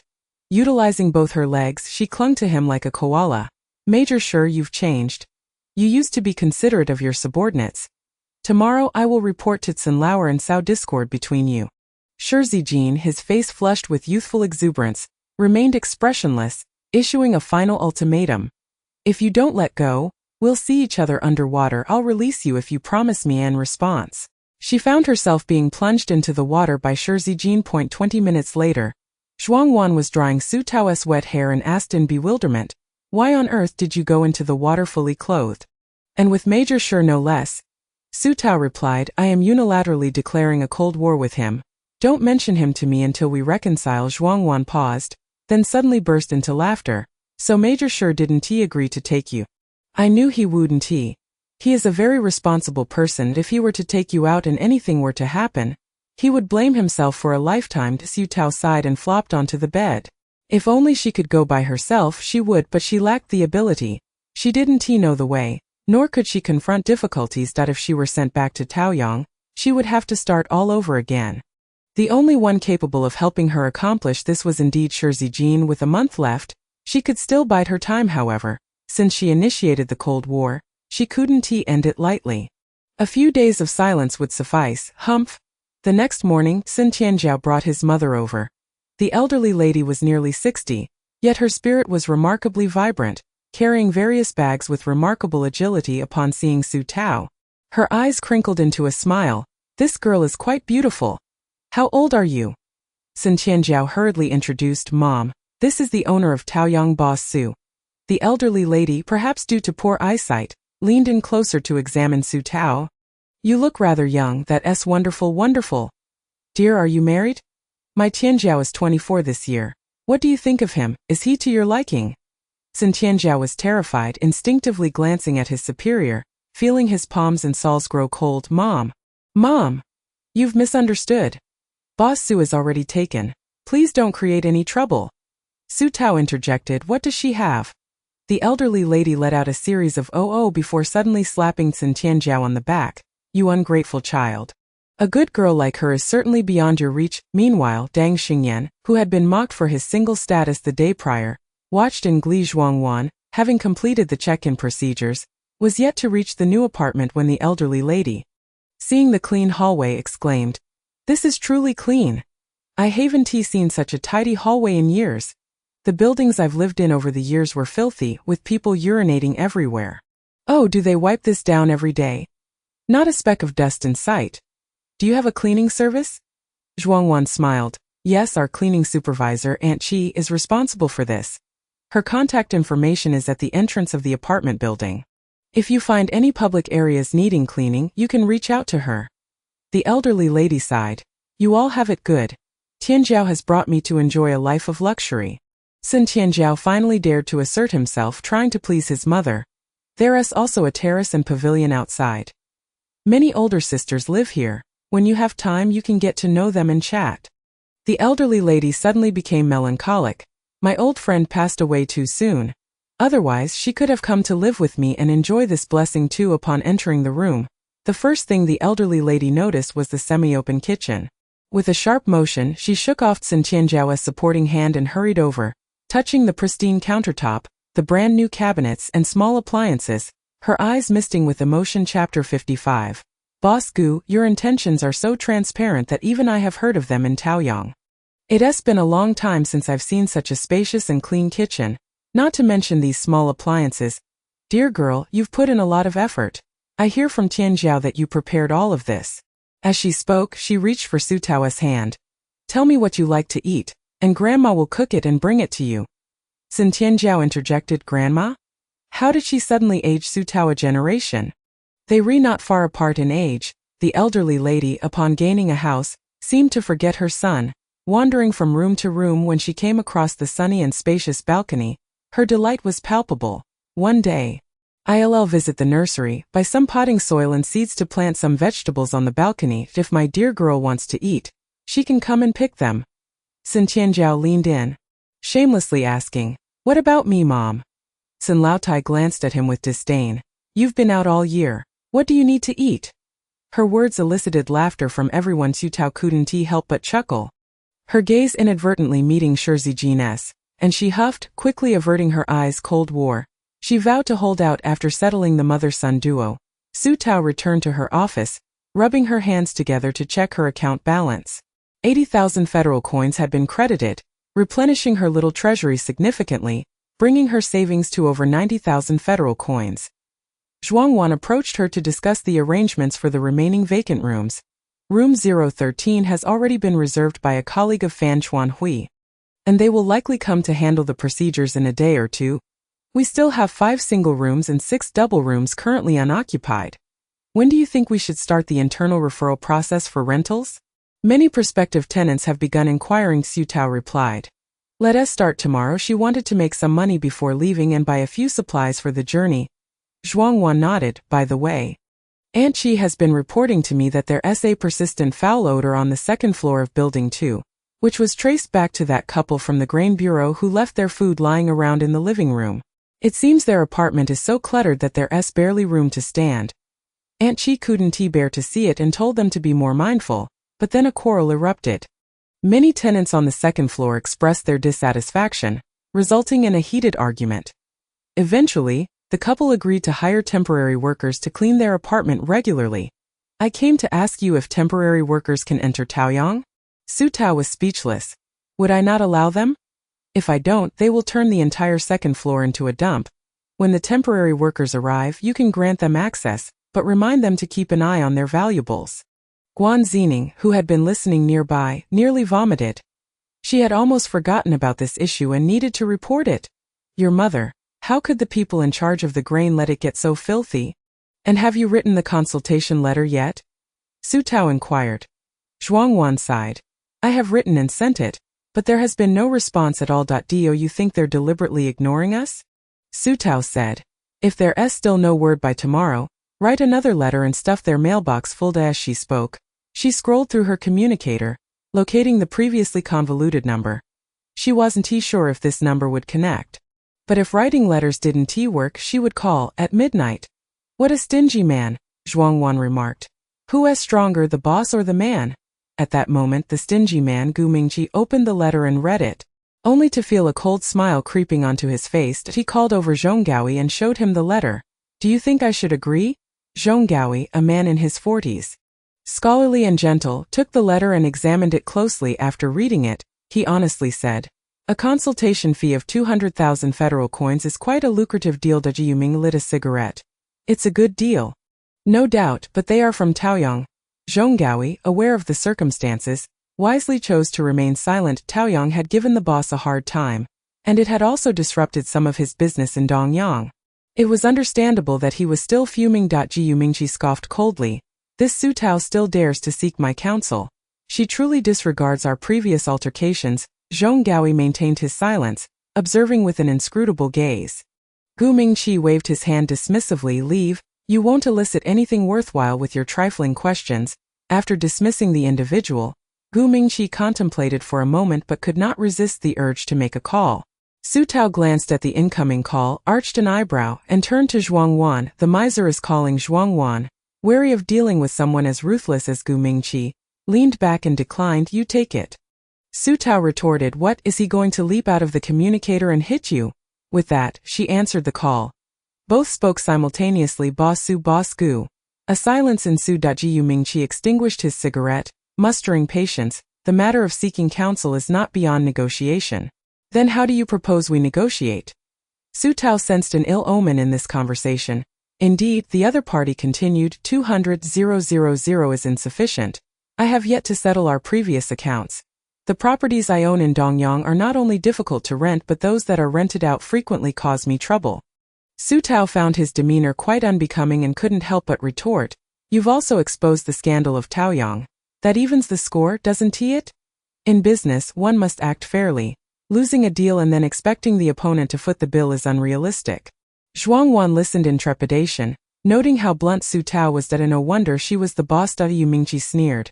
You speak of fairness in business, then I shall decline to engage in this deal for your consultation. Seek someone else. With a decisive click, he hung up. Enraged, Su Tao redialed and upon connecting unleashed her fury. How can a man be so petty? Tell me, do we harbor any deep-seated animosity? I merely appropriated a fraction of your business. I refuse to believe that you, Gu Mingqi, the local overlord of the East District, are so beholden to those few dilapidated properties. If you agree to this consultation, we can consider past grievances settled. Gu Mingqi was both infuriated and amused. Settled? Though it is merely a fraction of my business, I still incur losses of at least 600,000 federal credits monthly, and the contributions are incalculable. Pray tell. How do you propose we settle that? Su Tao was momentarily at a loss. 600,000 was indeed quite substantial. Gu Mingqi's patience was wearing thin. I have no desire to continue this discussion. I know your Taoyang is not short on water. But now that the scorching summer approaches and water shortages abound elsewhere, if you provide us with a year's worth of water, I will send Zhonggaoui to pay a visit. Su Tao flatly rejected. Boss Gu, your calculations are quite transparent. A year's worth of water is worth far more than your 600,000 federal credits, especially in a time of scarcity. Just because I have it does not mean I will part with it cheaply. Chapter 56. This is my sincerity. If you need me, I will give. The two of them engaged in a fierce tug-of-war for nearly half an hour. Zhuangwan, listening intently, was left in shock as Su Tao was parched and exhausted from the verbal sparring. Had Gu Mingqi been before her, she would have undoubtedly pointed a finger at him, accusing him of being a money grubber. Unwilling to concede an inch. Gu Mingqi, on the other end, was standing in frustration. If Su Tao were in front of him, he would surely have removed his glasses to let her experience the taste of fear. The internet line had successfully averted a potential world war. Su Tao made a final concession. A year's worth of water is acceptable, but I will not be taken advantage of. A limit of 50 tons per month, you will gather your own people to transport it. And I will not be responsible for delivery. Furthermore, you must have Zhonggaoui serve as a doctor in Taoyang for a year, available at all times. Gu Mingqi frowned. 50 tons is too little. I have over 3,000 people to support. Let us each take a step back. 80 tons per month, and I will arrange for Zhonggaoui to stay with you for 3 days each month. Su Tao perked up. With this arrangement, there would be 3 days a month dedicated to consultations. This would allow for the establishment of a small clinic, with a doctor present for 3 consecutive days. Wouldn't that be the nascent form of a hospital? Yet, to maintain the appearance of having compromised, she pretended to negotiate further. 3 days is too short. 5 days and we have a deal. In truth, had Gu Mingqi refused at this juncture, Su Tao would have accepted 3 days without protest. However, it seemed Gu Mingqi had been worn down by her persistence and with a dismissive remark stated, this takes effect this month. Further arrangements will be communicated by my deputy. With that, he hung up swiftly. After the call ended, Su Tao was taken aback, not expecting him to agree. It must have been a strain on him. Zhuangwan expressed concern. Will supplying 80 tons per month burden Taoyang in any way? If it does, perhaps we should reconsider. This might be the dawn's tribulation. Su Tao waved her hand dismissively. There will be no adverse effects. In fact, we will have a healer available for regular consultations.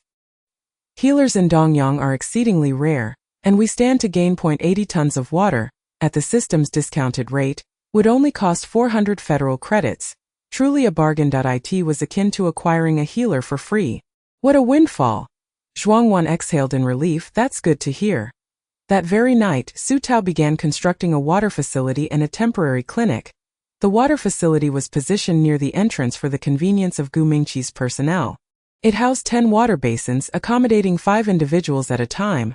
The temporary clinic was adjacent to the office building, facing the apartment complex, with rooms sized appropriately. The exterior was painted white and bore a hospital sign. With the interior partitioned, the left side designated for consultations, and the right for resting, Su Tao, intrigued by the healer's abilities, equipped the consultation area with a water dispenser and a desk, while the resting area featured a single washroom, a single bed, and even a television opposite the bed, so that after a long day's consultations, one could unwind with some entertainment. This setup would surely ensure that Dr. Zhong would feel at home during his consultations. She fantasized about expanding this small clinic into a grand 3-story establishment, akin to Dongyang Hospital, with a bustling lobby filled with doctors, comprehensive equipment, and even a ward for patients. The following morning, as Su Tao awoke, her communicator chimed. Upon checking, she saw that Shi Zijin had sent her a photograph of the newly constructed clinic. Glancing at it, she tossed aside the communicator, maintaining her silent treatment just as she did. It rang again. The sender messaged, "Is the doctor an ordinary person or a healer?" She cast it aside once more. After lingering in bed for 20 minutes, Su Tao finally rose slowly to feed her cat and prepare for the day. Just as she was about to wash her face, there was a knock at her door. Upon opening it, she was greeted by Shi Zijin's handsome face, breakfast in hand. "Why didn't you reply to my messages after waking up?" he inquired, tossing the breakfast into her arms. Su Tao stammered an excuse. "I had my phone on silent before bed. I didn't hear it." The next moment, Shi Zijin dialed her number, the crisp ringtone echoing throughout the room. Destruction loomed as Su Tao raised her foot, intent on slamming the door shut. However, Shi Zijin was quicker, propping his hand against the door. "You still haven't answered my question. Is the doctor an ordinary person or a healer?" Su Tao queried. "Does it matter?" "You're not even in Taoyang to consult," Shi Zijin replied. "It doesn't matter to me, but it is significant for you. Given your expression, it seems to be a healer, likely Zhonggaoi under Gu Mingqi. How did you come to contact him?" The only 2 notable healers in the East District were either affiliated with him or Gu Mingqi. The fact that Su Tao went to the lengths of establishing a clinic, outfitting it so well, suggested a warm reception, undoubtedly indicative of Gu Mingqi's influence. Su Tao managed to utter 4 words. "Business partners." Shi Zijin rubbed his temples. "You have quite the audacity. You can negotiate business with Gu Mingqi. I don't know if you've met, but I must caution you. You are an ordinary person. His powers could cause you to bleed out at a mere glance, leading to self-harm or even being slaughtered by others who lose control." Su Tao felt a chill run down her spine. What kind of power could kill me with just a glance? "The eye of fear," he explained, "which can invoke the deepest fears within a person, overwhelming their mind with terror, stripping them of reason, leading to madness, self-harm, or violence towards others. He has previously used his powers to cause the deaths of dozens in the city defense force, displaying a callous disregard for human life. This is why Pei Dong harbors deep resentment towards him. Pei Dong treats you well. You must consider how this situation will unfold." Su Tao felt overwhelmed. "I am unaware of the intricacies involved. Moreover, my collaboration with him is not malevolent. It is quite simple. I provide him with a year's worth of water, and he allows Zhonggaoi to serve me for a year. I will explain everything to Sister Pei. If she cannot accept it, I will simply breach the contract. A year's worth of water." Su Tao affirmed. "Yes, that water facility at the entrance. You should have seen it alongside the clinic. I am not stingy. If you or Sister Pei need it, I will supply it free of charge." Shi Zijin's gaze turned complex. "Do you understand the value of that water?" Su Tao replied. "Of course I do. With water shortages looming everywhere, it won't be long before it surpasses food as the most essential survival resource. Do you believe a glass of water could buy a strong laborer?" "I believe it is. So why do you say you'll provide it?" "Because I consider you and Sister Pei as friends. You are important to me, and you bear the weight of countless lives. Shouldering the dawn and the future, she pointed to her heart and said, "I am frail and fear for my life. I do not possess the formidable strength that you all have. I offer this little sincerity of mine. If you need it, I will provide, as it is my way of contributing. Yet, I implore you to understand me that I long for a skilled doctor. I dream of establishing a hospital. The dawn of day is still a young girl, and she should not bear the scars of a lifetime. Old Mei has suffered with his leg for half his life. I wish to see him stand and gaze upon Taoyang. I desire that those in Taoyang receive treatment for their ailments and have physicians to turn to." That is all. Chapter 57. The military dog Shuadao. After a prolonged silence, Shi Zijin suddenly said. I apologize. Su Tao rubbed her eyes and replied, You need not apologize. I will call Sister Pei later to express my regrets. Pei Dong cares deeply for her subordinates, and thus harbors a strong dislike for Gu Mingzhi. Su Tao hesitated to make that call. Shi Zijin sensed her predicament and offered, Allow me to speak to her. I have matters to discuss as well. Around 10 o'clock that evening, Su Tao received a call from Pei Dong. Major General Shi has informed me. If you wish to proceed, please do so, but you must not meet him. I will send you a military dog. It has been trained and possesses an evolved sense of smell, highly familiar with Gu Mingqi's scent. Should he come within 100 meters, it will bark. Su Tao, both Major General Shi and I care for your safety and wish for you to exercise utmost caution. This was the first time Su Tao had heard her speak so much. Her nose suddenly felt a bit sore as she held the communicator and nodded. Thank you, Sister Pei. I am sorry. Pei Dong's heart softened at once. It is nothing. The enmity lies solely between him and me, and does not concern you. Su Tao rubbed her nose and said gloomily, Sister Pei, when will you return to stay? It has been so long since I last saw you. The west side has begun constructing city walls. Fearing the encroachment of evolved zombies that I cannot leave at the moment. Very well, then take care. After hanging up, Shi Zijin remarked, This military dog is a retired canine left by Pei Dong's grandfather. It is 16 years old and greatly cherished by her. She intended to keep it for companionship in its final years, yet now without hesitation, she has sent it to you. Su Tao sniffled. She hardly mentioned how precious it was during the call. What a difficult woman. Shi Zijin chuckled. You should retire early. Su Tao walked a few steps before suddenly turning around. Will we still be in a Cold War tomorrow? Do you wish to? I do. You have yet to agree to take me. Yet you keep initiating conversations. It makes it hard to remain aloof. Shi Zijin found her playful words amusing. Then shall I take the initiative to reconcile? Su Tao's eyes brightened. Are you agreeing? You're overthinking. I still need to consider it. This is merely a temporary truce. Su Tao deflated. Then I shall reject your overture for reconciliation. Shi Zijin was not deterred. I shall unilaterally seek peace.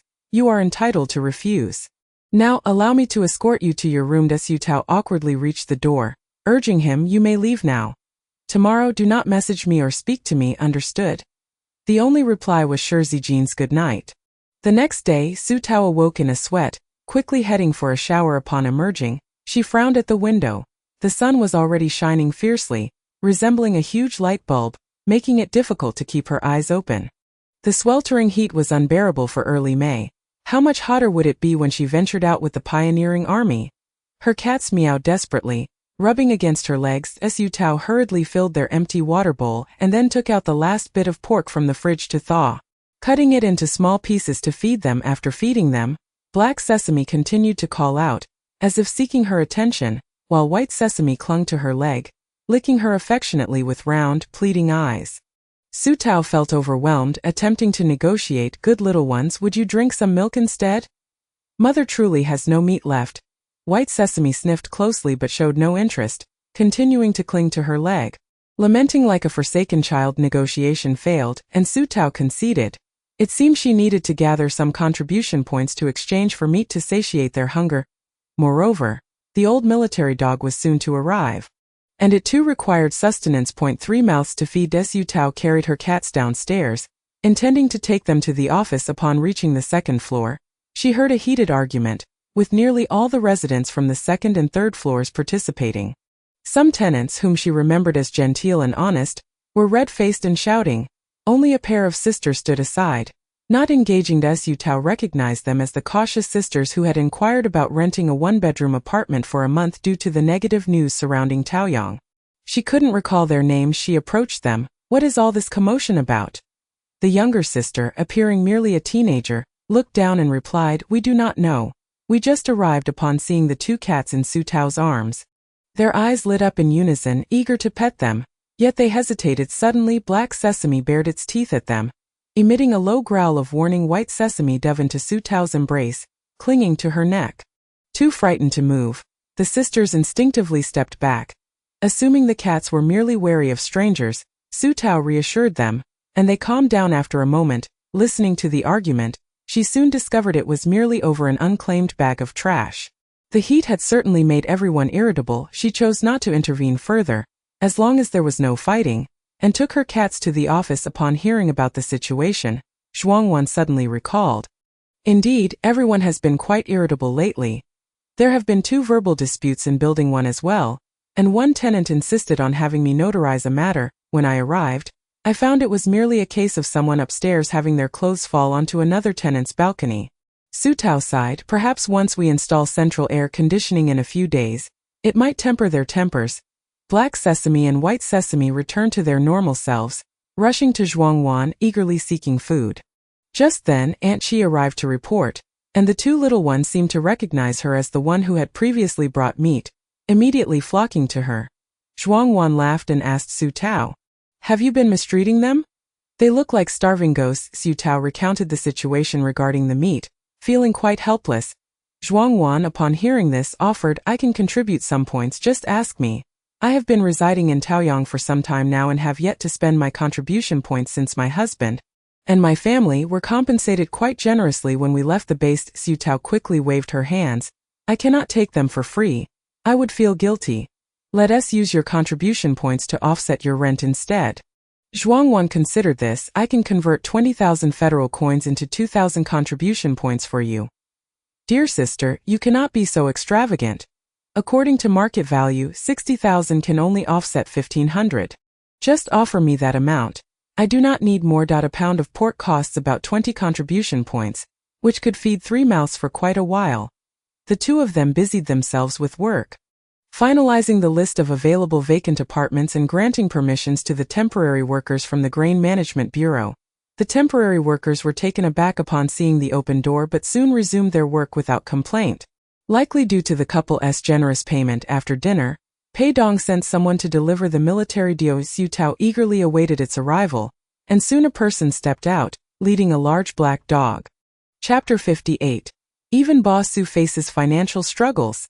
The large dog surveyed its surroundings, its gaze alert, reflecting the remnants of its former bravery and intelligence, though its age was evident in its physique. The person handed the leash to Su Tao and saluted her. "I hereby present the City Defense Army's K9 number 036, Xuedao, to you." Su Tao solemnly accepted the leash, and Xuedao circled her, sniffing before obediently lying down at her feet. The person added, before sending it, "Commander Pei had it smell your belongings. It is quite intelligent and can recognize individuals." Su Tao was filled with delight as she crouched down to rub the dog's head, inquiring, "What does it typically eat? Is raw meat acceptable?" "Raw meat is permissible, though it can be costly. Generally, we provide it with low-salt human food. Considering the state of the world, however, according to pre-apocalyptic standards, large dogs should ideally consume raw bones and meat." Su Tao's first thought was that no matter how dire the circumstances, she could not let the children suffer. Even if she could not eat, she was determined to ensure Xuedao and the sesame cats were well fed. Time to procure some meat. With Zhuangwan's rent not due for a while, she felt embarrassed to ask for an advance. She could only hope that once the food store upgraded, there might be pet food or similar provisions available for the interim. Yet, upgrading once required 100,000 federal coins, and she had just over 90,000 on hand. Why was she always so impoverished, unable to save any funds while consistently facing deficits? "What troubles you?" Shi Zijin's voice suddenly broke through her thoughts. The person who delivered Xuedao saluted Shi Zijin before departing. Xuedao twitched its nose, recognizing a familiar scent, and lay down to rest once more. Su Tao remarked, "Did I not tell you yesterday not to speak to me? We are in a cold war." "I am quite serious about it," Shi Zijin replied. "When did I ever agree?" Su Tao momentarily paused. Recalling that she had indeed not agreed to anything yesterday, after a brief moment of silence, she suddenly said, "Lend me 10,000 Federation coins, and I shall acquiesce to your request for peace from yesterday." Shi Zijin's expression was quite nuanced. "Does Ba Su also find herself in need of funds? Do not look down upon others. I may be poor, but I am open about it if I am in difficulty. I will speak candidly without concealing it. If you hear me, please extend your hand to assist swiftly." Shi Zijin could hardly contain his laughter. The owner of the entire Taoyang, a major stakeholder in water resources with business dealings with Gu Mingqi, is lacking a mere 10,000? I fear no one would believe it if I were to share that. Believe what you wish, that I believe I can. No sooner had she spoken than Su Tao received a transfer of a full 100,000 Federation coins. She immediately became bashful. Boss, sure, this is a bit excessive. You are too kind. Though she said this, there was no intention of returning the funds. Sure, Zijin was aware of her little schemes but chose not to expose them. Shall we make amends? Let us make amends. Watching her joyfully stroll under the sun with the large dog, Shi Zijin could only shake his head in helpless amusement as Su Tao guided Xue Dao to her room. And as she opened the door, Heijima let out a startled meow, leaping 2 meters away to perch atop the back of the sofa. Baring its teeth at Xue Dao, Baijima, frightened, scurried under the sofa. Xue Dao, an old military dog, remained remarkably composed, leisurely sniffing about and sensing no danger, lay down beside the sofa in a feigned slumber. Su Tao picked up Heijima, attempting to reason with it. The newcomer is Grandpa Xue Dao. He is family and will not harm you. Do not be fierce. Go and sniff Grandpa, get acquainted and be obedient. Heijima seemed to understand, reluctantly taking a few steps forward before glancing back at Su Tao. Hurry along, Su Tao urged. Hesitantly, Heijima approached, quickly tapping Xue Dao with its little paw. Xue Dao merely perked its ears, not even opening its eyes, seemingly aware that this tiny kitten posed no threat. Not sensing any danger, Heijima inched closer, its small pink nose sniffing curiously. Suddenly, Xue Dao opened its eyes, enveloping the kitten in its large paw and playfully licking its head. Heijima was taken aback. Seizing the opportunity, Su Tao retrieved Baijima from beneath the sofa, and as soon as she did, Baijima clung to her neck, calling out Mama. Thus, the matter was settled after a brief commotion between the two cats and the dog. Su Tao hurriedly accessed the system's food store, spending 100,000 Federation coins to upgrade the food shop to level 2. This upgrade revealed a whole new world to Su Tao. The level 2 food shop featured detailed categories: snacks, grains and oils, beverages, dried goods, and a pet section. Thrilled, Su Tao clicked into the pet section, discovering only 2 machines: a self-service pet food dispenser and a pet canned food vending machine. Each priced at 3,000 Federation coins. Without a second thought, she purchased both for 6,000, placing them temporarily in the living room. Curious, Heijima approached the new items to sniff as Su Tao didn't shoo it away. Instead, she began restocking the pet food dispenser, selecting only senior dog food and kitten food. The prices were rather steep. Purchasing both types of food cost her 5,000 Federation coins, sufficient for merely 2 weeks, meaning she would need to spend 10,000 monthly on pet food, more than her own expenses. As Su Tao poured some into the bowls for the Jima cats to sample, noting that the primary ingredients were meat and vegetable fibers, which seemed quite healthy and smelled delightful. The taste should be promising. The moment both cats caught a whiff, they sprang into action. Baijima, emboldened, leaped over Xue Dao's back to devour the food with such fervor that it seemed intent on burying its head in the bowl. Xue Dao sniffed the air, both ears now upright and eyes wide open as Su Tao fetched a bowl for it, pouring some senior dog food, which appeared even richer in protein and easily digestible. True to its training as a military dog, Xue Dao did not pounce on the food like a feral creature, but rather sniffed and circled, its tail wagging enthusiastically, clearly eager for a taste. It looked at Su Tao, then at the bowl of dog food. Understanding its silent request, Su Tao commanded, "Go ahead and eat." Immediately, Xue Dao opened its mouth and began to devour the food with gusto. Once all 3 companions had finished their meals, Su Tao began grooming each of them, checking for any pests and inspecting their tear stains and chins, coaxing them to drink water as well. To facilitate bathing, she replaced her personal hot spring with a large ground-level pool designated for washing the dog and cats. Caring for pets was akin to raising children, requiring patience and love. It seemed that Xue Dao understood how dearly its new owner cared for it. It followed Su Tao everywhere and even jostled for space with the Jima cats at night. When Su Tao awoke in the middle of the night, feeling as if she were in a sauna, she turned on the light to discover a double bed with Xue Dao occupying most of it, and the 2 Jima cats resting on the pillow. She found herself squeezed into a corner, drenched in sweat. It was high time to install air conditioning. With a yawn, Su Tao got up and found an air conditioning unit in the home improvement store. Gritting her teeth, she selected the most expensive option, a central air conditioning system priced at 12,000 Federation coins. Only 1 unit was needed per floor, ensuring all tenants could enjoy its benefits. including common areas and hallways. After installing the system in the 5-story building, the total cost soared to 60,000 Federation coins. Now, she had just over 10,000 coins remaining. Money truly does not last long. At the same time, she silently expressed her gratitude to Boss Sure for his generous sponsorship. Without his 100,000 coins, her pets would have gone hungry, and the tenants would not have enjoyed the timely relief from the heat. The temperature in the apartment building dropped to a comfortable 25 degrees shortly after the installation of the central air conditioning that a refreshing breeze swept through, creating an incredibly pleasant atmosphere to prevent anyone from catching a chill in the early morning. Su Tao thoughtfully left a message in the group chat and posted a notice in the lobby, informing all tenants that the central air conditioning was now available around the clock, and advising them to be mindful of temperature changes. Returning to her room, she comfortably drifted off to sleep, experiencing a night devoid of dreams. She was awakened early the next morning by Xuedao's affectionate licking. Still unaccustomed to the presence of a large dog, she bolted upright in surprise. Just then, she heard a knock at the door. It turned out that Xuedao had noticed the knocking and, seeing that she hadn't awakened, was trying to rouse her. Upon opening the door, she was surprised to find Sin Laoer and Sin Laotai standing there. Sin Laotai appeared exceptionally lively, carrying a lunchbox and cheerfully saying, "Tao girl, I slept remarkably well last night. The air conditioning is simply delightful.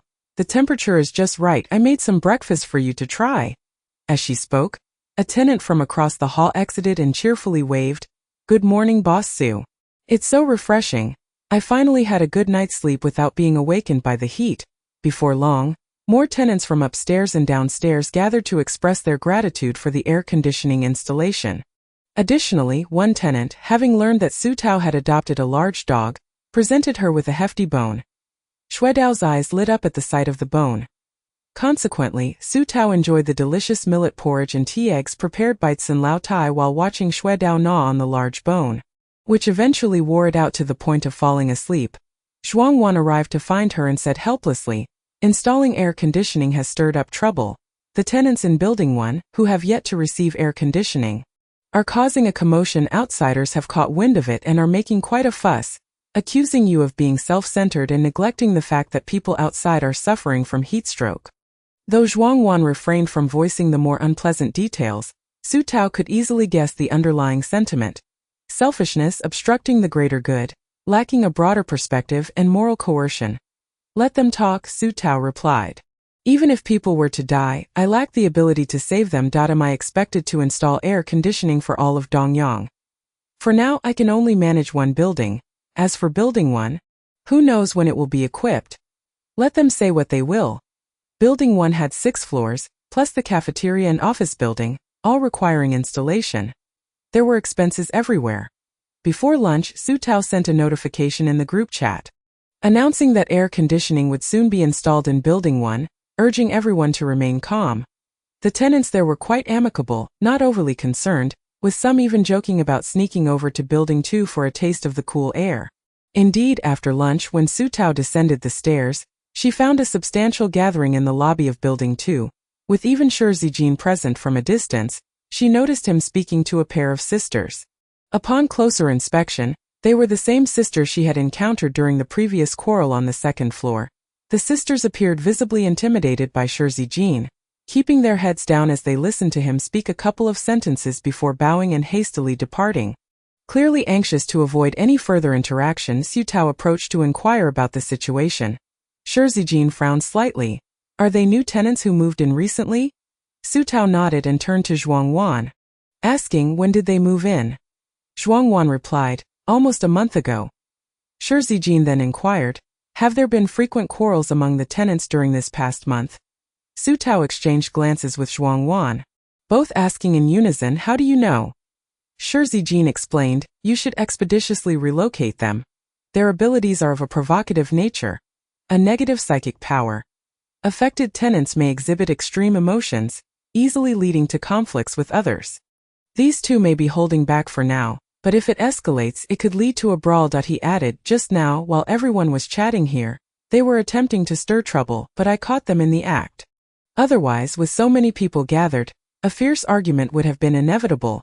Zhuangwan muttered, "Oh my, I thought it was just the heat making everyone irritable." Su Tao nodded in agreement. I hastily installed the air conditioning. Not realizing it was this issue, Zhuangwan, plagued by anxiety, paced 2 steps. This won't do, I must send them away sooner. They are nothing short of human harbingers of chaos. I mentioned that some tenants, who usually appear quite reserved, can become fiercely combative. Su Tao inquired of Shi Zijin. Is there a list of psychics in Dongyang? Are all psychics recorded in the data? In the future, could we provide a list of tenants for you to filter out the dangerous individuals? Shi Zijin shook her head. This cannot be documented. Some psychics may not even be aware of their awakened abilities, especially the subtle, non-aggressive ones, such as enhanced senses or unique perceptual capabilities, if they themselves remain oblivious. How could we possibly know? Moreover, as the apocalypse lingers, the controllability of psychic mutations diminishes, resulting in an increasing array of bizarre abilities. I have encountered psychics whose fingers emit light, whose nails change color, whose tongues elongate like serpents, and those who can encase themselves in their own hair like a cocoon. It's a chaotic and convoluted spectacle. Su Tao and Zhuangwan listened, their expressions frozen in disbelief. The world was transforming while they remained blissfully ignorant. It's perfectly normal that you haven't heard of it. I've been out in the world for years, meeting many people. Furthermore, today's psychics are increasingly aware of the importance of confidentiality, making documentation even more challenging. Thus, major bases have simply abandoned comprehensive recording, only implementing strict checks and records for military personnel or public servants. Su Tao clasped her hands together. May I be spared from having a long tongue or shortened legs as an ability? Shi Zijin raised an eyebrow. What if you actually did? Su Tao retorted. Do not jinx me. Should I possess a long tongue, the first thing I would do is seek you out for a kiss. Ultimately, it fell to Shi Zijin to handle the situation with the 2 sisters, arranging for them to sign off their rental agreement. This was primarily to prevent them from taking advantage of Su Tao and Zhuangwan, whom they perceived as ordinary individuals, using their abilities to manipulate the situation. Shi Zijin took a seat nearby, while the sisters trembled with anxiety. The younger sister looked at Su Tao with a pitiful expression. Boss Su, we promise we won't cause trouble again. Could you possibly forgive us this once? If you kick us out, we have nowhere to go. Our previous home has been claimed by our elders, and we would have to sleep in the hallways. The elder sister began to tear up. We've attempted to stay in a communal dormitory, but as sisters without any support or strength, we were often bullied that we had no choice but to incite chaos as a means of escape. We are simply helpless. Chapter 60. Do not attempt to challenge Boss Su's bottom line, Su Tao calmly retorted. Has anyone bullied you in Taoyang? The sisters hesitated, stammering, no. Then why create unwarranted chaos? The sisters, their eyes reddened, fell silent, their heads nearly touching the ground, appearing utterly victimized. Observing their demeanor, Su Tao couldn't help but frown. Go pack your things, leave by 8 tonight, and I will refund your remaining rent. The younger sister grasped the elder's hand. Let us go. Nowhere will accept you. As Su Tao, exasperated, chuckled. You all signed the rental agreement upon moving in, which clearly states in black and white that the use of abilities causing harm or chaos is forbidden within Taoyang, affecting other tenants, and it is you who first broke the rules. I am already being quite lenient by asking you to leave. Do not attempt to challenge my boundaries. The sisters' faces paled instantly, and they hurriedly exited, heads bowed. Zhuangwan was equally furious. What kind of people are they? They clearly did wrong yet try to shift the blame onto us, making it seem as though we were the ones tormenting them. Shi Zijin remarked, when they spoke to you, they attempted to provoke your emotions using their abilities. These 2 have grown accustomed to the advantages and privileges their powers afford them. It's a habit they cannot shake. It's better to send them away sooner. Older sister, we can't just leave like this. The younger sister suddenly seized her. What else can we do? From their tone, it seems impossible for them to allow us to stay, and besides, there's that one who can see through our abilities. As long as he is around, I feel as though I am pricked all over. We should leave quickly. We can still survive in the East District, though the living conditions won't be as good. The younger sister shook her head, a cunning glint in her eyes. Don't you want to try one last time before we go? Since we are leaving anyway, what can they do to us? IV noticed that abilities strengthen with increased usage. Remember when we could only influence one person for a few minutes? Now we can affect the emotions of 10 people simultaneously. Which tenants should we select this time? Let us target those in Building 1. The air conditioning in Taoyang is truly splendid. Too bad we won't be able to use it anymore. If we can't use it, neither should anyone else. Su Tao was roused from her sleep in the middle of the night when the intelligent housekeeper issued an alert. A tenant is attempting to damage public facilities in the lobby of Building 2. Su Tao immediately sprang to attention, hastily donning a coat and grasping her weapon, Shui Dao, as she rushed to the first floor. While en route, she messaged Guan Zining and Shi Zijin upon her arrival. She indeed spotted several familiar tenants from Building 1 wielding various weapons to vandalize the central air conditioning unit on the ceiling. Meng Xiaobo, seemingly in a frenzy, stood atop a table in the lobby, delivering blows to the air conditioning vent, sparks flying in all directions. Xiaobo! Su Tao shouted at him, but her words fell on deaf ears as he continued his rampage, exclaiming, I can't use it. So why should you? I'll smash it to pieces. No one gets to use it. The gangly Fan Chuanhui hurled a chair at the ceiling. Other tenants from Building 1 eagerly joined in, clambering atop tables to destroy the air conditioning unit. Su Tao realized this was the parting gift left for her by the sisters. She had wondered why they left so abruptly. It turned out they had been waiting for her. Feeling an unprecedented level of trouble, she recognized that these tenants were innocent. She could neither punish them for their actions nor restore their sanity, leaving her helplessly watching them wreak havoc. Shui Dao sensed its master's fury, adopting a defensive posture and growling, poised to attack at Su Tao's command. The commotion soon attracted the attention of tenants from Building 2, who rushed downstairs, astonished by the scene before them.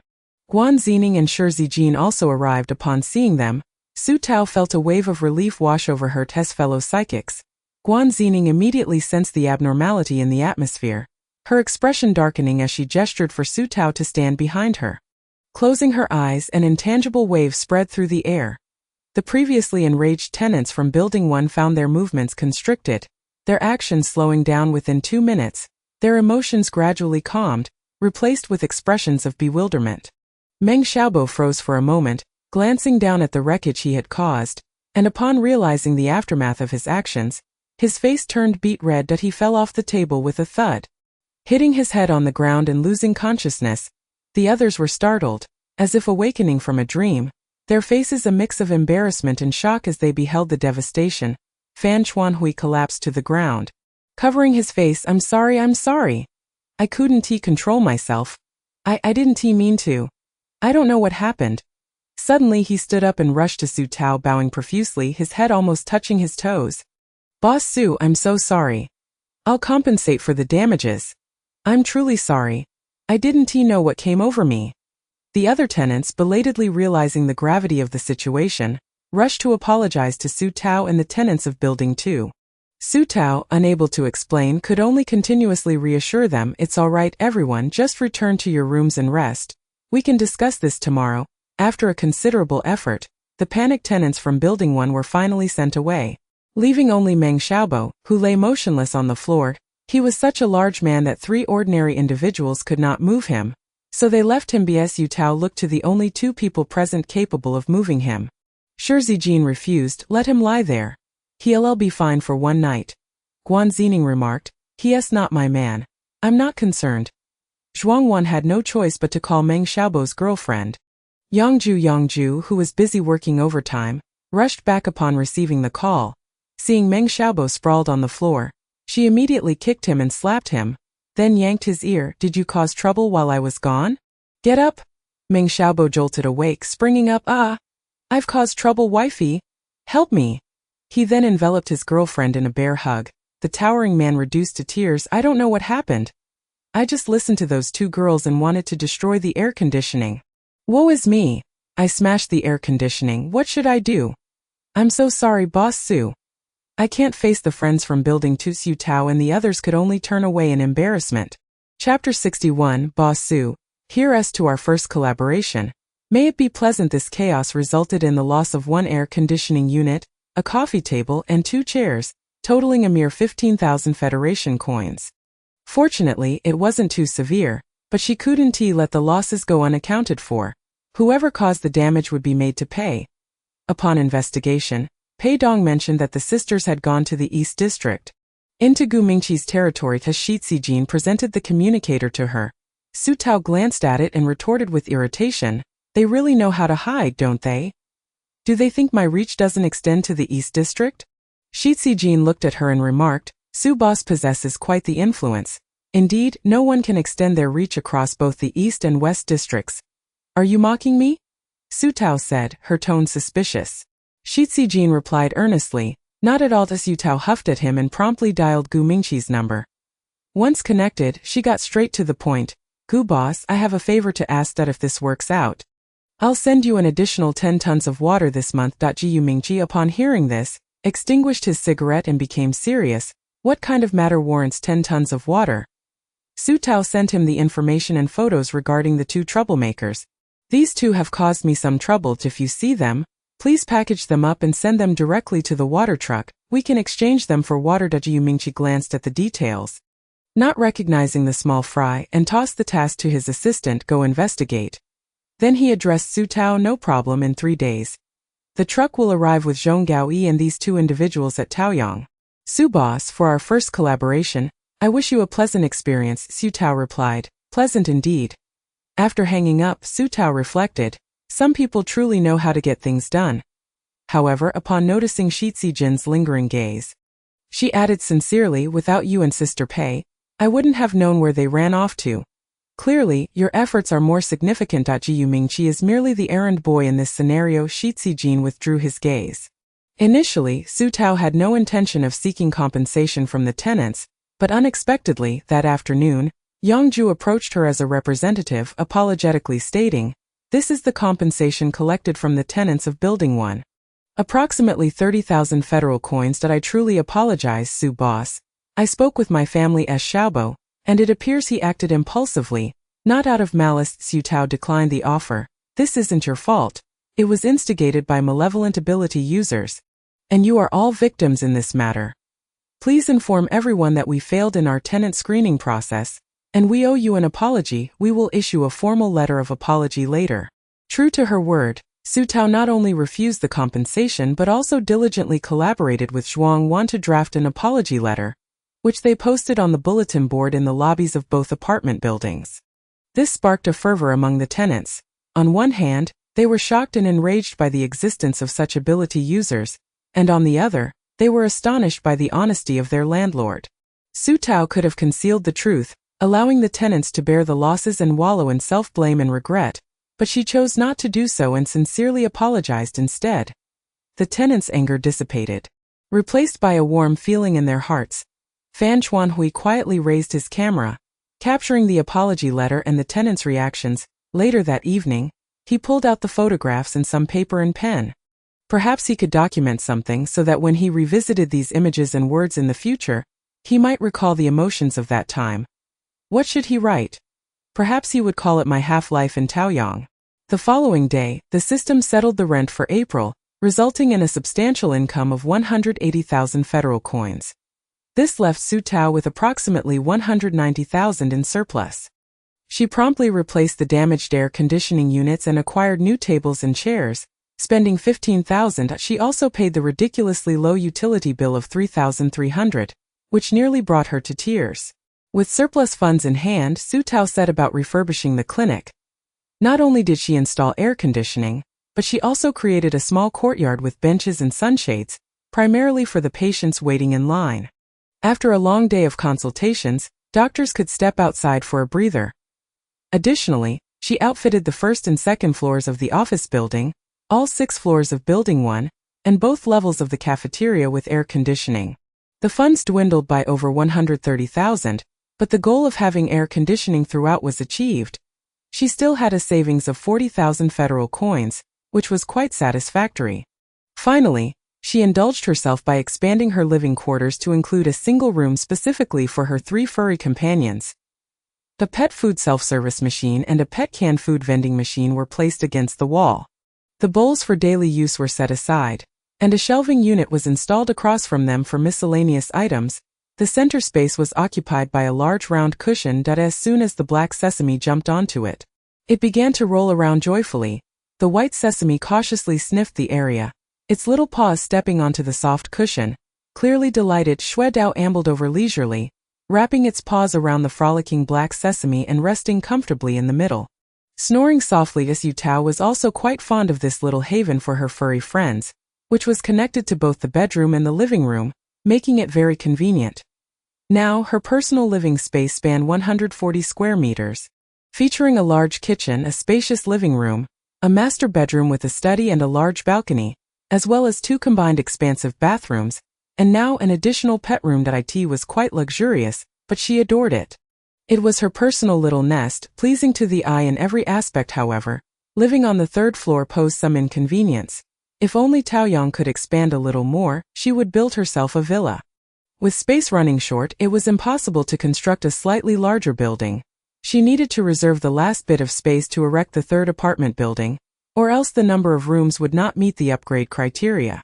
She also desired to expand the clinic further, establish a gym, create a library, and even a school, and aspired to build her own breeding farm and plantation like Dongyang. How greedy she was! Unconsciously, Su Tao walked to her study and picked up the blueprints provided by Old May. Everything she envisioned was included, but she wondered when it could all come to fruition. May this day arrive sooner, before the 2nd apocalypse. 2 days later, Gu Mingqi honored the agreement, bringing the 3 individuals in a vehicle. Shi Zijin advised, take Xue Dao down first. With great delight, Su Tao led Xue Dao downstairs. Calling for Zhuang Wan from a distance, she spotted a large truck parked at the entrance, from which emerged over a dozen workers and a well-dressed man in a white short-sleeve shirt and round glasses. Approaching him with a beaming smile, Su Tao extended her hand. You must be Dr. Zhong.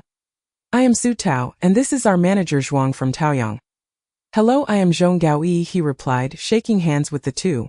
Given the high temperature during the journey, Zhong Gaoyi was drenched in sweat, his white shirt clinging to his back. Zhuang Wan, a truly attentive assistant, immediately handed him a glass of iced drink. Dr. Zhong, refresh yourself. Later I will take you to the clinic.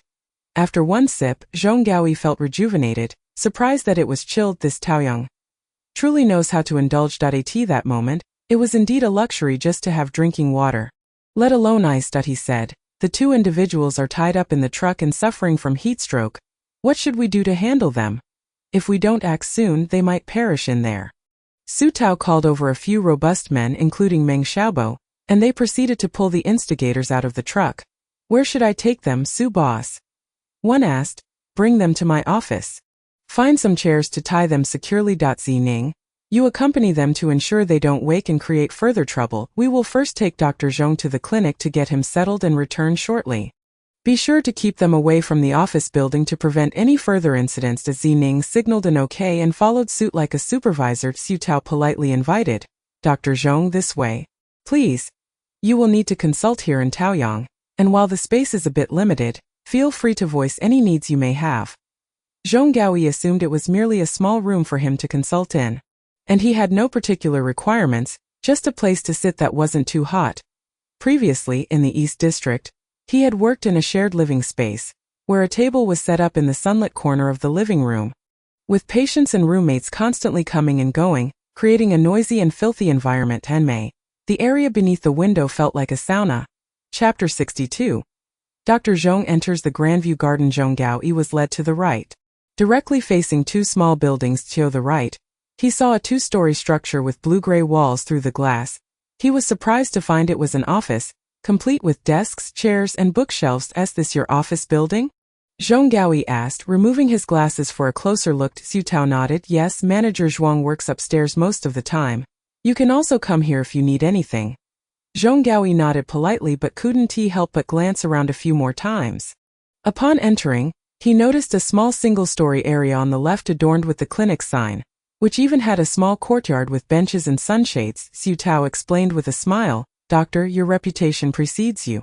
Once the tenants are informed, I suspect this place will be bustling. Considering the current heat, waiting in line can be quite uncomfortable, hence the courtyard. Zhong Gaoyi cleared his throat and inquired, May I use this courtyard for activities?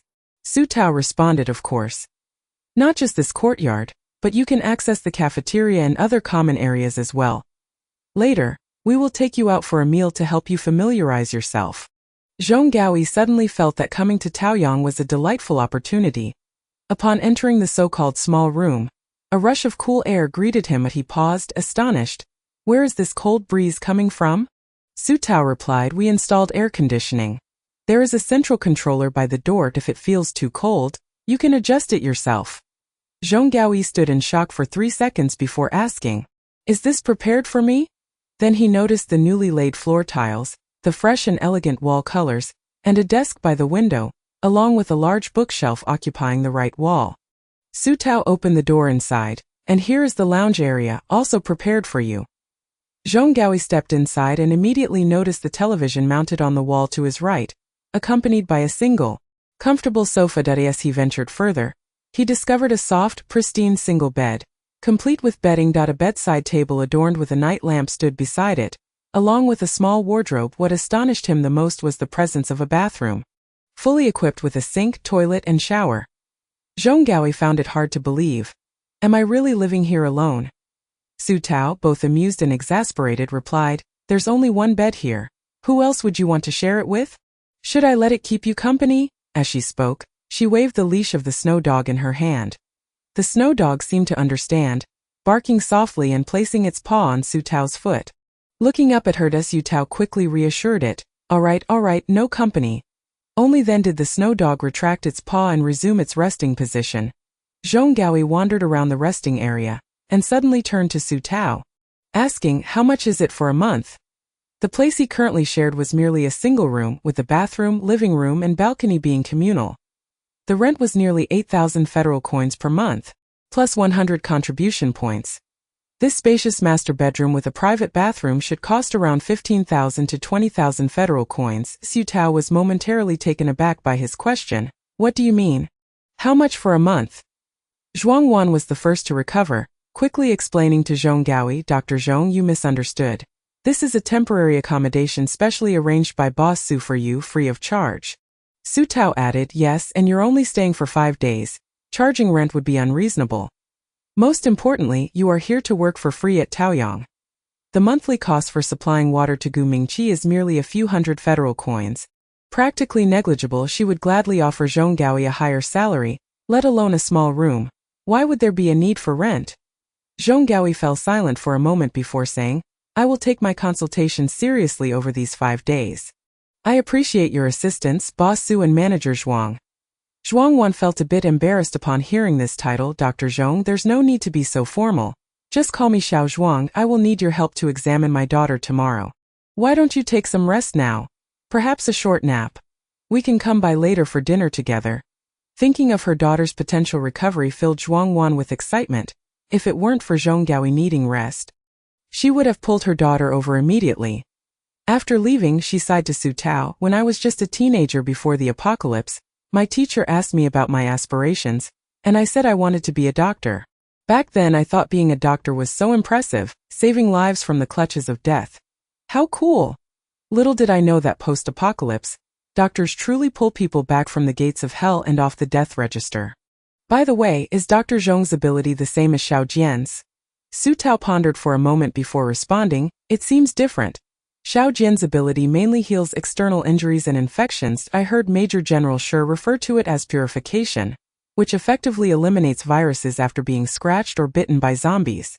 Dr. Zhong is more famously known for regeneration, capable of regrowing severed limbs. At this point, Su Tao recalled the prosthetic limb Shi Zijin had fashioned. She sighed, considering that he would likely prefer to remain disabled for life rather than accept help from Gu Mingqi. Zhong Gaoyi sat quietly on the small sofa for a long while, the surroundings reminiscent of his university days 20 years ago. During his internship at the hospital back then, the hospital was clean and orderly. With summer air conditioning running as if it were free, there was no stifling heat to speak of. Zhong Gaoyi rubbed his face, took a warm shower, and felt the fatigue from his journey dissipate. Lying on the soft bed, he relished the comfortable temperature emitted by the air conditioning, drifting into a peaceful afternoon nap, the first respite from the impending heatwave. Meanwhile, Su Tao returned with Zhuang Wan to the water station. Watching the workers load barrels of clear, transparent water onto the truck, some workers, sweating profusely, looked longingly at the water as they lifted the barrels. Unable to contain her curiosity, Su Tao asked, to what extent is the water resource shortage in Dongyang now? One worker wiped his brow and replied, I've heard that the underground water has run dry. We can only barely supply it through wastewater treatment. My wife has to manage even my urine every day. Saving it to exchange for clean water at the fishery, we can make do with drinking water at home, but we dare not wash clothes or bathe." He then sniffed himself, adding, "See? I'm already smelling foul. You must be Boss Sue. I can hardly resist the urge to jump in and take a bath with your water. There's truly no other water like yours." With that, he pulled a water bag from his pocket. Grinning, Boss Sue, "Do you think I could fill a bag to take home for my wife to wash her face? I can handle being a bit rough myself, but my little wife needs to be clean." Su Tao, not one to be stingy, allowed him to take the water and even encouraged other workers to fill up on water or wash their faces inside. The workers were immensely grateful, expressing their thanks as if it were the new year. Zhuang Wan sighed and remarked, "Boss, it seems this year will be tough outside. Many people may not survive." Chapter 63. If you provoke Taoyang again, I will capture you just as I did this time. Su Tao furrowed her brow. Faced with the dual challenges of a scorching summer drought and mutated zombies, humanity had just begun to catch its breath after the first apocalypse, only to face an even heavier blow from a second. Damn this apocalypse. Just then Guan Zining called, "Are you done yet? Those two girls have woken up and are causing a ruckus. It's driving me insane." "We'll be there shortly." Upon arriving at the office, Su Tao saw the instigating sisters bound to chairs back back. As soon as they spotted Su Tao, the younger sister glared at her, about to speak, when Guan Zining slapped her cheek, turning her face aside. "Did I not tell you not to use your abilities? And you dared to use them against her? Clearly, you haven't learned your lesson." The elder sister immediately began to plead for mercy. Su Tao pulled up a chair and calmly asked the two of them, "You have two choices.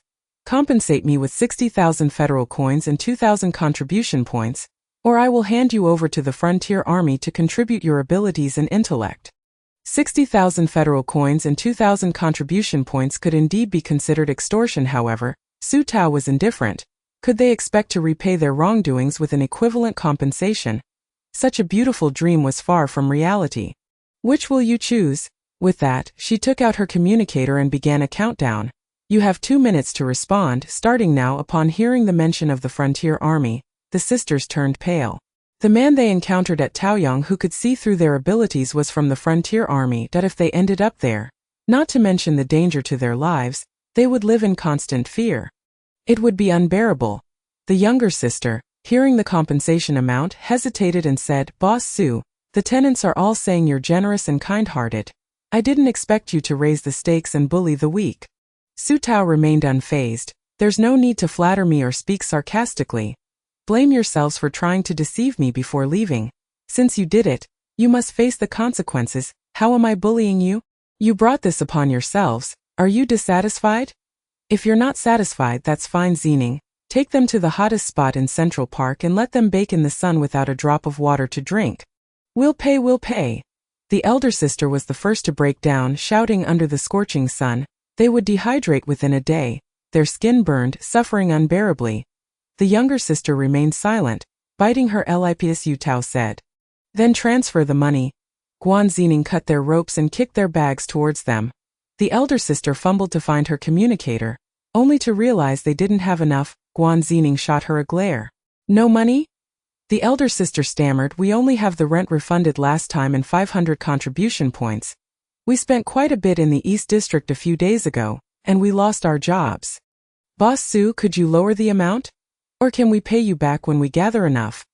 Su Tao glanced at the weather outside. "At this time the sun is just right. Will you walk out on your own? Or should I help you tie the ropes again?" The elder sister, in a panic, looked at her younger sister and whispered, "Should we give her that thing?" Though the younger sister was unwilling, she recognized the power dynamics at play and, having no better options, closed her eyes and nodded in resignation.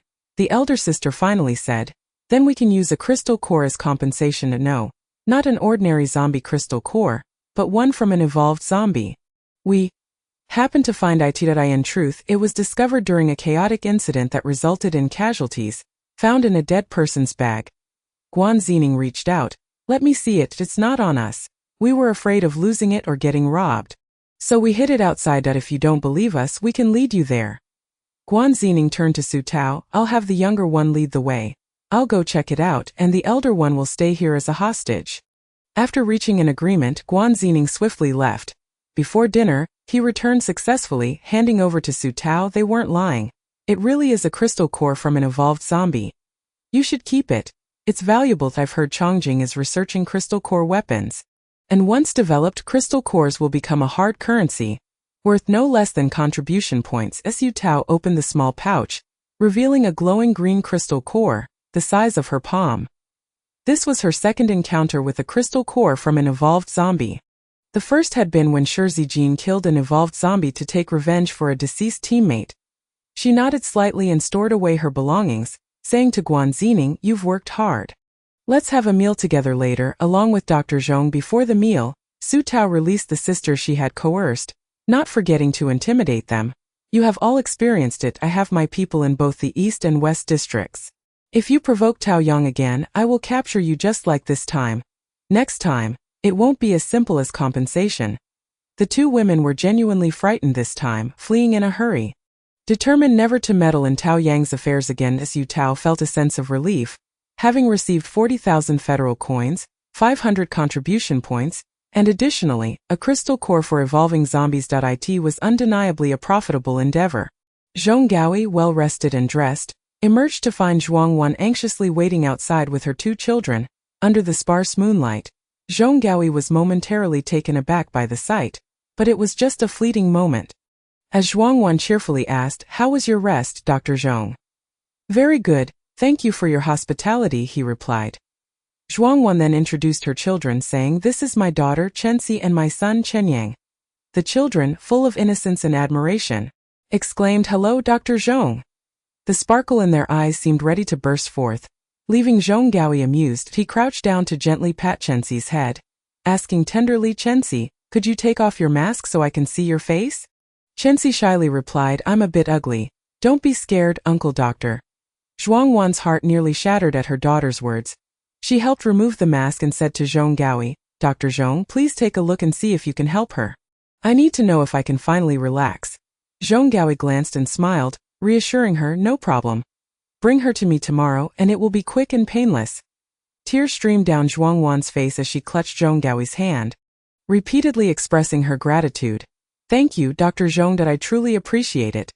Without you, my Chenxi would have faced such hardship in her life. Ever since the incident, I've been filled with regret for not protecting her better." Zhong Gaoi gazed at her tear-streaked face, lost in thought. He too had once had a wife who lamented not being able to protect their daughter. Now, both were gone, leaving him alone to navigate this apocalyptic world. Upon arriving at the cafeteria, Su Tao noticed Zhuang Wan with red eyes and asked, "My dear sister Shui, why are you crying again? What's the matter?" She glanced at Zhong Gaoi, questioning, "Did you bully her?" Zhuang Wan quickly clarified, No. I'm just so happy. Dr. Zhong said Chenxi's face is a minor issue, and I was overwhelmed with joy. Chenxi and Chenyang chimed in to speak well of Zhong Gaoi. Su Tao playfully tapped their foreheads, saying, "Have you both become little fans of Dr. Zhong so quickly?" Zhong Gaoi felt his face flush. That evening, the cafeteria was bustling with many diners, including the Shi siblings. Sun Tianjiao, Tsun Granny, Mei Lao, and Xiaolai. Su Tao introduced everyone, and when it came to Tsun Granny, the elderly lady warmly grasped Zhong Gaoi's hand, exclaiming, "Dr. Zhong, welcome to Taoyang. Please make yourself at home." Mei Lao also urged Xiao Lu to push him forward. Patting Zhong Gaoi's arm, "Young man, we are grateful for your presence. Taoyang needs good doctors like you." Bathed in the warm light of the cafeteria, Zhong Gaoi suddenly recalled the words of the senior physician during his internship at the hospital before the apocalypse, what it meant to have a healer's benevolent heart. This, indeed, was the essence of it. Chapter 64. Dr. Zhong's miraculous healing. Su Tao guided Zhong Gaoi through the cafeteria's machines, explaining, "You can stay here for 5 days, and your meals are all covered. I've granted you access. Just use your fingerprint for meal selection. We also provide 3 bottles of cold drinks daily. And if that's not enough, there's an ice machine for you to fetch free water and add ice. Oh, and there's a drinking machine at the clinic as well." As she elaborated, Zhong Gaoi's initial shock gradually transformed into calm acceptance, and Taoyang, the standards for food and drink were reminiscent of the pre-apocalyptic era. He would need to adjust. As she wrapped up her explanations, Su Tao suddenly inquired, "Dr. Zhong, do you have any favorite foods?" Perhaps she could consider adding more machines to the cafeteria. After the food store upgraded, Aside from pet supplies, she hadn't purchased any other machines. Zhong Gaoi waved his hand. Nothing in particular. I'm not picky as long as it's edible. Xu Tao checked the food store and asked beer, wine or tea? Or perhaps candies and desserts? At this question, both Chenxi and Shenyang's eyes lit up. Zhong Gaoi glanced at them and asked, candies and desserts? Are there any? The children's eyes brightened instantly. Xu Tao smiled. There will be some tomorrow. Zhuang Wan shot a disapproving look at the children. You little gluttons. Upon hearing the word cat, He and Baiji mistakenly thought they were being called and meowed in response. This sight brought laughter to everyone, causing Baiji to hide between Su Tao's legs in fright. With the esteemed doctor visiting, Sun Granny personally took to the kitchen and prepared 3 dishes of vegetarian cuisine. It had been a long time since anyone had seen fresh greens, and the sight of the 3 vibrant vegetable dishes drew everyone's attention. Sun Granny, removing her apron, explained, due to the recent water shortage, our plantation has suffered a significant drop in yield. Many newly planted seedlings have perished in the sun. The cost for these 3 dishes was 3 times what it used to be. Who knows when we'll be able to buy more next time?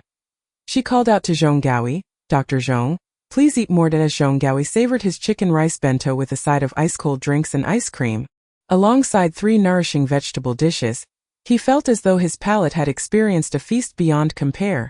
After the meal, he felt his stomach had indulged to excess, unable to return to frugality. Xu Tao, too, was enjoying herself, particularly with the 3 vegetable dishes, so fresh that she longed to establish a plantation in Taoyang to ensure a constant supply of fresh vegetables. However, that was merely a thought. Without land, manpower or cultivation skills, she would have to settle for dreaming about it.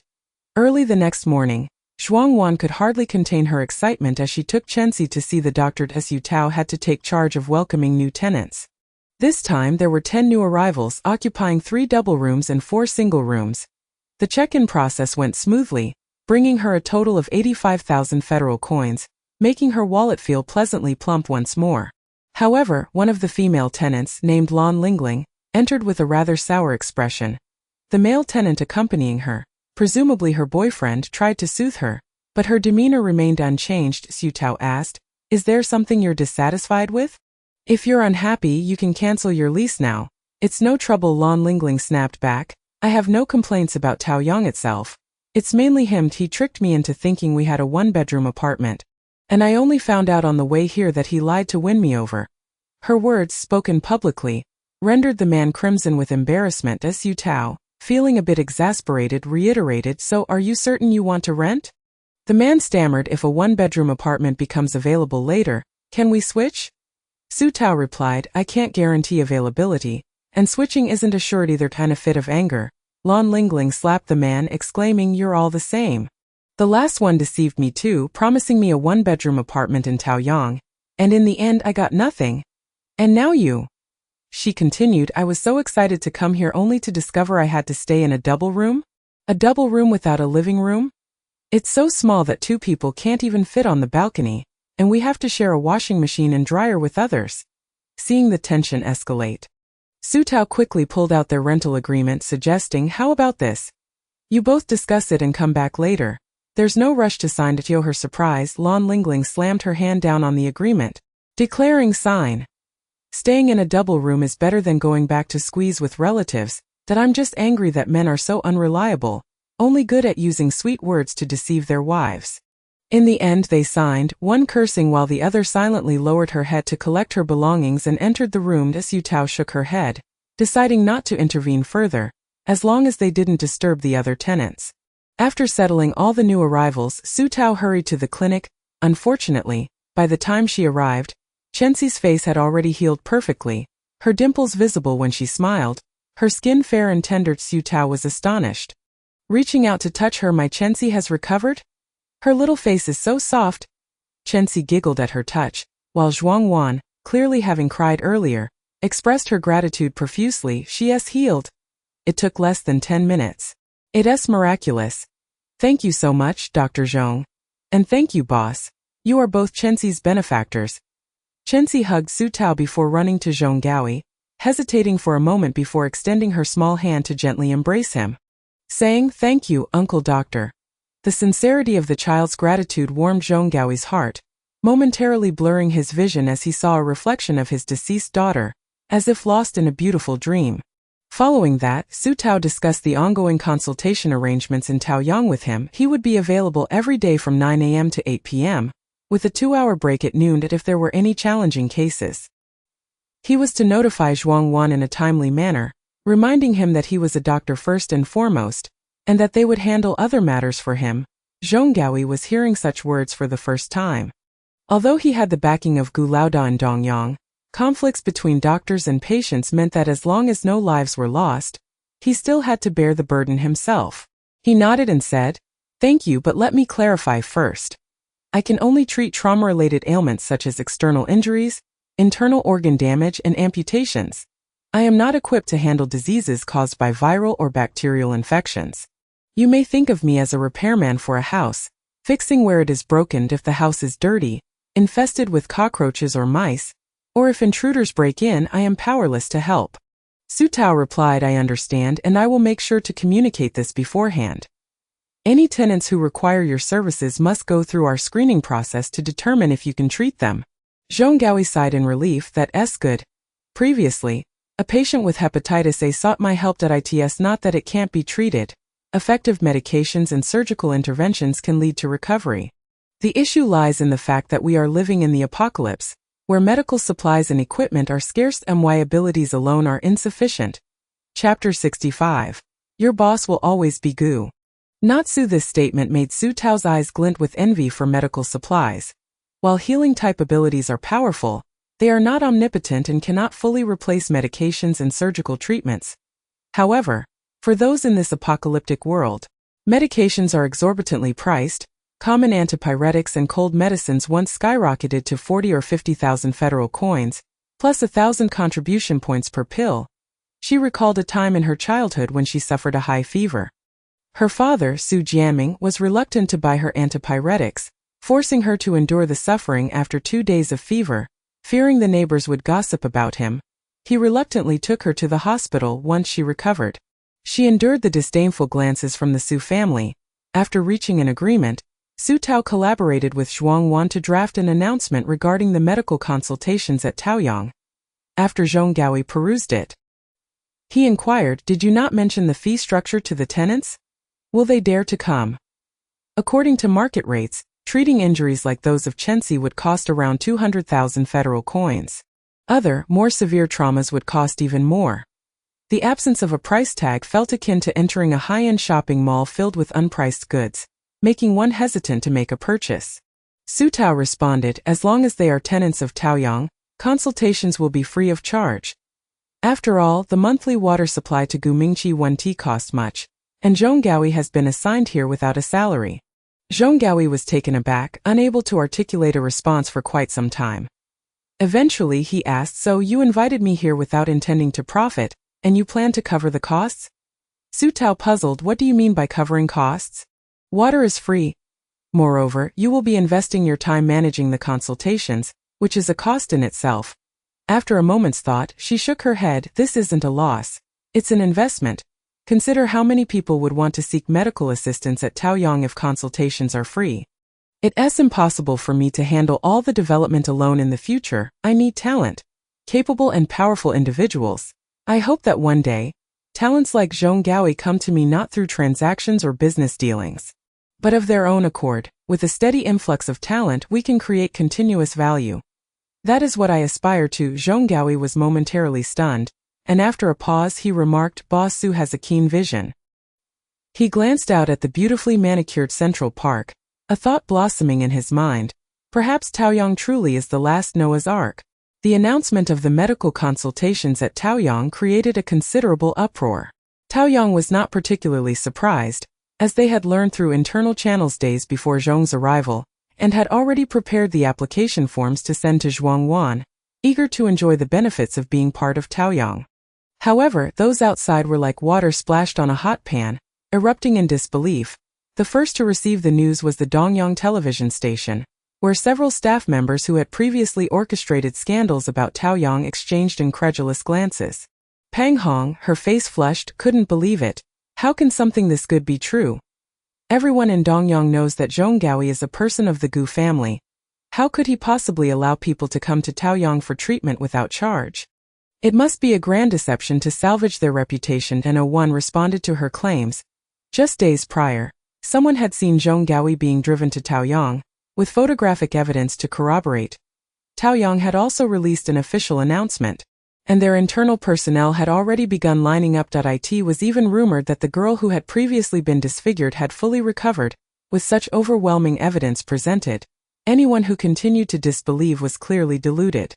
Fuming, Pang Hong returned home, only to be intercepted by her husband. Have you heard about Taoyang? You were foolish to casually dismiss Taoyang's offer before, and now you regret it, don't you?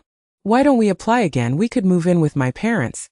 You know my father broke his back a few years ago and still can't move. If we go to Taoyang, he can get free treatment. You know Zhong Gaoyi's skills. He could regrow limbs. My father's back would be no issue. Pang Hong's face turned a mix of green and red as she finally managed to retort. If you want to go, then go yourself. Her husband, puzzled, asked, What do you mean? Pang Hong, filled with fury and embarrassment, snapped, Just what it says. After I declined the previous offer, I made enemies with Taoyang. If you want to go, go alone. I have no interest in Taoyang. Her husband, taken aback, recalled her tendency to offend others and quickly sought out the contact number Taoyang had previously reached out to them with. After a single phone call, he discovered that not only had his wife been placed on Taoyang's blacklist, but anyone associated with her would also be denied rental applications. The couple engaged in a cold war that lasted the entire night. Neither able to sleep. The next morning, Pang Hong awoke with swollen eyes to find a divorce agreement laid out on the bedside table, with her husband's signature already written in the designated space. After 3 days of treatment, Old May's leg gradually regained feeling. Lu Panpan was even more excited than Old May, her eyes sparkling with hope. Zhong Gaoyi wiped the sweat from his brow and said, The necrosis in your leg has lasted quite some time. It will require gradual treatment and take some time. Old May had never imagined he would have the opportunity to stand again. Upon hearing this, tears welled in his eyes. Filled with a mix of emotions, Xiu Tao and Zhuang Wan also shared in the joy, with Zhuang Wan attentively offering Zhong Gaoyi water and tissues. Dr. Zhong, you've worked hard. Please have some water. The onlooking Chenxi was filled with envy and admiration, grabbing Zhong Gaoyi's hand and asking, Uncle Zhong, how can I be like you? I want to be a doctor too. Please teach me. I can endure any hardship. Zhuang Wan, feeling a bit embarrassed, pulled Chenxi closer while apologetically glancing at Zhong Gao. He, however, didn't mind and gently patted Chenxi's head, saying, Being a doctor requires knowing how to write and recognize many characters. You also need to be fortunate enough to awaken healing abilities. Yet, he refrained from mentioning this to avoid discouraging the child. Chenxi nodded vigorously. I am working hard to learn. My mother has taught me a lot. She is amazing and has read many books. Zhong Gaoyi was pleasantly surprised and smiled at Zhuang Wan, nodding in acknowledgement. 5 days passed swiftly, with few patients at Taoyang, all of whom displayed particularly good attitudes. Some even insisted on offering Zhong Gaoyi food and drink. His work had never been so effortless, and he was quite satisfied with his accommodations. On the day of his departure, he felt a twinge of reluctance. Chenxi and Chen Yang were utterly unwilling to see him go, eagerly saying, Uncle Zhong, you must come back next month. As Zhong Gaoyi climbed into the vehicle and waved goodbye, he waited until the people of Taoyang had become mere specks in the distance before turning away. He opened his palm to reveal a bag of heartfelt candies gifted by Chenxi, which he hesitated to eat. He unwrapped one, placed it in his mouth and savored the sweetness that danced on his tongue. Nourishing his very being. Returning to the East District, he was enveloped in a cascade of sweetness, almost forgetting that he had a boss named Gu. When Gu Mingqi saw him, he extinguished his cigar and smiled. Derf Zhong seems to have had a pleasant time in Taoyang these past few days. Zhong Gaoyi chose silence, maintaining his usual demeanor. Gu Mingqi's gaze grew increasingly cold. I do not care what you think. Your life is mine. Your boss will always be Gu, not Su. Chapter 66. You have grown accustomed to enjoying life in Taoyang, indulging in a life of comfort. Gu Mingqi, please refrain from using your narrow-mindedness to speculate about my thoughts. Even if I desire talent, I would recruit through honorable and transparent means. If you genuinely fear losing personnel, let us terminate our collaboration now. Do not let Dr. Zhong come, as this is more effective than veiled threats. A solution that lasts.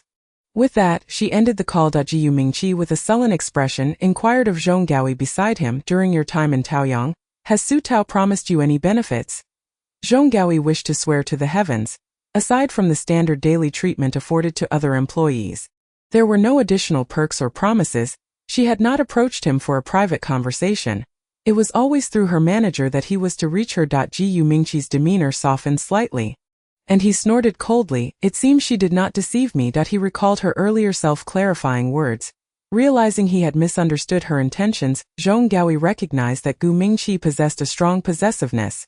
He would not allow anyone to touch what belonged to him, even if he did not value it. Noticing his improved mood, he cleverly added, "It must be my fault for not meeting expectations, leading to a misunderstanding between you and Boss Su. Next time I visit Taoyang, I shall apologize to her." It was not his apology but rather a defense of his employer against Su Tao's wrongful impression. Upon hearing this, Gu Mingqi felt a sense of reassurance and satisfaction.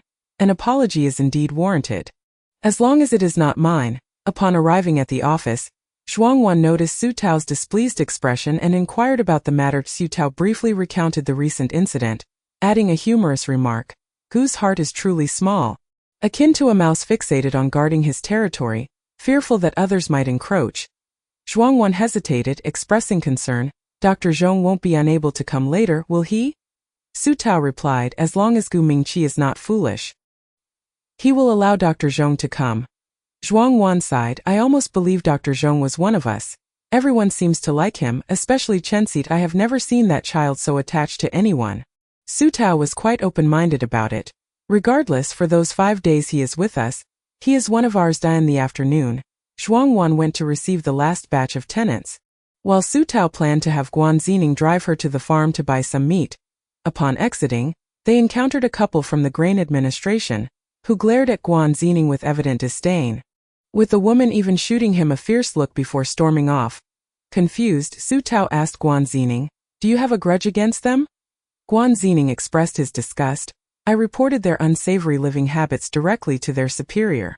I didn't expect them to be connected to the director of the grain administration." Su Tao's eyes widened. "So they are still working at the grain administration?" Guan Zining nodded indignantly. "Yes, and the director even tried to hint to General Shi that I was meddling, only to be rebuffed by him. This matter is still unresolved, and I've made enemies of them." Su Tao had no stake in the affairs of Dongyang, so she refrained from further comment. However, Guan Zining grew increasingly enraged. "It's revolting. You have no idea. I've observed that woman Maing. Her nails are caked with filth. They are supposed to reach into the grain sacks for sampling. What's worse, this couple hasn't changed their clothes for an entire month." And with the heat outside, Su Tao quickly interrupted, "Stop right there. No wonder they carried a foul odor as they passed by. It was unimaginable that such unclean individuals were in charge of grain. Could the families in Dongyang still eat?" Guan Zining certainly could not.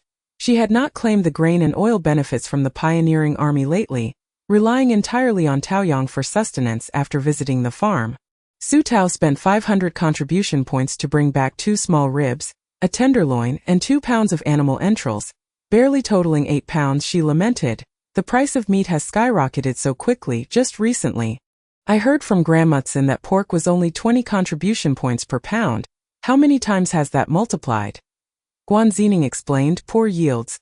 Livestock are prone to disease in high temperatures, and the survival rate of piglets is low."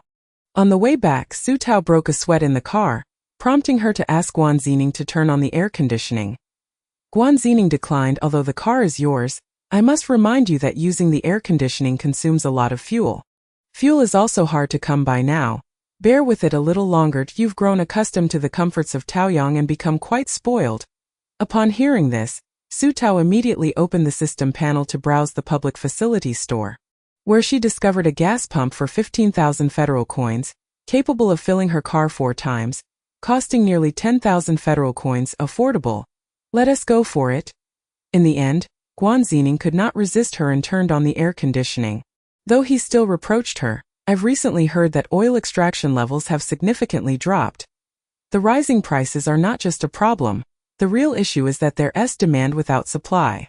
Su Tao immediately considered the possibility of establishing a small gas station in Taoyang. With few tenants who owned cars, 2 gas pumps would suffice. Additionally, she would need to build a garage to facilitate vehicle entry and exit from Taoyang. Otherwise, parking in front of the cafeteria every day would be inconvenient. Coincidentally, a new tenant had moved in today, bringing in 55,000 in rent, providing her with greater financial flexibility to select better flooring from the public facility store for a complete road upgrade in Taoyang. Once home, Su Tao remained preoccupied with plans for construction but first needed to process the meat and entrails she had purchased. Xue Dao, being older, had a slightly diminished bite force, so Su Tao minced the tenderloin and mixed it with dog food, which he devoured with great enthusiasm, licking the plate clean afterward, wagging his tail in delight. The cats preferred the entrails while they were engrossed in their meal. Su Tao groomed them, focusing intently until she suddenly felt a moment of disorientation. As if two images overlapped in her vision. Chapter 67. Xue Dao will shield you from the fatal blow. It is his duty. One image was of her pet's dark, sesame-like back, while the other was a screen full of entrails. Startled, she refocused, finding her cat's back once again. What had just happened? Why did it feel as if she could see through Xue Dao's eyes, as if she had transformed into him? Shaking her head, she attributed it to fatigue and hurried to bed after feeding the animals, as she had work to do that night. At midnight, Master Su arose to head to the construction site. She began by laying light cream-colored glossy tiles around the fountain, which could reflect the moonlight beautifully even at night, creating a clean and appealing aesthetic. Other areas were adorned with antique blue stone bricks, exuding a sense of grandeur and style. Once the tiles were laid, looking from the front gate, Taoyang appeared revitalized, drawing closer to the community towns of the pre-apocalyptic era. Su Tao also purchased bright street lamps from the public facility store, with 2 installed in the central park. It was as bright as day. Next, Su Tao selected a suitable location to build a small gas station. Nowadays, there was little open space left in Taoyang, and after much searching, she found that the area behind the waterhouse was the most appropriate. After procuring 2 gas pumps, she built a garage beside it, capable of accommodating 2 vehicles. The total expenditure amounted to 50,000 federal coins. The remaining funds were just enough to expand and renovate a 2-bedroom apartment. After completing the construction, Su Tao found herself once again financially depleted. She could only hope that the newly built 2-bedroom apartment would quickly attract suitable tenants. Before heading to bed, Su Tao tried out the gas pump. It was quite convenient, without the numerous restrictions of pre-apocalyptic fuel pumps. She simply needed to insert the nozzle into the gas tank. In half a month, when she traveled far with Shi Zijin and the others, she wouldn't have to worry about running out of fuel. She planned to fill several barrels before departure to take along. She also intended to stock up on food and supplies for the trip. Her only concern was whether Shi Zijin would sneak away without her. That insufferable man. The next day, Su Tao announced the usage regulations for the Taoyang gas station, stating that tenants with cars could apply for permission to use the gas station through Zhuangwan, but only for their own use and not for resale. Others without cars would temporarily be denied access to prevent unnecessary complications from selling at inflated prices. Upon hearing this news, Guan Zining could no longer contain herself and rushed to ask, "You managed to set up a gas station? What else can you create? A plantation? A farm?" Su Tao pondered for a moment. Not at the moment. Perhaps in the future. With system upgrades, the unlocked stores would gradually increase. There should be agricultural and livestock shops available at level 5 and above. Guan Zining exchanged glances with her for a while before stating, "I have a feeling the old commander might want to see you soon." Su Tao was taken aback. "Why?" Guan Zining replied, "Dongyang is currently in dire need of water and oil, and you have both." Sure enough, just 3 days later, Guan Zining's prediction came true when Pei Dong personally returned and invited Su Tao to the Dongyang military district. Su Tao left a note for Zhuangwan and climbed into Pei Dong's vehicle. On the way, Pei Dong asked her, "I heard from General Shi that you wish to accompany them out of the base? May I know why?" "You are not one to take risks without reason." After a moment of hesitation, Su Tao replied, "If I say my purpose aligns with that of General Shi, that I too seek building materials, would you believe me?" Pei Dong was momentarily stunned, then said after a pause, "If it's you saying it, I believe it. I will speak on your behalf." Su Tao reclined against the back seat, tilting her head to look at her sister. "Pei, you are truly kind to me." Pei Dong chuckled. "Sit tight. We are almost there." Upon disembarking, after passing through layer upon layer of security checks and identity verifications, Su Tao finally encountered the legendary figure of Dongyang Xing Hongwen. From a tender age, she had heard tales of his exploits. Back then, Dongyang was merely a small county town that rapidly succumbed to the zombie virus outbreak. Xing Hongwen was dispatched to rescue the survivors, only to find himself besieged, valiantly defending the city for 3 arduous months before miraculously repelling the tide of the undead. Since that pivotal moment, he had been leading the local survivors in both reconstruction efforts and city defense, dedicating 2 decades of relentless toil to cultivate a succession of talents like Pei Dong and Shi Zijin. Although Dongyang was far from perfect, it had become a sanctuary for thousands, a glimmer of hope amidst the apocalypse. It would not be an exaggeration to call him the savior of the local populace. Su Tao held him in great esteem. Adhering to all the requisite etiquette and manners during their first meeting, Xing Hongwen gestured for her to take a seat. "My dear child, please do not stand on ceremony. I shall be straightforward. I have summoned you in hopes that Taoyang can assist in providing some water resources and fuel to navigate through this crisis. Of course, I, Xing Hongwen, am not one to take advantage of others, and I shall offer you equivalent compensation. You may view this as a collaboration or a transaction." After a moment of contemplation, Su Tao replied, "Regarding the water, I had previously promised Sister Pei and Major General Shi that I would provide it free of charge. As for the fuel, you can arrange for someone to purchase it regularly from Taoyang. I was born and raised in Dongyang, and I can say I have grown up under your protection. This assistance hardly qualifies as collaboration or transaction. There is no need for such formality or compensation." Xing Hongwen, upon hearing this, was deeply moved. "How old are you?" Su Tao responded, "I have just turned 18. Xing Hongwen felt a surge of emotion, realizing that the place he had steadfastly defended for 2 decades had nurtured such a remarkable young woman. In the end, Su Tao received 3 gifts from the elder leader. 3 evolution crystals for zombies, priority access to the first batch of energy weapons developed by Chongjing in half a month, and most importantly, with Pei Dong acting as her advocate, she successfully obtained permission to embark on missions alongside Shi Zijin. On her way back, Pei Dong, still anxious, reminded her, "Remember to always carry Shuadao with you, no matter where you go." Despite its age, it has been trained since childhood, familiar with Gu Mingqi's scent, as well as the nefarious individuals who have escaped from Dongyang. Its hearing and sense of smell are exceptional, helping you evade many dangers. Even if peril arises, it will shield you from fatal blows. That is its mission. Upon hearing the last sentence, Su Tao felt as if her heart had been pierced. She was truly reluctant to part with it. After nurturing Shuadao for these days, it had become her beloved companion, akin to her cherished pets. Heijima and the others. She reminded herself to be cautious and to protect every individual and creature dear to her. Pei Dong, a busy person, escorted her to Taoyang before driving away. Su Tao, glancing around like a thief to see if Shi Zijin was near, hurriedly dashed into the apartment building. Although she had received the elder leader's approval, she had not yet communicated with Shi Zijin. Opting for a preemptive approach, it would be best to avoid him for a few days and wait until his anger subsided before explaining and appeasing him. However, her plans were thwarted. Just as she reached the 3rd floor and was about to approach her door, she was cornered in the stairwell by Shi Zijin, who had been waiting. Shi Zijin, not showing any anger, leaned against the wall, the hallway lights elongating his figure and adding an air of handsomeness. His smile was concealed in the shadows. "You're back?" Su Tao halted her steps, remaining silent for 2 seconds before saying, "I'm sorry. I took a wrong turn." With that, she turned and hurried down the stairs. Chapter 68. Once you agree, you belong to me. She had barely descended a few stairs when she was caught. Shi Zijin laughed in exasperation. "Aren't you usually quite forthright in your dealings?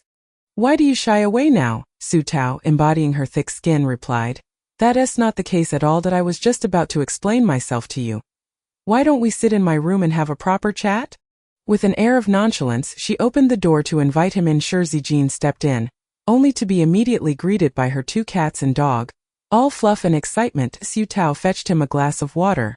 "Given the circumstances, you might as well accept my presence. I promise I won't cause any trouble or take unnecessary risks."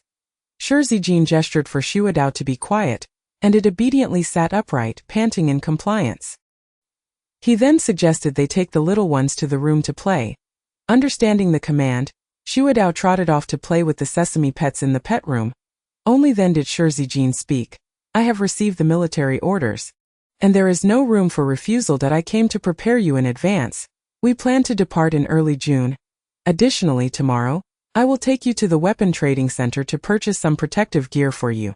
From tomorrow onwards, you will start learning firearms under my guidance. A crash course over the next half-month should suffice. Su Tao pondered for 2 seconds before nodding in agreement. All right, Shi Zijian's demeanor turned serious. Once you agree. You are under my command. You must adhere to the military regulations. You cannot skip any of the rigorous training. It all must be absorbed. Can you manage that? Su Tao, equally earnest, replied, I can handle it. I am not so fragile, and I welcome the opportunity to learn skills for self-preservation. I had even considered seeking Sister Pei as a mentor, but she is far too busy, so I abandoned the idea. Shi Zijian raised an eyebrow at her. Why didn't you come to me? Su Tao responded, You are often away on missions that if I were to learn from you for just a few days, what would I do afterward? And what about Guan Zining? Why didn't you seek her as a mentor? She excelled in practical examinations at the military district. Su Tao sighed. Thank you for introducing me to such a talent. No wonder she was so reluctant to leave when she came to Taoyang that I considered learning from her. But her patience is severely lacking, and I fear her reprimands. Shi Zijian calmly replied. If you do not perform well, I will reprimand you too. Su Tao shrugged nonchalantly. Go ahead. I have no pride to lose in front of you. Shi Zijian was left speechless, managing to utter just 3 words. Get to bed early. That night, Su Tao enjoyed a deep and restful sleep, waking up at 10 in the morning. After her daily routine of feeding her pets and taking Shuadao for a walk, she was about to head to the office when she unexpectedly encountered Qian Rongrong downstairs. The young girl was seldom seen without her work bag from the plantation, and today, she was walking with her head down toward the apartment building. Su Tao called out to her. What's wrong? Rongrong? You seem downcast. Upon seeing her, Qian Rongrong's eyes brimmed with tears. Sister Taozi, I'm unemployed. The heat has been unbearable, and the plantation's profits have plummeted. Many workers were laid off. I had intended to look for openings at other factories today. But to no avail. Su Tao furrowed her brow. What about your mother? Qian Rongrong's tears flowed even more profusely. Although my mother hasn't been laid off yet, her salary has been significantly reduced. It won't be long before she is let go as well. Su Tao immediately realized that if the mother and daughter, who relied on each other, both lost their jobs, their source of livelihood would be severed. Without sufficient savings, they would struggle to cover basic living expenses and rent. Faced with Qian Rongrong's helplessness, Su Tao felt equally powerless. Taoyang lacked its own industry and could not provide job opportunities. And there was little she could do to help. Watching Qian Rongrong wipe her tears as she left, Su Tao's heart, which had begun to relax regarding the construction, tightened once more. She also became acutely aware that if Dongyang's industry collapsed, the repercussions for Taoyang would be catastrophic. Most tenants worked in Dongyang. If they lost their jobs, they would be unable to afford rent. She too would lose her source of income, hindering her construction efforts. That afternoon, upon seeing Shi Zijian, Su Tao expressed her concerns and inquired, Will the plantation's profits recover, given adequate water supply? Shi Zijian shook his head. It's hard to say. Plant growth requires not just water and sunlight, but also soil and temperature, factors that are equally crucial. Many plants have perished from excessive heat. Unless there are ability users who can regulate temperature, it will remain dire. Are there no such ability users in Dongyang? No, perhaps other bases have them, but in this extreme heat, they would be highly sought after at major bases and unlikely to come to a small place like Dongyang. Su Tao contemplated for 2 seconds. What if Taoyang could offer a pleasant living environment and provide 3 meals a day? Would that entice them? Shi Zijian gazed at her pensively for 2 seconds before affirming. It would. Su Tao's face lit up with a smile. In that case, let us find an opportunity to promote this. If we can attract suitable ability users, I have a small request. The expenses incurred by these individuals in Taoyang will be covered by Taoyang, and they must work for Taoyang for 5 days each month. Shi Zijian pointed at her. You're not willing to take a loss at all, Su Tao retorted confidently. If it works out, I will have resolved a significant issue for Dongyang. Shi Zijian chuckled helplessly. Indeed, the great benefactor Su. Upon arriving at the weapon trading center, Su Tao's eyes widened in awe. She had never been to such a place and had never seen such an array of weapons. From handguns to machine guns and even heavy artillery, she wanted them all. Besides the free trading zone, entry to the official trading area requires certain credentials. One had to be a government official, a military personnel, or have obtained purchasing qualifications, as was the case with Su Tao. When Shi Zijin accompanied her on a selection tour, they chose a Beretta pistol. She attempted to grip it, and aside from being slightly large for her hands, it felt quite suitable otherwise. Unfortunately, her small stature meant her hands were even smaller. Observing her incorrect grip, Shi Zijin immediately corrected her. Align your web of the hand properly, apply pressure with your fingertips. His hand rested on Su Tao's, a sensation tinged with a subtle itch from his callous skin. Su Tao withdrew her hand, feigning nonchalance. Understood, let us buy it. How much? The salesperson replied. 80,000 federal coins plus 6,200 contribution points. Having never encountered such expenses, Su Tao was taken aback. Shi Zijin, maintaining a calm demeanor, swiped his card and pulled her towards the defensive weapon section. Su Tao's impoverished legs felt as if they were weighed down by lead. Grasping Shi Zijin's arm, she implored, "Wait, I don't think this place is appropriate for me." Shi Zijin, puzzled, asked, "Why?" Su Tao replied, "Because I'm poor." Shi Zijin playfully rapped her head. "I'll pay." Su Tao, feeling weak in her legs, retorted, "But I can't afford this. If you keep this up, I might have to offer myself in exchange." A pistol costing 80,000 federal coins and over 6,000 contribution points left her feeling dizzy. Shi Zijin continued to pull her along. "Then we'll proceed as you suggested, Su Tao." Chapter 69. If incapacitated, go to Taoyang for retirement. You'll serve me by the bedside. Ultimately, under Shi Zijin's insistence, Su Tao purchased an item resembling a bulletproof vest. The material was extraordinarily unique. Ordinary sharp objects could not pierce it, displaying a notable resilience akin to a non-Newtonian fluid, hardening further upon impact. Wearing this garment was tantamount to possessing the stone skin ability. As long as one did not encounter explosions or lethal attacks from evolved zombies, she would generally emerge unscathed. Moreover, there was a promotional event, and the last piece was available for merely 120,000 federal coins plus 10,000 contribution points. Su Tao immediately attempted to remove the vest. Shi Zijin restrained her with one hand while using the other to finalize the payment. Ultimately, he simply carried her out of the weapons trading center. While seated in the vehicle on their return, Su Tao felt as though she had wholeheartedly embraced the decadence and indulgence brought upon by wealth. She inquired of Shi Zijin, "Do you still have money?" Shi Zijin, eyes fixed on the road, replied, "It's not yet at the point where you need to worry about supporting me." Su Tao, apprehensive while clutching her new attire, expressed her concern. "I spent a lot of contribution points. What if you end up in need of medical care next time? How would we manage without contribution points?" Shi Zijin, at a loss for words, responded, "Could you not wish for better outcomes for me? What if?" She pondered that if you don't save me, will I truly be left incapacitated? Shi Zijin dismissively replied, "If that happens, go to Taoyang for retirement and you can take care of me by the bedside." Su Tao contemplated this seriously. "That might not be a bad idea. Rest assured, I wouldn't evict you just because you can't pay rent." Shi Zijin pressed down on the accelerator. The next day, Su Tao began enduring Shi Laoshir's rigorous training. By 7:30 in the morning, she was dragged to the shooting range, starting from the basics of grip and stance. By the end of the morning, she could barely crawl home, hastily consumed a meager lunch, and then had to work for an hour with Zhuang Wan to finalize the tenant for room 002, a one-bedroom apartment. Zhuang Wan expressed her satisfaction with the new tenants. The couple are both educated individuals dealing with information codes, especially the husband, who was a university professor before the apocalypse. Su Tao perked up. "That sounds promising. Let us arrange their move-in soon." Early rent collection would add a few thousand coins to her account, which was currently ringing empty after finishing her tasks. Su Tao hurried back to her room to feed her pets. Unfortunately, Haizima had somehow overturned her 4 evolution zombie cores, rolling them around as toys on the floor. Su Tao quickly gathered them up. Cradling Haizima as she admonished, "These are precious, not toys. You can't just play with them like that, understand?"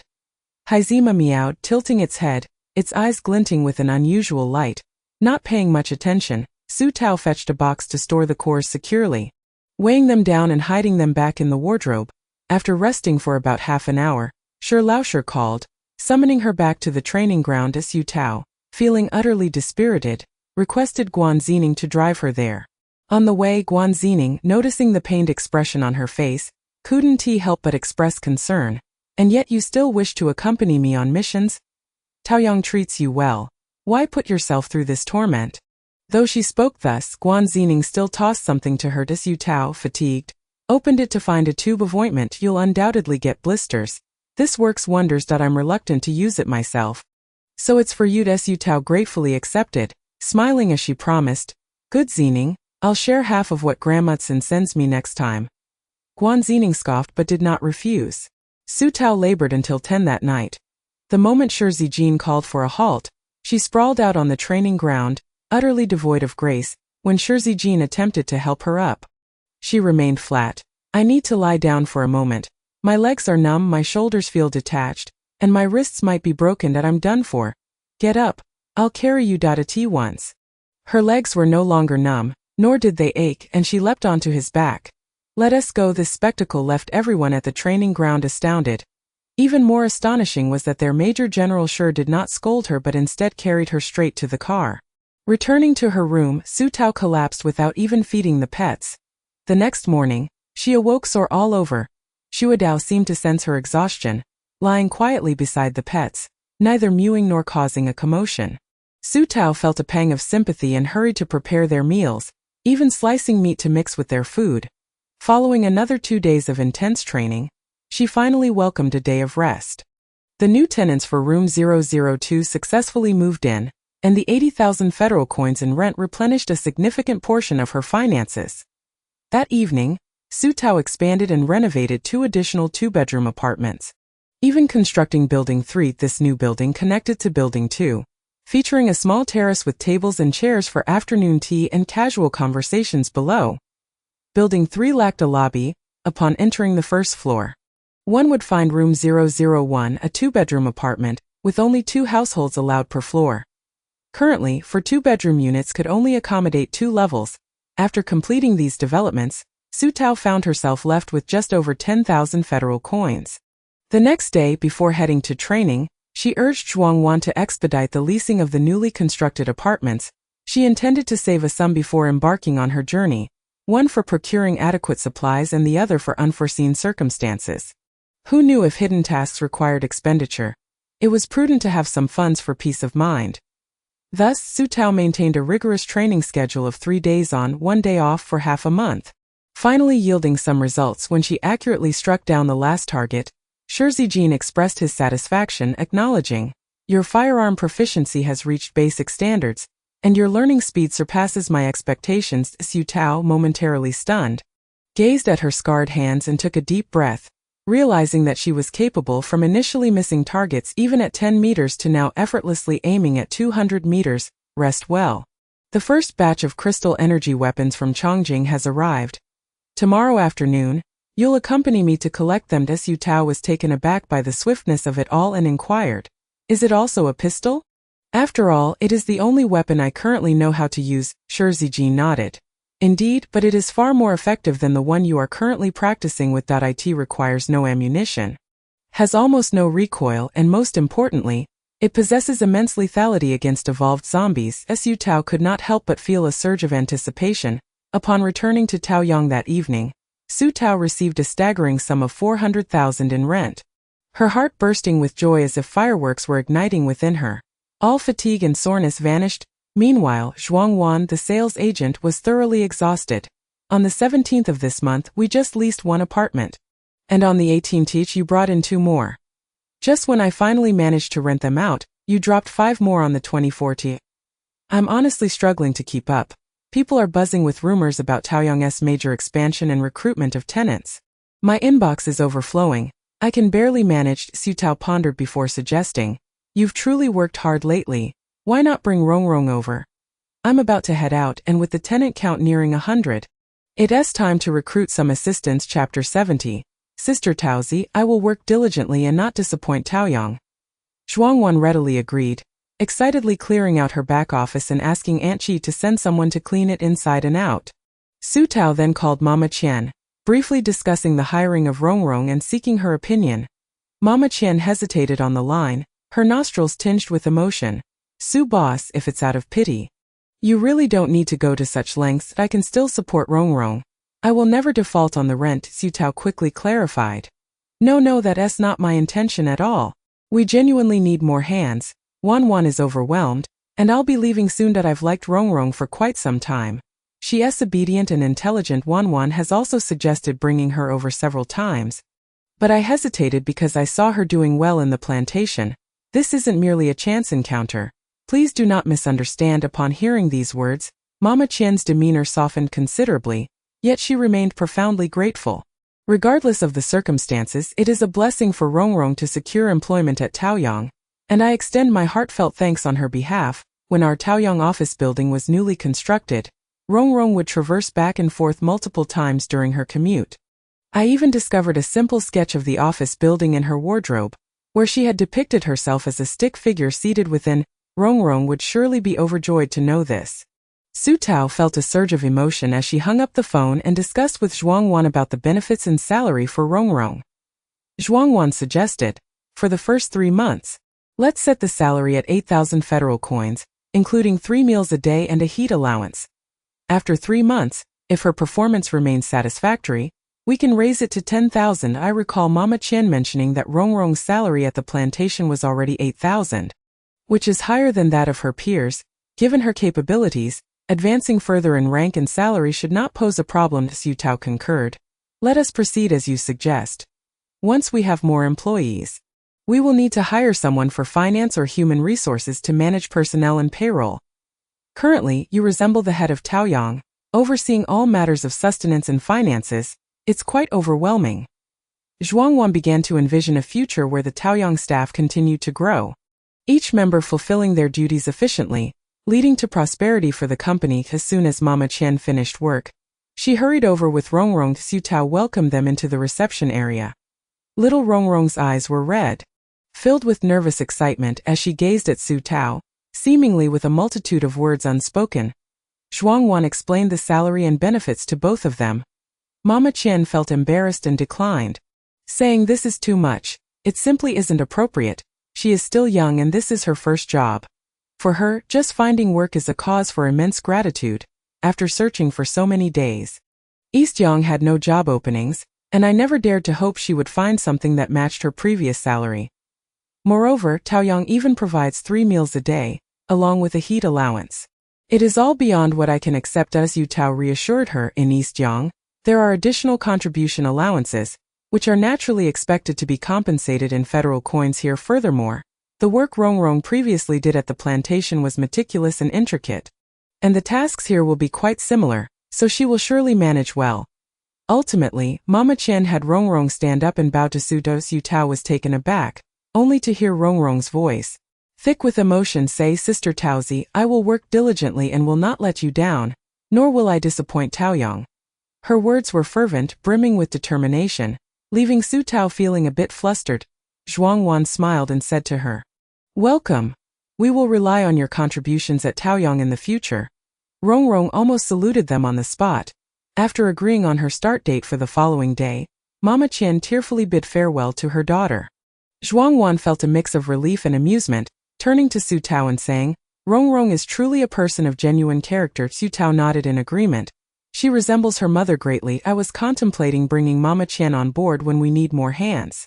If only we could establish a plantation ourselves, we could have her manage it. Zhuangwan, filled with ambition, replied, I believe that day is not far off. Su Tao admired her confidence, fully aware that establishing a plantation would require substantial manpower, expertise, and a significant expanse of land. Taoyang was already at capacity, with no means to expand its territory. The dream of cultivating a plantation seemed a distant aspiration. Suddenly, Zhuangwan remarked, By the way, I've been meaning to ask you, do we have any surveillance cameras to install in the apartment corridors? Several tenants have recently reported that their personal belongings left in the hallways have mysteriously vanished. Su Tao frowned. Are there thieves? Zhuangwan nodded helplessly. It seems there are individuals with sticky fingers. Tenants have had shoes, umbrellas, and even cardboard boxes left at their doors disappear when they briefly stepped away. One tenant even complained that her clothes vanished from the communal washing machine. Su Tao inquired, How long has this been going on? Zhuangwan sighed, It's been happening for quite some time. Initially it was just minor items, so no one paid much attention and did not inform me. However, it has recently escalated, and with Grandmatsen's advanced age, her eyesight isn't as sharp. She accidentally mistook a bag of freshly purchased dried mushrooms for trash, and was about to search through the garbage bag when she discovered that a thief had made off with the entire bag of rubbish. Zhuangwan lamented, "You know how expensive mushrooms are these days, especially since Tsin Lao Air brought them from another base." Grandmatsen was heartbroken and came to report it to me first thing yesterday morning. Could it be that the cleaning lady inadvertently took them? Zhuangwan shook her head. I asked Aunt Qi about it. Initially, Aunt Qi thought it was the cleaners too, but they all claimed to have seen nothing. They even searched the garbage disposal site and found nothing. Without surveillance, it is impossible to determine who took the items. Xu Tao felt a headache coming on. I don't have any surveillance cameras. If I did, I would have installed them long ago. I previously asked Pei Jia and General Shi. But surveillance cameras are scarce and in high demand. They are all allocated to highly confidential areas. And there are none left.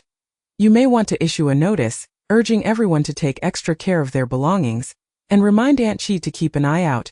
Returning to her room, Xu Tao began exploring the smart assistant that Taoyang had provided. However, this device only offered danger alerts and visitor logs. After searching through its features, she discovered an option to add functionalities such as surveillance, fire prevention, and earthquake detection. However, when she clicked on the surveillance option, she was informed that cameras needed to be installed. The fire prevention feature requires smoke detectors and fire extinguishers and so forth. Well, here we are again. Back at square one, completing hidden tasks to unlock hidden stores. Xu Tao lay back on her bed with her white sesame seed, deciding that it was best to turn in early, as she needed to prepare supplies for her journey the next day. Chapter 71. Strengthening relations with Taoyang and clinging to opportunities. Early the next morning, Xu Tao prepared 2 large boxes filled with sanitary napkins, tissues, shampoo, body wash, and other daily necessities. She also packed 2 boxes of instant noodles. This time she might be away for 2 months, so she couldn't afford to run short on daily supplies. Furthermore, she couldn't bring any machinery, as once she left Taoyang, the machines would cease to operate. The stock within was fixed and could not be replenished. She enlisted Guan Xining's help to carry the items to the car. Her blue jeep would accompany her on this expedition, with the trunk designated entirely for supplies. Guan Xining reluctantly toiled for half an hour, helping her move everything downstairs and even fetching 5 large buckets of water and 5 buckets of fuel, which were temporarily stored on the first floor of the office. Guan Xining was not pleased with the workload. Xu Tao remarked, "On this trip, you'll ride in the same vehicle as me, sharing meals and rest. I plan to bring some rice, flour, and cooking oil so we can prepare our meals on the road." Guan Xining was somewhat appeased, feeling motivated to work, and after they finished he suggested, "Your trunk is spacious. You could find someone to install a refrigerator, allowing you to store food and drinks." Xu Tao perked up at the idea, exclaiming, "Do you know anyone who can do the modifications? Take me to them. Money is no object." Without a refrigerator, the meals and cold drinks they enjoyed at Taoyang would be lost. Without delay, Xu Tao grabbed her snow blade and, together with driver Guan, set off for East Yang's free trade market, where they found an old mechanic with a broken mirror lens. Upon seeing the snow blade, the old man exclaimed, "What a fine dog. Before the apocalypse, these were the military's preferred breed. And this car is a beauty. What's wrong with it?" Guan Xining pointed to the trunk, stating, "Nothing's broken. I just need electrical work done in the trunk so I can plug in appliances." The old man immediately understood, grabbed his toolbox, and called over his apprentice to get to work. "Girls, are you heading out of East Yang?" the old man asked. Guan Xining maintained his usual stoic silence. Xu Tao squatted by the car, chatting with them. "Yes, the journey will take some time, so we want to make the car more comfortable for living." As the old man worked, he continued, "You've come to the right place. You'll need to bring supplies on the road, right? I suggest you add a low guardrail and a sturdy box on the roof for storage. Keep the trunk free, whether you lay the back seat flat for a bed or use a refrigerator and table for a small kitchen. It will be quite suitable. I can even create an expandable platform to increase your internal space by half." He spoke at length, and Xu Tao listened intently, ultimately deciding to add several more features. The total cost for materials and modifications came to just over 30,000 federal coins, which was a negligible amount for Xu Tao, who had over 400,000 in savings. She promptly paid a 10,000 deposit. making the old man exceedingly happy and reiterating a few important points. You don't seem like ordinary folks. You should understand the dangers we common people might overlook. Point one thing to remember. Always prepare plenty of water and keep it hidden. Not all places outside are like us in East Yong, where Taoyong supplies water that we don't have to resort to desperate measures for water. Just imagine, if people are parched, what wouldn't they do? After the old man finished speaking, he expressed his deep sentiments, took a cup of water from inside and drank it in one gulp. He turned to Su Tao and the others, saying if it weren't for the timely water supply from Taoyong, we mere grassroots folks would have to flee for survival. It's uncertain whether we would even be alive today. There were reports on television accusing Taoyong of being unscrupulous and swindling money. But I suspect they must have offended someone powerful. The old man continued his rambling for a while longer, gesturing towards the landscape of Dongyang. There was a time when people deemed Dongyang small and fled to other thriving bases. But now that they've heard about the water supply in Dongyang, they're clamoring to return. I believe that as long as our leaders in Dongyang remain clear-headed and foster good relations with Taoyong, we can easily surpass other bases. After the old man had downed 3 cups of water and was about to continue his policy guidance, he was interrupted by Guan Zining's impatience. All right, we'll leave the vehicle here and come to collect it in 2 days. The old man immediately fell silent as Yu Tao and Guan Zining walked back under the sun, observing that although the residents of Dongyang did not live particularly well, there were no scenes of riot or death in the streets. In fact, there seemed to be more people than before, and some trading markets appeared to be quite bustling. Guan Zining remarked. Since the water supply improved, Dongyang has sheltered a considerable number of people fleeing from other bases. Recent surveys show that the population has already surged to over 60,000. The old commander has decided to close the city gates this week. Otherwise, the population explosion will place excessive pressure on Dongyang's land and food resources, leading to potential collapse. Yu Tao, having been focused on her training recently, had not paid much attention to the affairs of Dongyang and beyond, only knowing that Peidong sends people daily to fetch water and is it chaotic outside Dongyang. She inquired. Guan Zining replied, the larger bases still have their foundations intact. It's not so easy for them to descend into chaos. However, smaller bases, shelters, and some minor factions have certainly fallen into disorder, with rampant looting and killings, countless acts of villainy. Our journey this time will not be peaceful. Yu Tao became anxious. If I bring so many supplies on the road, won't I be like a walking target? She certainly did not wish to be robbed before she had even taken a few steps, only to return home in disgrace. Guan Zining shook his head. No. Major Shi will surely ensure your vehicle is in the middle of the convoy. Robbers won't be able to leap over the front and back to target you, unless they can fly. Just keep your supplies well hidden. When Su Tao saw Shi Zijin in the afternoon, she asked him, are there any available spaces in the other vehicles of the convoy? I want to distribute the supplies. It's unwise to put all the eggs in one basket. Shi Zijin inquired, how much do you have?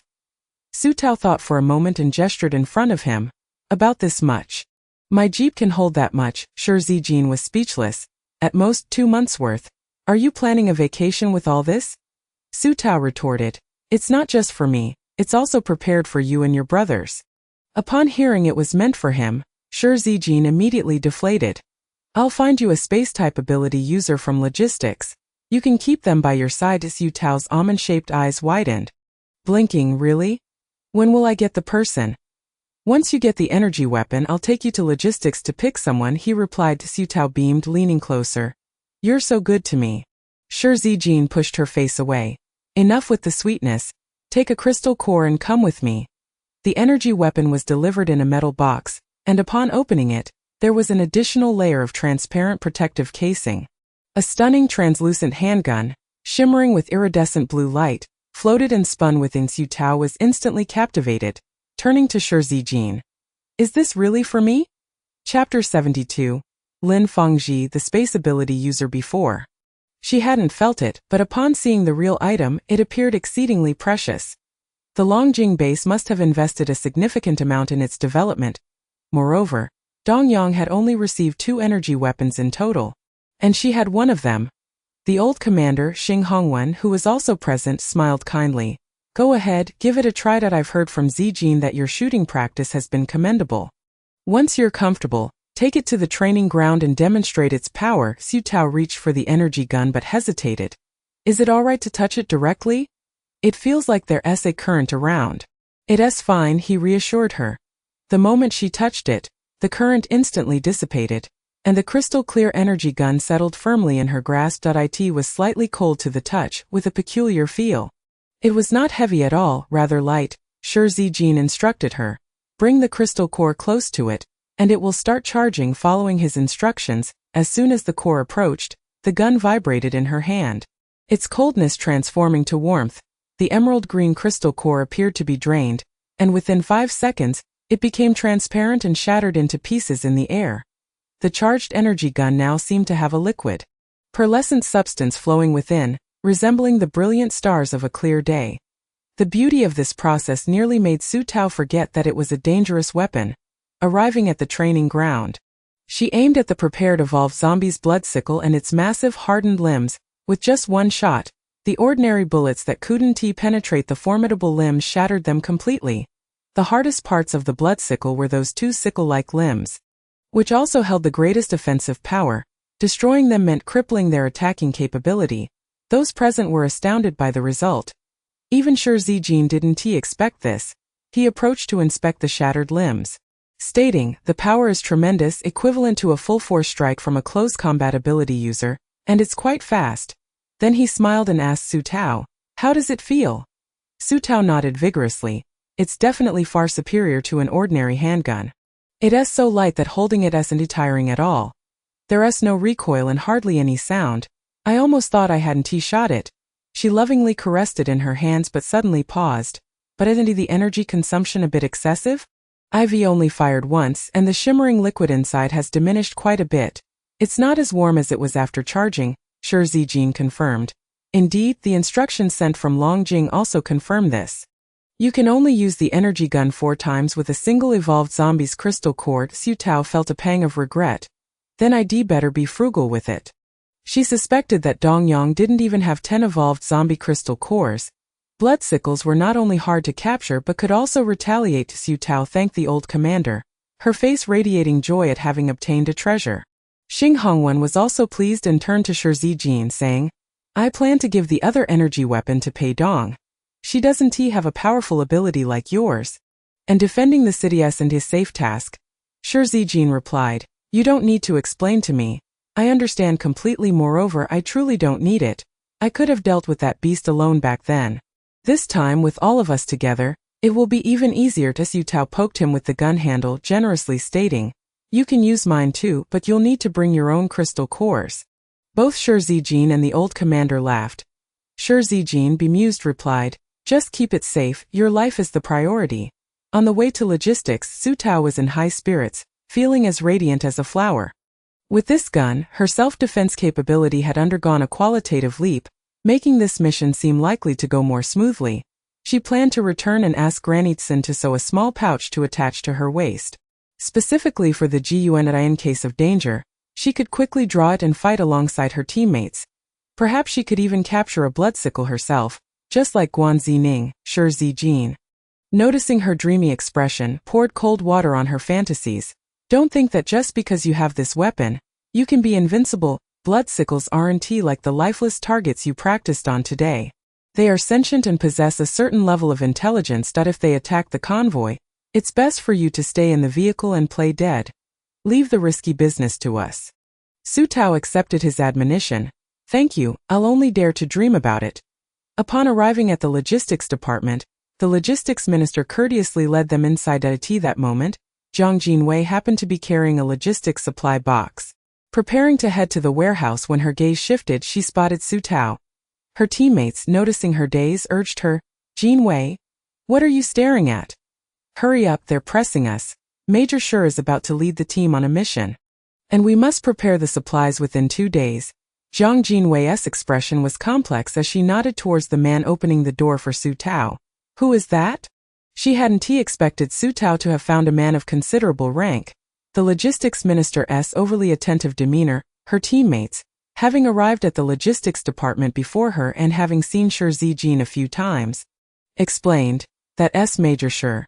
It's not surprising you haven't met him before. He's often out and about. And this time he's only back for a month, so he doesn't frequently visit our logistics department. Zhang Jinwei's expression shifted several times before she finally muttered an "oh," tightly gripping her box and turning to leave. Major, here are the profiles of the 3 individuals I selected in advance. Please take a look. Shi Zijin did not glance at them but handed the documents to Su Tao instead. The logistics minister promptly began to flatter Su Tao. Miss Su, the spatial dimensions of these 3 individuals are quite comparable. And they all seem reliable. In particular, this young lady, Luan Yanyan, is 24 years old and has previously accompanied a major general on a simple mission, successfully bringing back supplies. She possesses experience. Upon hearing this, Shi Zijin glanced over but had no recollection of the person in the dossier photograph, thus remaining silent. Su Tao did not make an immediate decision. Instead, she summoned all 3 for her assessment. Before long, 2 men and a woman arrived. Su Tao's attention was instantly drawn to the slight, youthful boy walking at the back. It was not that he was particularly handsome, merely fair-featured. Rather, it was his frail physique and the fact that he appeared far younger than the 18 years stated in the documents. He looked even more juvenile than the 16-year-old Qian Rongrong. The logistics minister, being astute, quickly grasped Su Tao's astonishment and clarified. Fang Zhi has only recently arrived in Dongyang and has endured some hardships along the way. Su Tao comprehended immediately. He was one of the survivors mentioned by Guan Zining. Having fled to Dongyang in search of a means to survive, presumably, he was an orphan, deprived of proper nutrition from a young age, which explained his frailty. Upon hearing his name, Lin Fangji raised his gaze to meet Su Tao's. His eyes, resembling those of a fawn, were a blend of innocence and profound sorrow, creating a strikingly contradictory impression. When Shi Zijin's attention shifted towards him, Fangji quickly averted his gaze, turning her attention to the other 2 individuals. Su Tao noted that the older man appeared rather untrustworthy, incessantly attempting to curry favor with Shi Zijin, his intentions all too apparent. The woman, who was the logistics minister's recommended candidate, seemed less than enthusiastic. Su Tao preferred to select a female candidate, thus inquired, "Are you here of your own volition?" Luan Yanyan instinctively considered shaking her head, but upon the logistics minister's cough, she pressed her lips together and replied, "I am willing." Su Tao understood her reluctance and pretended to ponder for a moment before informing the logistics minister, "Let it be Lin Fangji. I will trouble you, Minister Chan." The logistics minister, still somewhat unconvinced, pressed, "Miss Su, would you reconsider?" Yin Zhizijin interjected, "It's settled, let Lin Fangji prepare himself tonight, and I shall come to collect him in the morning." The minister immediately swallowed his remaining words after the 2 departed. Minister Chan approached his niece Luan Yanyan exasperated. "What on earth do you wish to achieve? An opportunity has presented itself, and you have squandered it, allowing that newly arrived brat to seize it. Do you not realize that with your spatial abilities, you cannot even accommodate a vehicle? Large-scale transport dismisses you, and small-scale transport is unnecessary. Your only viable option is to accompany the pioneering army to transport some supplies to get a foothold." Luan Yanyan pouted, "Going out with the pioneering army is too arduous. The last time was a short distance, simple task, and I could barely keep up. I couldn't eat or sleep well. I refuse. I would rather linger at the base. Let those who value such opportunities compete for them." Minister Chan, infuriated, retorted, "You shallow-minded girl. Setting aside the pioneering army, do you know who Su Tao is?" Luan Yanyan replied nonchalantly, "No, and I have no desire to find out." Minister Chan feigned a strike but restrained his fury, waving her off. Once calm, he called Lin Fangji aside and candidly stated, "Fangji, although you have only been in Dongyang for a few days, you are one of our logistics personnel. Should you find yourself in the good graces of Major General Shi, or have the opportunity to go to Taoyang, do not forget who provided you that lifeline." He added, particularly emphasizing the potential of residing in Taoyang, "When it comes time for recommendations, remember that I gave you a sip of water that saved your life." Lin Fangji was bewildered, uncertain of what Taoyang or recommendations entailed. On the journey back, Su Tao continued to peruse Lin Fangji's dossier. Shi Zijin glanced over. "Are you so intrigued?" Su Tao nodded. "This individual exhibits remarkable tenacity. The records indicate he has wandered alone for 3 years, never having a proper meal, surviving solely by scavenging, and lacking any communication or electronic devices. It took him over 1,000 days to find Dongyang." Shi Zijin, surprised, remarked, "His survival instincts are quite strong." He likely possesses some skills. Or else he would have been devoured by zombies long ago. Su Tao flipped through the dossier, noting that it did not mention any abilities beyond his spatial talent. Shi Zijin, indifferent to others' affairs, replied, "It's up to you how you utilize him. When the time comes, I will implant a chip, so you need not worry about him absconding with supplies." Imitating Minister Chen's demeanor, Su Tao cheerfully remarked, "Major General, you are truly dependable." Shi Zijin chuckled, "You should learn from the good, not the bad." Upon returning to Taoyang, Su Tao began preparing provisions for Xue Dao for their journey. With the presence of a spatial ability user, she felt more generous in her preparations, bringing along Xue Dao's preferred freeze-dried meals, staple foods, and canned goods. She even included a large jar of goat milk powder, essential for the aging dog to maintain protein levels, which could also be mixed with water. However, she decided against bringing black sesame and white sesame, worried due to their young age and the dangers of the journey. She also arranged for a temporary caretaker for the two little ones, Lu Panpan. Lu Panpan was thrilled and made a special trip to Su Tao to note down the daily feeding requirements and habits of the pets to help them acclimate to their new caregiver. Su Tao moved their nest to Elder May's living room that very evening. Black Sesame adjusted quickly, embarking on a territorial patrol upon arriving at the new location. White Sesame, however, clung to Su Tao's neck and cried as if sensing her impending departure. Su Tao spent nearly an hour coaxing it before it reluctantly settled into the cat nest under the coffee table, remaining motionless. When Su Tao checked on it, White Sesame gazed at her with tear-filled eyes, tugging at her heartstrings and almost convincing her to take it along. Xue Dao nudged his large head into the cat nest, seemingly trying to comfort it. White Sesame turned around, presenting its rear to Xue Dao, and remained still. Lu Panpan chuckled like a little princess. "It should adapt in a couple of days. Do not worry too much." As she spoke, she seemed to recall something, her smile fading to a pained expression, though it may be inauspicious to say, "I must remind you to travel with a good convoy and stay close to Major General Shim. My son lost his life when he strayed away, so you must take care of yourself." Elder May patted Su Tao's hand reassuringly. "When you return, I will have new design drafts for you to review." Su Tao nodded earnestly. Upon returning to her room, she found the absence of the kittens somewhat disconcerting. Xue Dao lay at her feet, feigning sleep. At his age, he conserved energy except when necessary. As Su Tao stroked his head, the doorbell rang. Upon opening the door, she was greeted by Granitson, who was carrying a large bag of items. Granitson thrust the bag into her hands, chattering incessantly, "I heard you are going out with Sinhua and the others, so I prepared some food for the journey. Don't neglect yourself, and if trouble arises, let those big men take the lead. Oh, why should a good girl like you suffer outside? I'm not worried about Sinhua, but I can't calm my old heart knowing you are going out." Su Tao felt a lump in her throat, gratefully accepting the kind gesture and stepping out to embrace her grandmother. "Please do not worry. When I return, I will bring you some local specialties from the base." Granitson repeated, "Take care, come back early, come back early." Subsequently, the doorbell to Su Tao's room rang continuously as familiar tenants, having heard the news of her departure, came to bestow gifts and well wishes before long. The living room sofa and coffee table were piled high with the goodwill of the tenants.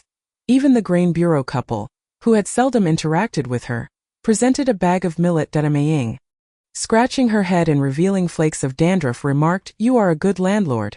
We have nothing of value to offer, so just cook this on the road with that." She pulled her husband away. Su Tao stood there, holding the millet, utterly at a loss. At that moment, her communicator buzzed again. Su Tao rubbed her forehead, pondering who else would come to bid her farewell at nearly midnight.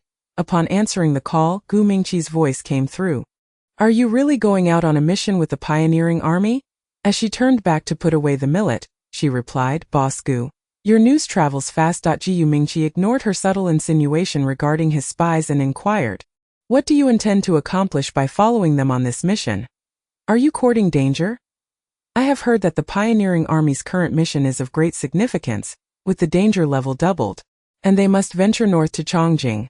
The farther the journey, the graver the peril." Su Tao half-truthfully replied, "I am merely accompanying them to search for building materials." Gu Mingqi chuckled dismissively, retorting, You would only slow the pioneering army down. What is the real reason?" Noting his relentless questioning, Su Tao's tone chilled. "Boss Gu, what is our relationship? Why should I disclose anything to you?" As partners, are you overstepping your bounds? Gu Mingqi's brow furrowed. And he managed to utter, it is precisely because we are partners that I must concern myself with your safety. If you perish, who will supply water to the East District? Your demise may not matter. But the 3,000 people under my command rely on you for their water supply. Every time the surname Gu speaks, it is utterly infuriating. Su Tao curtly declared, I am done for. You and your 3,000 followers shall accompany me to the grave.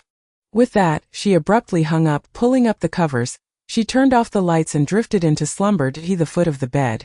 Xue Dao lifted her head to glance at her agitated mistress, nuzzled her nose against the quilt in a gesture of comfort, and then settled down to sleep alongside her. The following day marked the final day before departure. Shi Zijin drove Lin Fangji, who had been implanted with the chip, to Su Tao as she went to greet him. She immediately spotted the bewildered boy standing at the entrance as Shi Zijin prepared to leave with Lin Fangji. He remarked, you take care of the rest. I must return to assist in retrieving the bone wings from the research facility. I shall be home later. Su Tao nodded, leading Lin Fangji towards the office building. The boy walked cautiously, seemingly unacquainted with the architecture before him and the tiled fountain park nearby.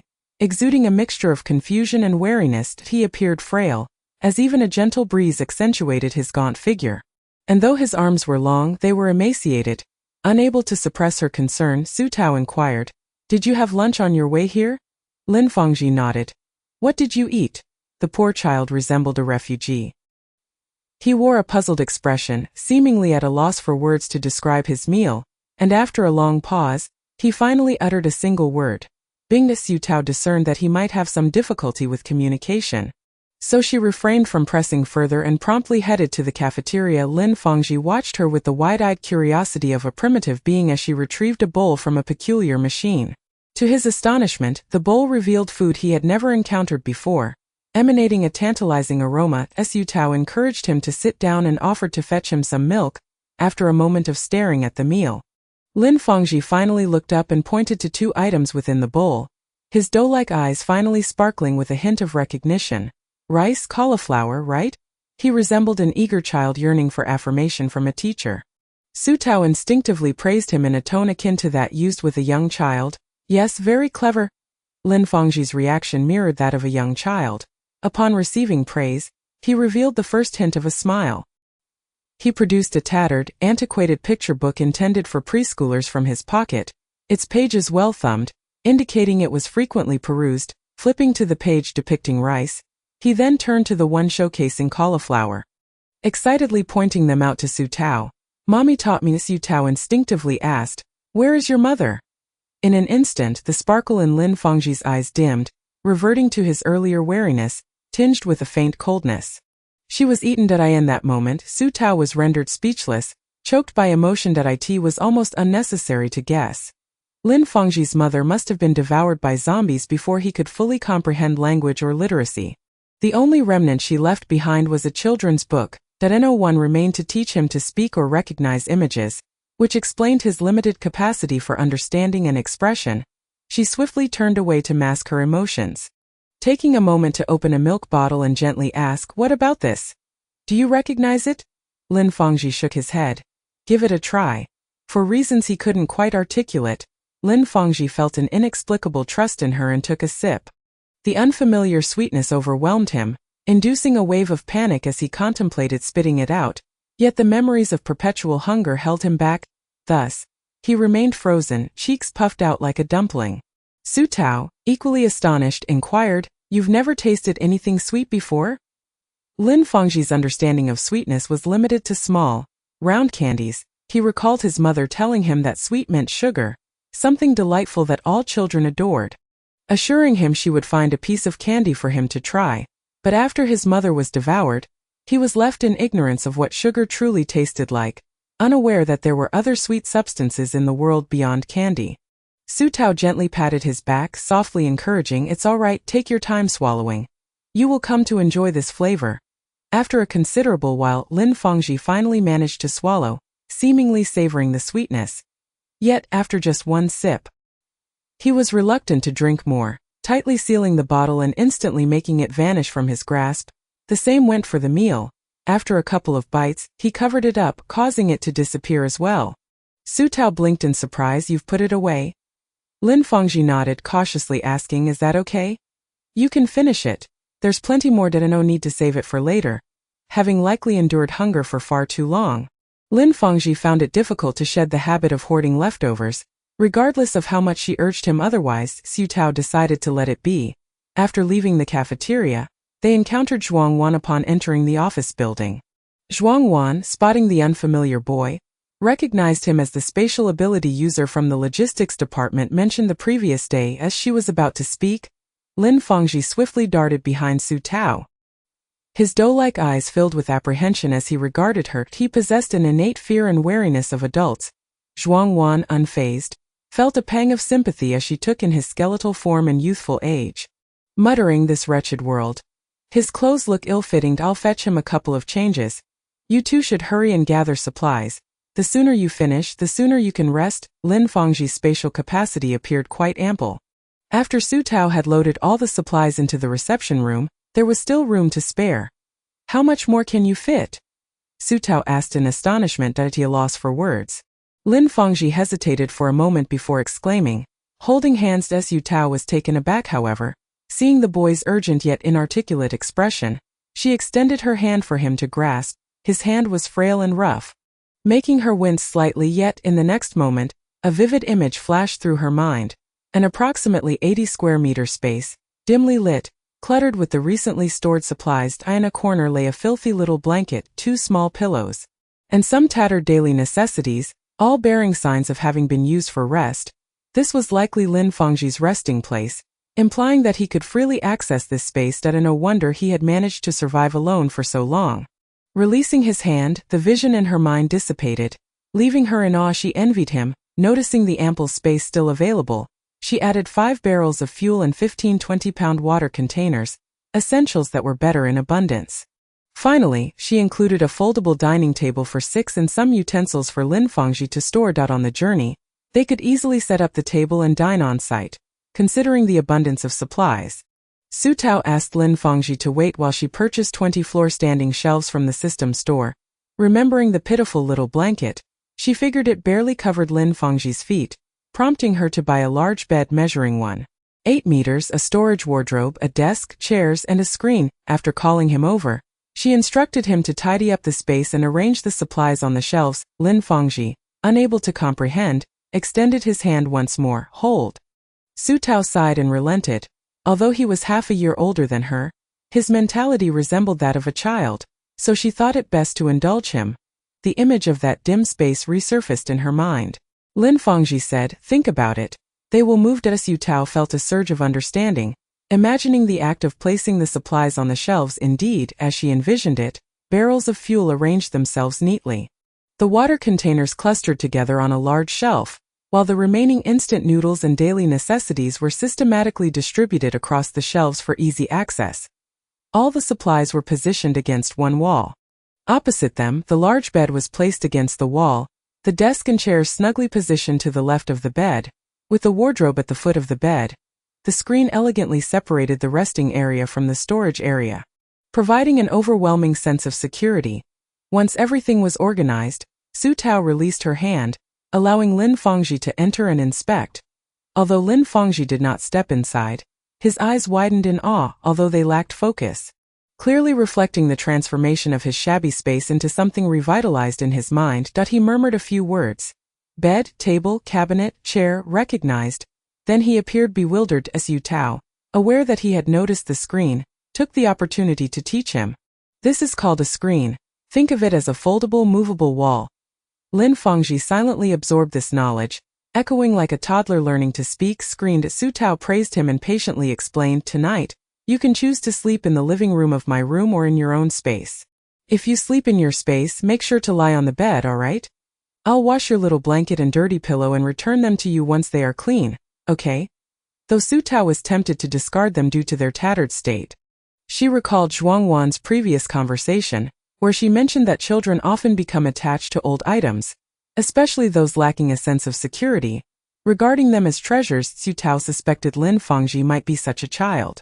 Lin Fangji understood her, hesitated briefly, but ultimately chose to trust Su Tao. watching intently as she took his little blanket and pillow and placed them into a large, whirring machine filled with water. His heart sank alongside them as Su Tao guided him to the restroom, teaching him how to use the toilet and the shower. Initially, Lin Fangji resisted contact with these new objects, attempting to escape several times. But Su Tao firmly called him back with a stern expression. "Are you not a good boy?" In pursuit of a commendation for being a good child, Lin Fangji steeled himself to touch the icy faucet. Acclimating to the sudden spray from the showerhead, Su Tao guided him in its use while simultaneously introducing him to the appliances. "This is the sink, where you must wash your hands before meals and after using the restroom. And this is the showerhead." Lin Fangji was quite astute, able to remember after just one explanation, yet he remained unable to shake off his fear of new things, requiring Su Tao's presence to feel secure. Su Tao, somewhat at a loss, ultimately turned her back to him to allow him some privacy as he bathed. Zhuang Wan brought over clothes, all of which were unsuitable for the Chong father-son duo in room 006. Yet the size fit Lin Fangji perfectly upon seeing him clean and donned in fitting attire, his slightly longer hair cascading down like that of a delicate, effeminate young girl. Zhuang Wan couldn't help but exclaim, "What a beautiful child, though a bit too thin. You must eat more." Su Tao intended to cut his hair, but Lin Fangji shook his head vigorously, his eyes pleading as a mother. Zhuang Wan couldn't bear that look, soothingly assuring him, "No cutting, no cutting. Long hair looks lovely too."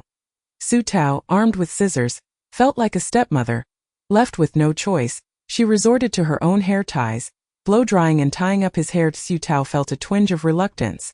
With his hair tied up, he appeared even more girl-like, which didn't seem quite right. When Shi Zijing returned and saw Lin Fangji with his hair tied, he momentarily questioned his memory.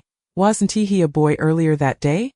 Su Tao explained. During the day, his hair was tousled and didn't seem long, but after washing it tonight, I realized it's nearly as long as mine. It was falling into his eyes. So I tied it up. Shi Zijing, witnessing Lin Fangji's fearful gaze, fell silent, eventually stating, "You decide. Hand me the communicator, and I'll install his chip locator for you." After installation, he patiently instructed her on its usage. Meanwhile, Lin Fangji stood helplessly aside, enveloped by a sense of abandonment and neglect, as the warmth and support he had recently found began to slip away. Shuadao licked his hand, giving a soft whimper.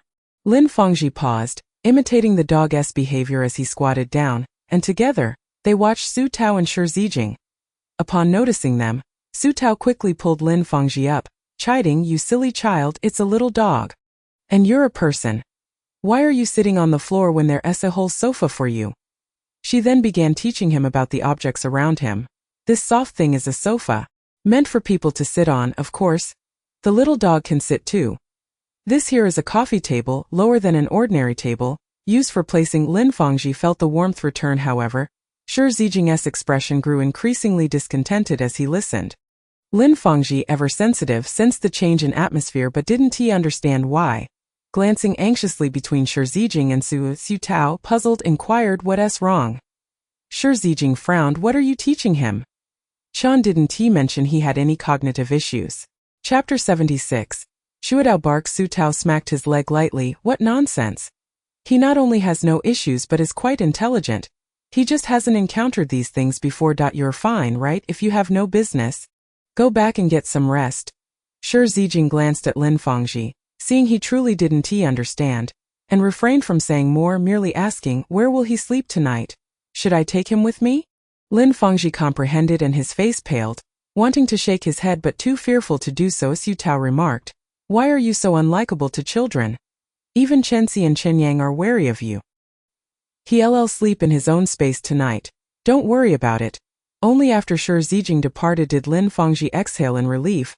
Feeling weary herself, Su Tao returned the clean, dried small blanket and pillow to him, advising, "You should rest early too. I've placed a cup of water on the table for you. If you get thirsty in the night, help yourself. If anything arises, just knock on my door. Good night." Lin Fangji nodded obediently, watching her enter her room and close the door, then softly murmured a good night that only he could hear. Shuadao sniffed him before slowly entering the pet room. Settling onto its mattress to sleep, the night grew deep and tranquil, with the moonlight cascading gently. Lin Fangji stared blankly at Su Tao's bedroom door for an extended period, and upon hearing the rhythmic sound of her breathing from within, He retreated into his own space. This was the first time in his life he slept in a bed. How soft it was. Lying down, he felt himself sink into the warmth enveloping him. An immensely comforting sensation, yet it was also the first time he felt the silence was somewhat unsettling, devoid of the reassuring sounds of someone nearby. Early the next morning, Su Tao yawned as she rose. Upon opening the door, she was startled to see Lin Fangji curled up with his small, tattered blanket at her doorstep. The moment the door swung open, the boy jolted awake, his doe-like eyes wide with shock. And he leaped into the corner to hide. Su Tao quickly reassured him, "It's all right, it's just me. Don't be afraid." As the fear in Lin Fangji's eyes gradually dissipated, she inquired, "Why are you sleeping outside? Was the bed uncomfortable, or was it the sofa?" Lin Fangji could only shake his head. Unable to provide a clear explanation, Su Tao sighed, saying patiently, "Sleeping on the floor is bad for your health. You could catch a cold, and your sleep quality would suffer. To be obedient and sleep on the bed or the sofa next time." As she chattered on, she checked the supplies for their upcoming journey. Upon reaching downstairs, she encountered an out-of-breath Qian Rongrong. "Sister Taozi, I'm so glad to catch you. I was worried you'd already gone to Gate 3 to meet them. Here, this is for you." Su Tao took the bag from her hands, curious. "What is it?" "Oh, your eyes are red. Did you not sleep last night?" Qian Rongrong shyly scratched her head. Su Tao opened the bag to discover a leather gun pouch. Exclaiming with delight, "Thank you. Did you make this? It's incredible." The design allowed it to be worn on the waist or thigh, and the soft yet sturdy suede felt delightful to the touch. Qian Rongrong blushed fiercely. "I learned a bit from someone before. I'm not professional. Just a hobby. A few days ago, I saw the photo of the gun holster you made for Grandmatson and thought I could try it. I hope you find it useful." The Su Tao not only found it useful but adored it, promptly fastening it around her waist. "It's both beautiful and practical. That if it weren't for the apocalypse, my Rongrong would surely be a renowned artisan." Flustered by the praise, Qian Rongrong pushed her along. "You should hurry, Sister Taozi. I saw Major Shi waiting for quite a while at the entrance to the main gate of Taoyang." Zhuang Wan and Mei Lao were there, accompanied by a large group of tenants waiting to bid her farewell, repeating their words of caution until they finally saw her off as she boarded the vehicle. "So mushy," Guan Zining muttered, continuing to drive. They had picked up the vehicle from the repair shop the night before, and the refrigerator was already installed and operational in the trunk. The old man had even fitted the windows with electric privacy curtains that could be remotely pulled down for rest, visible from the inside but not the outside. The backrest of the rear seat could lay flat to form a 1.2-meter bed, complete with a sliding storage rack overhead for bedding and common daily necessities. It was essentially a low-budget tiny camper. Su Tao was quite satisfied, and with Fangji's space, maintaining a good quality of life would not be an issue. She retrieved her energy gun from her backpack and tucked it into the holster. Fitting perfectly and easily accessible, Rongrong is truly an angel. It's so useful and stylish. In her backpack, she had 3 precious energy cores, and after a moment's thought, she took them out and handed them to Lin Fangji. "Please keep these safe for me. If they're stolen or lost from my bag, it would be heartbreaking." Lin Fangji nodded, accepting them and storing them away in his space. Upon reaching the rendezvous point at Gate 3, the pioneering army's convoy was neatly lined up, awaiting orders. This mission was of great significance, with 8 vehicles in total, 4 of which were large trucks designated for transporting building materials and medical supplies they might find later. 2 others were loaded with military provisions, and 1 carried personnel. The last vehicle was the most peculiar, stationed at the center of the convoy, entirely sealed with no windows and wrapped in a layer of metal mesh. Inside was presumably the evolved zombie with bone wings that had caused several bloody incidents. Shi Zijing approached, clad in a crisp military uniform, pointing to an empty spot in front of this vehicle. "You all drive the cars over there." Guan Zining complied, remarking to Su Tao, "I told you so. Major Shi surely wants you in the middle of the convoy and past missions. The center vehicle always carried valuable supplies. And now it's you and that little monster," Su Tao replied. "You go invite him for afternoon tea when we have a break." As the vehicles were positioned, Su Tao glanced back at the tightly bound vehicle, an inexplicable chill creeping up her arm. She hoped that the creature inside would remain dormant throughout the journey. Once all the vehicles were in place, Shi Zijing summoned everyone for a final briefing. Just as the rallying cry rang out, Su Tao suddenly spotted a familiar yet unfamiliar face among the support team. Zhang Jinwei. Su Tao froze for a moment, feeling as if time had stretched. The memories of the Su family fading away, she had nearly forgotten about Jiang Jinwei, recalling that after her departure, Jiang Jinwei had no choice but to enlist, making her presence in the support team unsurprising. Amidst the cacophony, Jiang Jinwei caught sight of her. Her teammate, following Jiang Jinwei's gaze, turned to inquire, "Did you not say she is your sister? Why hasn't she come to find you? Perhaps you should speak with her. You could ride in the middle vehicle, significantly enhancing your safety, and who knows, you might even enjoy some special treatment." Jiang Jinwei recognized that her teammate's words were not born of genuine concern but rather a teasing mockery. Eager to witness her embarrassment with a forced smile, she retorted, "I have no interest. If anyone desires her company, they may go and fawn over her." Her teammates regarded Jiang Jinwei with disdain, finding her pretentious and overly dramatic.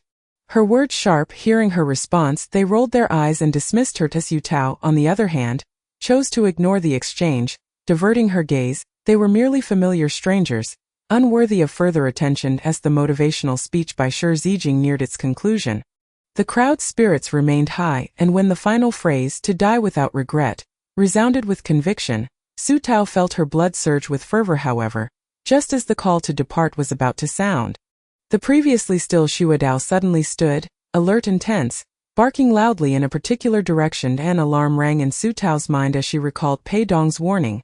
The creature, trained and possessing an evolved sense of smell, recognized Gu Mingqi's scent and would bark if anything approached within 100 meters.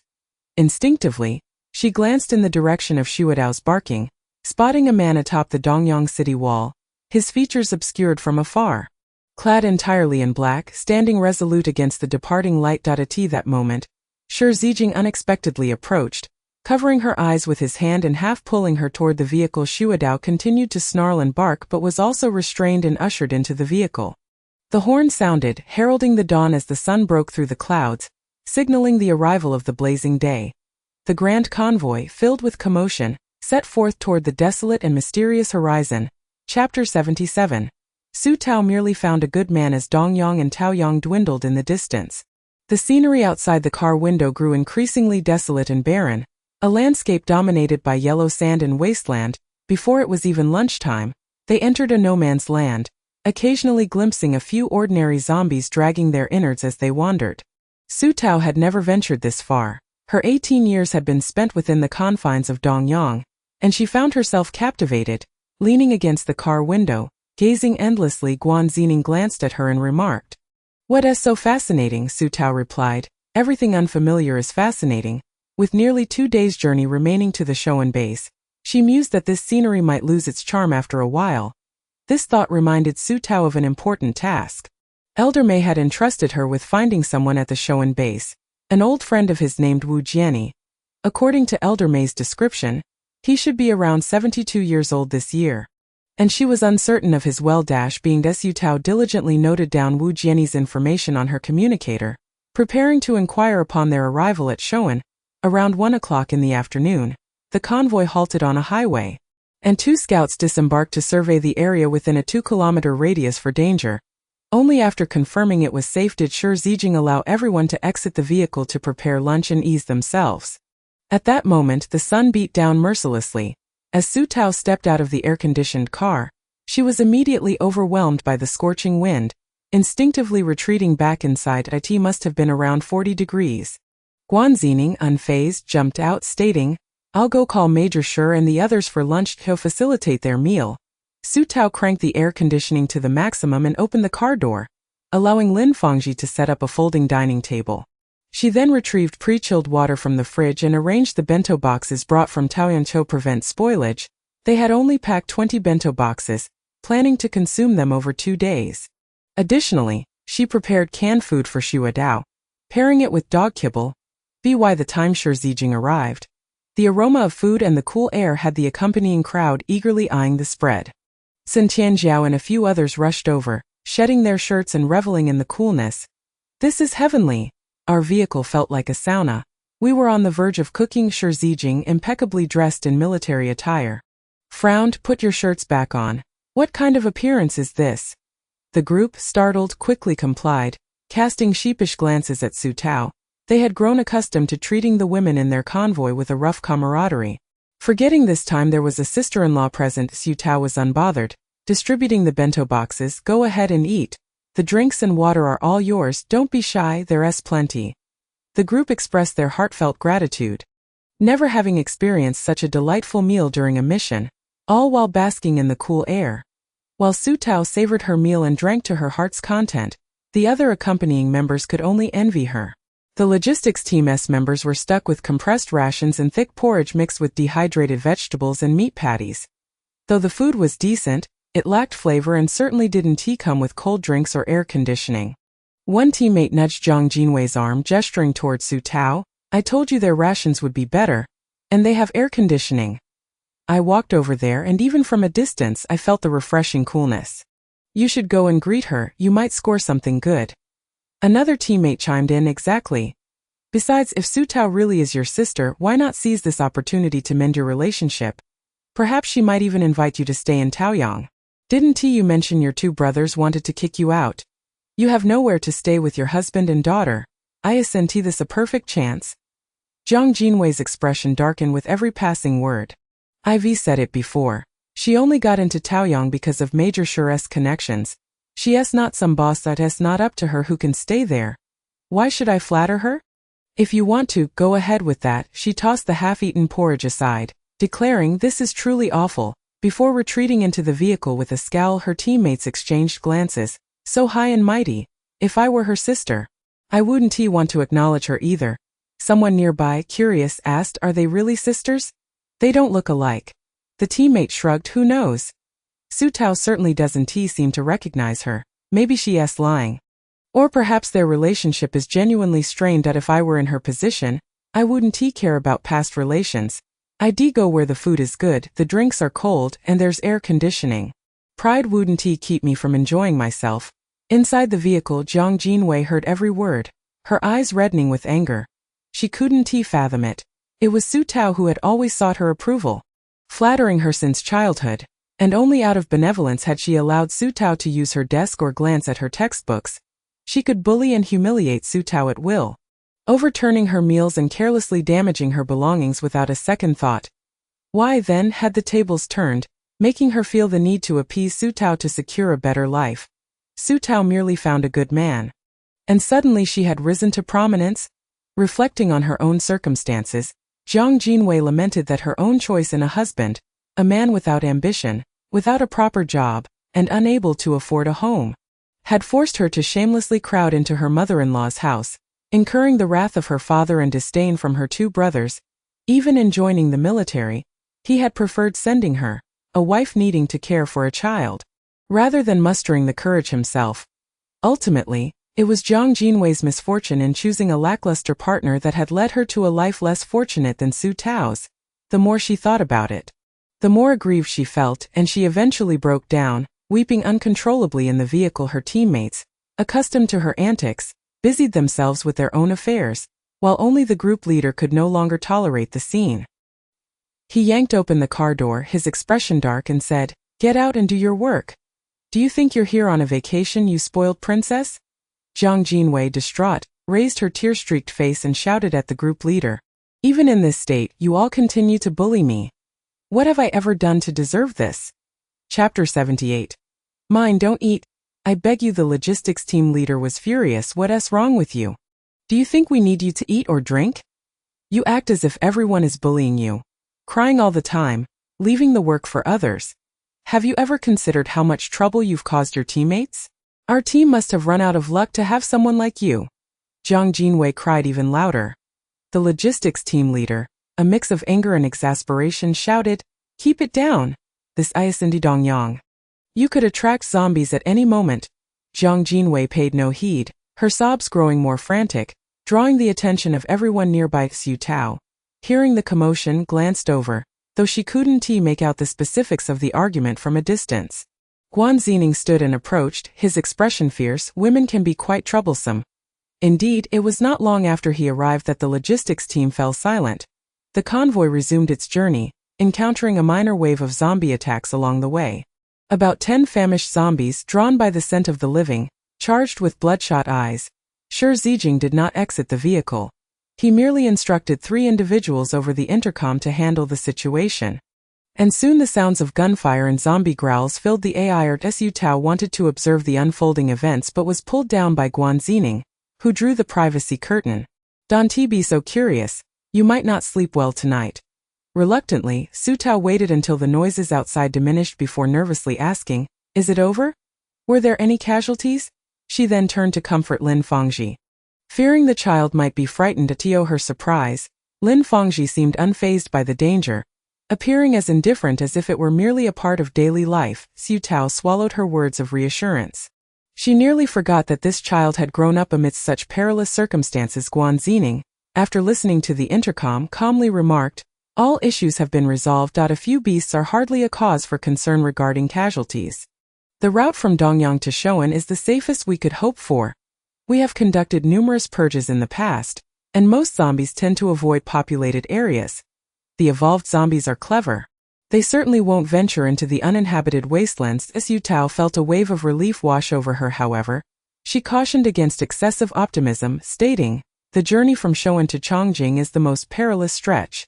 The distance is great, supply stations are scarce, and abandoned towns abound, providing ample opportunities for zombies to conceal themselves. This route has the highest casualty rate among all mission paths." Su Tao mentally prepared herself and nodded. "Understood.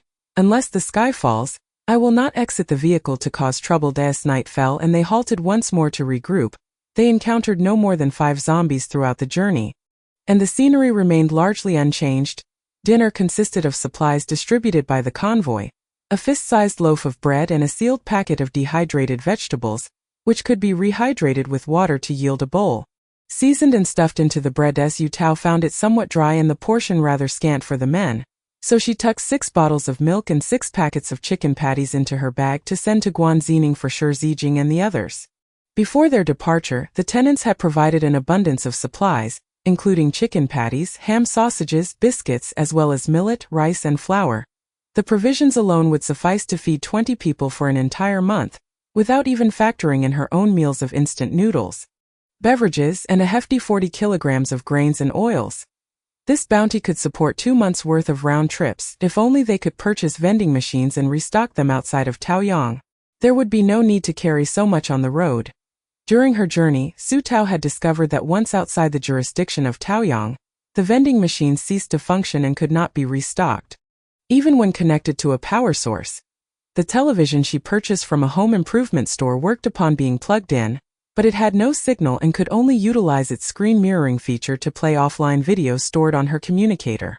It seemed that many miraculous products became ineffective once they left the management area of Taoyangtou. Past the time, Su Tao hung the television on the rear window of the vehicle, watching offline videos with Lin Fangji and Xue Dao. Her communicator contained little to entertain her, save for a few animated films downloaded to placate Chenxi and Chen Yang. She encouraged the two to play elsewhere and not disturb her and Zhuang Wan's work. These animations now proved useful. Lin Fangji was particularly captivated, his eyes wide and fixed on the screen. Guan Xingning and Shi Zijing, upon arriving at the car door, could hear the laughter of children emanating from the television. They soon saw the two reclining their seats, enjoying the air conditioning, wrapped in light blankets, with biscuits and candies at hand. Even the lone dog was leisurely munching on canned meat while yawning. Guan Xingning, with an air of righteous indignation, turned to Shi Zijing and declared, "This is utterly decadent. I swear I had no part in this." Su Tao offered them some candy and biscuits. "Would you like some?" Upon hearing this, Lin Fangji's gaze shifted from the screen to the fruit platter, his expression almost pleading, as if to say, "Mine, don't eat, I beg you." Shi Zijing feigned ignorance, discarding a piece of candy into his mouth. "Finish watching, then sleep early." He then turned to Lin Fangji, who looked forlorn, and added, after watching, "You must sleep in the front seat. No dozing off in the back." Su Tao slammed the car door, urging, "Let us get moving." As Shi Zijing returned to the front, he noticed that Sun Lair and the others had just finished eating, leaving a mess in their wake, so he called for logistics personnel to clean up. Noticing a familiar face among the logistics team, Shi Zijing took a moment before recalling it was a member of the Su family. He remained silent, but the loquacious Dang Xingyan blurted out, "Haven't I seen you before?" "Oh, right. You're the one who got kicked by the leader of the 3rd Division." This comment jogged Sun Tianjiao's memory as well. She recalled that this woman had previously worked logistics for the 3rd Division, specifically in recovering equipment from the deceased. Later, whether out of genuine fear or pretense, she had thrown herself into the arms of the 3rd Division's leadership. Weeping, however, the leaders had been unsympathetic and promptly kicked her out, leading to her notoriety. Jiang Jinwei's face flushed with embarrassment. Upon being publicly shamed, her previously stable emotions crumbled, and she turned to flee in tears, abandoning her belongings. Dang Xingyan scratched his head in confusion. Shi Zijing, exasperated, waved his hand. Those with tasks, continue your work. Those without, speak less.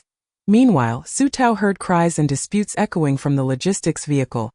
Guan Zining, with a fierce countenance, exited the vehicle, stating, "I've warned you, all voices in open spaces attract zombies. Do you treat my words as mere air?" This time Su Tao clearly heard Jiang Jinwei's sobs. "Oh dear, what a predicament." As calm returned, it was time for a shift change, and the convoy continued its journey under the cloak of night. Su Tao firmly turned off the television, urging Lin Fangji to head into the space for rest. Reluctantly, Lin Fangji entered the space, and upon witnessing his disappearance, Su Tao lay down, covered herself with a blanket, and activated the system panel. With no signal on the road, she could not ascertain the situation at Taoyang from Zhuangwan, but fortunately, the system still provided real-time updates. After restocking the vending machines with a single command, she paid the water and electricity bill for the entire month of May, totaling just over 5,300 federal coins. Chapter 79. Eat more candy. Forget the past sorrow. She then received the rent for May, amounting to a staggering 215,000 federal coins. Combined with her original savings of 400,000, her total assets soared to 610,000 federal coins. Never before had she possessed such a substantial sum, leaving Su Tao feeling a bit lightheaded. The thought of impulsively upgrading all the stores danced in her mind, yet she reined herself in, opting to consider the cost-effectiveness of the upgrades rationally. Spending 200,000 would allow her to upgrade the home improvement store, unlocking the purchase of smart home appliances, such as robotic vacuum cleaners, fingerprint locks, temperature-controlled water dispensers, automatic curtains, voice-activated lights, and various smart gadgets. Upgrading the home with smart technology would significantly increase rental income. A 500,000 investment in the public facilities store would enable the construction of an additional underground level, effectively doubling the usable land of Taoyang. The newly created basement could house an underground parking garage or a commercial street. Eventually, all vending machines could be relocated underground, forming a shopping district as the variety of machines and goods expanded, allowing everyone to shop in a centralized location. And a daydream, she imagined that if Taoyang could expand to the size of Chongqing, they could even construct subways and underground passages, revolutionizing town transportation as it had been before the apocalypse. Su Tao pulled herself from her reverie. Any upgrade would require a hefty sum in the tens of thousands. Moreover, future system upgrades would demand a full million. In light of this, her 600,000 assets seemed hardly sufficient. With the necessity of retaining funds, she faced a choice. Upgrade one store or save everything for $1 million to upgrade the system in one go. After careful consideration, the frugal Su Tao ultimately spent not a single coin, deciding to wait until they reached the Shoan base to get a signal and consult Mei Lao for professional advice. As she shut down the system panel and prepared for sleep, Su Tao suddenly heard noises from the back of the vehicle. She crawled over to peer out the rear window and was startled to see Shi Zijing, accompanied by 2 subordinates, opening the sealed vehicle with the bone wings and climbing in through the sunroof one by one. Su Tao's heart raced, and she turned to nudge the sleeping Guan Zining, whispering, "I saw Major Shi enter the back vehicle. Why would he go in there? Isn't that too dangerous?" Guan Zining awoke, pressing her back down to lie beside him. "Just sleep. It's nothing serious. They're merely delivering nutrient fluid to keep that creature alive. Just as humans need food, zombies must eat as well, or we'll have to explain to Chongqing why they're dead." Su Tao felt reassured, but her heart still pounded. She tugged at Guan Zining's shirt. "It won't escape, will it?" Guan Zining, irritated by her persistence, rolled over and murmured, "No, now sleep. If you keep talking, I'll hit you." In response, Su Tao playfully kicked him in the rear, asserting her dominance. The two began to playfully tussle, and the on-duty driver merely glanced back, unperturbed. Xue Dao stirred, his ears twitching but otherwise continued to sleep. Suddenly Lin Fangji burst from the space, yanking Guan Xing away from Su Tao and glaring at her with the ferocity of a cornered animal. Su Tao quickly intervened. "It's fine, we're just playing around, not fighting." After a lengthy explanation, Lin Fangji finally understood that Su Tao was not being bullied and quieted down, reverting to his obedient demeanor. Guan Xing, her drowsiness dissipated, shot Lin Fangji an annoyed glance and muttered, "You're just like a little wolf cub." After a bumpy night, the next day brought a few waves of zombies to confront. All dealt with swiftly before they resumed their routine of eating, watching television, and passing the time. Around 5 in the afternoon, the convoy made its final stop for the day. Su Tao began to notice ragged survivors trekking in groups towards the Shoan base. These individuals gazed upon the massive convoy with a mix of fear and hope. Within 20 minutes of halting, several emaciated women, accompanied by children, slowly approached the wastewater recently discharged by the logistics team, water used for washing and kitchen waste. The parched earth eagerly absorbed the moisture, threatening to evaporate at any moment. Overcoming their trepidation towards the unfamiliar convoy, the women rushed forward, kneeling to lick the ground while using small containers to scoop water from the tiny puddles. Most of their children are merely 4 or 5 years old, lying on the ground alongside their mothers, drinking and getting their faces smeared with mud and dust when they lift their heads. Their faces are adorned with innocent smiles. It seems that Shijinjing and her companions are quite accustomed to such scenes, neither driving them away nor paying them any heed, allowing these survivors to trail behind the convoy. Scavenging for scraps and drinking murky water, Su Tao cannot bear to watch and pulls down the privacy curtain to shield her view. Guan Xing inquires, "Do you wish to help them?" Su Tao shakes her head. "I cannot assist. The moment I provide water to even one person, our convoy would be unable to depart. The desperate survivors would cling to us like a lifeline, refusing to let go." Scanning the horizon, she notes that there are about 100 survivors. Even if they do not pose a tangible loss to the convoy, they would significantly delay their journey and cause unnecessary troubles. Her compassion has not yet reached such overflowing depths. Guan Xing raises an eyebrow. "You possess a clear-headed perspective. Some of our pioneering soldiers on their first mission offered food to these people, resulting in a situation where 2 survivors were shot dead by a major general to restore order." Su Tao sighs and reaches out to caress Lin Fangji's long hair. Seeing those children lying on the ground reminds her of Lin Fangji's own childhood, when she had no mother, and she feels that perhaps they do not even deserve to lick the water off the ground together. The more she thinks about it, the more her heart aches. Su Tao takes out a piece of candy, unwraps it, and places it into Lin Fangji's mouth. "Eat more candy, and forget the bitterness of the past." As the sweetness melts in her mouth, Lin Fangji beams a silly grin at Su Tao. 7 in the evening, just before sunset, the convoy finally arrives at the Shoan base. It is Su Tao's first encounter with a base other than Dongyang. She realizes that not all bases prioritize the safety of ordinary citizens as Dongyang does. At least Dongyang has a low wall as a boundary, with sentinels stationed nearby to ensure security. Shoan, however, has nothing. A base housing 50,000 people shockingly lacks even a gate, let alone walls to prevent external invasions. The homes of some impoverished individuals serve as makeshift walls, precariously teetering and in a state of disrepair.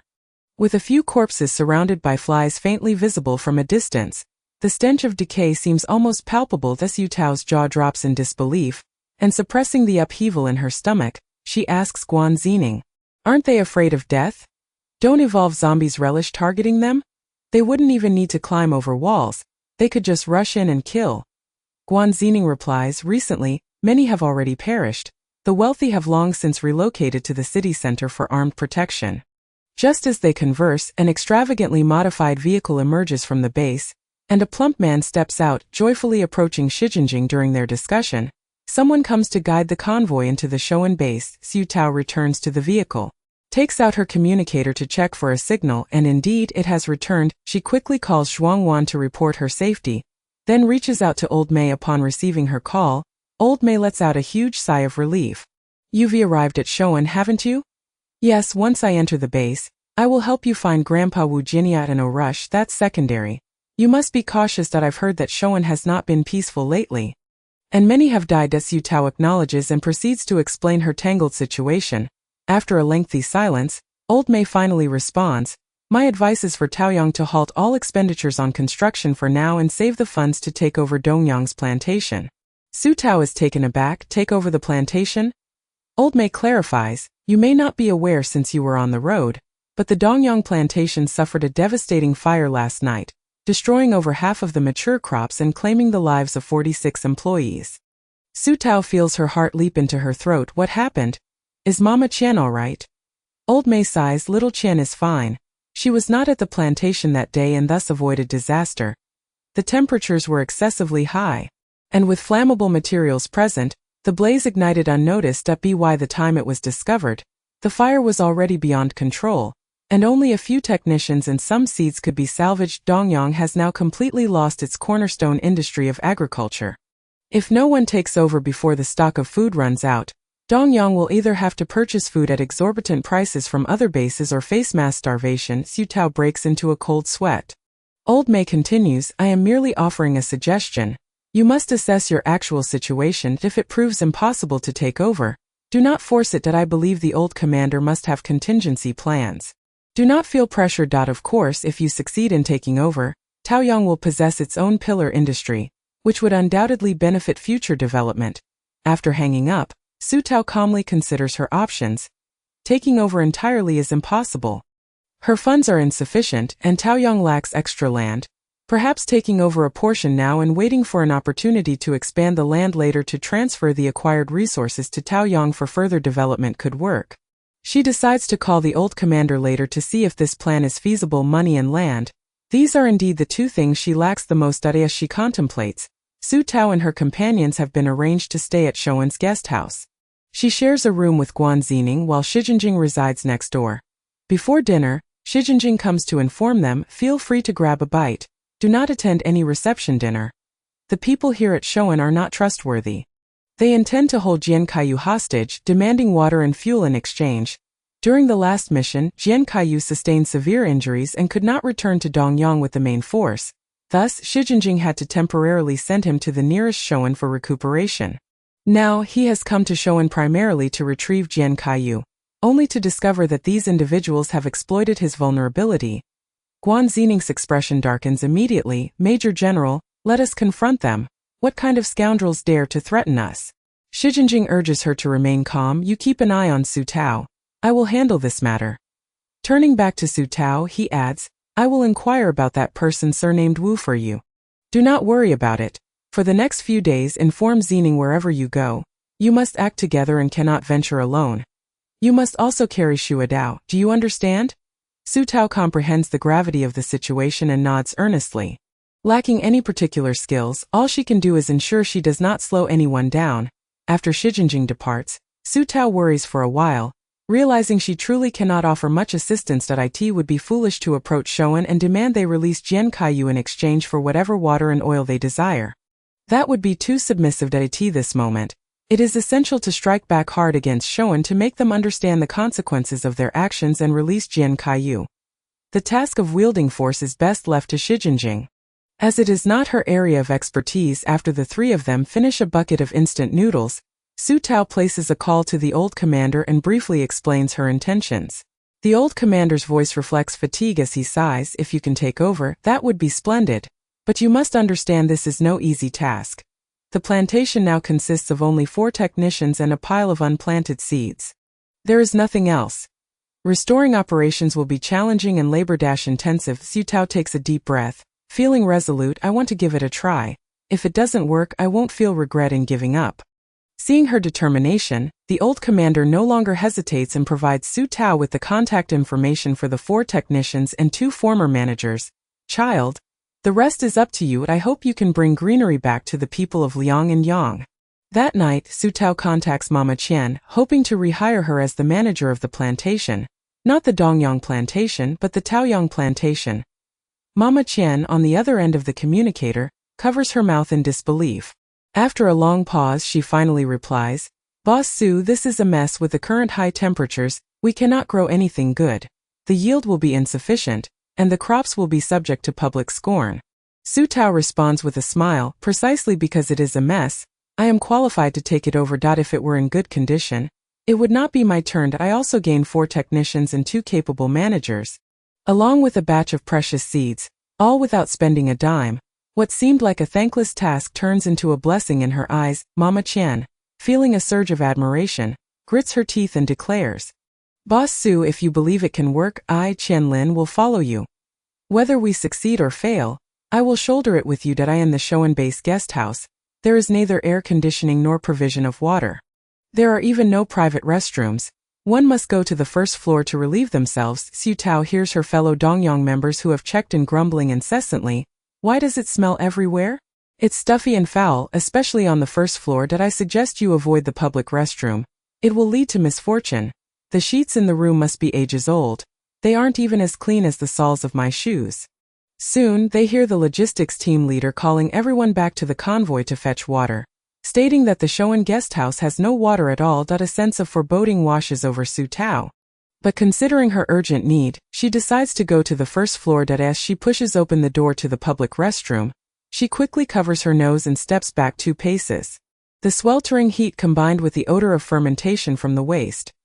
The floor is littered with some unidentifiable semi-solid matter. Upon witnessing the scene, Guan Xining's countenance darkened, accustomed to the cleanliness of Taoyang. She was on the verge of retching at the sight of such a filthy restroom. She approached the front desk of the guest house and demanded that the public restroom be cleaned. The receptionist brusquely replied, "What are you so particular about at this time? It's not an open-air toilet, and besides, there's a severe water shortage everywhere. Where would we find extra water to waste on cleaning?" As Su Tao caught a whiff of the receptionist's body odor, the thought of spending 3 or 4 days in this dreadful place made her speak up. "Have someone clean the public restroom for us. We will provide the water, and in addition, I will give you 2 bottles of 500 milliliters as a reward." The receptionist perked up. Really? In Shoan, apart from the wealthy in the city center, everyone was frantic over the water scarcity. A bottle of 500 milliliters could be exchanged for the health of a refugee child. Su Tao pulled a bottle of water from her bag and urged, "Indeed, this is a deposit. Once the job is done, I will give you another bottle." The receptionist snatched the water and quickly stashed it in her bag. Then, with a fawning demeanor, said to Su Tao, "I used to doubt the rumors that Dongyang wasn't short on water, but now I believe it. I will clean this up right away with the incentive of water." The filthy restroom was tidied up within half an hour. No longer an eyesore, and the foul odor had almost dissipated. The public bath was also cleaned in the process. Although it still fell short of Taoyang's living standards, it was at least bearable. Having received the second bottle of water, the receptionist was overjoyed and began to vent to Su Tao. "Is Dongyang under lockdown? When will it open? Shoan is becoming unbearable. The warlords here care little for our lives. All the water is concentrated in the wealthy districts, and those outside can only drink their bathwater. I haven't had much water for 2 days." As she spoke, she unscrewed the bottle cap and cautiously took a sip, reluctant to drink more. Her cracked lips continued, "Recently, there have been Grim Reaper zombies entering the city, killing people and leaving bodies scattered everywhere. The streets reek. It's nothing short of a hell on earth." "Does Dongyang have such Grim Reapers?" Su Tao nodded. "Yes, but we have city defense forces stationed on the outskirts, and we are also working on constructing higher and sturdier walls. The death toll is not high." The receptionist displayed a look of envy and hope, but it quickly faded. "I've missed the opportunity. Dongyang is already locked down." Su Tao listened quietly, saying nothing further. At that moment, Su Tao's companions noticed the cleaned restroom and, upon learning it was Su Tao's doing, came over to express their gratitude. The logistics team leader finally seized the opportunity to converse with Su Tao, showering her with compliments. By the time they returned to their room, it was already 1 in the morning. Faced with the grimy bed, both Su Tao and Guan Zining found it impossible to lie down. Lin Fangji, noticing this, offered to let them use her bed. Su Tao waved her hand, saying, "No need. Please help me carry the 2 dirty beds out to the hallway." After sending the beds away, Su Tao chose 2 single beds from a home improvement store to place where the original beds had been, along with a small wardrobe for temporary use over the next few days. Additionally, she set up a small round table for 4 between the 2 beds for communal dining. When Guan and Lin returned from disposing of the old beds, they were taken aback by the newly arranged beds and table. Guan Zining, after a moment, remarked, "Your ability seems to be for enjoyment. Whoever brings you along enjoys the benefits." With that, she flopped onto one of the single beds. Soft and clean. Everything was near perfect except for the lack of air conditioning. Unfortunately, the guest house had no electricity, rendering any installed air conditioning useless. Consequently, Su Tao was awakened 2 or 3 times during the night from the heat. Finally, she decided to forego sleep entirely, rising to access the system and retrieve a 3D map of Taoyang. For the plantation to take over promptly, a space was essential for cultivation. Taoyang was utterly devoid of any available land. Unless they constructed on the rooftop, the 3 apartment buildings were nearly all 4 to 5 stories high, and any higher would be inconvenient without elevators. After some contemplation, Su Tao concluded that they could temporarily build on the 3rd floor of the cafeteria, outfitting it with floor-to-ceiling glass windows to ensure ample sunlight for hydroponic cultivation. Once the plan was set, construction commenced, and within a budget of less than 10,000, the sunroom on the 3rd floor was completed. Additionally, fearing the heat on the 3rd floor, she installed a central air conditioner at dawn. Su Tao called Qian Lin to inform her that they could send hydroponic seeds to the cafeteria's 3rd floor for cultivation. Upon receiving the call, Qian Lin hurried downstairs, and upon reaching the cafeteria, she looked up to see the sunroom that had appeared overnight, surrounded by floor-to-ceiling glass. The room was remarkably spacious and bright. She swallowed hard. "Boss Su, this is incredibly timely. I'll call the technicians to transport the seeds right away, so we can cultivate the first batch of vegetables as soon as possible." Su Tao inquired, "How long until we see a harvest?" "Very soon. Some can be harvested in a month, but given our current planting area, it will likely only suffice for about 100 people in Taoyang." Su Tao was quite satisfied. "Then let us initially supply only our tenants, with prices in accordance with the previous Dongyang standards. Once we have more, we can sell externally." Qian Lin was also pleased. As a Taoyang resident, she wouldn't have to worry about a lack of vegetables in the near future. After hanging up, Qian Lin informed Zhuang Wan of the situation and Su Tao's decision. Zhuang Wan immediately issued an announcement, informing tenants that Taoyang would have its own plantation, with vegetables prioritized for internal sales at unchanged prices. Furthermore, she reminded everyone not to disturb the staff cultivating vegetables on the 3rd floor of the cafeteria. This news was nothing short of a joyous revelation for the tenants of Taoyang. Ever since the devastating fire at the Dongyang plantation, there had been widespread panic over the prolonged absence of vegetables. With prices skyrocketing as they relied on imports from other bases, now they had nothing to fear. The tenants of Taoyang were immensely grateful for having moved in early, quickly contacting friends and family who had yet to move in, urging them not to give up and to continue applying for housing in Taoyang, hoping to move in as soon as possible. Chapter 82. Would Element Ability User. The Taoyang plantation commenced its foundational work in an orderly fashion. However, Su Tao, who remained in Shoan, struggled to eat or sleep. The oppressive heat diminished her appetite, and she frequently awoke in the night due to the sweltering conditions, leaving her looking considerably haggard after just 2 days. Lin Fengji, concerned, offered her his favorite sweets, but she declined. After 3 days of absence, Shi Zijin and his companions returned.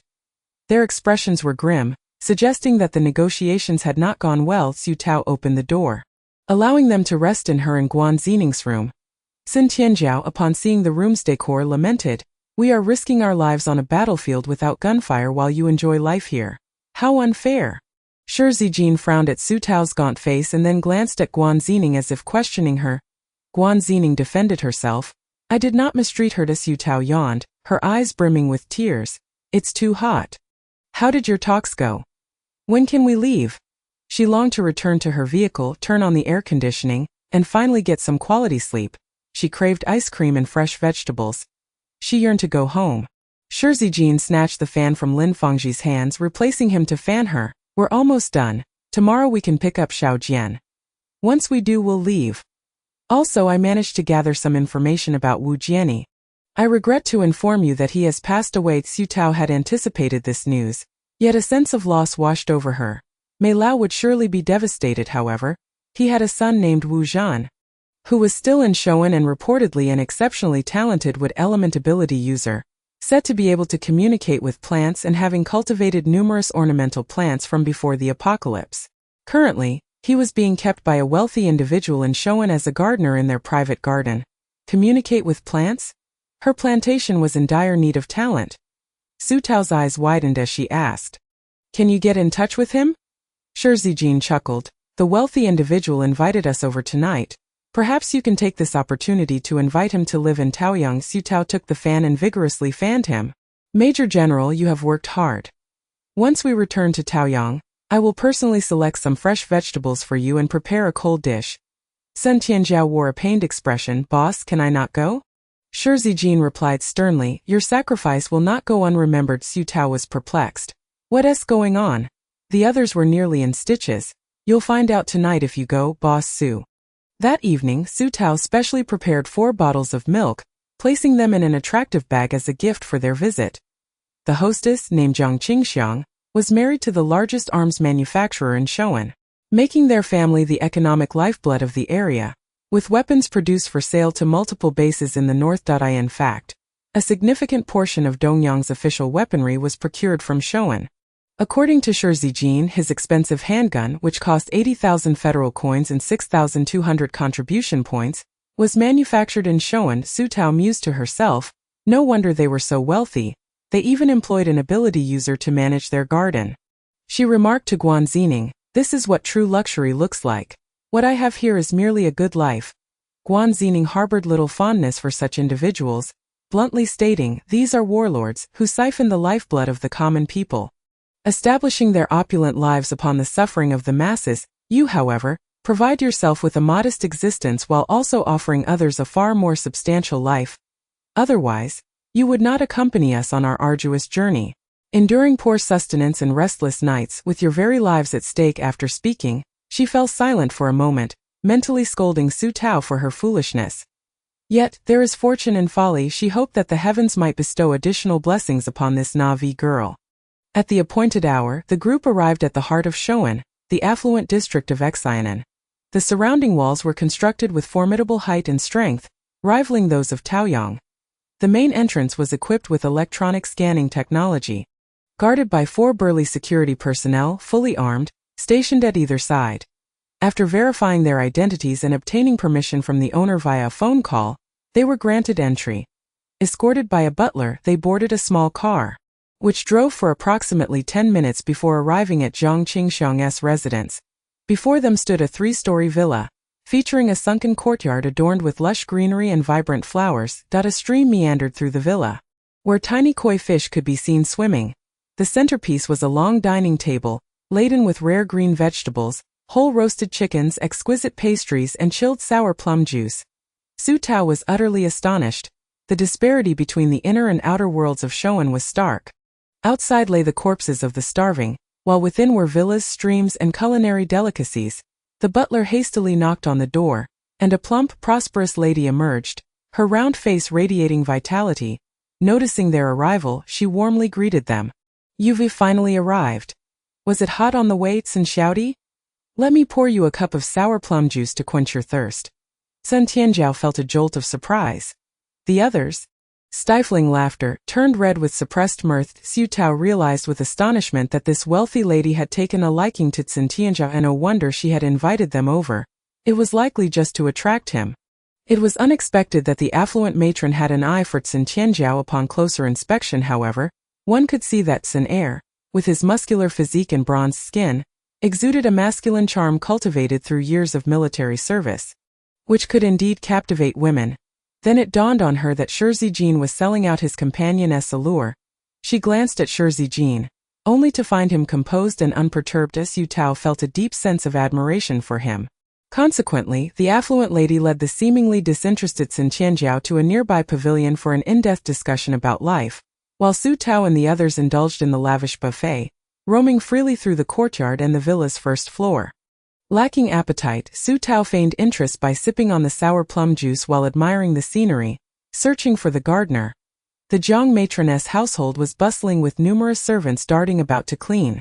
Behind the villa lay a sprawling garden of over 300 square meters, filled with an array of flowers and ornamental plants that dazzled Su Tao's eyes. If such ornamental flora thrived so well, could this extraordinary ability not be applied to edible vegetables, thereby enhancing yield, accelerating plant life cycles, and even improving seed genetics?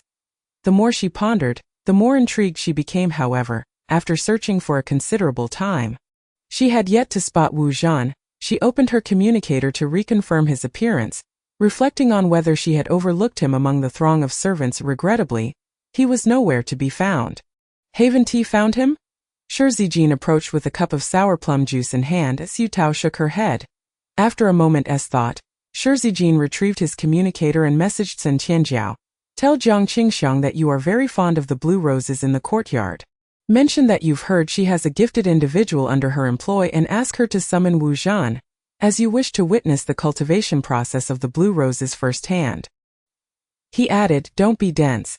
Say something flattering to coax her into calling him over. Upon receiving the message, Sun Tianjiao nearly burst into tears, forcing a smile as he addressed Jiang Qingxiang, Sister Jiang. The flowers in your courtyard are truly stunning. Jiang Qingxiang, propping her chin upon her hand, was captivated by him. Upon hearing him address her as Sister Jiang, her joy was palpable, and she began to chatter excitedly. Of course. I dare say there is no garden in Shouan, no, even across the 5 major bases of Qingpeng River, that can compare to the richness of this one. You don't have anything like this in Dongyang. Do you? Sun Tianjiao fervently reassured himself. Indeed, nothing compares. Coming here has truly opened my eyes. Jiang Qingxiang, brimming with pride, gestured around the courtyard. Here we boast over 40 varieties of flowers, and I haven't even counted the greenery. Not only do we have wood-type ability users tending to the plants regularly, but we also employ 4 professional horticulturists daily. Do any catch your eye? I could send you home with a pot. The cultivated flowers can last 2 months without wilting, perfect for displaying on your windowsill. Sun Tianjiao took a deep breath, flashing a radiant smile. Thank you, Sister Jiang. However, do blue and white roses exist together on one flower?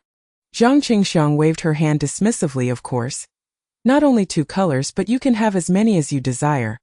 Just wait a moment, I'll let you see for yourself. With that, she took out her communicator and made a call. 20 minutes later, Su Tao finally met the wood-type ability user named Wu Zhan.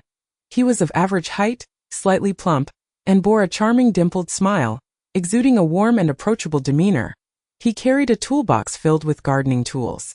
Upon seeing him arrive, Jiang Qingxiang waved him over without any formalities or introductions, immediately commanding, the blue roses you prepared last time.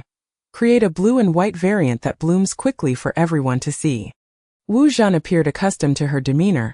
Nodding in acknowledgement, he used his tools to collect 2 rosebuds from the garden, 1 blue and 1 white. Jiang Qingxiang, like a spectator at a performance, nudged Sun Tianjiao. Look!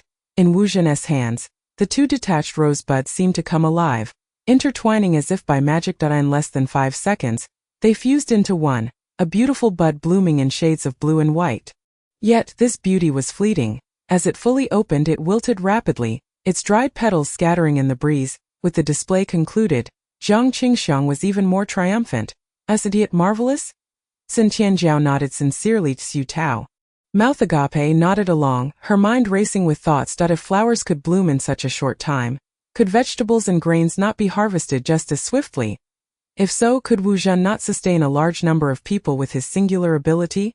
As Jiang Qingxiang picked up a wilted petal from the ground, feigning regret, she remarked, such beauty is rather ephemeral. Sun shouted, I'll have him cultivate a few seeds of the blue and white roses for you to take home and grow. These will last longer. Thus, Sun Tianjiao received a small bag of blue and white rose seeds. Jiang Qingxiang smiled broadly, patting his hand. Who would have thought? You, such a manly figure, actually have a fondness for roses. A blend of iron will and tenderness. Sun Tianjiao stood frozen in place, wishing he could perform a dramatic act of seppuku to demonstrate his masculinity. Meanwhile, Su Tao seized the opportunity while they conversed to sidle up to Wu Zhan, who was tidying his toolbox. She played the emotional card. Hello, may I ask if your father's name is Wu Jiani? Before the apocalypse, he was an esteemed architect and once served as the director of the Environmental Research Center at Capital University. Wu Zhan paused. And you are? I'm Su.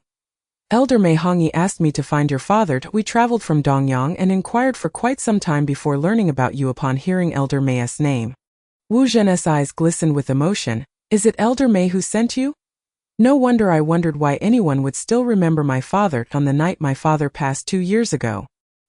He told me to seek out Elder Mei. He warned me that Elder Mei's son was not a good person and would not treat me kindly. How is he now? Su Tao smiled. Perhaps you could call him and ask directly. With that, she provided Wu Zhan with Elder Mei's contact information. Wu Zhan was overwhelmed with emotion, filled with deep regret. I never imagined Elder Mei would seek us out first. It's my fault. I kept making excuses not to find him, and I've let my father's wishes down, Su Tao inquired. Is there something holding you back? For a moment, Wu Zhan was at a loss for words. 1,000 sentiments condensed into a single sigh. What could his troubles be, other than the fact that his abilities were exceedingly rare? Various warlords had placed him under house arrest, preventing any contact with the outside world. Only after the Jiang family rose to prominence and Jiang Qingxiang took notice of him did he attain freedom and a relatively decent life. Su Tao decided not to pursue the topic further. Shifting her query instead, what is the name of your ability? It's quite impressive. After their heartfelt recognition, Wu Zhan felt a profound trust in her and openly shared, it's called Wu Yu. People outside say I can communicate with plants, which is somewhat accurate that in truth, I can sense the needs of plants and guide them to adapt to their environments. You could think of my ability as the domestication of flora. As he spoke, he casually plucked a wilted daisy from the ground. Look, it tells me that it is hot and thirsty to tea this moment. It just needs a little encouragement. You are strong. You can adapt to high temperatures. And even in the absence of water, it can still bravely bloom for a while. Su Tao watched in astonishment as he made this drooping daisy stand tall and proud. Impressive. Wu Zhan handed the small daisy to her. Here. Play with this. As Yu Tao accepted it, inquiring, can crops be domesticated as well? Wu Zhan nodded. Indeed, I have grown quite a few vegetables and fruits on my balcony. They are not afraid of high temperatures or drought. Their growth is quite robust. If the opportunity arises, I can take you to see them. Yu Tao wished she could abduct him directly to Taoyang. However, she restrained herself. She could not initiate this topic. She needed Wu Zhan to bring it up himself. Su Tao shifted the conversation and asked, have you ever considered managing your own botanical garden or plantation, rather than being confined to this small courtyard? I imagine you wouldn't particularly enjoy being a performer for the wealthy, would you? Wu Zhan's hand trembled slightly, masking his true thoughts. Miss Su, I find my current life quite satisfactory. I have no desire to change. Su Tao smiled faintly. Perhaps after leaving Jiang Qingxiang's home, Sun Tianjiao tossed a bag of rose seeds to Su Tao as if he were discarding a bomb. I have no interest in such flowery nonsense. Su Tao, delighted, accepted them, planning to attempt to cultivate them upon her return to Taoyang. On the way back to the guest house, Su Tao rested her chin on her hand, gazing out the window. Zijin asked, what are you thinking about? Guan Zining answered for her. She's pondering how to gracefully steal someone else's partner. Su Tao playfully hit her. I was contemplating how many extraordinary individuals like Wu Zhan are being nurtured by the warlords of Shoan for their own selfish interests. It's a sheer waste, Guan Zining concurred. Wu Zhan could have transformed Shoan into a bountiful grain-producing base, yet he is relegated to being a private gardener. It's quite amusing, though understandable. We live in an era rife with selfish desires. Few like our esteemed leader and you find a precious talent and think of how to benefit more people. Zijin remarked. There must be quite a few, not just in Shoan. Other bases face similar circumstances. If it weren't for our leader's steadfastness in Dongyang, others would have tried the same. The Dongyang Hospital was built through his tireless efforts to recruit medical talents at high salaries for 6 whole years. And now, out of the 5 major bases along the Qingpeng River, only Dongyang has a public hospital. Su Tao sighed. Her heart filled with hope, yearning for Taoyang and Dongyang to flourish and gain recognition, attracting more talents to join them.